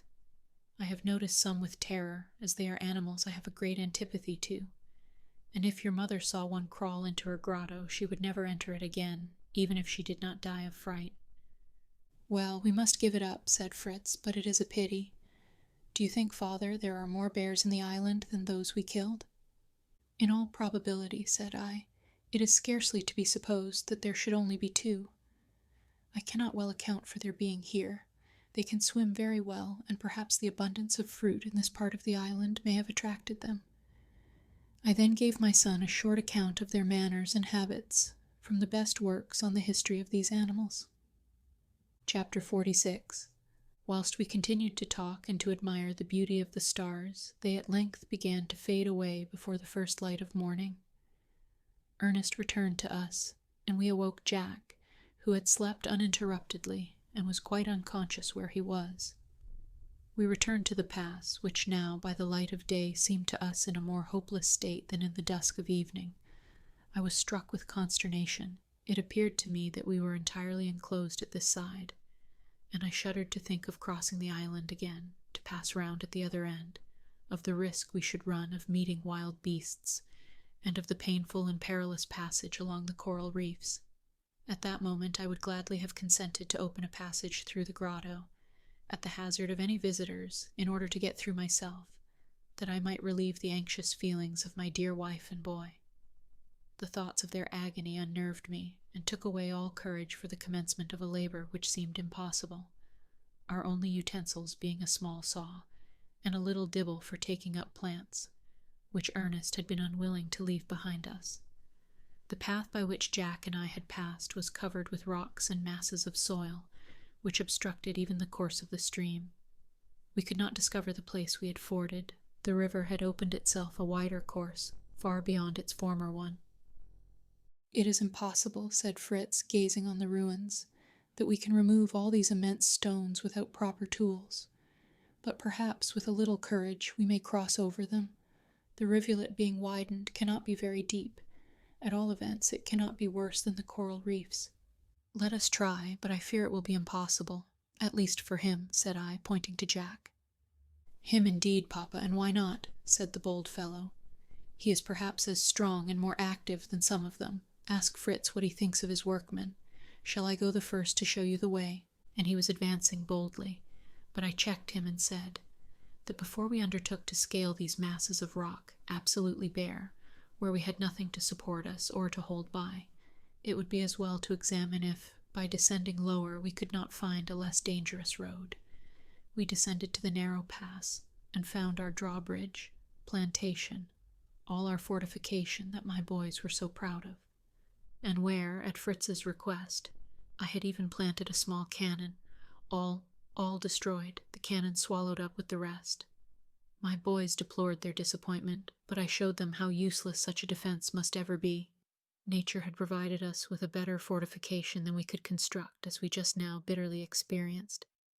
We had descended several yards lower with incredible difficulty, plunged in a wet, heavy soil, and obliged to step across immense stones, when Fritz, who went first, cried out joyfully, "The roof, papa, the roof of our chalet. It is quite whole. It will be a bridge for us if we can only get to it." "What roof?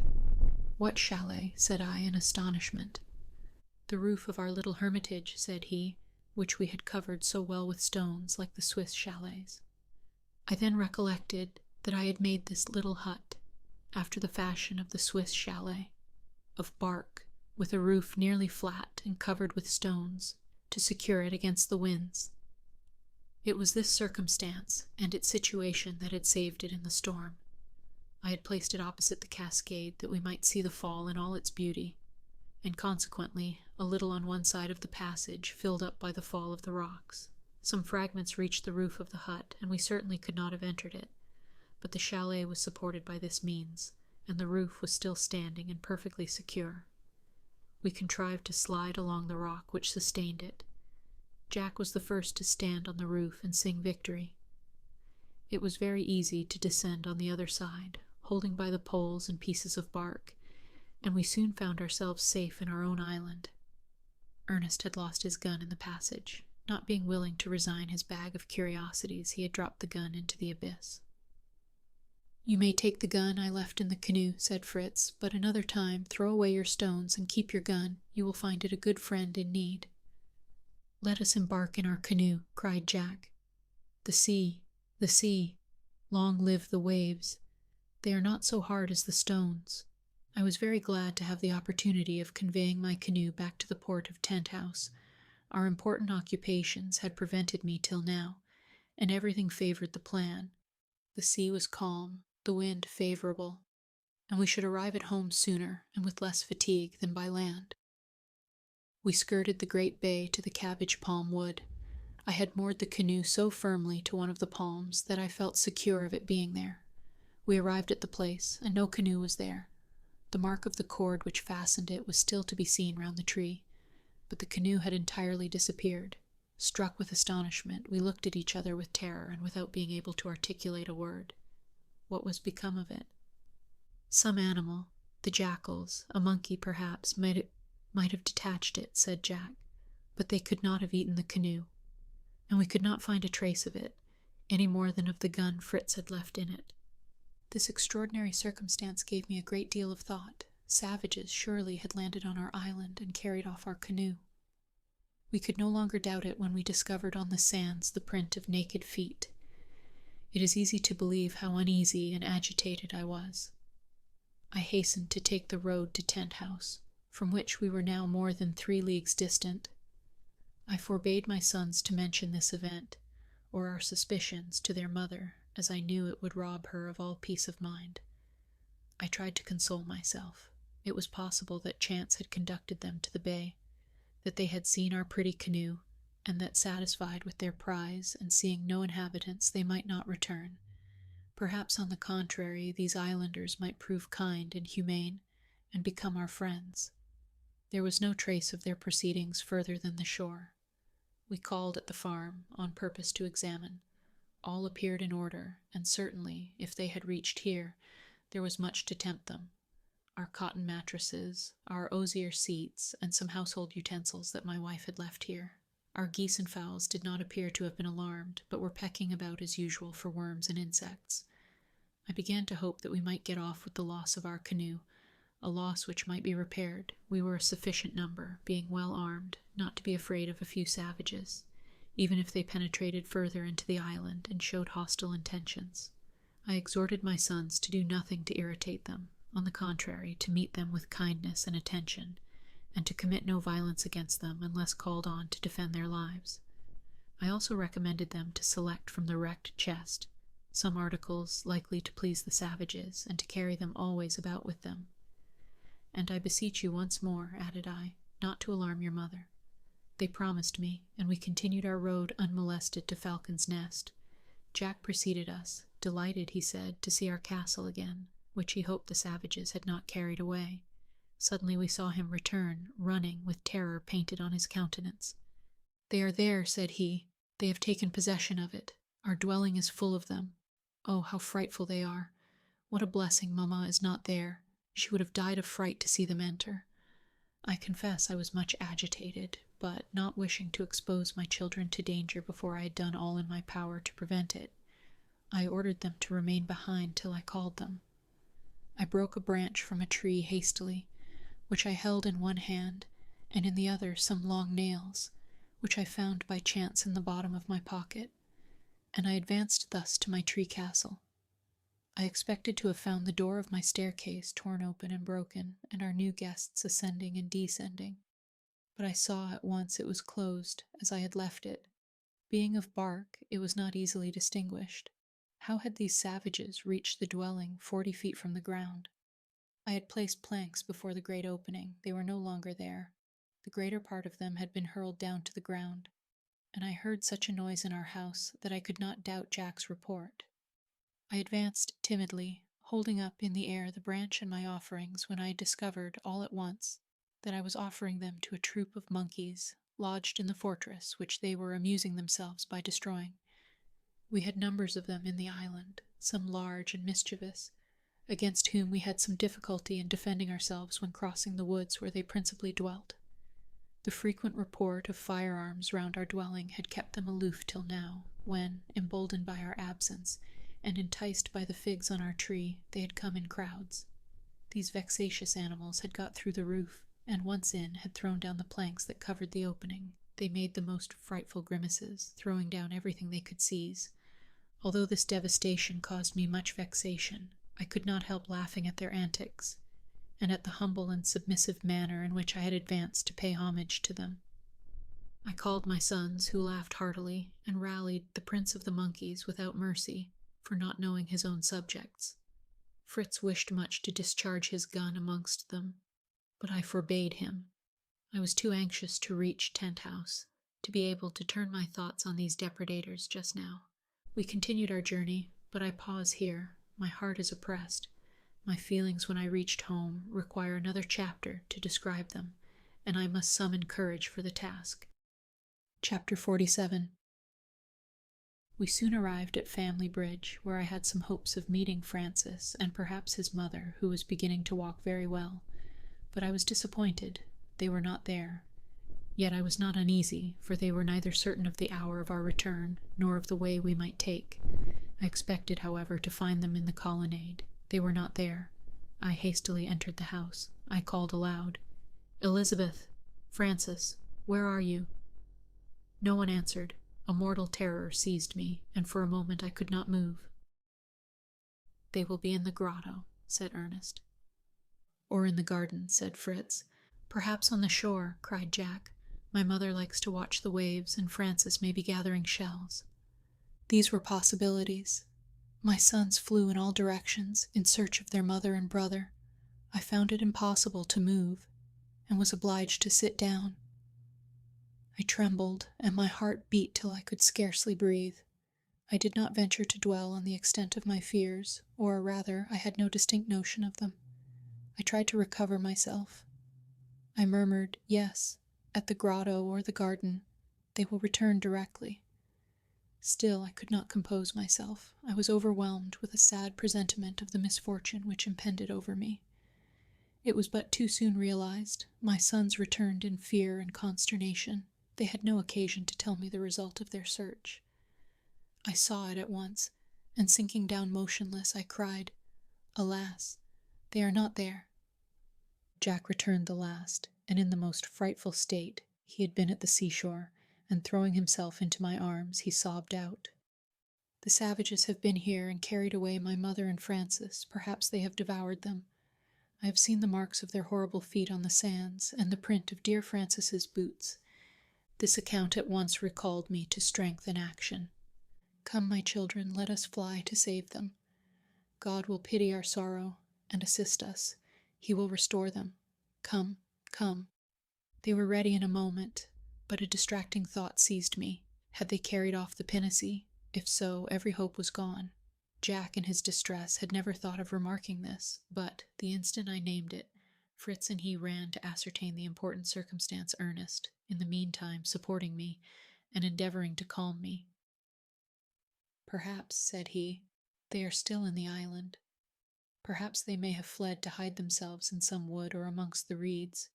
Even if the pinnace be left, it would be prudent to search the island from end to end before we leave it. Trust Fritz and me.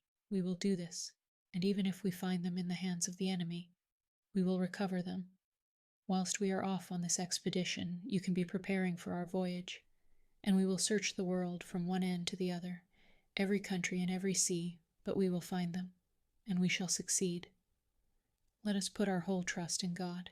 He is our Father. He will not try us beyond our strength. I embraced my child, and a flood of tears relieved my overcharged heart. My eyes and hands were raised to heaven. My silent prayers winged their flight to the Almighty, to Him who tries us and consoles us. A ray of hope seemed to visit my mind when I heard my boys cry out as they approached, "The pinnace is here. They have not carried that away." I fervently thanked God. It was a kind of miracle, for this pretty vessel was more tempting than the canoe. Perhaps as it was hidden in a little creek between the rocks, it had escaped their observation. Perhaps they might not know how to manage it, or they might not be numerous enough. No matter, it was there, and might be the means of our recovering the beloved objects those barbarians had torn from us. How gracious is God to give us hope to sustain us in our afflictions. Without hope we could not live. It restores and revives us, and, even if never realized below, accompanies us to the end of our life, and beyond the grave. I imparted to my eldest son the idea of his brother, that they might be concealed in some part of the island, but I dared not rely on this sweet hope. Finally, as we ought not to run the risk of abandoning them if they were still here, and perhaps in the power of the savages, I consented that my 2 eldest sons should go to ascertain the fact. Besides, however impatient I was, I felt that a voyage such as we were undertaking into unknown seas might be of long duration, and it was necessary to make some preparations. I must think on food, water, arms, and many other things. There are situations in life which seize the heart and soul, rendering us insensible to the wants of the body. This we now experienced. We had just come from a painful journey on foot of 24 hours, during which we had had little rest and no sleep. Since morning we had eaten nothing but some morsels of the breadfruit. It was natural that we should be overcome with fatigue and hunger, but we none of us had even thought of our own state. We were supported, if I may use the expression, by our despair. At the moment that my sons were going to set out, the remembrance of their need of refreshment suddenly occurred to me, and I besought them to rest a little and take something, but they were too much agitated to consent. I gave Fritz a bottle of canary and some slices of roast mutton I met with, which he put in his pocket. They had each a loaded musket, and they set out, taking the road along the rocks, where the most hidden retreats and most impenetrable woods lay. They promised me to fire off their pieces frequently to let their mother know they were there. If she was hidden among the rocks, they took also one of the dogs. Flora we could not find, which made us conclude she had followed her mistress, to whom she was much attached. As soon as my eldest sons had left us, I made Jack conduct me to the shore where he had seen the footmarks, that I might examine them, to judge of their number and direction. I found many very distinct, but so mingled I could come to no positive conclusion. Some were near the sea, with the foot pointing to the shore, and amongst these Jack thought he could distinguish the boot mark of Francis. My wife wore very light boots also, which I had made for her. They rendered stockings unnecessary and strengthened her ankles. I could not find the trace of these, but I soon discovered that my poor Elizabeth had been here, from a piece torn from an apron she wore, made of her own cotton and dyed red. I had now not the least doubt that she was in the canoe with her son. It was a sort of consolation to think they were together, but how many mortal fears accompanied this consolation? Oh, was I ever to see again these objects of my tenderest affection? Certain now that they were not in the island, I was impatient for the return of my sons, and I made every preparation for our departure. The first thing I thought of was the wrecked chest, which would furnish me with means to conciliate the savages and to ransom my loved ones. I added to it everything likely to tempt them, utensils, stuffs, trinkets. I even took with me gold and silver coin, which was thrown on one side as useless, but might be of service to us on this occasion. I wished my riches were 3 times as much as they were, that I might give all in exchange for the life and liberty of my wife and son. I then turned my thoughts on those remaining to me. I took, in bags and gourds, all that we had left of cassava bread, manioc roots, and potatoes, a barrel of salt fish, 2 bottles of rum, and several jars of fresh water. Jack wept as he filled them at his fountain, which he perhaps might never see again, any more than his dear Valiant, whom I set at liberty, as well as the cow, ass, buffalo, and the beautiful onagra. These docile animals were accustomed to us and our attentions, and they remained in their places, surprised that they were neither harnessed nor mounted. We opened the poultry yard and pigeon cote. The flamingo would not leave us. It went and came with us from the house to the pinnace. We took also oil, candles, fuel, and a large iron pot to cook our provisions in. For our defense, I took 2 more guns, and a small barrel of powder, all we had left. I added besides some changes of linen, not forgetting some for my dear wife, which I hoped might be needed. The time fled rapidly while we were thus employed. Night came on, and my sons returned not. My grief was inconceivable. The island was so large and woody that they might have lost themselves, or the savages might have returned and encountered them. After 20 hours of frightful terror, I heard the report of a gun. Alas, only one report. It was the signal agreed on if they returned alone, 2 if they brought their mother, 3 if Francis also accompanied them. But I expected they would return alone, and I was still grateful. I ran to meet them. They were overcome with fatigue and vexation. They begged to set out immediately, not to lose one precious moment. They were now sure the island did not contain those they lamented, and they hoped I would not return without discovering them. For what would the island be to us without our loved ones? Fritz at that moment saw his dear Lightfoot capering round him, and could not help sighing as he caressed him, and took leave of him. "May I find thee here," said he, "where I leave thee in such sorrow, and I will bring back thy young master," added he, turning to the bull, who was also approaching him. He then begged me again to set out, as the moon was just rising in all her majesty. "The Queen of Night," said Ernest, "will guide us to the Queen of our island, who is perhaps now looking up to her and calling on us to help her." "Most assuredly," said I. "She is thinking on us, but it is on God she's calling for help. Let us join her in prayer, my dear children, for herself and our dear Francis." They fell on their knees with me, and I uttered the most fervent and earnest prayer that ever human heart poured forth, and I rose with confidence that our prayers were heard. I proceeded with new courage to the creek that contained our pinnace, where Jack arranged all we had brought. We rowed out of the creek, and when we were in the bay we held a council to consider on which side we were to commence our search. I thought of returning to the great bay, from whence our canoe had been taken. My sons, on the contrary, thought that these islanders, content with their acquisition, had been returning homewards, coasting along the island, when an unhappy chance had led their mother and brother to the shore, where the savages had seen them and carried them off. At the most, they could but be a day before us, but that was long enough to fill us with dreadful anticipations.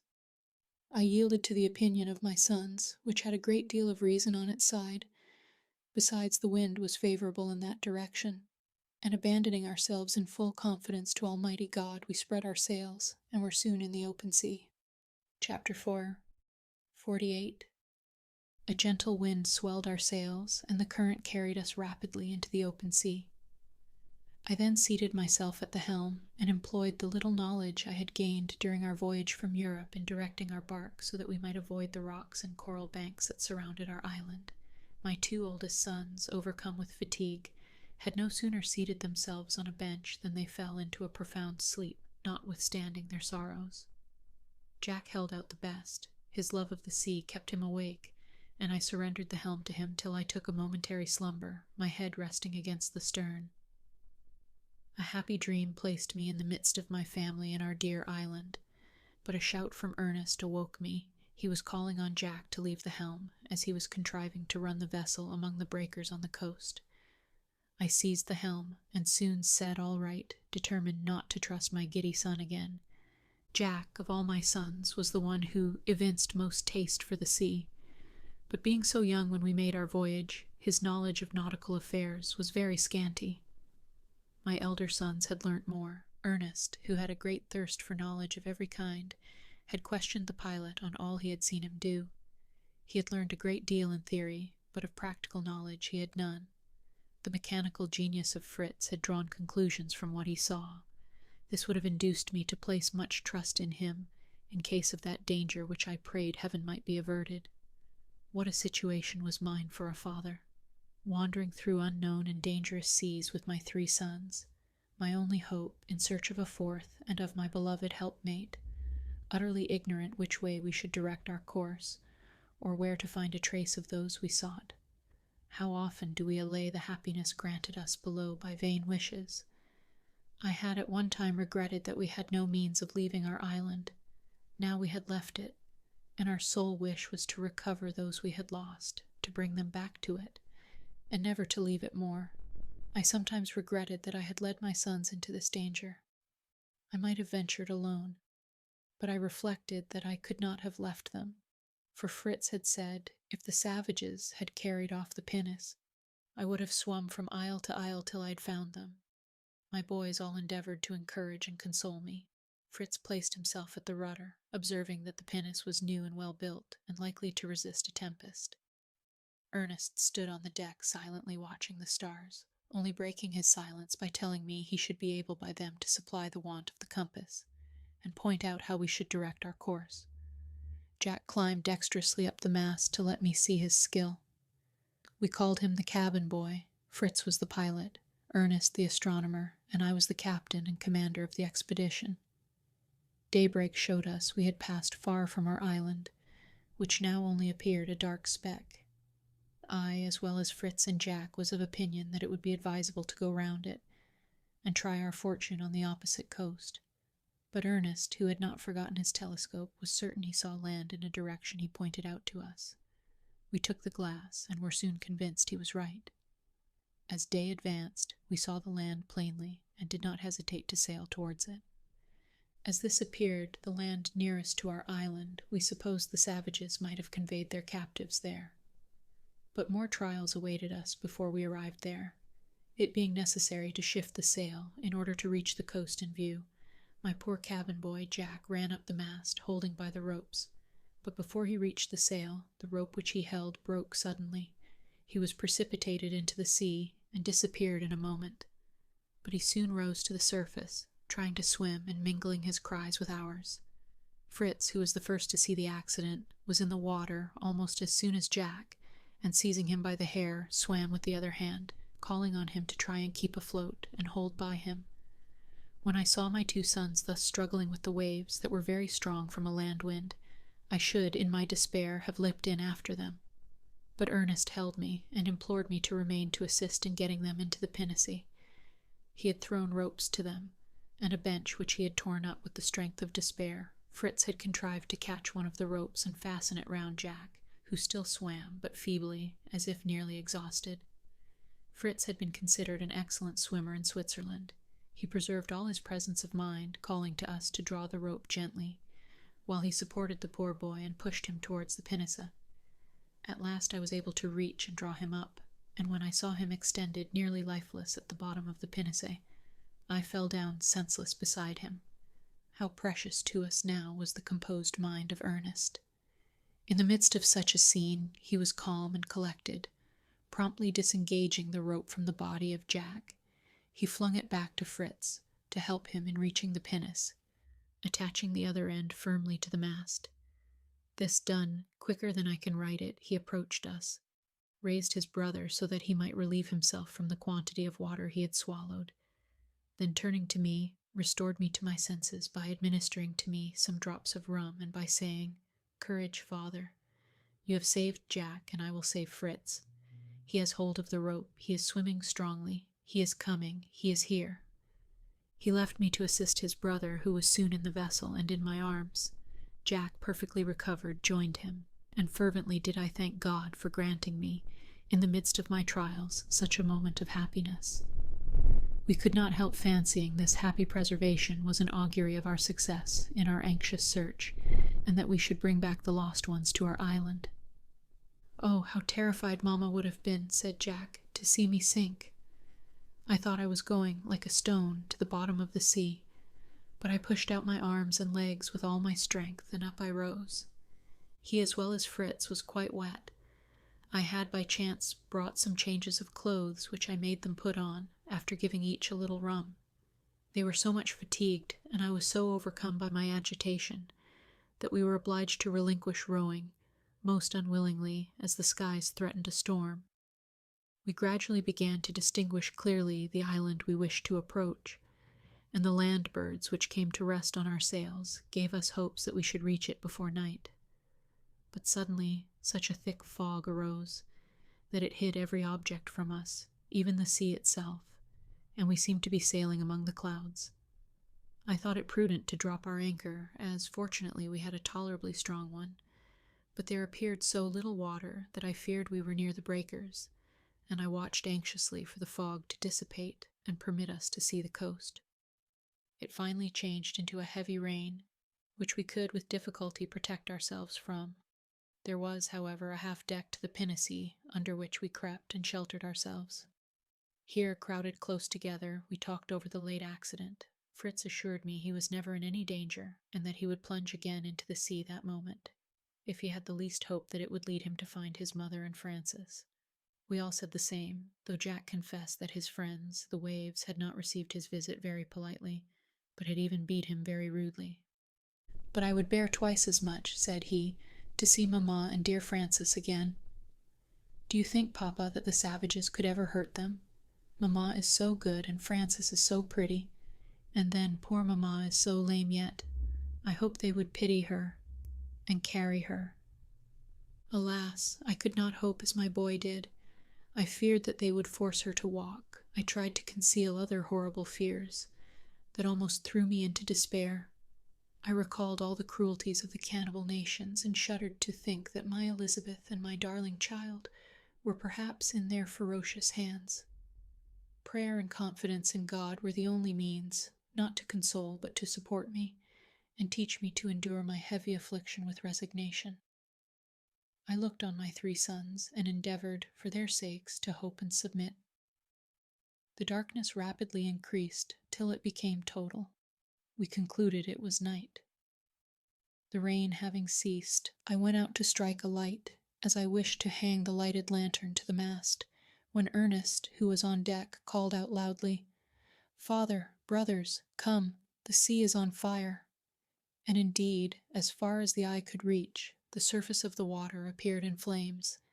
This light of the most brilliant fiery red reached even to the vessel, and we were surrounded by it. It was a sight at once beautiful and almost terrific. Jack seriously inquired if there was not a volcano at the bottom of the sea, and I astonished him much by telling him that this light was caused by a kind of marine animals, which in form resembled plants so much that they were formerly considered such. But naturalists and modern voyagers have entirely destroyed this error, and furnished proofs that they are organized beings, having all the spontaneous movements peculiar to animals. They feel when they are touched, seek for food, seize and devour it. They are of various kinds and colors, and are known under the general name of zoophytes.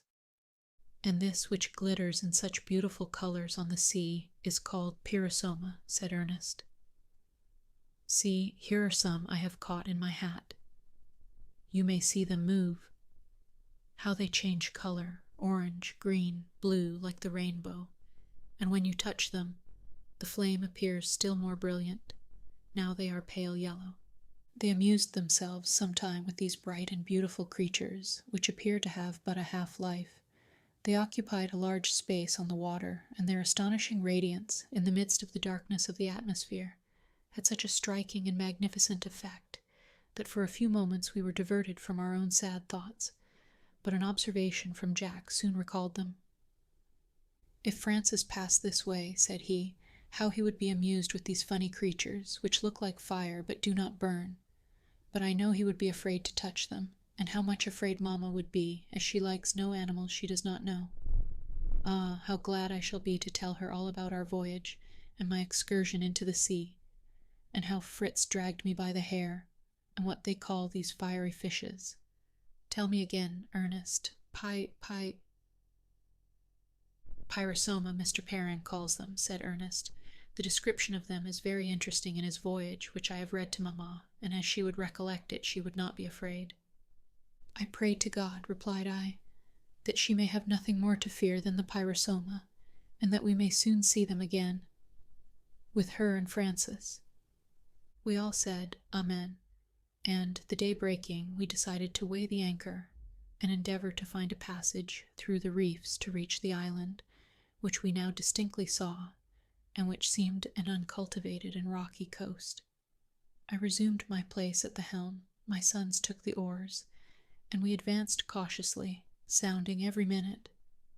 What would have become of us if our pinnace had been injured? The sea was perfectly calm, and after prayer to God and a slight refreshment, we proceeded forward, looking carefully round for any canoe of the savages. It might be even our own. But no, we were not fortunate enough to discover any trace of our beloved friends, nor any symptom of the isle being inhabited. However, as it was our only point of hope, we did not wish to abandon it. By dint of searching, we found a small bay, which reminded us of our own. It was formed by a river, broad and deep enough for our pinnace to enter. We rowed in, and having placed our vessel in a creek where it appeared to be secure, we began to consider the means of exploring the whole island. Chapter 49. I did not disembark on this unknown shore without great emotion. It might be inhabited by a barbarous and cruel race, and I almost doubted the prudence of thus risking my 3 remaining children in the hazardous and uncertain search after our dear lost ones.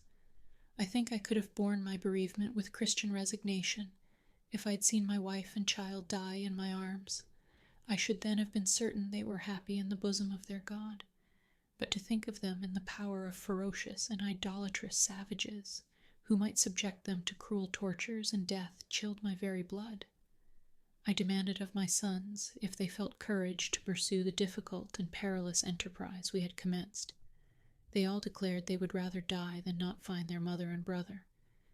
Fritz even besought me with Ernest and Jack to return to the island in case the wanderers should come back and be terrified to find it deserted, and to leave him the arms and the means of trafficking with the savages, without any uneasiness about his prudence and discretion.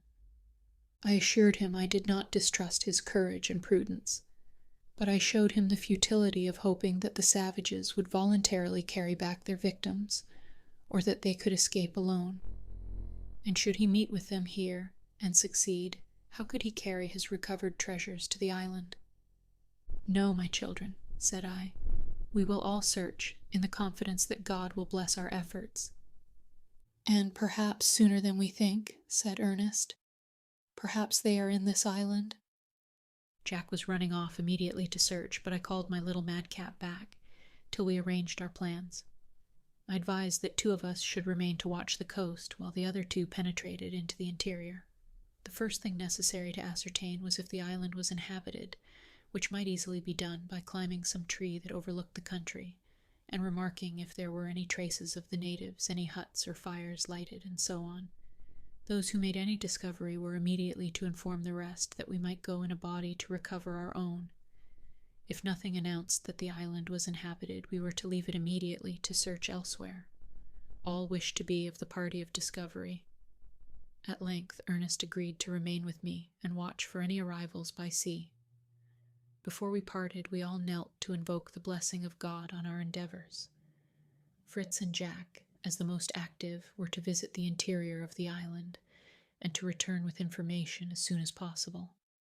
To be prepared for any chance, I gave them a game bag filled with toys, trinkets, and pieces of money to please the savages. I also made them take some food. Fritz took his gun, after promising me he would not fire it, except to defend his life, lest he should alarm the savages and induce them to remove their captives. Jack took his lasso, and they set out with our benedictions, accompanied by the brave Turk, on whom I depended much to discover his mistress and his companion Flora, if she was still with her friends. As soon as they were out of sight, Ernest and I set to work to conceal as much as possible our pinnace from discovery. We lowered the masts and hid with great care under the deck the precious chest with our treasure, provisions, and powder. We got our pinnace with great difficulty, the water being low, behind a rock, which completely concealed it on the land side, but it was still visible from the sea.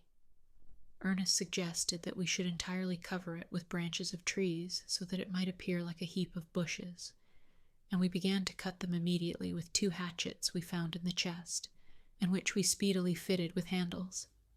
We found also a large iron staple, which Ernest succeeded, with a hammer and pieces of wood, in fixing in the rock to moor the pinnace to.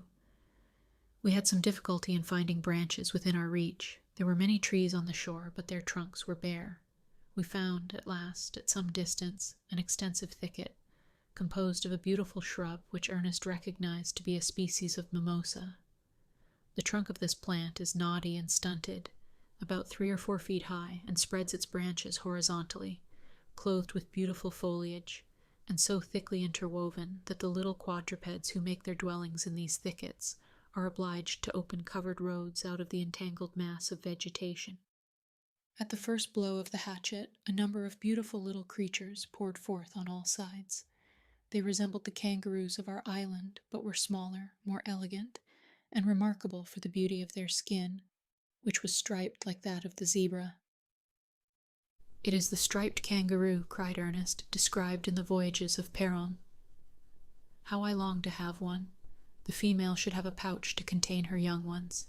He lay down very still at the entrance of the thicket, and soon had the satisfaction of seizing 2, which leapt out almost into his arms. This animal is timid as the hare of our country. They endeavored to escape, but Ernest held them fast.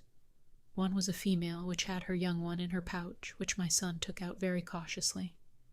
It was an elegant little creature, with a skin like its mother, only more brilliant. It was full of graceful antics.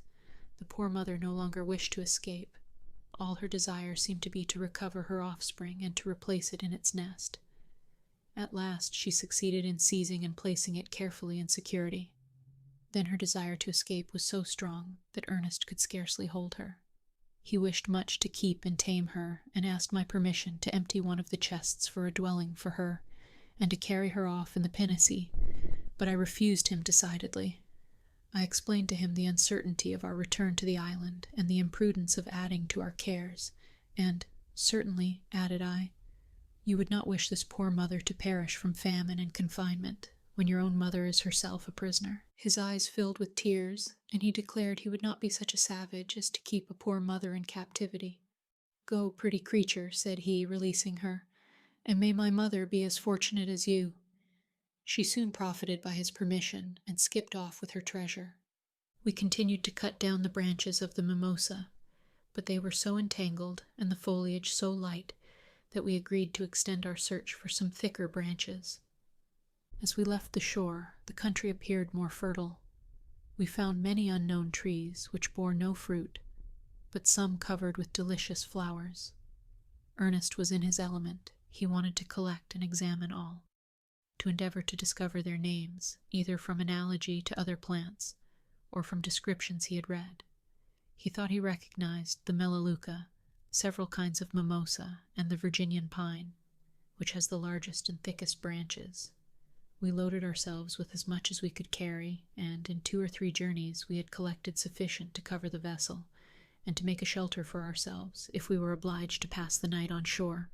I had given orders to my sons that both were to return before night at all events, and if the least hope appeared, one was to run with all speed to tell us.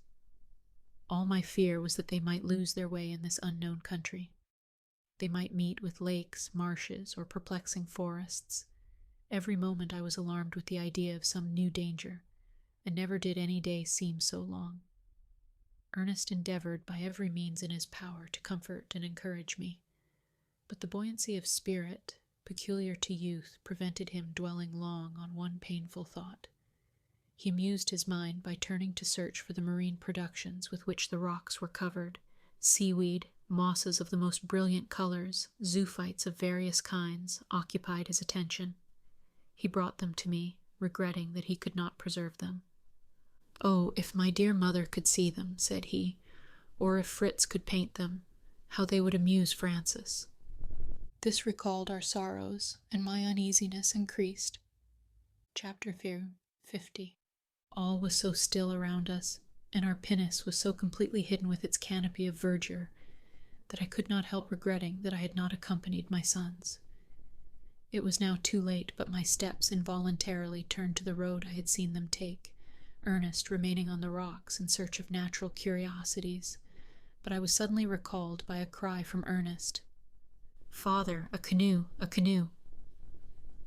"Alas, is it not ours?" I said, rushing to the shore, where, indeed, I saw beyond the reefs a canoe, floating lightly, apparently filled with the islanders, easy to distinguish from their dark complexion. This canoe did not resemble ours. It was longer, narrower, and seemed to be composed of long strips of bark, quite rough, tied together at each end, which gave somewhat of a graceful form to it, though it evidently belonged to the infancy of the art of navigation. It is almost inconceivable how these frail barks resist the slightest storm, but these islanders swim so well that even if the canoe fills, they jump out, empty it, and take their places again. When landed, 1 or 2 men take up the canoe and carry it to their habitation. This, however, appeared to be provided without riggers, to preserve the equilibrium, and 6 savages, with a sort of oars, made it fly like the wind. When it passed the part of the island where we were, we hailed it as loudly as we could. The savages answered by frightful cries, but showed no intention of approaching us or entering the bay. On the contrary, they went on with great rapidity, continuing their cries. I followed them with my eyes as far as I could in speechless emotion, for either my fancy deceived me, or I faintly distinguished a form of fairer complexion than the dark-hued beings who surrounded him. Features or dress I could not see. On the whole, it was a vague impression that I trembled alike to believe or to doubt. Ernest, more active than I, had climbed a sandbank, and with his telescope had commanded a better view of the canoe. He watched it round a point of land, and then came down almost as much agitated as myself. I ran to him and said, "Ernest, was it your mother?" "No, Papa, I am certain it was not my mother," said he. "Neither was it Frances." Here he was silent. A cold shuddering came over me. "Why are you silent?" said I. "What do you think?" "Indeed, Papa, I could distinguish nothing," said he. "Even with the telescope, they passed so quickly. Would that it were my mother and brother. We should then be sure they were living and might follow them. But a thought strikes me. Let us free the pinnace and sail after the canoe. We can go quicker than they with the sail. We shall overtake them behind the cape, and then we shall at least be satisfied." I hesitated lest my sons should come back, but Ernest represented to me that we were only fulfilling the wishes of Fritz. Besides, we should return in a short time. He added that he would soon disencumber the pinnace. "Soon," cried I, "when we have been at least 2 hours in covering it." "Yes," said he, "but we had a dozen journeys to make to the trees then. I will have it ready in less than half an hour." I assisted him as actively as I could, though not with good heart, for I was uneasy about abandoning my sons. I would have given worlds to see them arrive before our departure, to have their assistance, which was of much consequence in the pinnace, and to know they were safe. I often left off my work to take a glance into the interior of the island, hoping to see them. Frequently I mistook the trees in the twilight, which was now coming on, for moving objects. At last I was not deceived. I saw distinctly a figure walking rapidly. "They are here," I cried, running forward, followed by Ernest, and we soon saw a dark-colored figure approaching. I concluded it was a savage, and though disappointed, was not alarmed, as he was alone. I stopped and begged Ernest to recollect all the words he had met with in his books of the language of the savages. The black man approached, and conceive my surprise when I heard him cry, in my own language, "Don't be alarmed, father. It is I, your son Fritz." "Is it possible?" said I. "Can I believe it? And Jack? What have you done with my Jack? Where is he? Speak." Ernest did not ask. Alas, he knew too well. He had seen with his telescope that it was his dear brother Jack that was in the canoe with the savages, but he had not dared to tell me. I was in agony. Fritz, harassed with fatigue and overwhelmed with grief, sunk down on the ground. "Oh, father," said he, sobbing, "I dread to appear before you without my brother. I have lost him. Can you ever forgive your unfortunate Fritz?" "Oh, yes, yes, we are all equally unfortunate," cried I, sinking down beside my son, while Ernest seated himself on the other side to support me. I then besought Fritz to tell me if the savages had murdered my dear boy. He assured me that he was not killed, but carried off by the savages. Still, he hoped he was safe. Ernest then told me he had seen him seated in the canoe, apparently without clothes, but not stained black as Fritz was. I earnestly wish he had been, said Fritz. To that I attribute my escape. But I am truly thankful to God that you have seen him, Ernest. Which way have the monsters gone? Ernest pointed out the cape, and Fritz was anxious that we should embark without delay and endeavor to snatch him from them. And have you learned nothing of your mother and Francis? Said I. Alas, nothing, said he, though I think I recognized a handkerchief belonging to dear mamma on the head of a savage. I will tell you all my adventure as we go. You forgive me, dear father? Yes, my dear son, said I. I forgive and pity you, but are you sure my wife and Francis are not on the island? Quite sure, said he. In fact, the island is entirely uninhabited. There is no fresh water, nor game, and no quadrupeds whatever, but rats and kangaroos, but plenty of fruit. I have filled my bag with breadfruit, which is all we shall need. Let us go. We worked so hard that in a quarter of an hour the branches were removed and the pinnace ready to receive us. The wind was favorable for carrying us towards the cape the savages had turned. We hoisted our sail. I took my place at the helm. The sea was calm, and the moon lighted our way. After recommending ourselves to the protection of God, I desired Fritz to commence his melancholy recital. It will be melancholy indeed, said the poor boy, weeping, if we do not find my dear Jack. I shall never forgive myself for not having stained his skin before my own. Then he should have been with you now. But I have you, my dear son, to console your father, said I. I can do nothing myself in my sorrow. I depend on you, my two eldest, to restore to me what I have lost. Go on, Fritz. We went on, continued he, with courage and hope, and as we proceeded, we felt that you were right in saying we ought not to judge of the island by the borders. You can form no idea of the fertility of the island, or of the beauty of the trees and shrubs we met with at every step, quite unknown to me. Some were covered with fragrant flowers, others with tempting fruits, which, however, we did not venture to taste, as we had not nips to try them. Did you see any monkeys? Asked Ernest. Not one, replied his brother, to the great vexation of Jack, but we saw parrots and all sorts of birds of the most splendid plumage. Whilst we were remarking these creatures, I did not neglect to look carefully about for any trace that might aid our search. I saw no hut, no sort of dwelling, nor anything that could indicate that the island was inhabited, and not the slightest appearance of fresh water, and we should have been tormented with thirst if we had not found some coconuts containing milk, and an acid fruit full of juice, which we have in our own island. Ernest calls it the carambolier. We quenched our thirst with this, as well as with the plant, which we also have, and which contains water in the stem. The country is flat and open, and its beautiful trees stand at such a distance from each other that no one could hide amongst them. But if we found no dwellings, we often discovered traces of the savages, extinguished fires, remains of kangaroos and of fish, cocoa-nut shells, and even entire nuts, which we secured for ourselves. We remarked also footmarks on the sand. We both wished anxiously to meet with a savage, that we might endeavor to make him comprehend, by signs, whom we were in search of, hoping that natural affection might have some influence even with these untaught creatures. I was only fearful that my dress and the color of my skin might terrify them. In the meantime, Jack, with his usual rashness, had climbed to the summit of one of the tallest trees, and suddenly cried out, "Fritz, prepare your signs, the savages are landing. Oh, what black ugly creatures they are, and nearly naked. You ought to dress yourself like them, to make friends with them. You can stain your skin with these," throwing me down branches of a sort of fruit of a dark purple color, large as a plum, with a skin like the mulberry. I have been tasting them. They are very nauseous, and they have stained my fingers black. Rub yourself well with the juice of this fruit, and you will be a perfect savage. I agreed immediately. He descended from the tree while I undressed, and with his assistance I stained myself from head to foot, as you see me.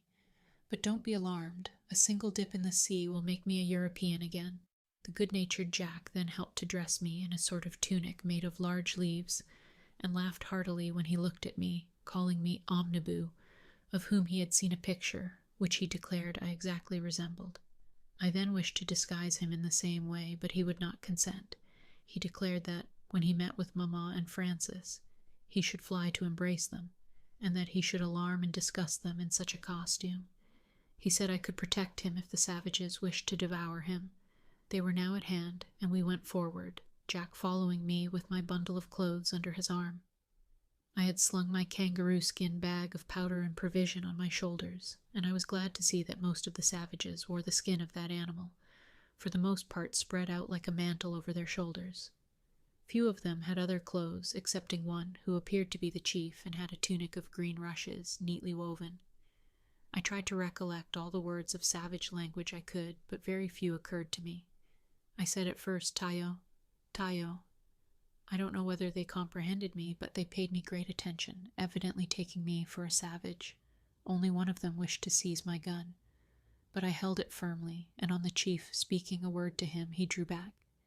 They spoke very rapidly, and I saw by their looks they spoke about us. They looked incessantly at Jack, repeating, Tumeti tata. Jack imitated all their motions and made some grimaces which seemed to amuse them. I tried in vain to attract their attention. I had observed a handkerchief twisted round the head of him who seemed the chief, that reminded me much of the one my mother usually wore. I approached him, touched the handkerchief, saying expressively, Mets-toi aîné mère, et tata frère. I added, pointing to the sea, Pay cannot. But alas, they did not appear to understand my words. The chief thought I wished to rob him of his handkerchief and repelled me roughly. I then wished to retire, and I told Jack to follow me. But 4 islanders seized him, opened his waistcoat and shirt, and cried out together, Alea teatata. In an instant he was stripped, and his clothes and mine were put on in a strange fashion by the savages. Jack, mimicking all their contortions, recovered his shirt from one of them, put it on, and began to dance, calling on me to do the same, and, in a tone as if singing, repeated, Make your escape, Fritz, while I am amusing them. I will then run off and join you very soon. As if I could for a moment think of leaving him in the hands of these barbarians. However, I recollected at that moment the bag you had given me of toys and trinkets. We had thoughtlessly left it under the great tree where I had undressed. I told Jack, in the same tone, I would fetch it if he could amuse the savages till I returned, which he might be certain would be very soon. I ran off with all speed, and without opposition arrived at the tree, found my bag well guarded indeed, father. For what was my surprise to find our 2 faithful dogs, Turk and Flora, sitting over it. Flora, cried I, she accompanied my dear wife and child into their captivity. They must be in this island. Why have we left it? My dear father, continued Fritz, depend on it, they are not there, but I feel convinced that the wretches who have carried off Jack hold dear Mamma and Francis in captivity. Therefore we must, at all events, pursue them. The meeting between Flora and me was truly joyful, for I was now convinced that my mother and Francis were not far off, though certainly not on the same island, or their attached friend would not have quitted them. I concluded that the chief who had taken my mamma's handkerchief had also taken her dog, and brought her on this excursion, and that she had here met with her friend Turk who had rambled from us. After caressing Flora and taking up my bag, I ran off full speed to the spot where my dear Jack was trying to divert the barbarians. As I approached, I heard cries, not the noisy laughter of the savages, but cries of distress from my beloved brother, cries for help, addressed to me. I did not walk. I flew till I reached the spot, and I then saw him bound with a sort of strong cord made of gut. His hands were fastened behind his back, his legs tied together, and these cruel men were carrying him towards their canoe, while he was crying out, Fritz, Fritz, where are you? I threw myself desperately on the 6 men who were bearing him off. In the struggle, my gun, which I held in my hand, caught something and accidentally went off, and, oh, father, it was my own dear Jack that I wounded. I cannot tell how I survived his cry of, You have killed me. And when I saw his blood flow, my senses forsook me, and I fainted. When I recovered, I was alone. They had carried him off. I rose, and following the traces of his blood, arrived fortunately at the shore just as they were embarking. God permitted me to see him again, supported by one of the savages, and even to hear his feeble voice cry, Console yourself, Fritz, I am not dead. I am only wounded in the shoulder. It is not your fault. Go, my kind brother, as quick as possible to Papa, and you will both. The canoe sailed away so swiftly that I heard no more, but I understood the rest. You will both come and rescue me. But will there be time? Will they dress his wound? Oh, Father, what have I done? Can you forgive me? Overwhelmed with grief, I could only hold out my hand to my poor boy, and assure him I could not possibly blame him for this distressing accident. Ernest, though greatly afflicted, endeavored to console his brother. He told him a wound in the shoulder was not dangerous, and the savages certainly intended to dress his wound, or they would have left him to die.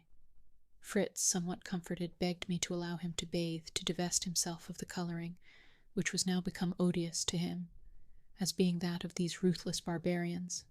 I was reluctant to consent. I thought it might still be useful in gaining access to the savages. But he was certain they would recognize him in that disguise as the bearer of the thunder, and would distrust him. I now recollected to ask what had become of his gun, and was sorry to learn that they had carried it off whilst he lay insensible. He himself considered that it would be useless to them, as they had fortunately left him the bag of ammunition. Ernest, however, regretted the loss to ourselves, this being the third we had lost, the one we had left in the canoe being also in the possession of the savages.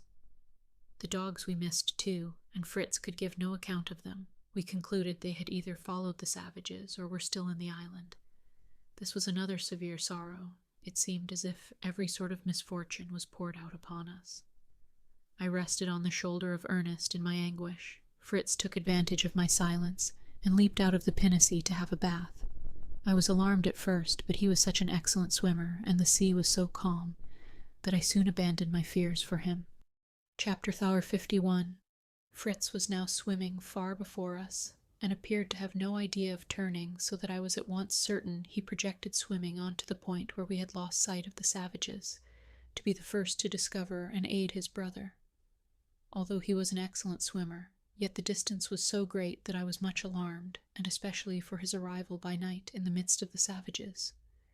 This fear was much increased by a very extraordinary sound, which we now heard gradually approaching us. It was a sort of submarine tempest. The weather was beautiful. There was no wind. The moon shone in a cloudless sky. Yet the waves were swollen as if by a storm and threatened to swallow us. We heard at the same time a noise like violent rain. Terrified at these phenomena, I cried out aloud for Fritz to return, and though it was almost impossible my voice could reach him, we saw him swimming towards us with all his strength. Ernest and I used all our power in rowing to meet him, so that we soon got to him. The moment he leaped in, he uttered in a stifled voice, pointing to the mountains of waves, "They are enormous marine monsters. Whales, I believe. Such an immense shoal. They will swallow us up." "No," said Ernest quietly. "Don't be alarmed. The whale is a gentle and harmless animal when not attacked. I am very glad to see them so near. We shall pass as quietly through the midst of these colossal creatures as we did through the shining zoophytes. Doubtless the whales are searching for them, for they constitute a principal article of their food." They were now very near us, sporting on the surface of the water, or plunging into its abysses and forcing out columns of water through their nostrils to a great height, which occasionally fell on us and wetted us. Sometimes they raised themselves on their huge tail and looked like giants ready to fall on us and crush us.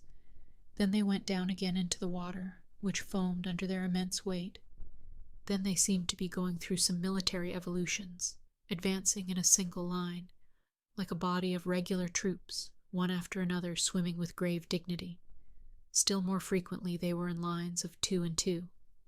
This wonderful sight partly diverted us from our own melancholy thoughts. Fritz had, however, seized his oar, without giving himself time to dress, whilst I at the rudder steered as well as I could through these monsters, who are, notwithstanding their appearance, the mildest animals that exist. They allowed us to pass so closely that we were wetted with the water they spouted up, and might have touched them, and with the power to overturn us with a stroke of their tail, they never noticed us. They seemed to be satisfied with each other's society. We were truly sorry to see their mortal enemy appear amongst them, the swordfish of the south, armed with its long saw, remarkable for a sort of fringe of 9 or 10 inches long, which distinguishes it from the swordfish of the north. They are both terrible enemies to the whale, and next to man, who wages an eternal war with them, its most formidable foes. The whales in our South Seas had only the swordfish to dread. As soon as they saw him approach, they dispersed or dived into the depths of the ocean. One only, very near us, did not succeed in escaping, and we witnessed a combat, of which, however, we could not see the event. These two monsters attacked each other with equal ferocity, but as they took an opposite direction to that we were going, we soon lost sight of them. But we shall never forget our meeting with these wonderful giants of the deep. We happily doubled the promontory behind which the canoe had passed, and found ourselves in an extensive gulf, which narrowed as it entered the land and resembled the mouth of a river. We did not hesitate to follow its course. We went round the bay, but found no traces of man, but numerous herds of the amphibious animal called sometimes the sea lion, the sea dog, or the sea elephant, or trunked phoca. Modern voyagers give it the last name. These animals, though of enormous size, are gentle and peaceful, unless roused by the cruelty of man. They were in such numbers on this desert coast that they would have prevented our approach if we had intended it. They actually covered the beach and the rocks, opening their huge mouths, armed with very sharp teeth, more frightful than dangerous. As it was night when we entered the bay, they were all sleeping, but they produced a most deafening noise with their breathing. We left them to their noisy slumber. For us, alas, no such comfort remained. The continual anxiety attending an affliction like ours destroys all repose, and for 3 days we had not slept an hour. Since the new misfortune of Jack's captivity, we were all kept up by a kind of fever. Fritz was in a most incredible state of excitement, and declared he would never sleep till he had rescued his beloved brother. His bath had partially removed the coloring from his skin, but he was still dark enough to pass for a savage when arrayed like them. The shores of the strait we were navigating were very steep, and we had yet not met with any place where we could land. However, my sons persisted in thinking the savages could have taken no other route, as they had lost sight of their canoe round the promontory. As the strait was narrow and shallow, I consented that Fritz should throw off the clothes he had on, and swim to reconnoiter a place which seemed to be an opening in the rocks or hills that obstructed our passage, and we soon had the pleasure of seeing him standing on the shore, motioning for us to approach. The strait was now so confined that we could not have proceeded any further with the pinnace. We could not even bring it to the shore. Ernest and I were obliged to step into the water up to the waist, but we took the precaution to tie a long and strong rope to the prow, and when we were aided by the vigorous arm of Fritz, we soon drew the pinnace near enough to fix it by means of the anchor. There were neither trees nor rocks on that desert shore to which we could fasten the pinnace, but to our great delight and encouragement we found, at a short distance from our landing place, a bark canoe, which my sons were certain was that in which Jack had been carried off. We entered it, but at first saw only the oars. At last, however, Ernest discovered, in the water which half filled the canoe, part of a handkerchief stained with blood, which they recognized as belonging to Jack. This discovery, which relieved our doubts, caused Fritz to shed tears of joy. We were certainly on the track of the robbers, and might trust that they had not proceeded farther with their barbarity. We found on the sand and in the boat some cocoanut shells and fish bones, which satisfied us of the nature of their repasts. We resolved to continue our search into the interior of the country, following the traces of the steps of the savages. We could not find any traces of Jack's foot, which would have alarmed us if Fritz had not suggested that they had carried him, on account of his wound. We were about to set out, when the thoughts of the pinnace came over us. It was more than ever necessary for us to preserve this, our only means of return, and which moreover contained our goods for ransom, our ammunition, and our provisions, still untouched, for some breadfruit Fritz had gathered, some mussels, and small but excellent oysters had been sufficient for us.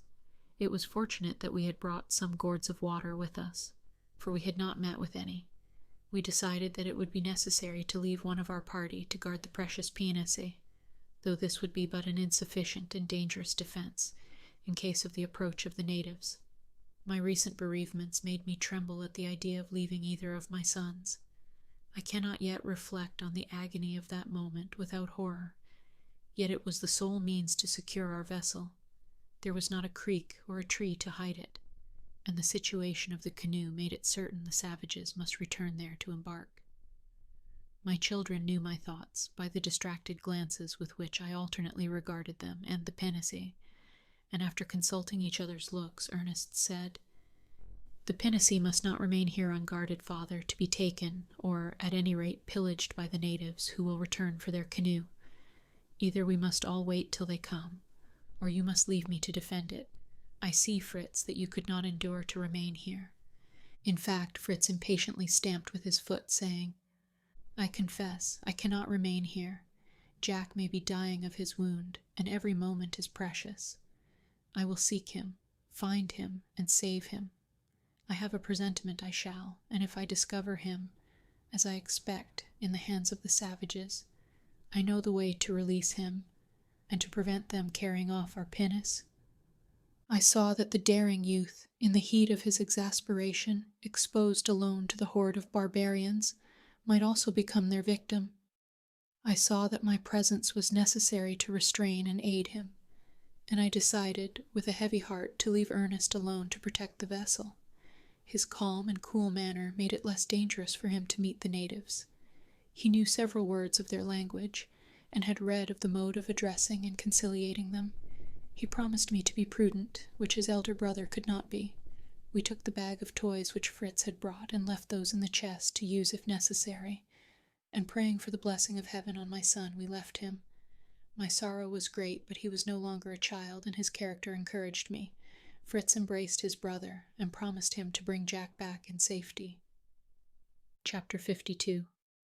After having traversed for some time a desert, sandy plain without meeting a living creature, we arrived at a thick wood where we lost the traces we had carefully followed. We were obliged to direct our course by chance, keeping no fixed road, but advancing as the interwoven branches permitted us.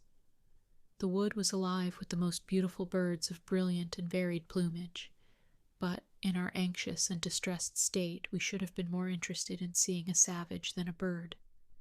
We passed at last through these verdant groves, and reached an arid plain extending to the shore. We again discovered numerous footsteps, and whilst we were observing them, we saw a large canoe pass rapidly, filled with islanders, and this time I thought that, in spite of the distance, I could recognize the canoe we had built, and which they had robbed us of. Fritz wished to swim after them, and was beginning to undress himself, and I only stopped him by declaring that if he did, I must follow him, as I had decided not to be separated from him. I even proposed that we should return to Ernest, as I was of opinion that the savages would stop at the place where we had disembarked to take away the boat they had left, and we might then, by means of the words Ernest had acquired, learn from them what had become of my wife and children. Fritz agreed to this, though he still persisted that the easiest and quickest mode of return would have been by swimming.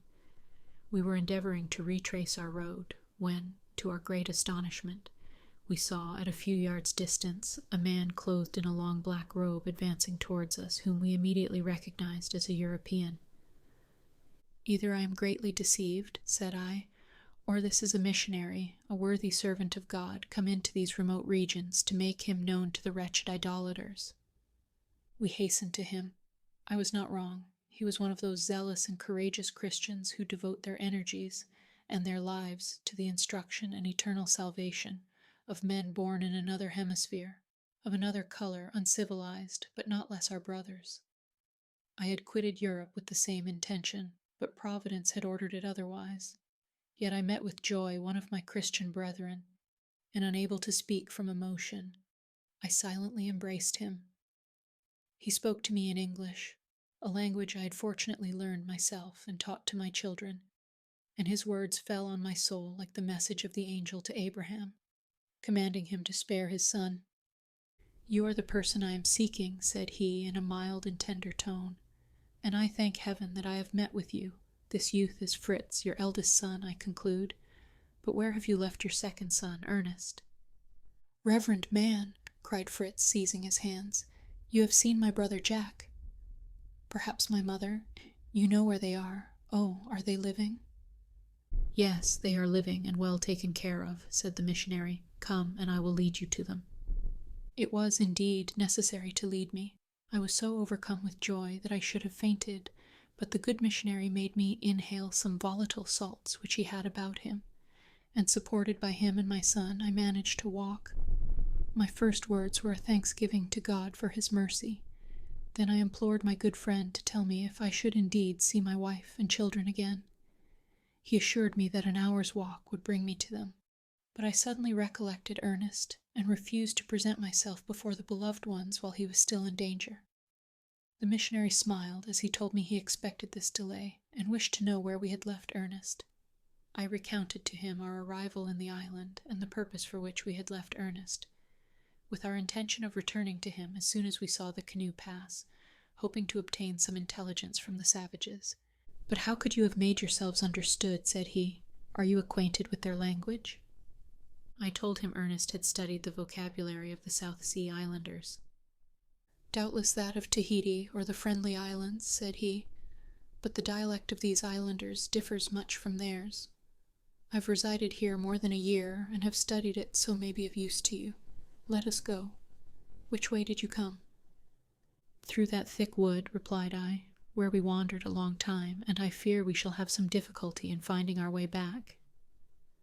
"You should have taken the precaution to notch the trees as you came," said our worthy friend. "Without that precaution, you were in danger of being lost. But we will find my marks, which will lead us to the brook, and following its course, we shall be safe." "We saw no brook," remarked Fritz. "There is a brook of excellent water, which you have missed in crossing the forest. If you had ascended the course of the stream, you would have reached the hut which contains your dear friends. The brook runs before it." Fritz struck his forehead with vexation. "God orders all for the best," said I to the good priest. "We might not have met with you. We should have been without Ernest. You might have sought us all day in vain. Ah, good man, it is under your holy auspices that our family ought to meet, in order to increase our happiness. Now please to tell me—" "But first," interrupted Fritz, "pray tell me how Jack is." "He was wounded, and—" "Be composed, young man," said the calm man of God. "The wound, which he confesses he owes to his own imprudence, will have no evil consequences. The savages had applied some healing herbs to it, but it was necessary to extract a small ball, an operation which I performed yesterday evening. Since then he suffers less, and will be soon well when his anxiety about you is relieved." Fritz embraced the kind missionary, entreating his pardon for his rashness, and adding, "Did my brother talk to you of us, sir?" "He did," answered his friend, "but I was acquainted with you before. Your mother talked continually of her husband and children. What mingled pain and delight she felt yesterday evening when the savages brought to her dear Jack, wounded. I was fortunately in the hut to comfort her and assist her beloved boy." "And dear Francis," said I, "how rejoiced he would be to see his brother again." "Francis," said the missionary, smiling, "will be the protector of you all. He is the idol of the savages now, an idolatry permitted by Christianity." We proceeded through the wood as we conversed, and at last reached the brook. I had 1,000 questions to ask, and was very anxious to know how my wife and Francis had been brought to this island, and how they met with the missionary. The 5 or 6 days we had been separated seemed to me 5 or 6 months. We walked too quickly for me to get much information. The English minister said little, and referred me to my wife and son for all details. On the subject of his own noble mission he was less reserved. "Thank God," said he, "I have already succeeded in giving this people some notions of humanity. They love their black friend, as they call me, and willingly listen to my preaching and the singing of some hymns. When your little Francis was taken, he had his reed flageolet in his pocket, and his playing and graceful manners have so captivated them that I fear they will with reluctance resign him. The king is anxious to adopt him, but do not alarm yourself, brother. I hope to arrange all happily with the divine assistance. I have gained some power over them, and I will avail myself of it. A year ago, I could not have answered for the life of the prisoners. Now I believe them to be in safety. But how much is there yet to teach these simple children of nature, who listen only to her voice, and yield to every impression? Their first impulse is good, but they are so unsteady that affection may suddenly change to hatred. They are inclined to theft, violent in their anger, yet generous and affectionate. You will see an instance of this in the abode where a woman, more unfortunate than your wife since she has lost her husband, has found an asylum." He was silent, and I did not question him farther on this subject. We were approaching the arm of the sea, where we had left our pinnace, and my heart, at ease about the rest, became now anxious solely for Ernest. Sometimes the hills concealed the water from us. Fritz climbed them, anxious to discover his brother. At last I heard him suddenly cry out, "Ernest, Ernest!" He was answered by shouts, or rather howls, amongst which I could not distinguish the voice of my son. Terror seized me. "These are the islanders," said I to the missionary, "and these frightful cries." "Are cries of joy," said he, "which will be increased when they see you. This path will conduct us to the shore. Call Fritz, but I do not see him. He will doubtless have descended the hill and joined them. Have no fears. Recommend your sons to be prudent. The black friend will speak to his black friends, and they will hear him." We proceeded towards the shore, when, at some distance, I perceived my 2 sons on the deck of the pinnace, which was covered with the islanders, to whom they were distributing the treasures of the chest, at least those we had put apart in the bag.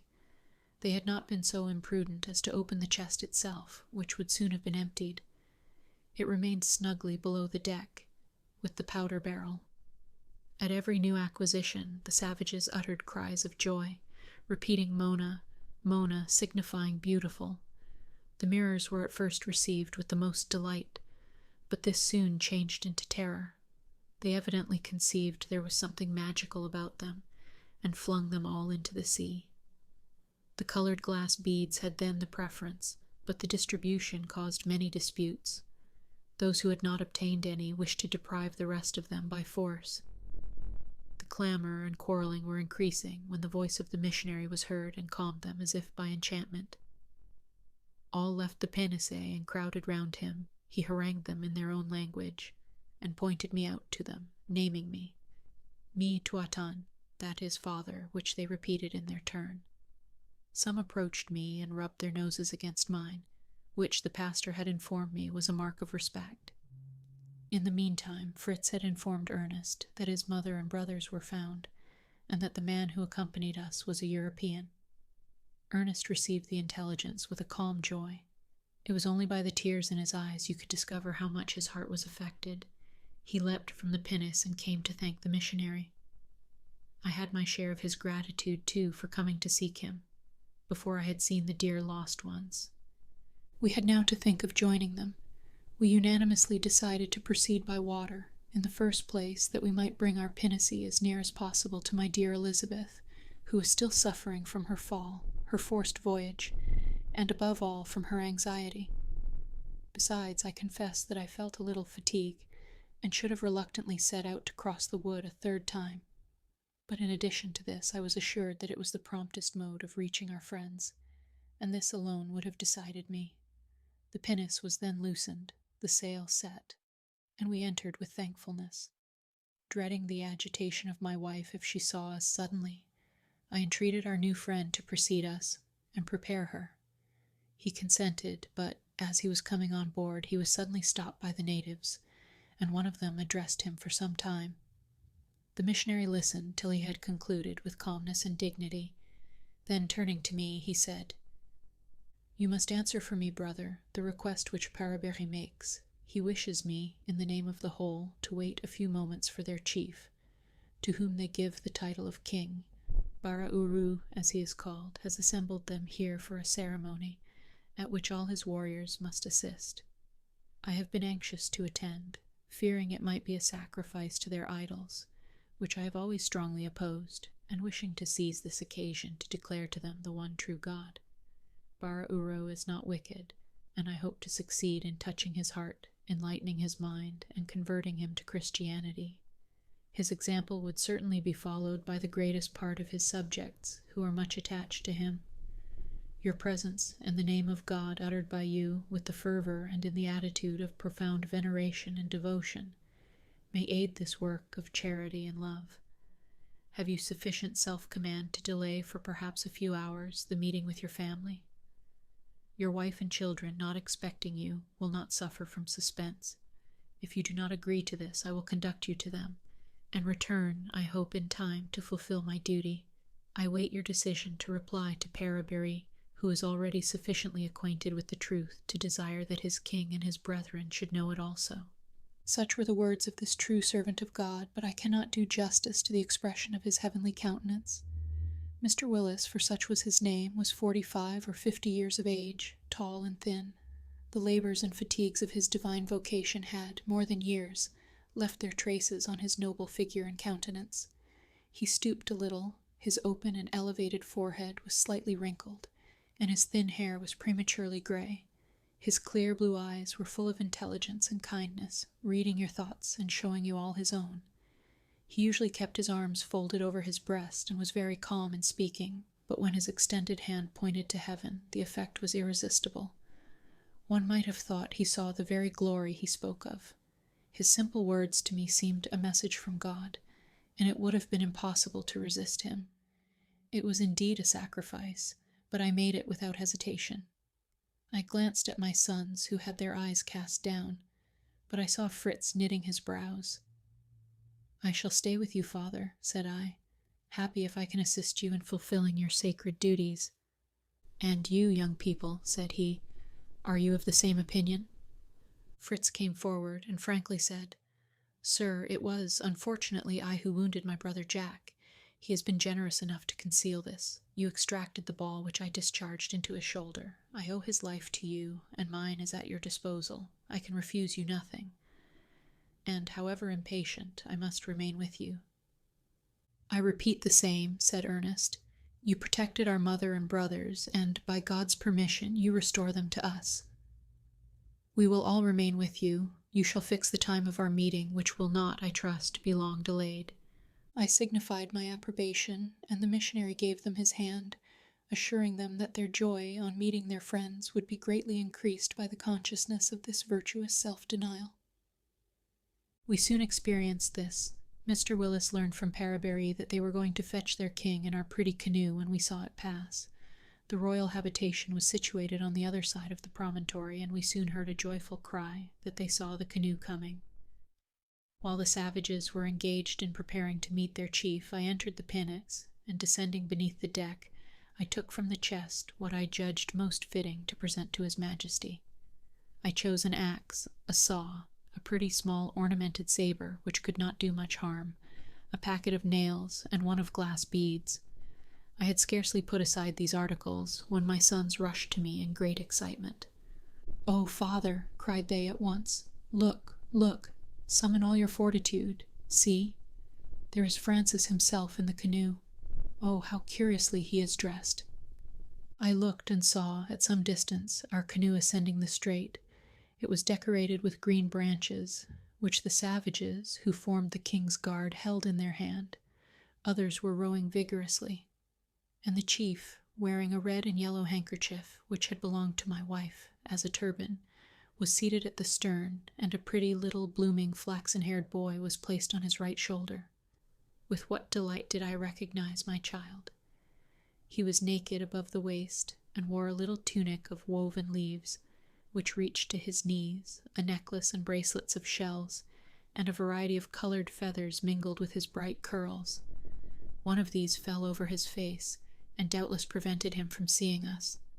The chief seemed much engaged with him, and continually took some ornament from his own dress to decorate him.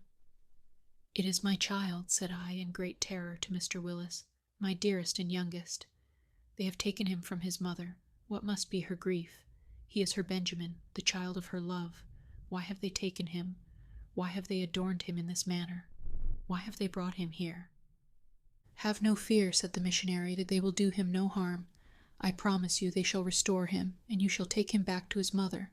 Place yourselves at my side, with these branches in your hands." He took some from Parabury, who held a bundle of them, and gave us each one.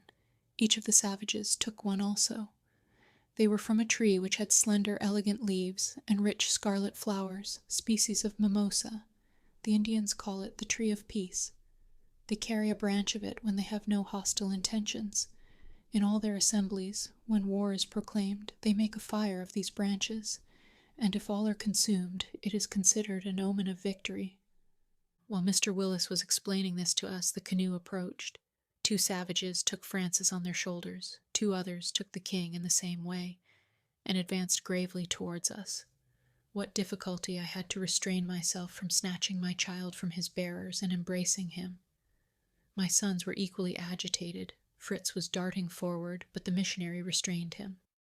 Francis, somewhat alarmed at his position, had his eyes cast down and had not yet seen us. When the king was within 20 yards of us, they stopped, and all the savages prostrated themselves before him. We alone remained standing. Then Francis saw us, and uttered a piercing cry, calling out, "Papa, dear brothers!" He struggled to quit the shoulders of his bearers, but they held him too firmly. It was impossible to restrain ourselves longer. We all cried out, and mingled our tears and lamentations. I said to the good missionary, a little too harshly perhaps, "Ah, if you were a father." "I am," said he, "the father of all this flock, and your children are mine. I am answerable for all. Command your sons to be silent. Request the child to be composed, and leave the rest to me." I immediately took advantage of the permission to speak. "Dear Francis," said I, holding out my arms, "we are come to seek you and your mother. After all our dangers, we shall soon meet again, to part no more. But be composed, my child, and do not risk the happiness of that moment by any impatience. Trust in God, and in this good friend that he has given us, and who has restored to me the treasures without which I could not live." We then waved our hands to him, and he remained still, but wept quietly, murmuring our names. "Papa, Fritz, Ernest, tell me about Mamma," said he, at last, in an inquiring tone. "She does not know we are so near her," said I. "How did you leave her?" "Very much grieved," said he, "that they brought me away, but they have not done me any harm. They are so kind, and we shall soon all go back to her. Oh, what joy for her and our friends." "One word about Jack," said Fritz. "How does his wound go on?" "Oh, pretty well," answered he. "He has no pain now, and Sophia nurses him and amuses him. How little Matilda would weep when the savages carried me off. If you knew, Papa, how kind and good she is." I had no time to ask who Sophia and Matilda were. They had allowed me to speak to my son to tranquilize him, but the king now commanded silence, and still elevated on the shoulders of his people, began to harangue the assembly. He was a middle-aged man with striking features, his thick lips, his hair tinged with red paint, his dark brown face, which, as well as his body, was tattooed with white, gave him a formidable aspect, yet his countenance was not unpleasant, and announced no ferocity. In general, these savages have enormous mouths with long white teeth. They wear a tunic of reeds or leaves from the waist to the knees. My wife's handkerchief, which I had recognized at first, was gracefully twisted round the head of the king. His hair was fastened up high and ornamented with feathers, but he had nearly removed them all to deck my boy. He placed him at his side and frequently pointed him out during his speech. I was on thorns. As soon as he had concluded, the savages shouted, clapped their hands, and surrounded my child, dancing and presenting him fruit, flowers, and shells, crying out, "Uraki," a cry in which the king, who was now standing, joined also. "What does the word Uraki mean?" said I to the missionary. "It is the new name of your son," answered he, "or rather of the son of Bara Uru, who has just adopted him." "Never," cried I, darting forward. "Boys, let us rescue your brother from these barbarians." We all 3 rushed towards Francis, who, weeping, extended his arms to us.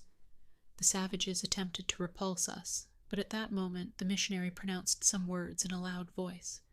They immediately prostrated themselves on their faces, and we had no difficulty in securing the child.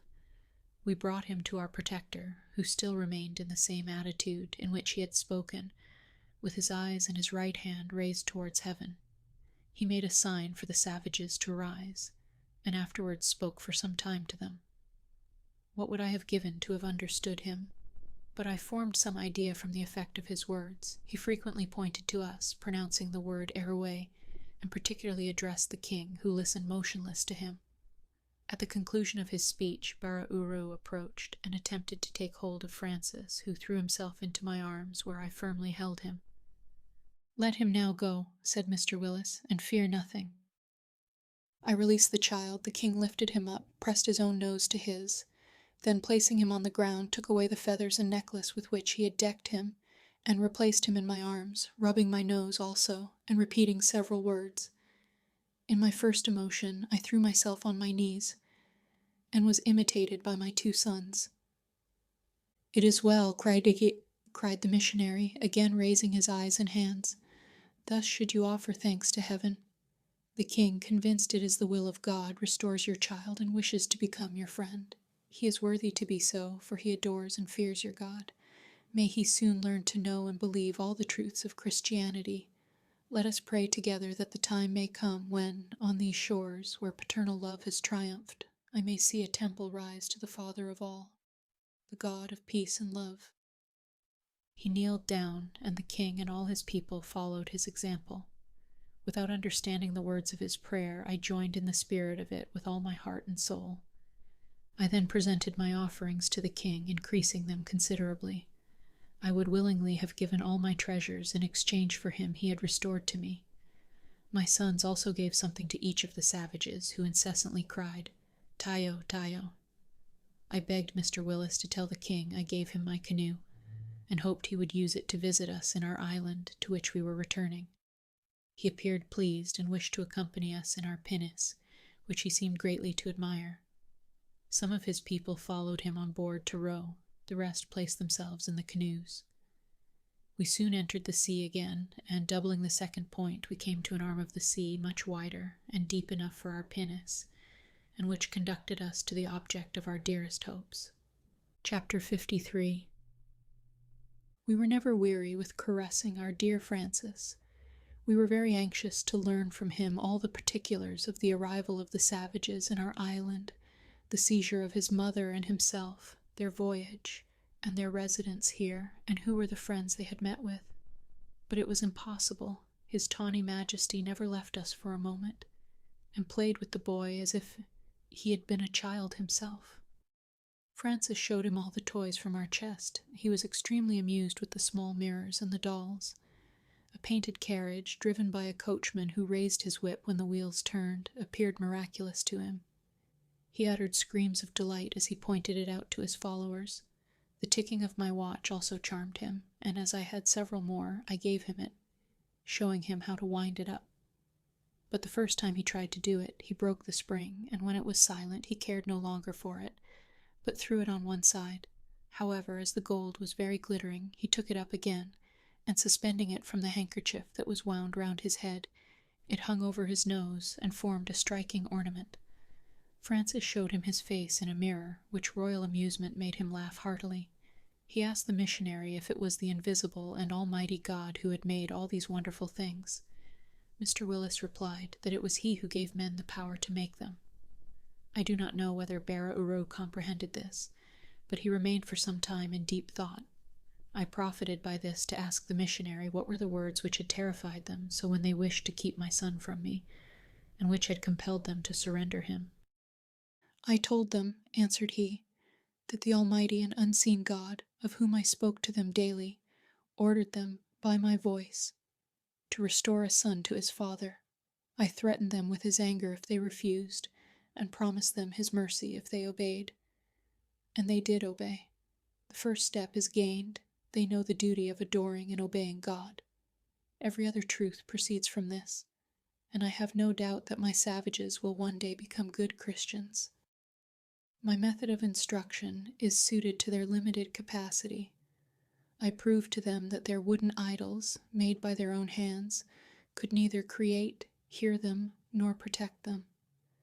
I have shown them God in his works, have declared him to be as good as he is powerful, hating evil, cruelty, murder, and cannibalism, and they have renounced all these. In their late wars, they have either released or adopted their prisoners. If they carried off your wife and son, they intended it for a good action, as you will soon understand. I could not ask Francis any questions, as Bara-Uro continued playing with him, so turning to Ernest, I asked him what passed when the savages joined him. "When you left me," said he, "I amused myself by searching for shells, plants, and zoophytes, with which the rocks abound, and I have added a good deal to my collection. I was at some distance from the pinnace when I heard a confused sound of voices, and concluded that the savages were coming. In fact, 10 or a dozen issued from the road you had entered, and I cannot comprehend how you missed meeting them. Fearing they would attempt to take possession of my penis, I returned speedily and seized a loaded musket, though I determined to use it only to defend my own life, or the penis. I stood on the deck in an attitude as bold and imposing as I could command, but I did not succeed in intimidating them. They leaped, one after the other, on deck, and surrounded me, uttering loud cries. I could not discover whether they were cries of joy or of fury, but I showed no fear, and addressed them in a friendly tone, in some words from Captain Cook's vocabulary, but they did not seem to comprehend me, neither could I understand any of theirs except Ecrué, father, which they frequently repeated in Taratao, woman. One of them had Fritz's gun, from which I concluded they were of the party that had carried off Jack. I took it, and showing him mine, endeavored to make him understand that it also belonged to me.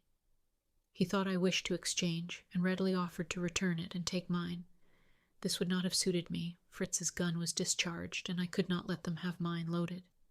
To prevent accident, surrounded as I was, I decided to give them a fright, and seeing a bird flying above us, I took aim so correctly that my shot brought down the bird, a blue pigeon. They were for a moment stupefied with terror, then immediately all left the pinnace, except Parabéry. He seemed to be pleased with me, often pointing to the sky, saying Mété, which means good, I believe. His comrades were examining the dead bird. Some touched their own shoulders, to try if they were wounded as well as the bird and Jack had been, which convinced me they had carried him off. I tried to make Parabéry understand my suspicion, and I think I succeeded, for he made me an affirmative sign, pointing to the interior of the island and touching his shoulder with an air of pity. I took several things from the chest and gave them to him, making signs that he should show them to the others and induce them to return to me. He comprehended me very well and complied with my wishes. I was soon surrounded by the whole party begging of me. I was busy distributing beads, mirrors, and small knives when you came, and we are now excellent friends. 2 or 3 of them returned to the wood and brought me coconuts and bananas, but we must be careful to hide our guns, of which they have a holy horror. And now, dear father, I think we ought not to call these people savages. They have the simplicity of childhood. A trifle irritates them, a trifle appeases them. They are grateful and affectionate. I find them neither cruel nor barbarous. They have done me no harm, when they might easily have killed me, thrown me into the sea, or carried me away.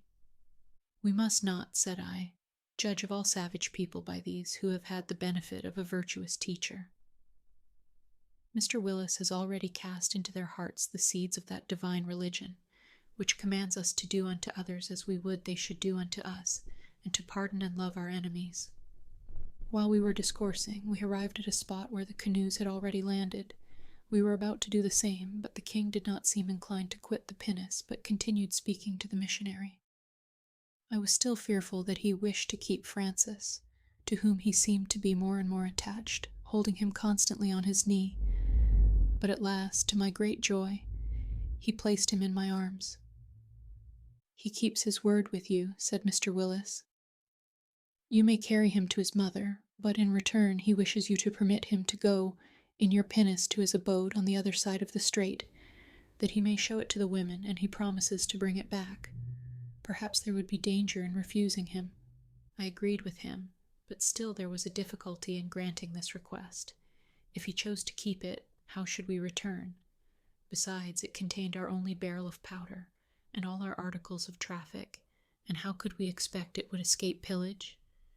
Mr. Wyss confessed he had not yet been able to cure their fondness for theft, and suggested as the only means of security that I should accompany the king and bring the pinnace back, which was then to be committed to the charge of Parabéry, for whose honesty he would be responsible.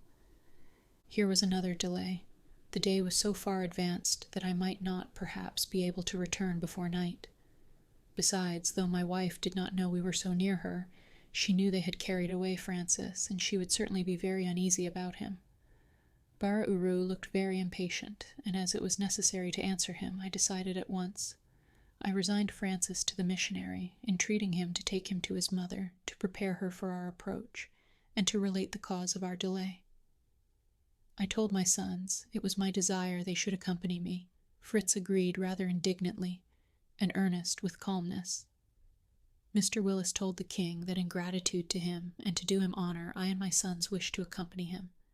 He appeared much flattered at this, made my sons seat themselves on each side of him, endeavored to pronounce their names, and finished by exchanging names as a token of friendship, calling Fritz Bara, Ernest Uru, and himself Fritz Ernest. Mr. Wyss and Francis left us. Our hearts were sad to see them go where all our wishes centered. But the die was cast. The king gave the signal to depart. The canoes took the lead, and we followed. In an hour we saw the royal palace. It was a tolerably large hut, constructed of bamboos and palm leaves, very neatly. Several women were seated before it, busily employed in making the short petticoats of reeds which they all wore. Their hair was very carefully braided in tufts on the crown of the head. None were good-looking, except 2 daughters of the king, about 10 and 12 years old, who, though very dark, were graceful. These, no doubt, he intended for wives for my Francis. We disembarked about 100 yards from the hut. The women came to meet us, carrying a branch of the mimosa in each hand. They then performed a singular kind of dance, entwining their arms and shaking their feet, but never moving from the spot. This they accompanied with a wild chant, which was anything but musical. The king seemed pleased with it, and, calling his wives and daughters, he showed them his Tayo, Bara, and Uru, calling himself Fritz Ernest.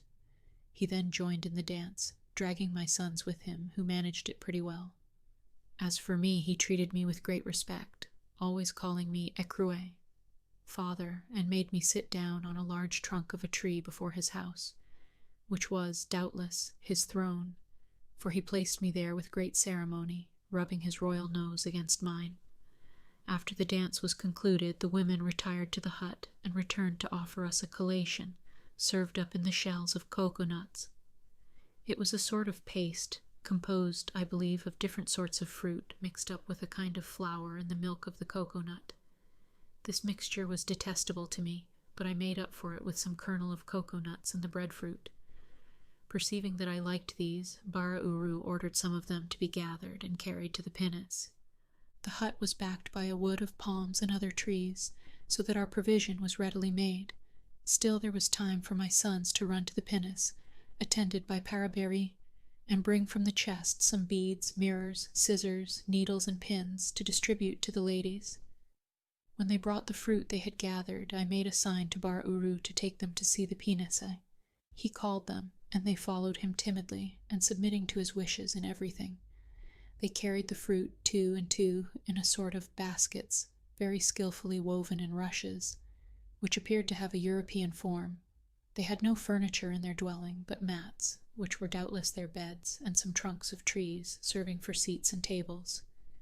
Several baskets were suspended to the bamboo which formed the walls, and also lances, slings, clubs, and other similar weapons, from which I concluded they were a nation of warriors.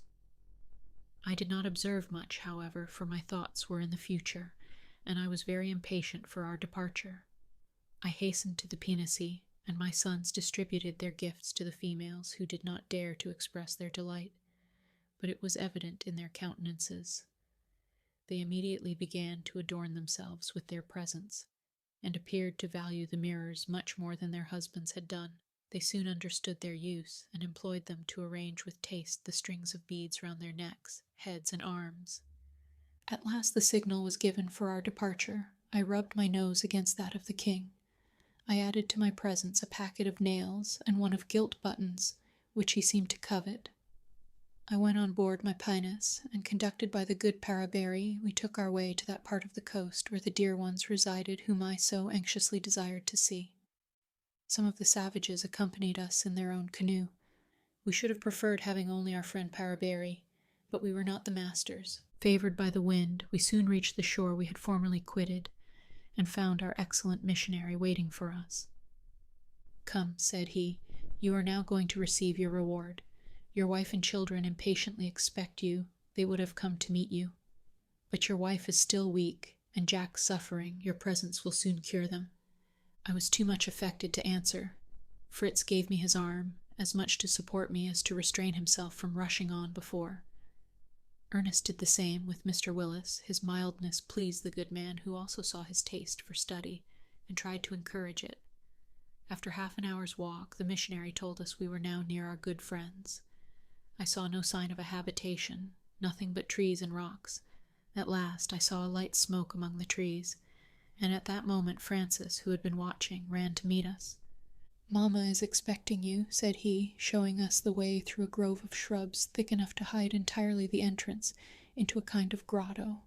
We had to stoop to pass into it. It resembled much the entrance of the bear's den, which we found in the remote part of our island. A mat of rushes covered the opening, yet permitted the light to penetrate it.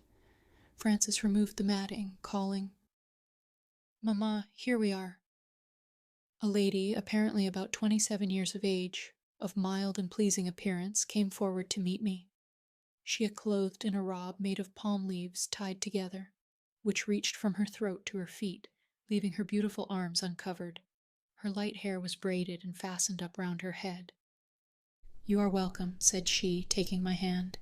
"You will be my poor friend's best physician." We entered and saw my dear wife seated on a bed of moss and leaves.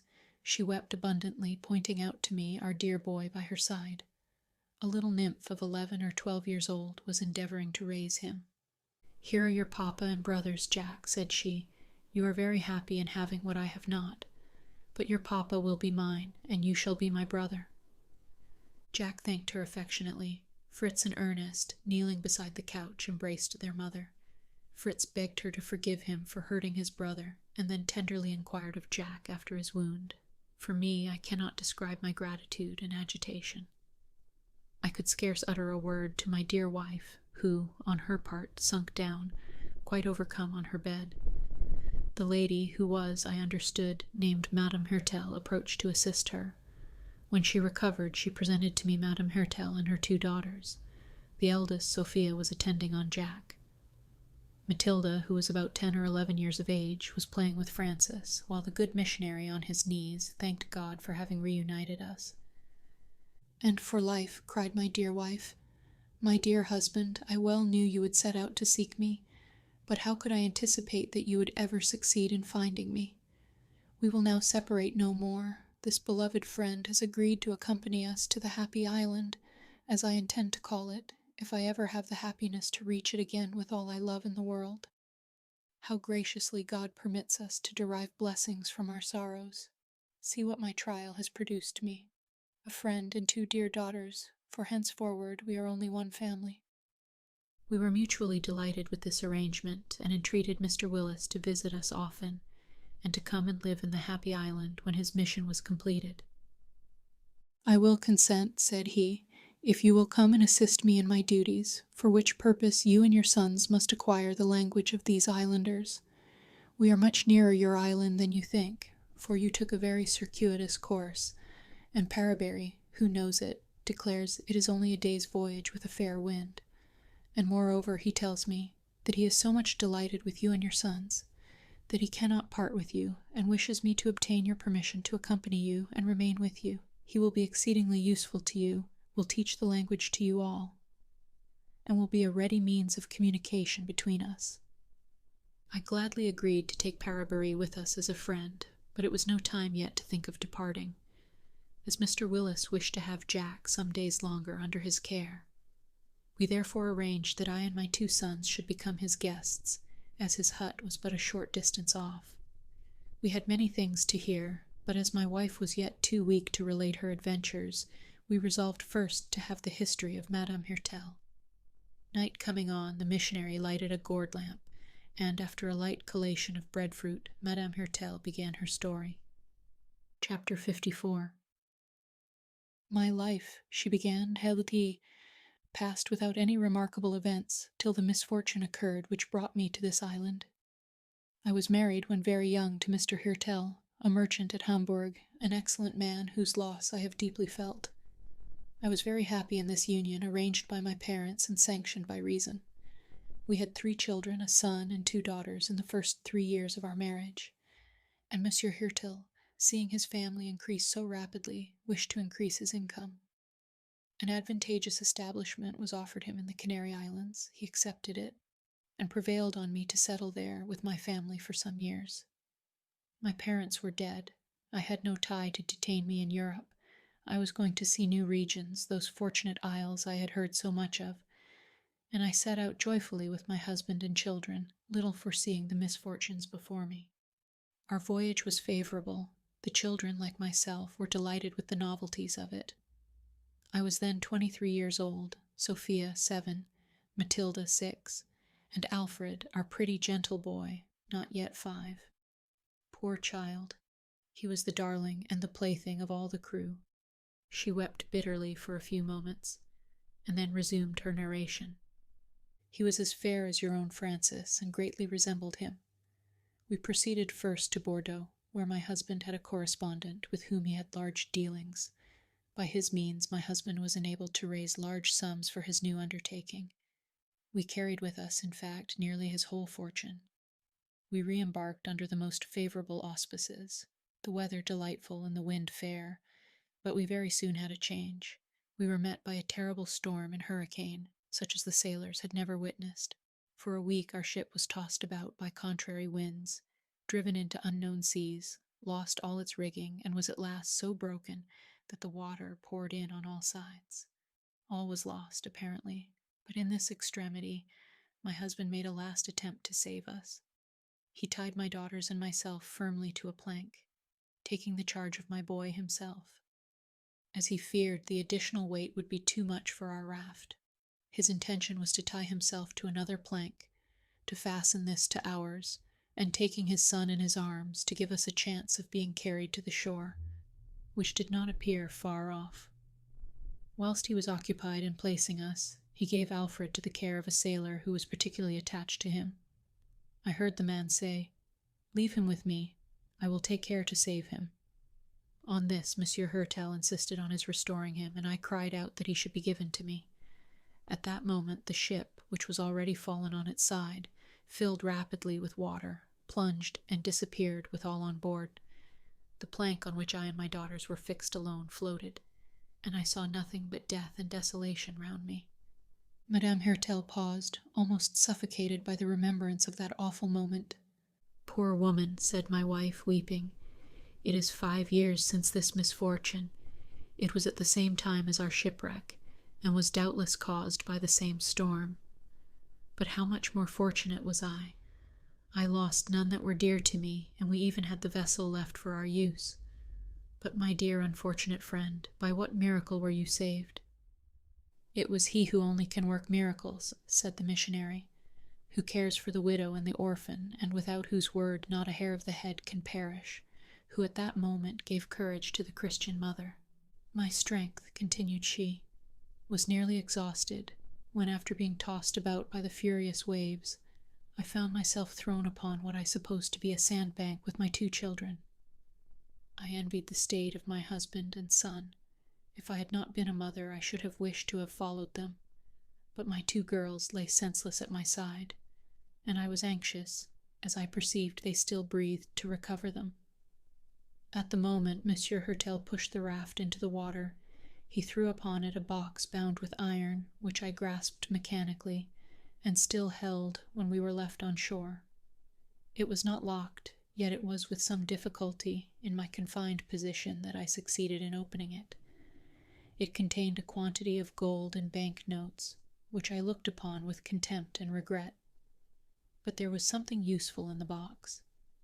In the morocco portfolio which contained the bank notes, there were the usual little instruments, a knife, scissors, pencils, stiletto, and also a small bottle of eau de cologne, which was particularly serviceable in restoring my children.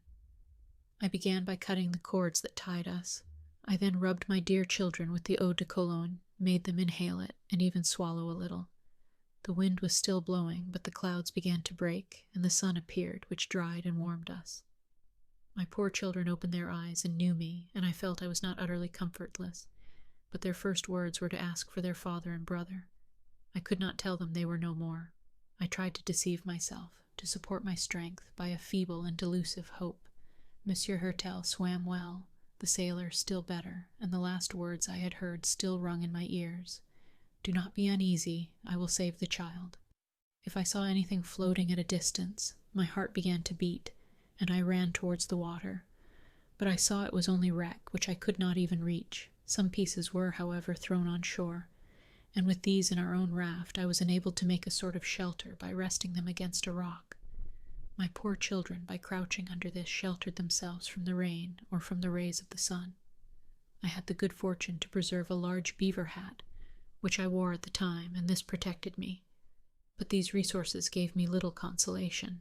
My children were complaining of hunger, and I felt only how much we were in want of.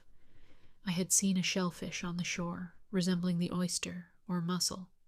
I collected some, and, opening them with my knife, we made a repast on them, which sufficed for the first day. Night came, my children offered up their evening prayer, and I earnestly besought the succor of the Almighty. I then lay down beside my babes on our raft, as conveniently as we could, and they soon slept. The fearful thoughts of the past and dreadful anticipations of the future prevented me from sleeping. My situation was indeed melancholy, but I felt, as a mother, I ought not to wish for death. As soon as day broke, I went close to the shore to seek some shellfish for our breakfast. In crossing the sand, I nearly plunged my foot into a hole and fancied I heard a crash. I stooped, and putting my hand into the opening, found it was full of eggs. I had broken 2 or 3, which I tasted and thought very good. From the color, form, and taste, I knew them to be turtles' eggs. There were at least 60, so I had no more care about food. I carried away in my apron as many as I could preserve from the rays of the sun. This I endeavored to effect by burying them in the sand, and covering them with one end of our plank, and succeeded very well. Besides these, there were as many to be found on the shore as we required. I have sometimes found as many as 90 together. These were our sole support while we remained there. My children liked them very much. I forgot to add that I was fortunate enough to discover a stream of fresh water running into the sea. It was the same which runs past this house, and which conducted me here. The first day we suffered greatly from thirst, but on the second we met with the stream which saved us. I will not tire you by relating day by day our sad life. Everyone was the same, and took away by degrees every hope from me. As long as I dared to indulge any, I could not bear to leave the shore, but at last it became insupportable to me. I was worn out with gazing continually on that boundless horizon, and that moving crystal which had swallowed up my hopes. I pined for the verdure and shade of trees. Although I had contrived to make for my daughters little hats of a marine rush, they suffered much from the extreme heat, the burning rays of a tropical sun. I decided at last to abandon that sandy shore, to penetrate at all risks into the country in order to seek a shady and cooler abode, and to escape from the view of that sea which was so painful to me. I resolved not to quit the stream which was so precious to us, for, not having any vessel to contain water, I could not carry it with us. Sophia, who is naturally quick, formed from a large leaf a sort of goblet, which served us to drink from, and I filled my pockets with turtles' eggs as provision for a few days. I then set off with my 2 children, after praying the God of all mercy to watch over us, and taking leave of the vast tomb which held my husband and my son, I never lost sight of the stream, if any obstacle obliged me to turn a little way from it. I soon recovered my path. My eldest daughter, who was very strong and robust, followed me stoutly, as I took care not to walk too far without resting, but I was often compelled to carry my little Matilda on my shoulders. Both were delighted with the shade of the woods, and were so amused with the delightful birds that inhabited them, and a pretty little sportive green monkey, that they became as playful as ever. They sang and prattled, but often asked me if Papa and Alfred would not soon return to see these pretty creatures, and if we were going to seek them. These words rent my heart, and I thought it best then to tell them they would meet no more on earth, and that they were both gone to heaven, to that good God to whom they prayed morning and evening. Sophia was very thoughtful, and the tears ran down her cheeks. "I will pray to God more than ever," said she, "that he may make them happy, and send them back to us." "Mamma," said Matilda, "have we left the sea to go to heaven? Shall we soon be there? And shall we see beautiful birds like these?" We walked on very slowly, making frequent rests, till night drew on, and it was necessary to find a place for repose. I fixed on a sort of thick grove, which I could only enter by stooping. It was formed of one tree, whose branches, reaching the ground, take root there, and soon produce other stems, which follow the same course, and become, in time, an almost impenetrable thicket. Here I found a place for us to lie down, which appeared sheltered from wild beasts or savages, whom I equally dreaded. We had still some eggs, which we ate, but I saw with fear that the time approached when we must have more food, which I knew not where to find. I saw, indeed, some fruits on the trees, but I did not know them, and feared to give them to my children who wished to have them. I saw also cocoa nuts, but quite out of my reach, and even if I could have got them, I did not know how to open them. The tree under whose branches we had found protection was, I conjectured, an American fig tree. It bore a quantity of fruit, very small and red, and like the European fig. I ventured to taste them, and found them inferior to ours, insipid and soft, but I thought quite harmless. I remarked that the little green monkeys ate them greedily, so I had no more fear, and allowed my children to regale themselves. I was much more afraid of wild beasts during the night. However, I had seen nothing worse than some little quadrupeds resembling the rabbit or squirrel, which came in numbers to shelter themselves during the night under our tree. The children wished to catch one, but I could not undertake to increase my charge. We had a quiet night, and were early awaked by the songs of the birds. How delighted I was to have escaped the noise of the waves, and to feel the freshness of the woods, and the perfume of the flowers, with which my children made garlands to decorate my head and their own. These ornaments during this time of mourning and bereavement affected me painfully, and I was weak enough to forbid them this innocent pleasure. I tore away my garland and threw it into the rivulet. "Gather flowers," said I, "but do not dress yourselves in them. They are no fitting ornaments for us. Your father and Alfred cannot see them." They were silent and sad, and threw their garlands into the water, as I had done. We followed the stream and passed 2 more nights under the trees. We had the good fortune to find more figs, but they did not satisfy us, and our eggs were exhausted. In my distress, I almost decided to return to the shore, where we might at least meet with that nourishment. As I sat by the stream, reflecting mournfully on our situation, the children, who had been throwing stones into the water, cried out, "Look, Mamma, what pretty fishes!" I saw, indeed, a quantity of small salmon trout in the river, but how could I take them? I tried to seize them with my hands, but could not catch them. Necessity, however, is the mother of invention. I cut a number of branches with my knife, and wove them together to make a kind of light hurdle, the breadth of the stream, which was very narrow just here. I made 2 of these. My daughters assisted me, and were soon very skillful. We then undressed ourselves, and took a bath, which refreshed us much. I placed one of my hurdles upright across the rivulet, and the second a little lower. The fishes who remained between attempted to pass, but the hurdles were woven too close. We watched for them attempting the other passage. Many escaped us, but we captured sufficient for our dinner. We threw them out upon the grass, at a distance from the stream, so that they could not leap back. My daughters had taken more than I, but the sensible Sophia threw back those we did not require. To give them pleasure, she said, and Matilda did the same, to see them leap. We then removed our hurdles, dressed ourselves, and I began to consider how I should cook my fish, for I had no fire, and had never kindled one myself. However, I had often seen Mr. Hertel, who was a smoker, light his pipe by means of the flint and steel. They were in the precious morocco case, together with tinder and matches. I tried to strike a light, and after some difficulty succeeded. I collected the fragments of the branches used for the hurdles. The children gathered some dry leaves, and I had soon a bright, lively fire, which I was delighted to see, notwithstanding the heat of the climate. I scraped the scales from the fish with my knife, washed them in the rivulet, and then placed them on the fire to broil. This was my apprenticeship in the art of cookery. I thought how useful it would be to give young ladies some knowledge of the useful arts, for who can foresee what they may need? Our European dinner delighted us as much as the bath and the fishing which had preceded it.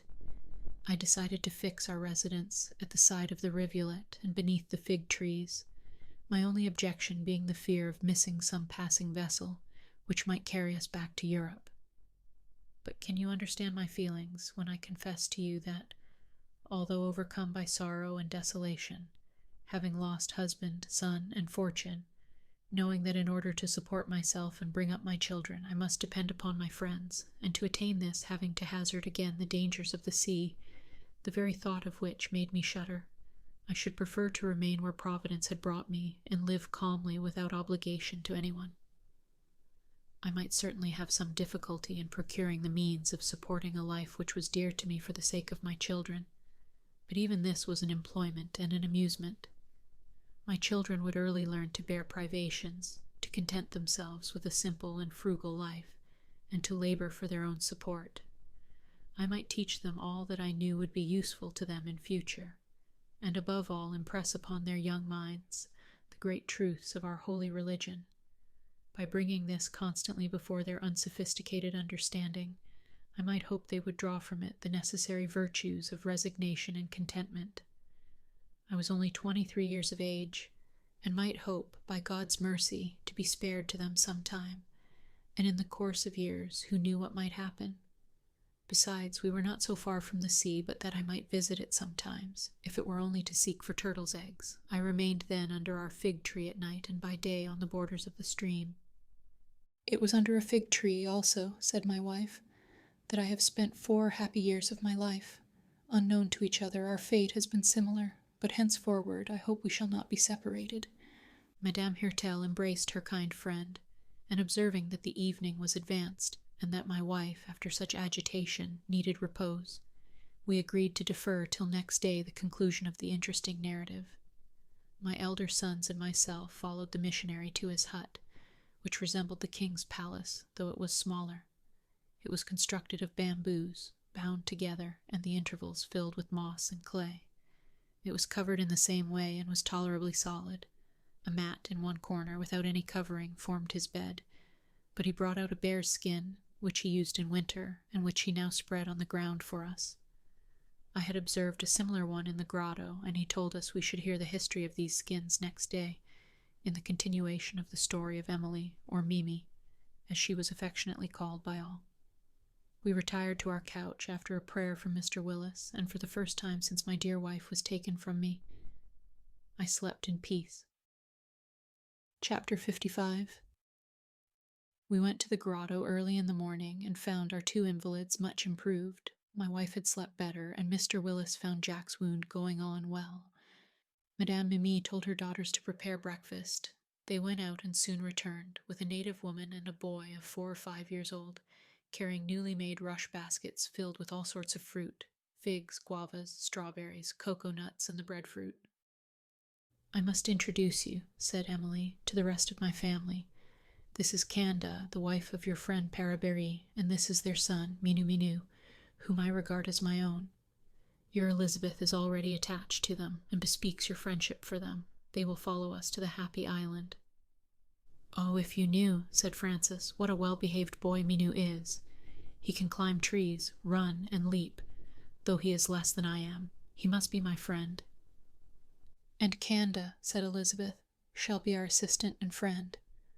She gave her hand to Canda. I did the same, and caressed the boy, who seemed delighted with me, and, to my great surprise, spoke to me in very good German. The mother, too, knew several words of the language. They busied themselves with our breakfast, opened the coconuts, and poured the milk into the shells, after separating the kernel. They arranged the fruits on the trunk of a tree, which served for a table, and did great credit to the talent of their instructress. "I should have liked to have offered you coffee," said Madame Hertel, "which grows in this island, but having no utensils for roasting, grinding, or preparing it, it has been useless to me, and I have not even gathered it." "Do you think, my dear, that it would grow in our island?" said my wife to me, in some anxiety. I then recollected for the first time how fond my wife was of coffee, which, in Europe, had always been her favorite breakfast. There would certainly be in the ship some bags which I might have brought away, but I had never thought of it, and my unselfish wife, not seeing it, had never named it, except once wishing we had some to plant in the garden. Now that there was a probability of obtaining it, she confessed that coffee and bread were the only luxuries she regretted. I promised to try and cultivate it in our island, Foreseeing, however, that it would probably not be of the best quality, I told her she must not expect mocha, but her long privation from this delicious beverage had made her less fastidious, and she assured me it would be a treat to her. After breakfast, we begged Madame Hertel to resume her interesting narrative. She continued. After the reflections on my situation, which I told you of last night, I determined only to return to the seashore, when our food failed us in the woods, but I acquired other means of procuring it.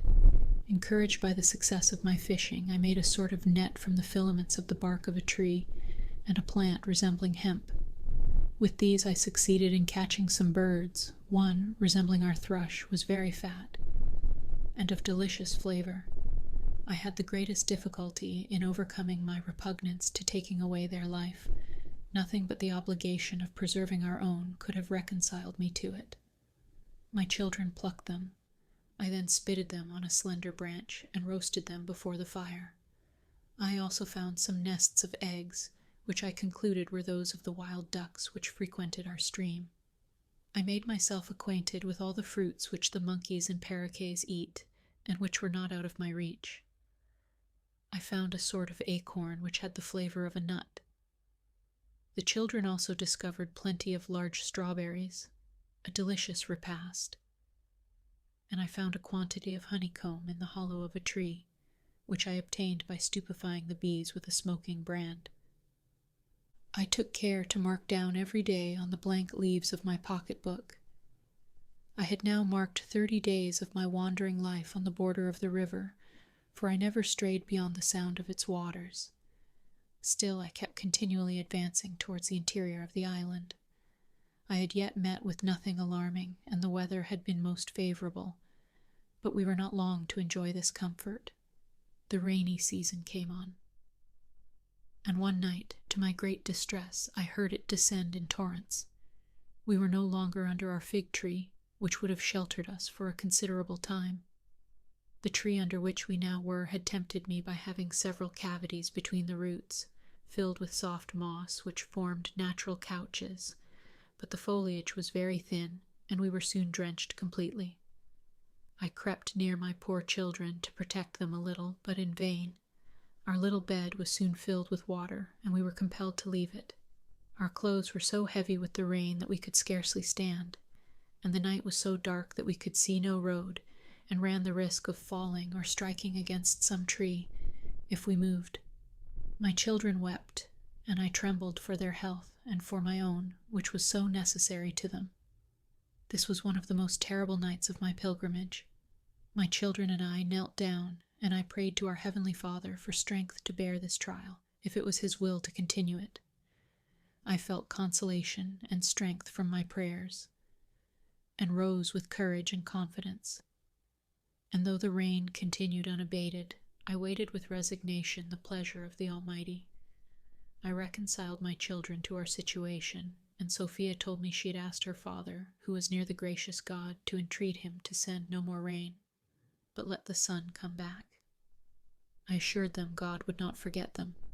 They began to be accustomed to the rain, only Sophia begged they might take off their clothes, and then it would be like a bath in the brook. I consented to this, thinking they would be less liable to suffer than by wearing their wet garments. The day began to break, and I determined to walk on without stopping in order to warm ourselves by the motion, and to try to find some cave, some hollow tree, or some tree with thick foliage to shelter us the next night.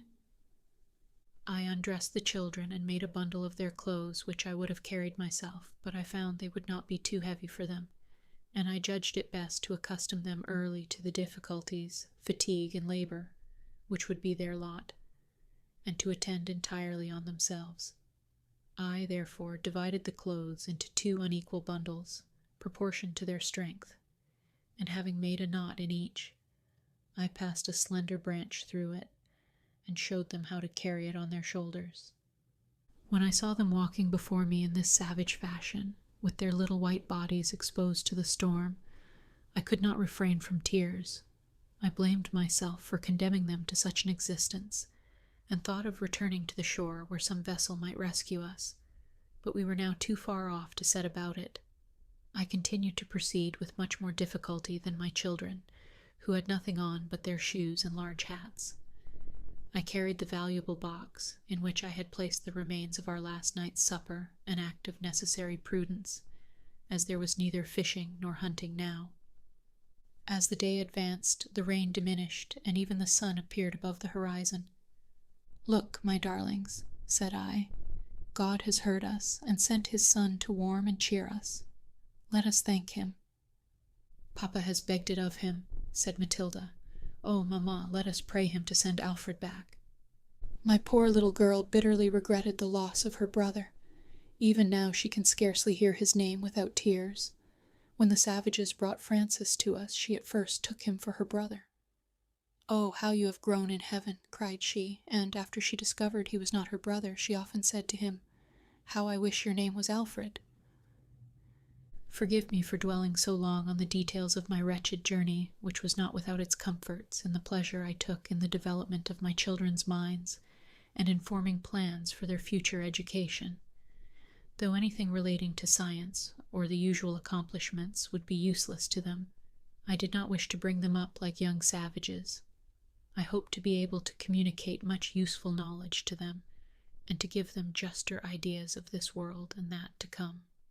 As soon as the sun had dried them, I made them put on their dresses, and we continued our walk by the brook, till we arrived at the grove which is before this rock.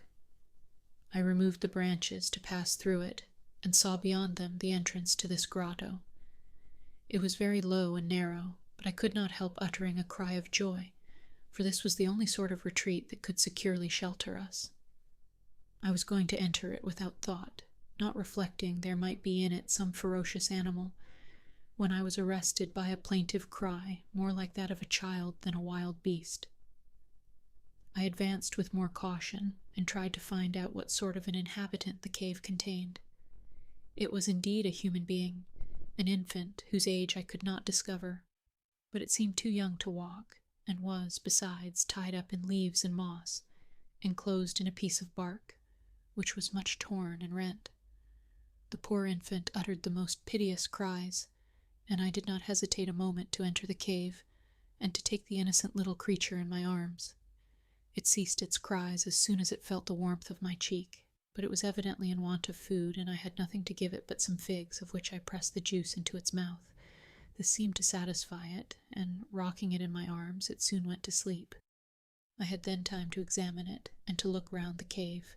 From the size and form of the face, I concluded it might be older than I had first thought, and I recollected to have read that the savages carried their children swaddled up in this way, even till they could walk.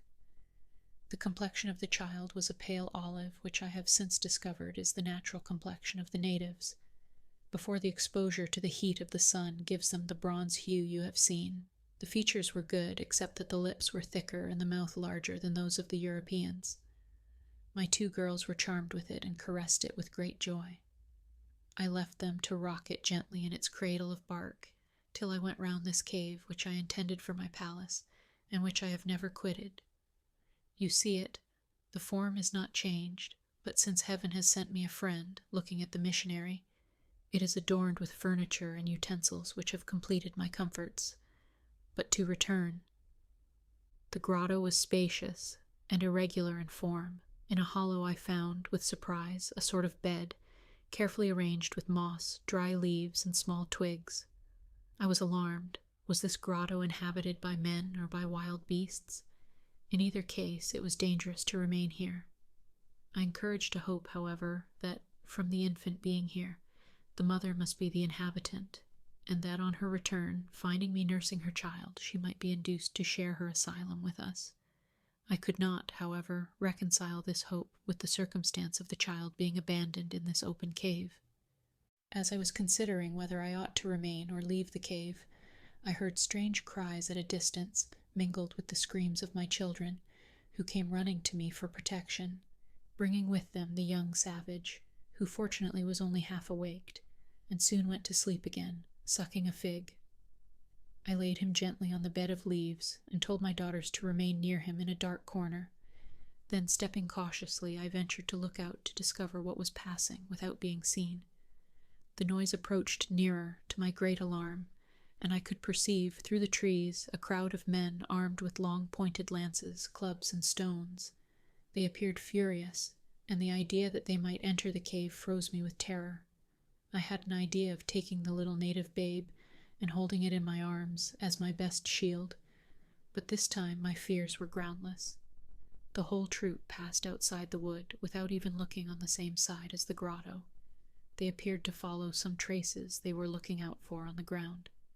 I heard their shouts for some time, but they died away, and I recovered from my fears. Still, the dread of meeting them overcame even hunger.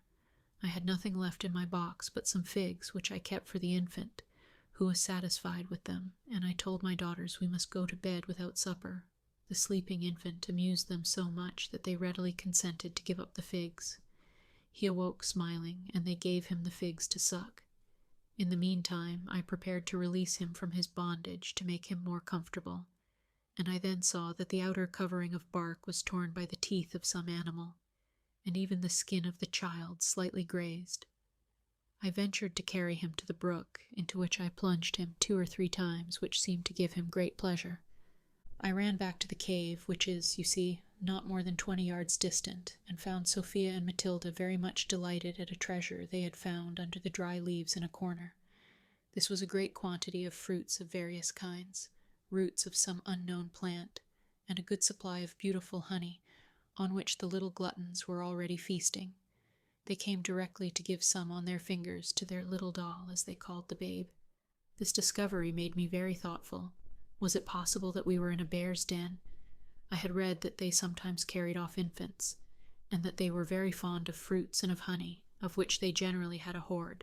I remarked on the earth, and especially at the entrance, where the rain had made it soft, the impression of large paws which left me no doubt. The animal would certainly return to his den, and we were in the greatest danger.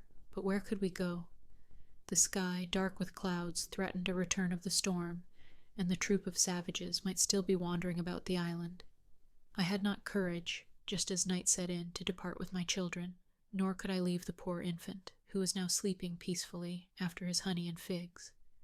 His 2 nurses soon followed his example, but for me there was no rest. The noise of the wind among the trees, and of the rain pattering on the leaves, the murmur of the brook, the light bounds of the kangaroo, all made my heart beat with fear and terror. I fancied it was the bear returning to devour us. I had cut and broken some branches to place before the entrance, but these were but a weak defense against a furious and probably famished animal, and if he even did no other harm to my children, I was sure their terror at the sight of him would kill them. I paced backwards and forwards from the entrance to the bed in the darkness, envying the dear sleepers their calm and fearless rest. The dark-skinned baby slept soundly, nestled warmly between my daughters, till day broke at last without anything terrible occurring. Then my little people awoke, and cried out with hunger. We ate of the fruits and honey brought us by our unknown friend, feeding also our little charge, to whom my daughters gave the pet name of Minou, which he still keeps. I busied myself with his toilette. There was no need to go to the brook for a bath, for the rain came down incessantly. I then folded Matilda's apron round him, which pleased her greatly. The rain ceased for a while, and they set off for flowers to amuse him. They were scarcely gone when I heard the cries of the savages again, but this time they seemed rather shouts of joy and triumph. They sung and chanted a sort of chorus, but were still at such distance that I had time to recall my daughters, and withdrew them out of sight. I took Minou with me as a mediator, and placed myself in an angle of the rock where I could see without being seen. They passed, as before, beyond the wood, armed, and 2 of them bore at the end of their lances something very large and dark, which I could not distinguish, but thought might be some wild beast they had destroyed. Afterwards, I flattered myself it might be the bear, whose return I so greatly dreaded. Following the train was a woman, naked, with her hair hanging down, uttering loud cries and tearing her face and breast. No one attempted to soothe her, but occasionally one of the bearers of the black mass pointed it out to her. She then became furious, threw herself on it, and tried to tear it with her teeth and nails. I was quite overcome with horror and pity. That woman, my friends, was Canda, whom you have just seen. Canda, usually so mild and gentle, was rendered frantic by the loss of her child. her firstborn, whom she believed was devoured by the bear. Paraberry, her husband, tried to console her, but was himself in great sorrow. These bears, as I have since learnt, for there were 2 of them, had come from a mountain, at the foot of which was Paraberry's hut. They had only this son, and Canda, according to the custom of the country, tying it in a piece of bark, carried it on her back. One morning, after having bathed him in the stream, which has its source near their abode, she placed him on the turf a few moments while she was employed in some household duties. She soon heard his cries, mingled with a sort of growl. She ran to the spot and saw a frightful beast holding her child in its mouth and running off with it. It was then more than 20 yards off. Her cries brought her husband. She pointed to the horrible animal and darted after it, determined to save her child or perish. Her husband only stopped to seize his javelin and followed her, but did not overtake her till fatigue and the heat of the day made her fall, almost senseless, on the ground. Stopping for a moment to raise and encourage her, he lost sight of the bear and could not recover the track. All the night, that dreadful night of rain, when I was weeping and murmuring, thinking myself the most unfortunate of women, was Canda exposed, without clothes, to that frightful storm, hopelessly seeking her only child, and not even feeling that it did rain. Paraberry, not less afflicted, but more composed, went to relate his misfortune to his neighbors, who, arming themselves, set out with Paraberry at their head, following the track of the animal over the wet ground. They discovered it next morning with another bear, so busy devouring a swarm of bees and their honey that the savages were able to draw near them. Paraberry pierced one with his spear and dispatched him with a blow of his club. One of his comrades killed the other, and Paraberry tasted the truly savage joy of vengeance. But the poor mother could not be so comforted. After wandering through the rain all night, she reached the party as they were skinning the bear and dividing the flesh.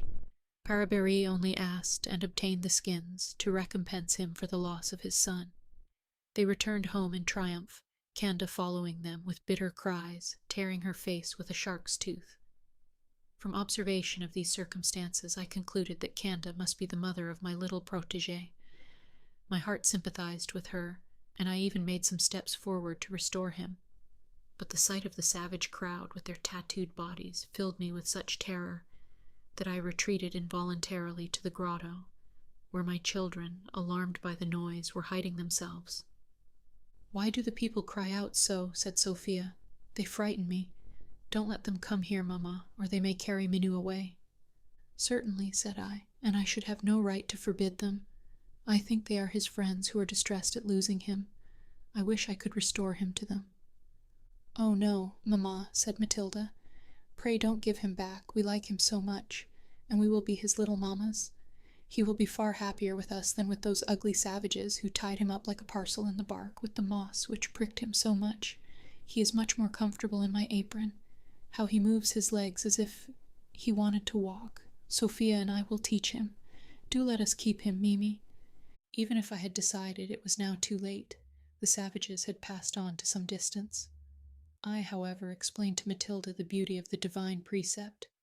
"Do unto others as you would they should do unto you," asking her how she would have liked to be detained by the savages, and what then would be the suffering of her own mamma. She was thoughtful for a moment, and then, embracing Minou and me, "You are right, Mamma Mimi, but if she loves her baby, let her come and seek him," said the little rebel. In the meantime, Sophia had been out, and returned with some brilliant flowers, fresh after the rain, with which they made garlands to dress up the infant. "Oh, if his mamma saw him, she would be glad to let us have him," said Matilda. She then explained to her sister who this mamma was, and Sophia shed tears to think of the sorrow of the poor mother. "But how do you know, mamma, that she was Minou's mother?" demanded she. This question proved that her judgment was forming, and I took the opportunity of teaching her what information one may derive from observation. She understood me very well, and when I told her on what I had founded my idea, she trembled to think he had been brought here by a bear, and asked me if the bear would have eaten him. "I cannot answer for it," said I. "If it had been pressed by hunger, they tell us that the bear does no harm to man unless attacked, and is especially fond of children. But notwithstanding this, I should not like to trust it. At all events, the poor babe would have died if we had not found him." Poor babe, he shall not die of hunger now, said she. Let us give him some figs, but these are not good. We must go and seek some more. The rain having ceased, I consented, passing through the grove where there are no fig trees to search farther. My daughters had fed the child with honey and water. It appeared quite reconciled to us, and had ceased to cry. I judged it might be about 8 months old. We soon found some trees covered with the violet-colored figs. Whilst I gathered them, the girls made a pretty bed of moss, adorned with flowers for their little favorite, and fed him with the fresh fruit, which he enjoyed much. And with their fair hair and rosy faces, and the little Negro between them, with his arch, dark countenance, they formed a charming picture, which affected me greatly. Chapter 56. We had been more than an hour under the tree when I heard cries again, but this time I was not alarmed, for I distinguished the voice of the disconsolate mother, and I knew that I could comfort her.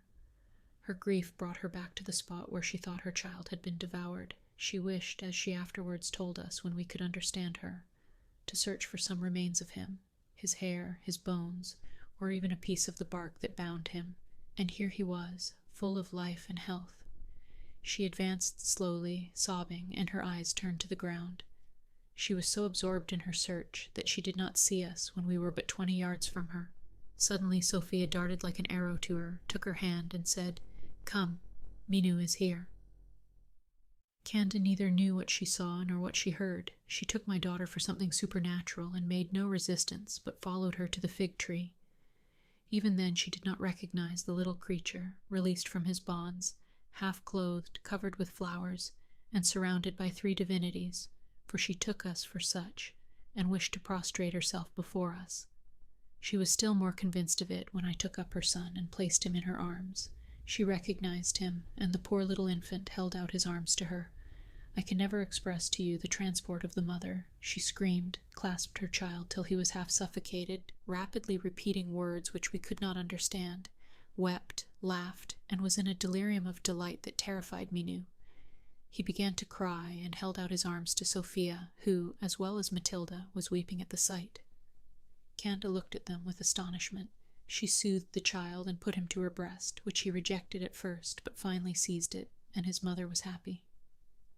I took the opportunity to try and make her comprehend that the great animal had brought him here, that we had found him and taken care of him, and I made signs for her to follow me, which she did without hesitation, till we reached the grotto, when, without entering, she fled away with her infant with such rapidity that it was impossible to overtake her, and was soon out of sight. I had some difficulty in consoling my daughters for the loss of Minou. They thought they should see him no more, and that his mother was very ungrateful to carry him off without even letting them take leave of him. They were still weeping and complaining when we saw the objects of our anxiety approaching, but Canda was now accompanied by a man who was carrying the child. They entered the grotto and prostrated themselves before us. You know Paraberi, his countenance pleased and tranquilized us. As a relation of the king, he was distinguished by wearing a short tunic of leaves. His body was tattooed and stained with various colors, but not his face, which expressed kindness and gratitude, united with great intelligence. He comprehended most of my signs. I did not succeed so well in understanding him, but saw he meant kindly. In the meantime, my daughters had a more intelligible conversation with Canda and Minou. They half devoured the latter with caresses, fed him with figs and honey, and amused him so much that he would scarcely leave them. Canda was not jealous of this preference, but seemed delighted with it.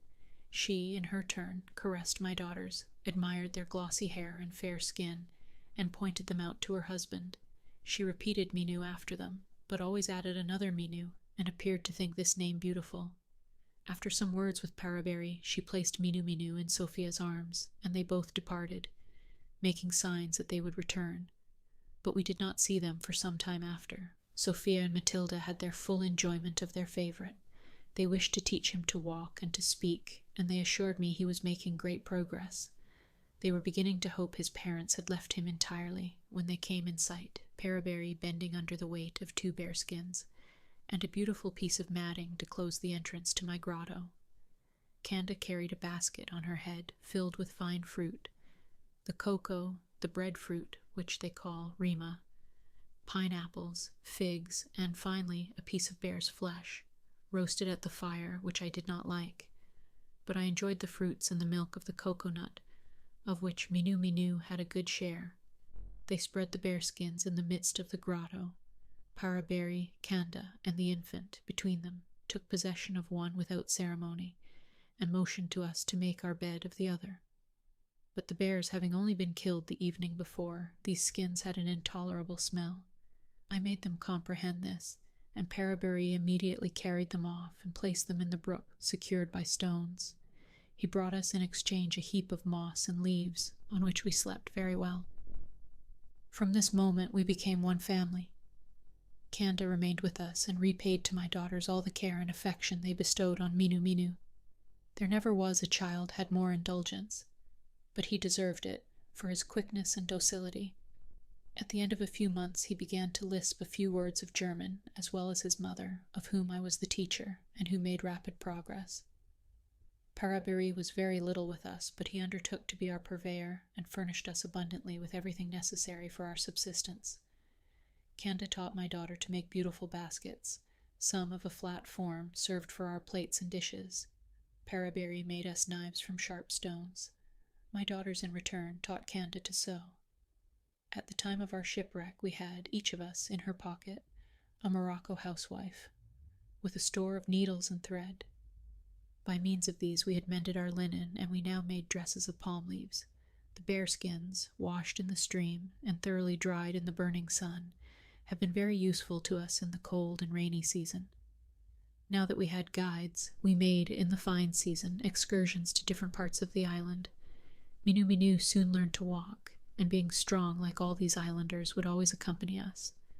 We went one day to the seashore. I shuddered at the sight, and Kanda, who knew that my husband and child had perished in the sea, wept with me.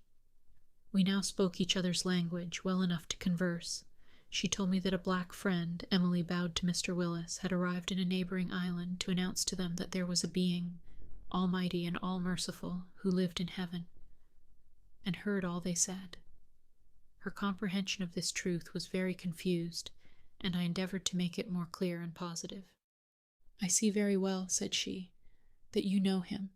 Is it to him that you speak every morning and evening, kneeling as we do before our king Barauro?" "Yes, Kanda," said I.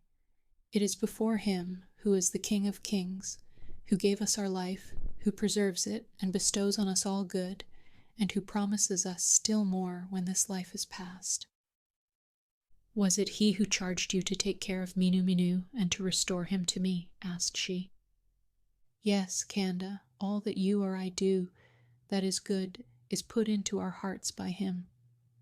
I thus tried to prepare the simple mind of Kanda for the great truths that Mr. Wyss was to teach her. "You left me little to do," said Mr. Wyss. "I found Paraberi and Kanda prepared to believe with sincere faith the holy religion I came to teach. The God of the white people was the only one they adored. I knew Paraberi. He had come to hunt seals in the island where I was established, and I was struck by his appearance.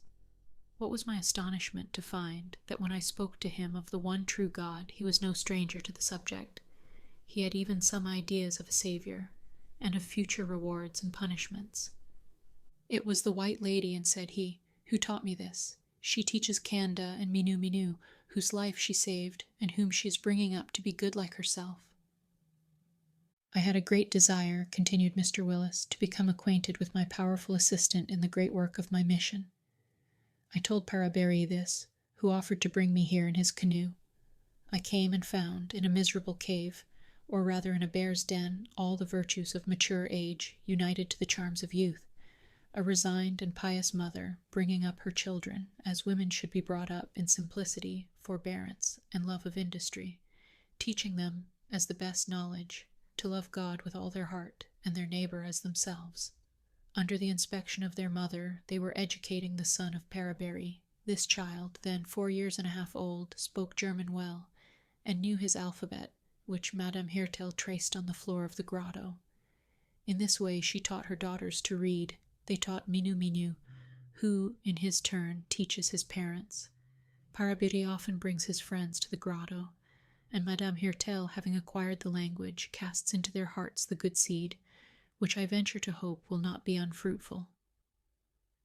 Finding these people in such a good state, and wishing to enjoy the society of a family, like myself, banished to a remote region, I decided to take up my abode in this island. Parabéry soon built me a hut in the neighborhood of the grotto. Madame Hirtel compelled me to take one of her bearskins. I have by degrees formed my establishment, dividing with my worthy neighbor the few useful articles I brought from Europe, and we live a tranquil and happy life. And now comes the time that brought about our meeting. Some of our islanders, in a fishing expedition, were driven by the wind on your island. At the entrance of a large bay they found a small canoe of bark, carefully moored to a tree. Either their innate propensity for theft, or the notion that it had no owner, prevailed over them, and they brought it away. I was informed of this, and was curious to see it. I recognized at once that it was made by Europeans. The careful finish, the neat form, the oars, rudder, mast, and triangular sail, all showed that it had not been made by savages. The seats of the rowers were made of planks and were painted, and what further convinced me was that I found in it a capital gun, loaded, and a horn of powder in a hole under one of the seats. I then made particular inquiries about the island from whence they had brought the canoe, and all their answers confirmed my idea that it must be inhabited by a European, from whom they had perhaps taken his only means of leaving it. Restless about this fancy, I tried to persuade them to return and discover if the island was inhabited. I could not prevail on them to restore the canoe, but seeing me much agitated, they resolved secretly to procure me a great pleasure, as they thought, by returning to the island and bringing away anyone they could meet with, whether he would or not. Parabéry, always the leader in perilous enterprises, and who was so attached to me, would not be left out in one which was to produce me such pleasure. They set out, and you know the result of their expedition. I leave it to your wife to tell you how she was brought away, and pass on to the time of their arrival. My people brought them to me in triumph, and were vexed that they had only found one woman and a child, whom I might give to the White Lady. This I did promptly. Your wife was ill and distressed, and I carried her immediately to the grotto. There she found a companion who welcomed her with joy. Frances replaced her own lost Alfred, and the two good mothers were soon intimate friends. But notwithstanding this solace, your Elizabeth was inconsolable at the separation from her husband and children, and terrified at the danger to which you would expose yourself in searching for her. We were even afraid she would lose her reason. When the king came to take away Francis, he had seen him on his arrival, and was much taken with his appearance. He came again to see him, and resolved to adopt him as his son.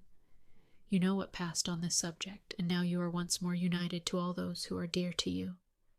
Bless God, brother, who knows how to produce good from what we think evil, and acknowledge the wisdom of his ways. You must return altogether to your island. I am too much interested in the happiness of Emily to wish to detain her, and if God permits me, when my missions are completed, I will come to end my days with you, and to bless your rising colony. I suppress all our reflections on this interesting history, and our gratitude for the termination of our trials, and hasten to the recital, which, at my particular entreaty, my wife proceeded to give us. Chapter 57. My story, she began, will not be long. I might make it in 2 words. You have lost me, and you have found me.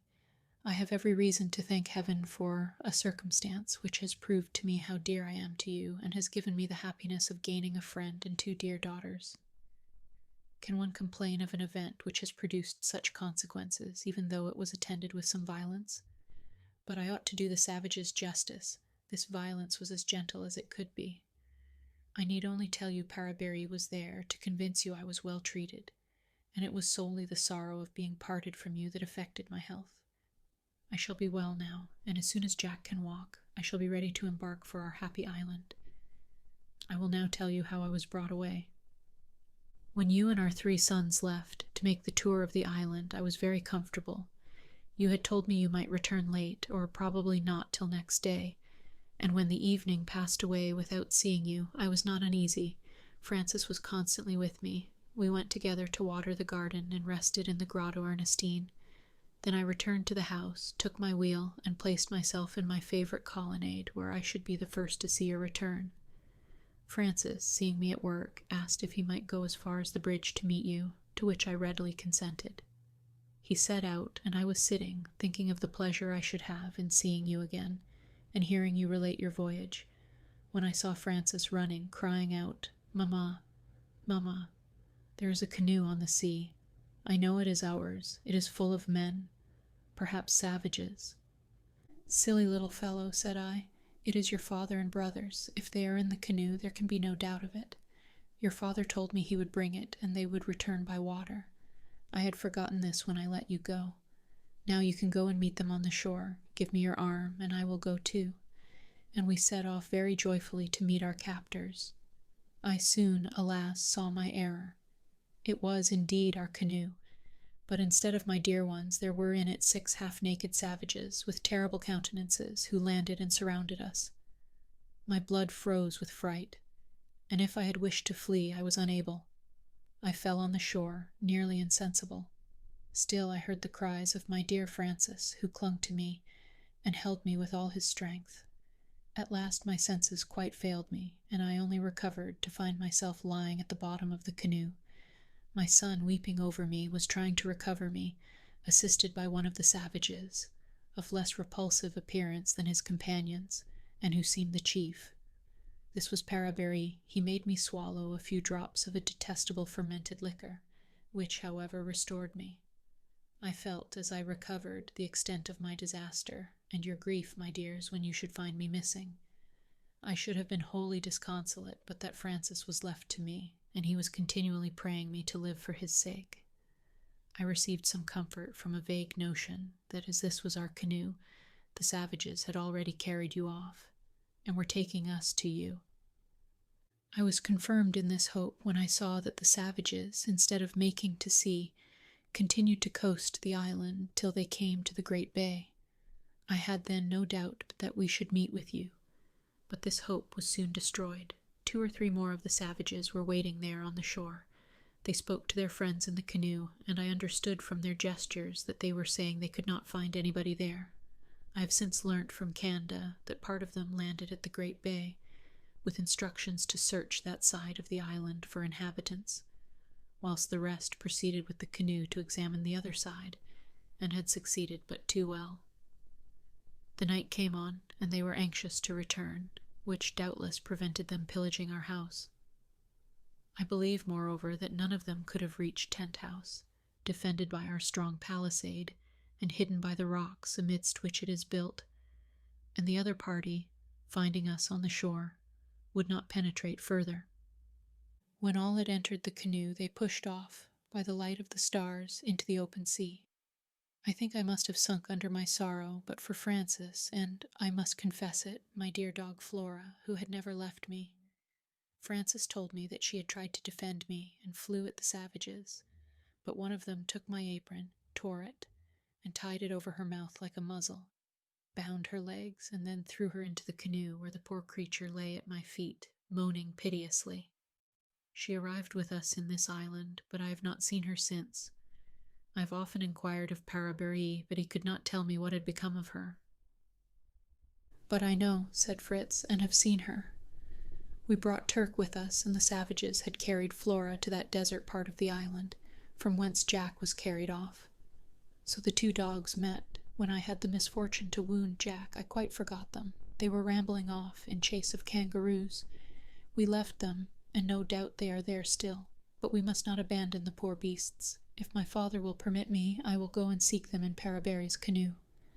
As we were obliged to wait a few days for Jack's recovery, I consented on condition that Parabury accompanied them, and the next day was fixed for the expedition. Ernest begged to be of the party, that he might see the beautiful trees and flowers they had described. I then requested the narration might be continued, which had been interrupted by this episode of the 2 dogs.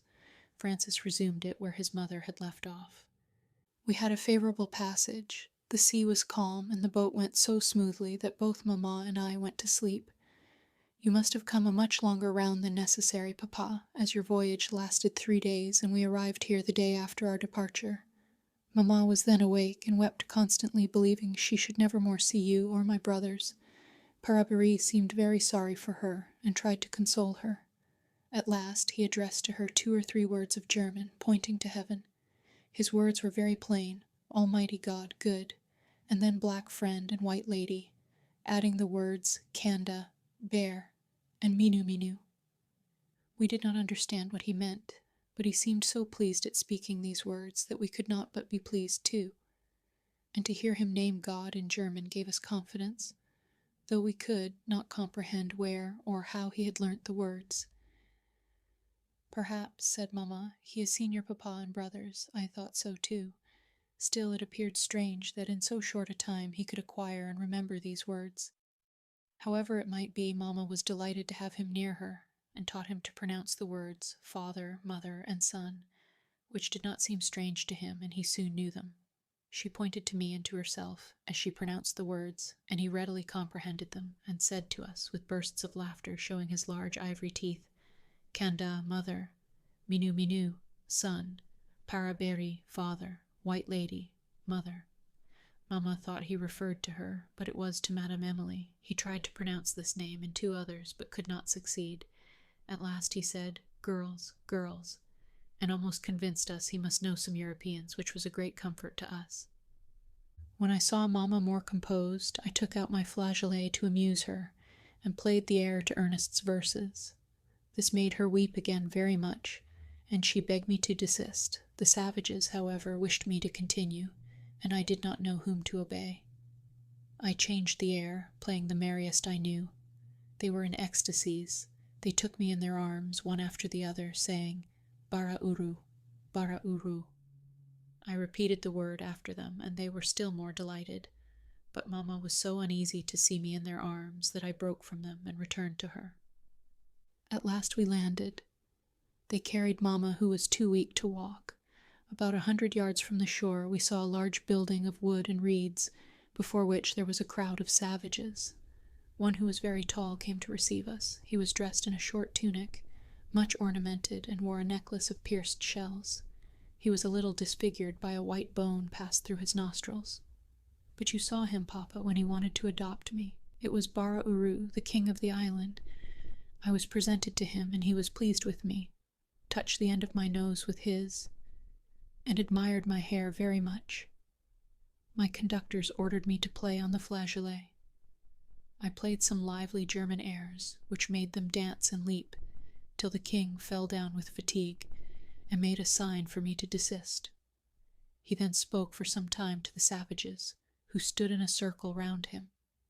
He looked at Mamma, who was seated in a corner near her protector Parabéry. He called the latter, who obliged Mamma to rise, and presented her to the king. Bara-Uru looked only at the red and yellow India handkerchief which she wore on her head. He took it off very unceremoniously, and put it on his own head, saying, Miti, which means beautiful. He then made us re-embark in the canoe with him, amusing himself with me and my flageolet, which he attempted to play by blowing it through his nose, but did not succeed. After turning round a point which seemed to divide the island into 2, we landed on a sandy beach.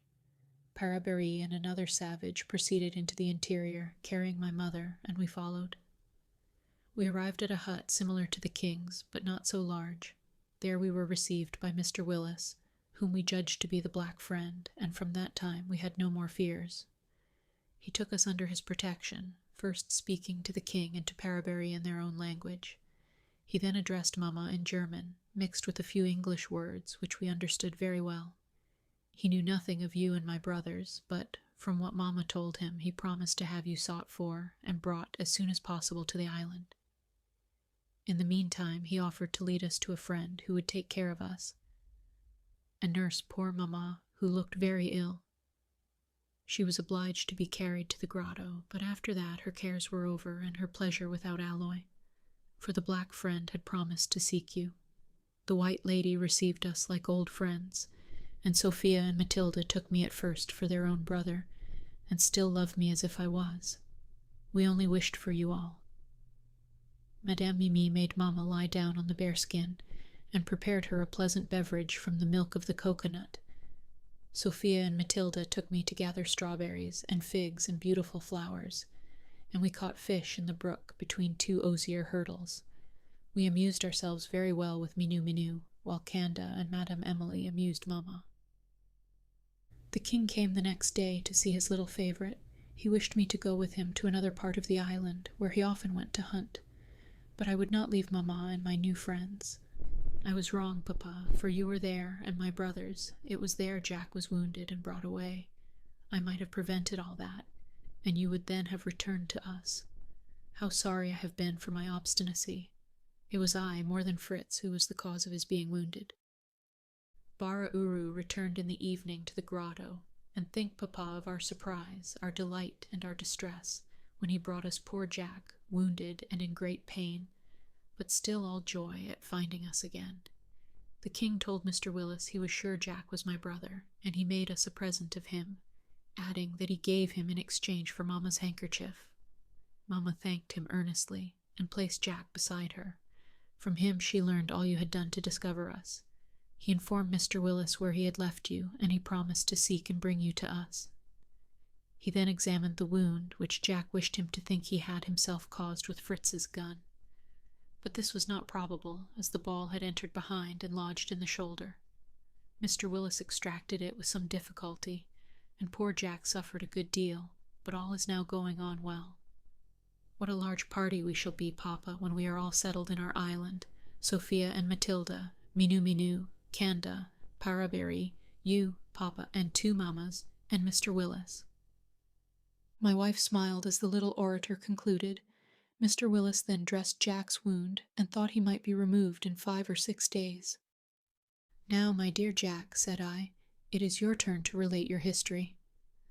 Your brother left off where you were entertaining the savages with your buffooneries, and certainly they were never better introduced, but how did they suddenly think of carrying you away? Paraberi told me, said Jack, that they were struck with my resemblance to Francis as soon as I took my flageolet. After I'd played a minute or 2, the savage who wore Mamma's handkerchief, whom I now know to be the king, interrupted me by crying out and clapping his hands. He spoke earnestly to the others, pointing to my face and to my flageolet which he had taken. He looked also at my jacket of blue cotton, which one of them had tied round his shoulders like a mantle, and doubtless he then gave orders for me to be carried to the canoe. They seized upon me. I screamed like a madman, kicked them, and scratched them. But what could I do against 7 or 8 great savages? They tied my legs together and my hands behind me and carried me like a parcel. I could then do nothing but cry out for Fritz, and the night of the gun came rather too soon. In attempting to defend me, some way or other, off went his gun, and the ball took up its abode in my shoulder. I can assure you an unpleasant visitor is that same ball, but here he is, the scoundrel. Father Wyss pulled him out by the same door as that by which he went in, and since his departure all goes on well. Now for my story. When poor Fritz saw that I was wounded, he fell down as if he had been shot at the same time. The savages, thinking he was dead, took away his gun and carried me into the canoe. I was in despair more for the death of my brother than from my wound, which I almost forgot, and was wishing they would throw me into the sea, when I saw Fritz running at full speed to the shore, but we pushed off, and I could only call out some words of consolation. The savages were very kind to me, and one of them held me up seated on the outrigger. They washed my wound with sea-water, sucked it, tore my pocket handkerchief to make a bandage, and as soon as we landed, squeezed the juice of some herb into it. We sailed very quickly and passed the place where we had landed in the morning. I knew it again, and could see Ernest standing on a sandbank. He was watching us, and I held out my arms to him. I thought I also saw you, Papa, and heard you call. But the savages yelled, and though I cried with all my strength, it was in vain. I little thought they were taking me to Mamma.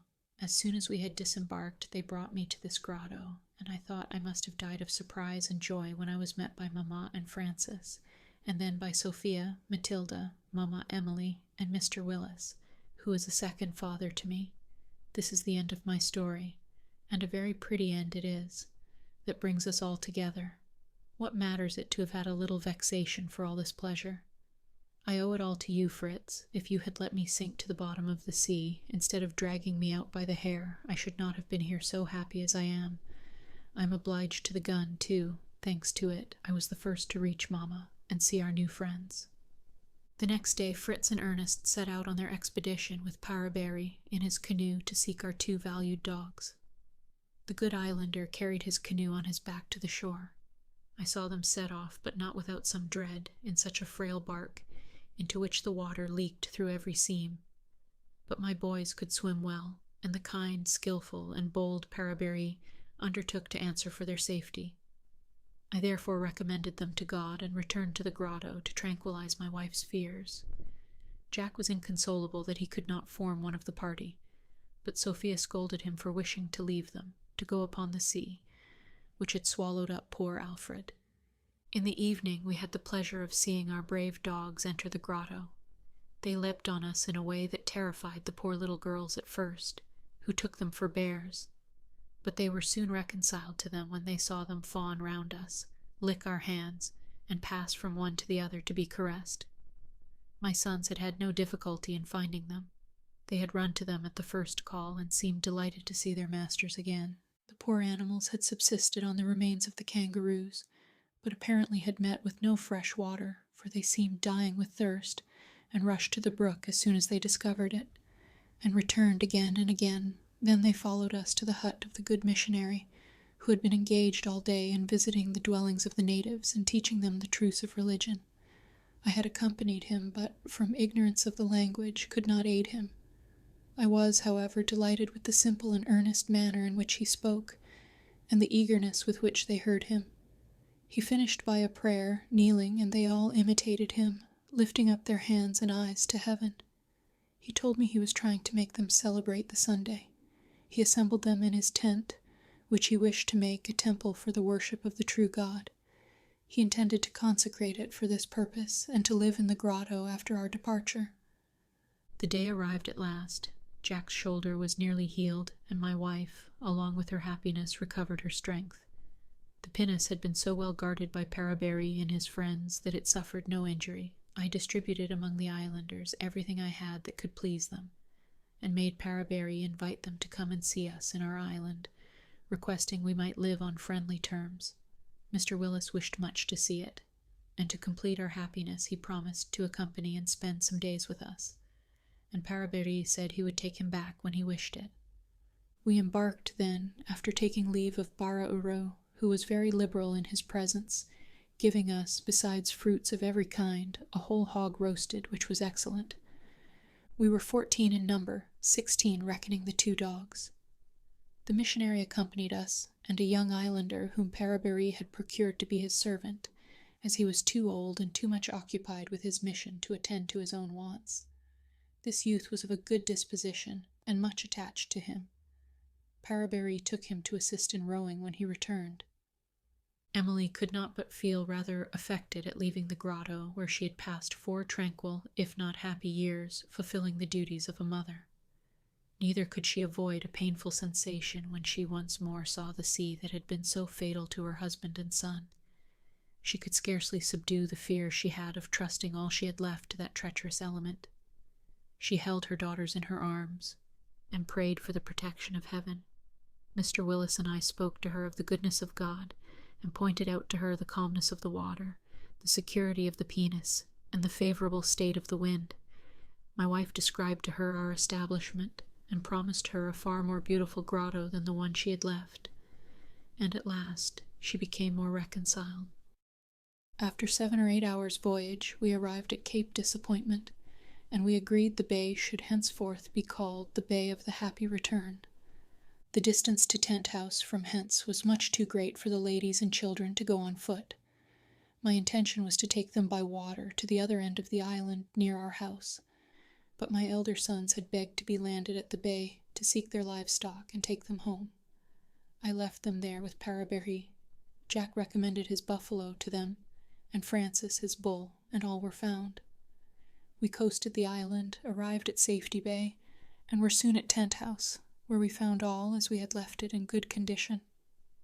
Notwithstanding the description my wife had given them, our new guests found our establishment far beyond their expectation.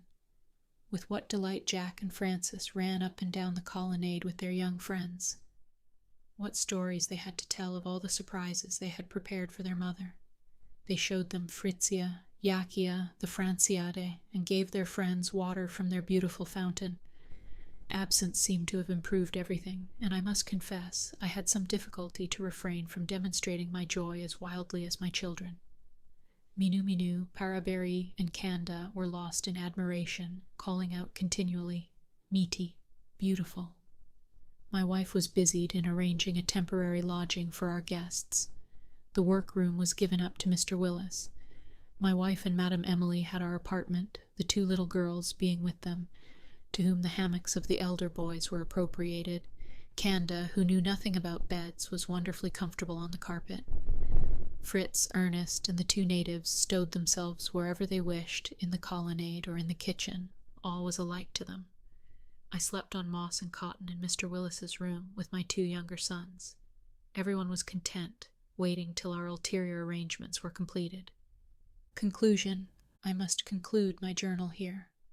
We can scarcely be more happy than we are, and I feel no cares about my children. Fritz is so fond of the chase and of mechanics, and earnest of study, that they will not wish to marry, but I please myself by hoping at some time to see my dear Jack and Francis happily united to Sophia and Matilda. What remains for me to tell?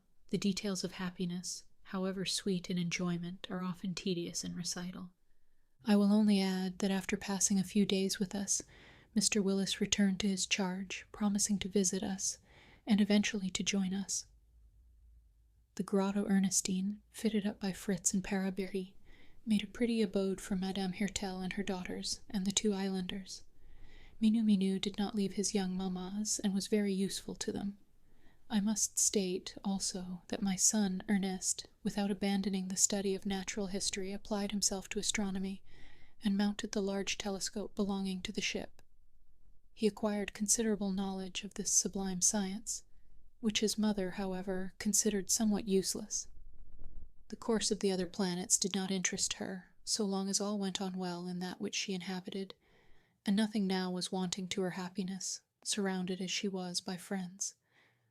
The following year we had a visit from a Russian vessel, the Neva, commanded by Captain Krusenstern, a countryman and distant relation of mine. The celebrated Horner of Zurich accompanied him as astronomer, having read the first part of our journal sent into Europe by Captain Johnson. He had come purposely to see us. Delighted with our establishment, he did not advise us to quit it. Captain Krusenstern invited us to take a passage in his vessel. We declined his offer. But my wife, though she renounced her country forever, was glad of the opportunity of making inquiries about her relations and friends. As she had concluded, her good mother had died some years before, blessing her absent children. My wife shed some tears, but was consoled by the certainty of her mother's eternal felicity, and the hope of their meeting in futurity. One of her brothers was also dead. He had left a daughter to whom my wife had always been attached, though she was very young when we left. Henrietta Bodmer was now 16, and, Mr. Horner assured us, a most amiable girl. My wife wished much to have her with us. Ernest would not leave Mr. Horner a moment. He was so delighted to meet with one so eminently skillful in his favorite science. Astronomy made them such friends that Mr. Horner petitioned me to allow him to take my son to Europe, promising to bring him back himself in a few years. This was a great trial to us, but I felt that his taste for science required a larger field than our island.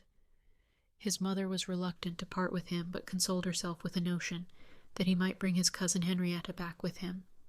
Many tears were shed at our parting. Indeed, the grief of his mother was so intense that my son seemed almost inclined to give up his inclination.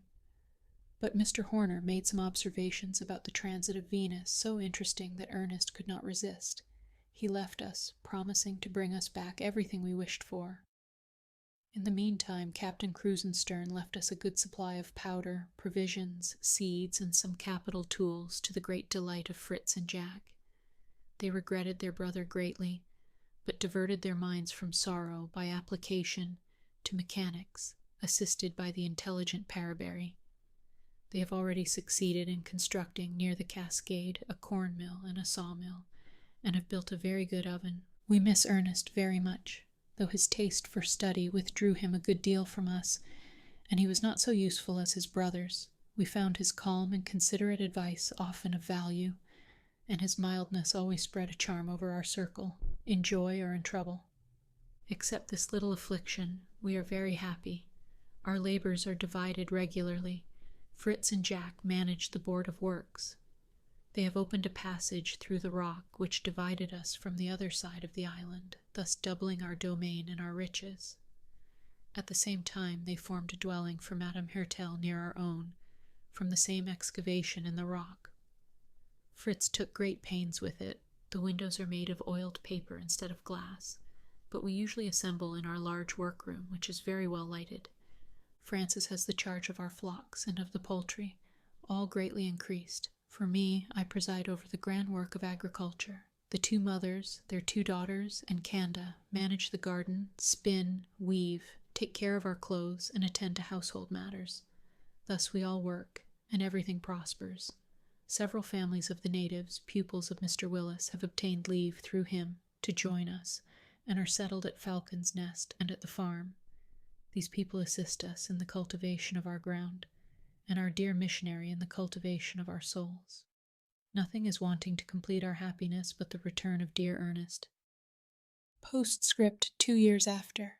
We are now as happy as we can desire. Our son is returned. According to my wishes, he had made out Captain Johnson and Lieutenant Bell, our first visitors, whom the storm had driven from us, but who were still determined to see us again. My son found them preparing for another voyage to the South Seas. He at once seized the opportunity of accompanying them, impatiently desirous to revisit the island, and to bring to us Henrietta Bodmer, now become his wife. She is a simple, amiable Swiss girl, who suits us well, and who is delighted to see once more her kind aunt, now become her mother. My wife is overjoyed. This is her first daughter-in-law, but Jack and Francis, as well as Sophia and Matilda, are growing up. And moreover, my dear wife, who has great ideas of married happiness, hopes to induce Emily to consent to be united to Fritz at the same time as her daughters are married. Fritz would feel all the value of this change. His character is already softened by her society, and though she is a few years older than he is, she is blessed with all the vivacity of youth. Mr. Wyss approves of this union, and we hope he will live to solemnize the 3 marriages. Ernest and Henrietta inhabit the Grotto Ernestine, which his brothers fitted up as a very tasteful dwelling.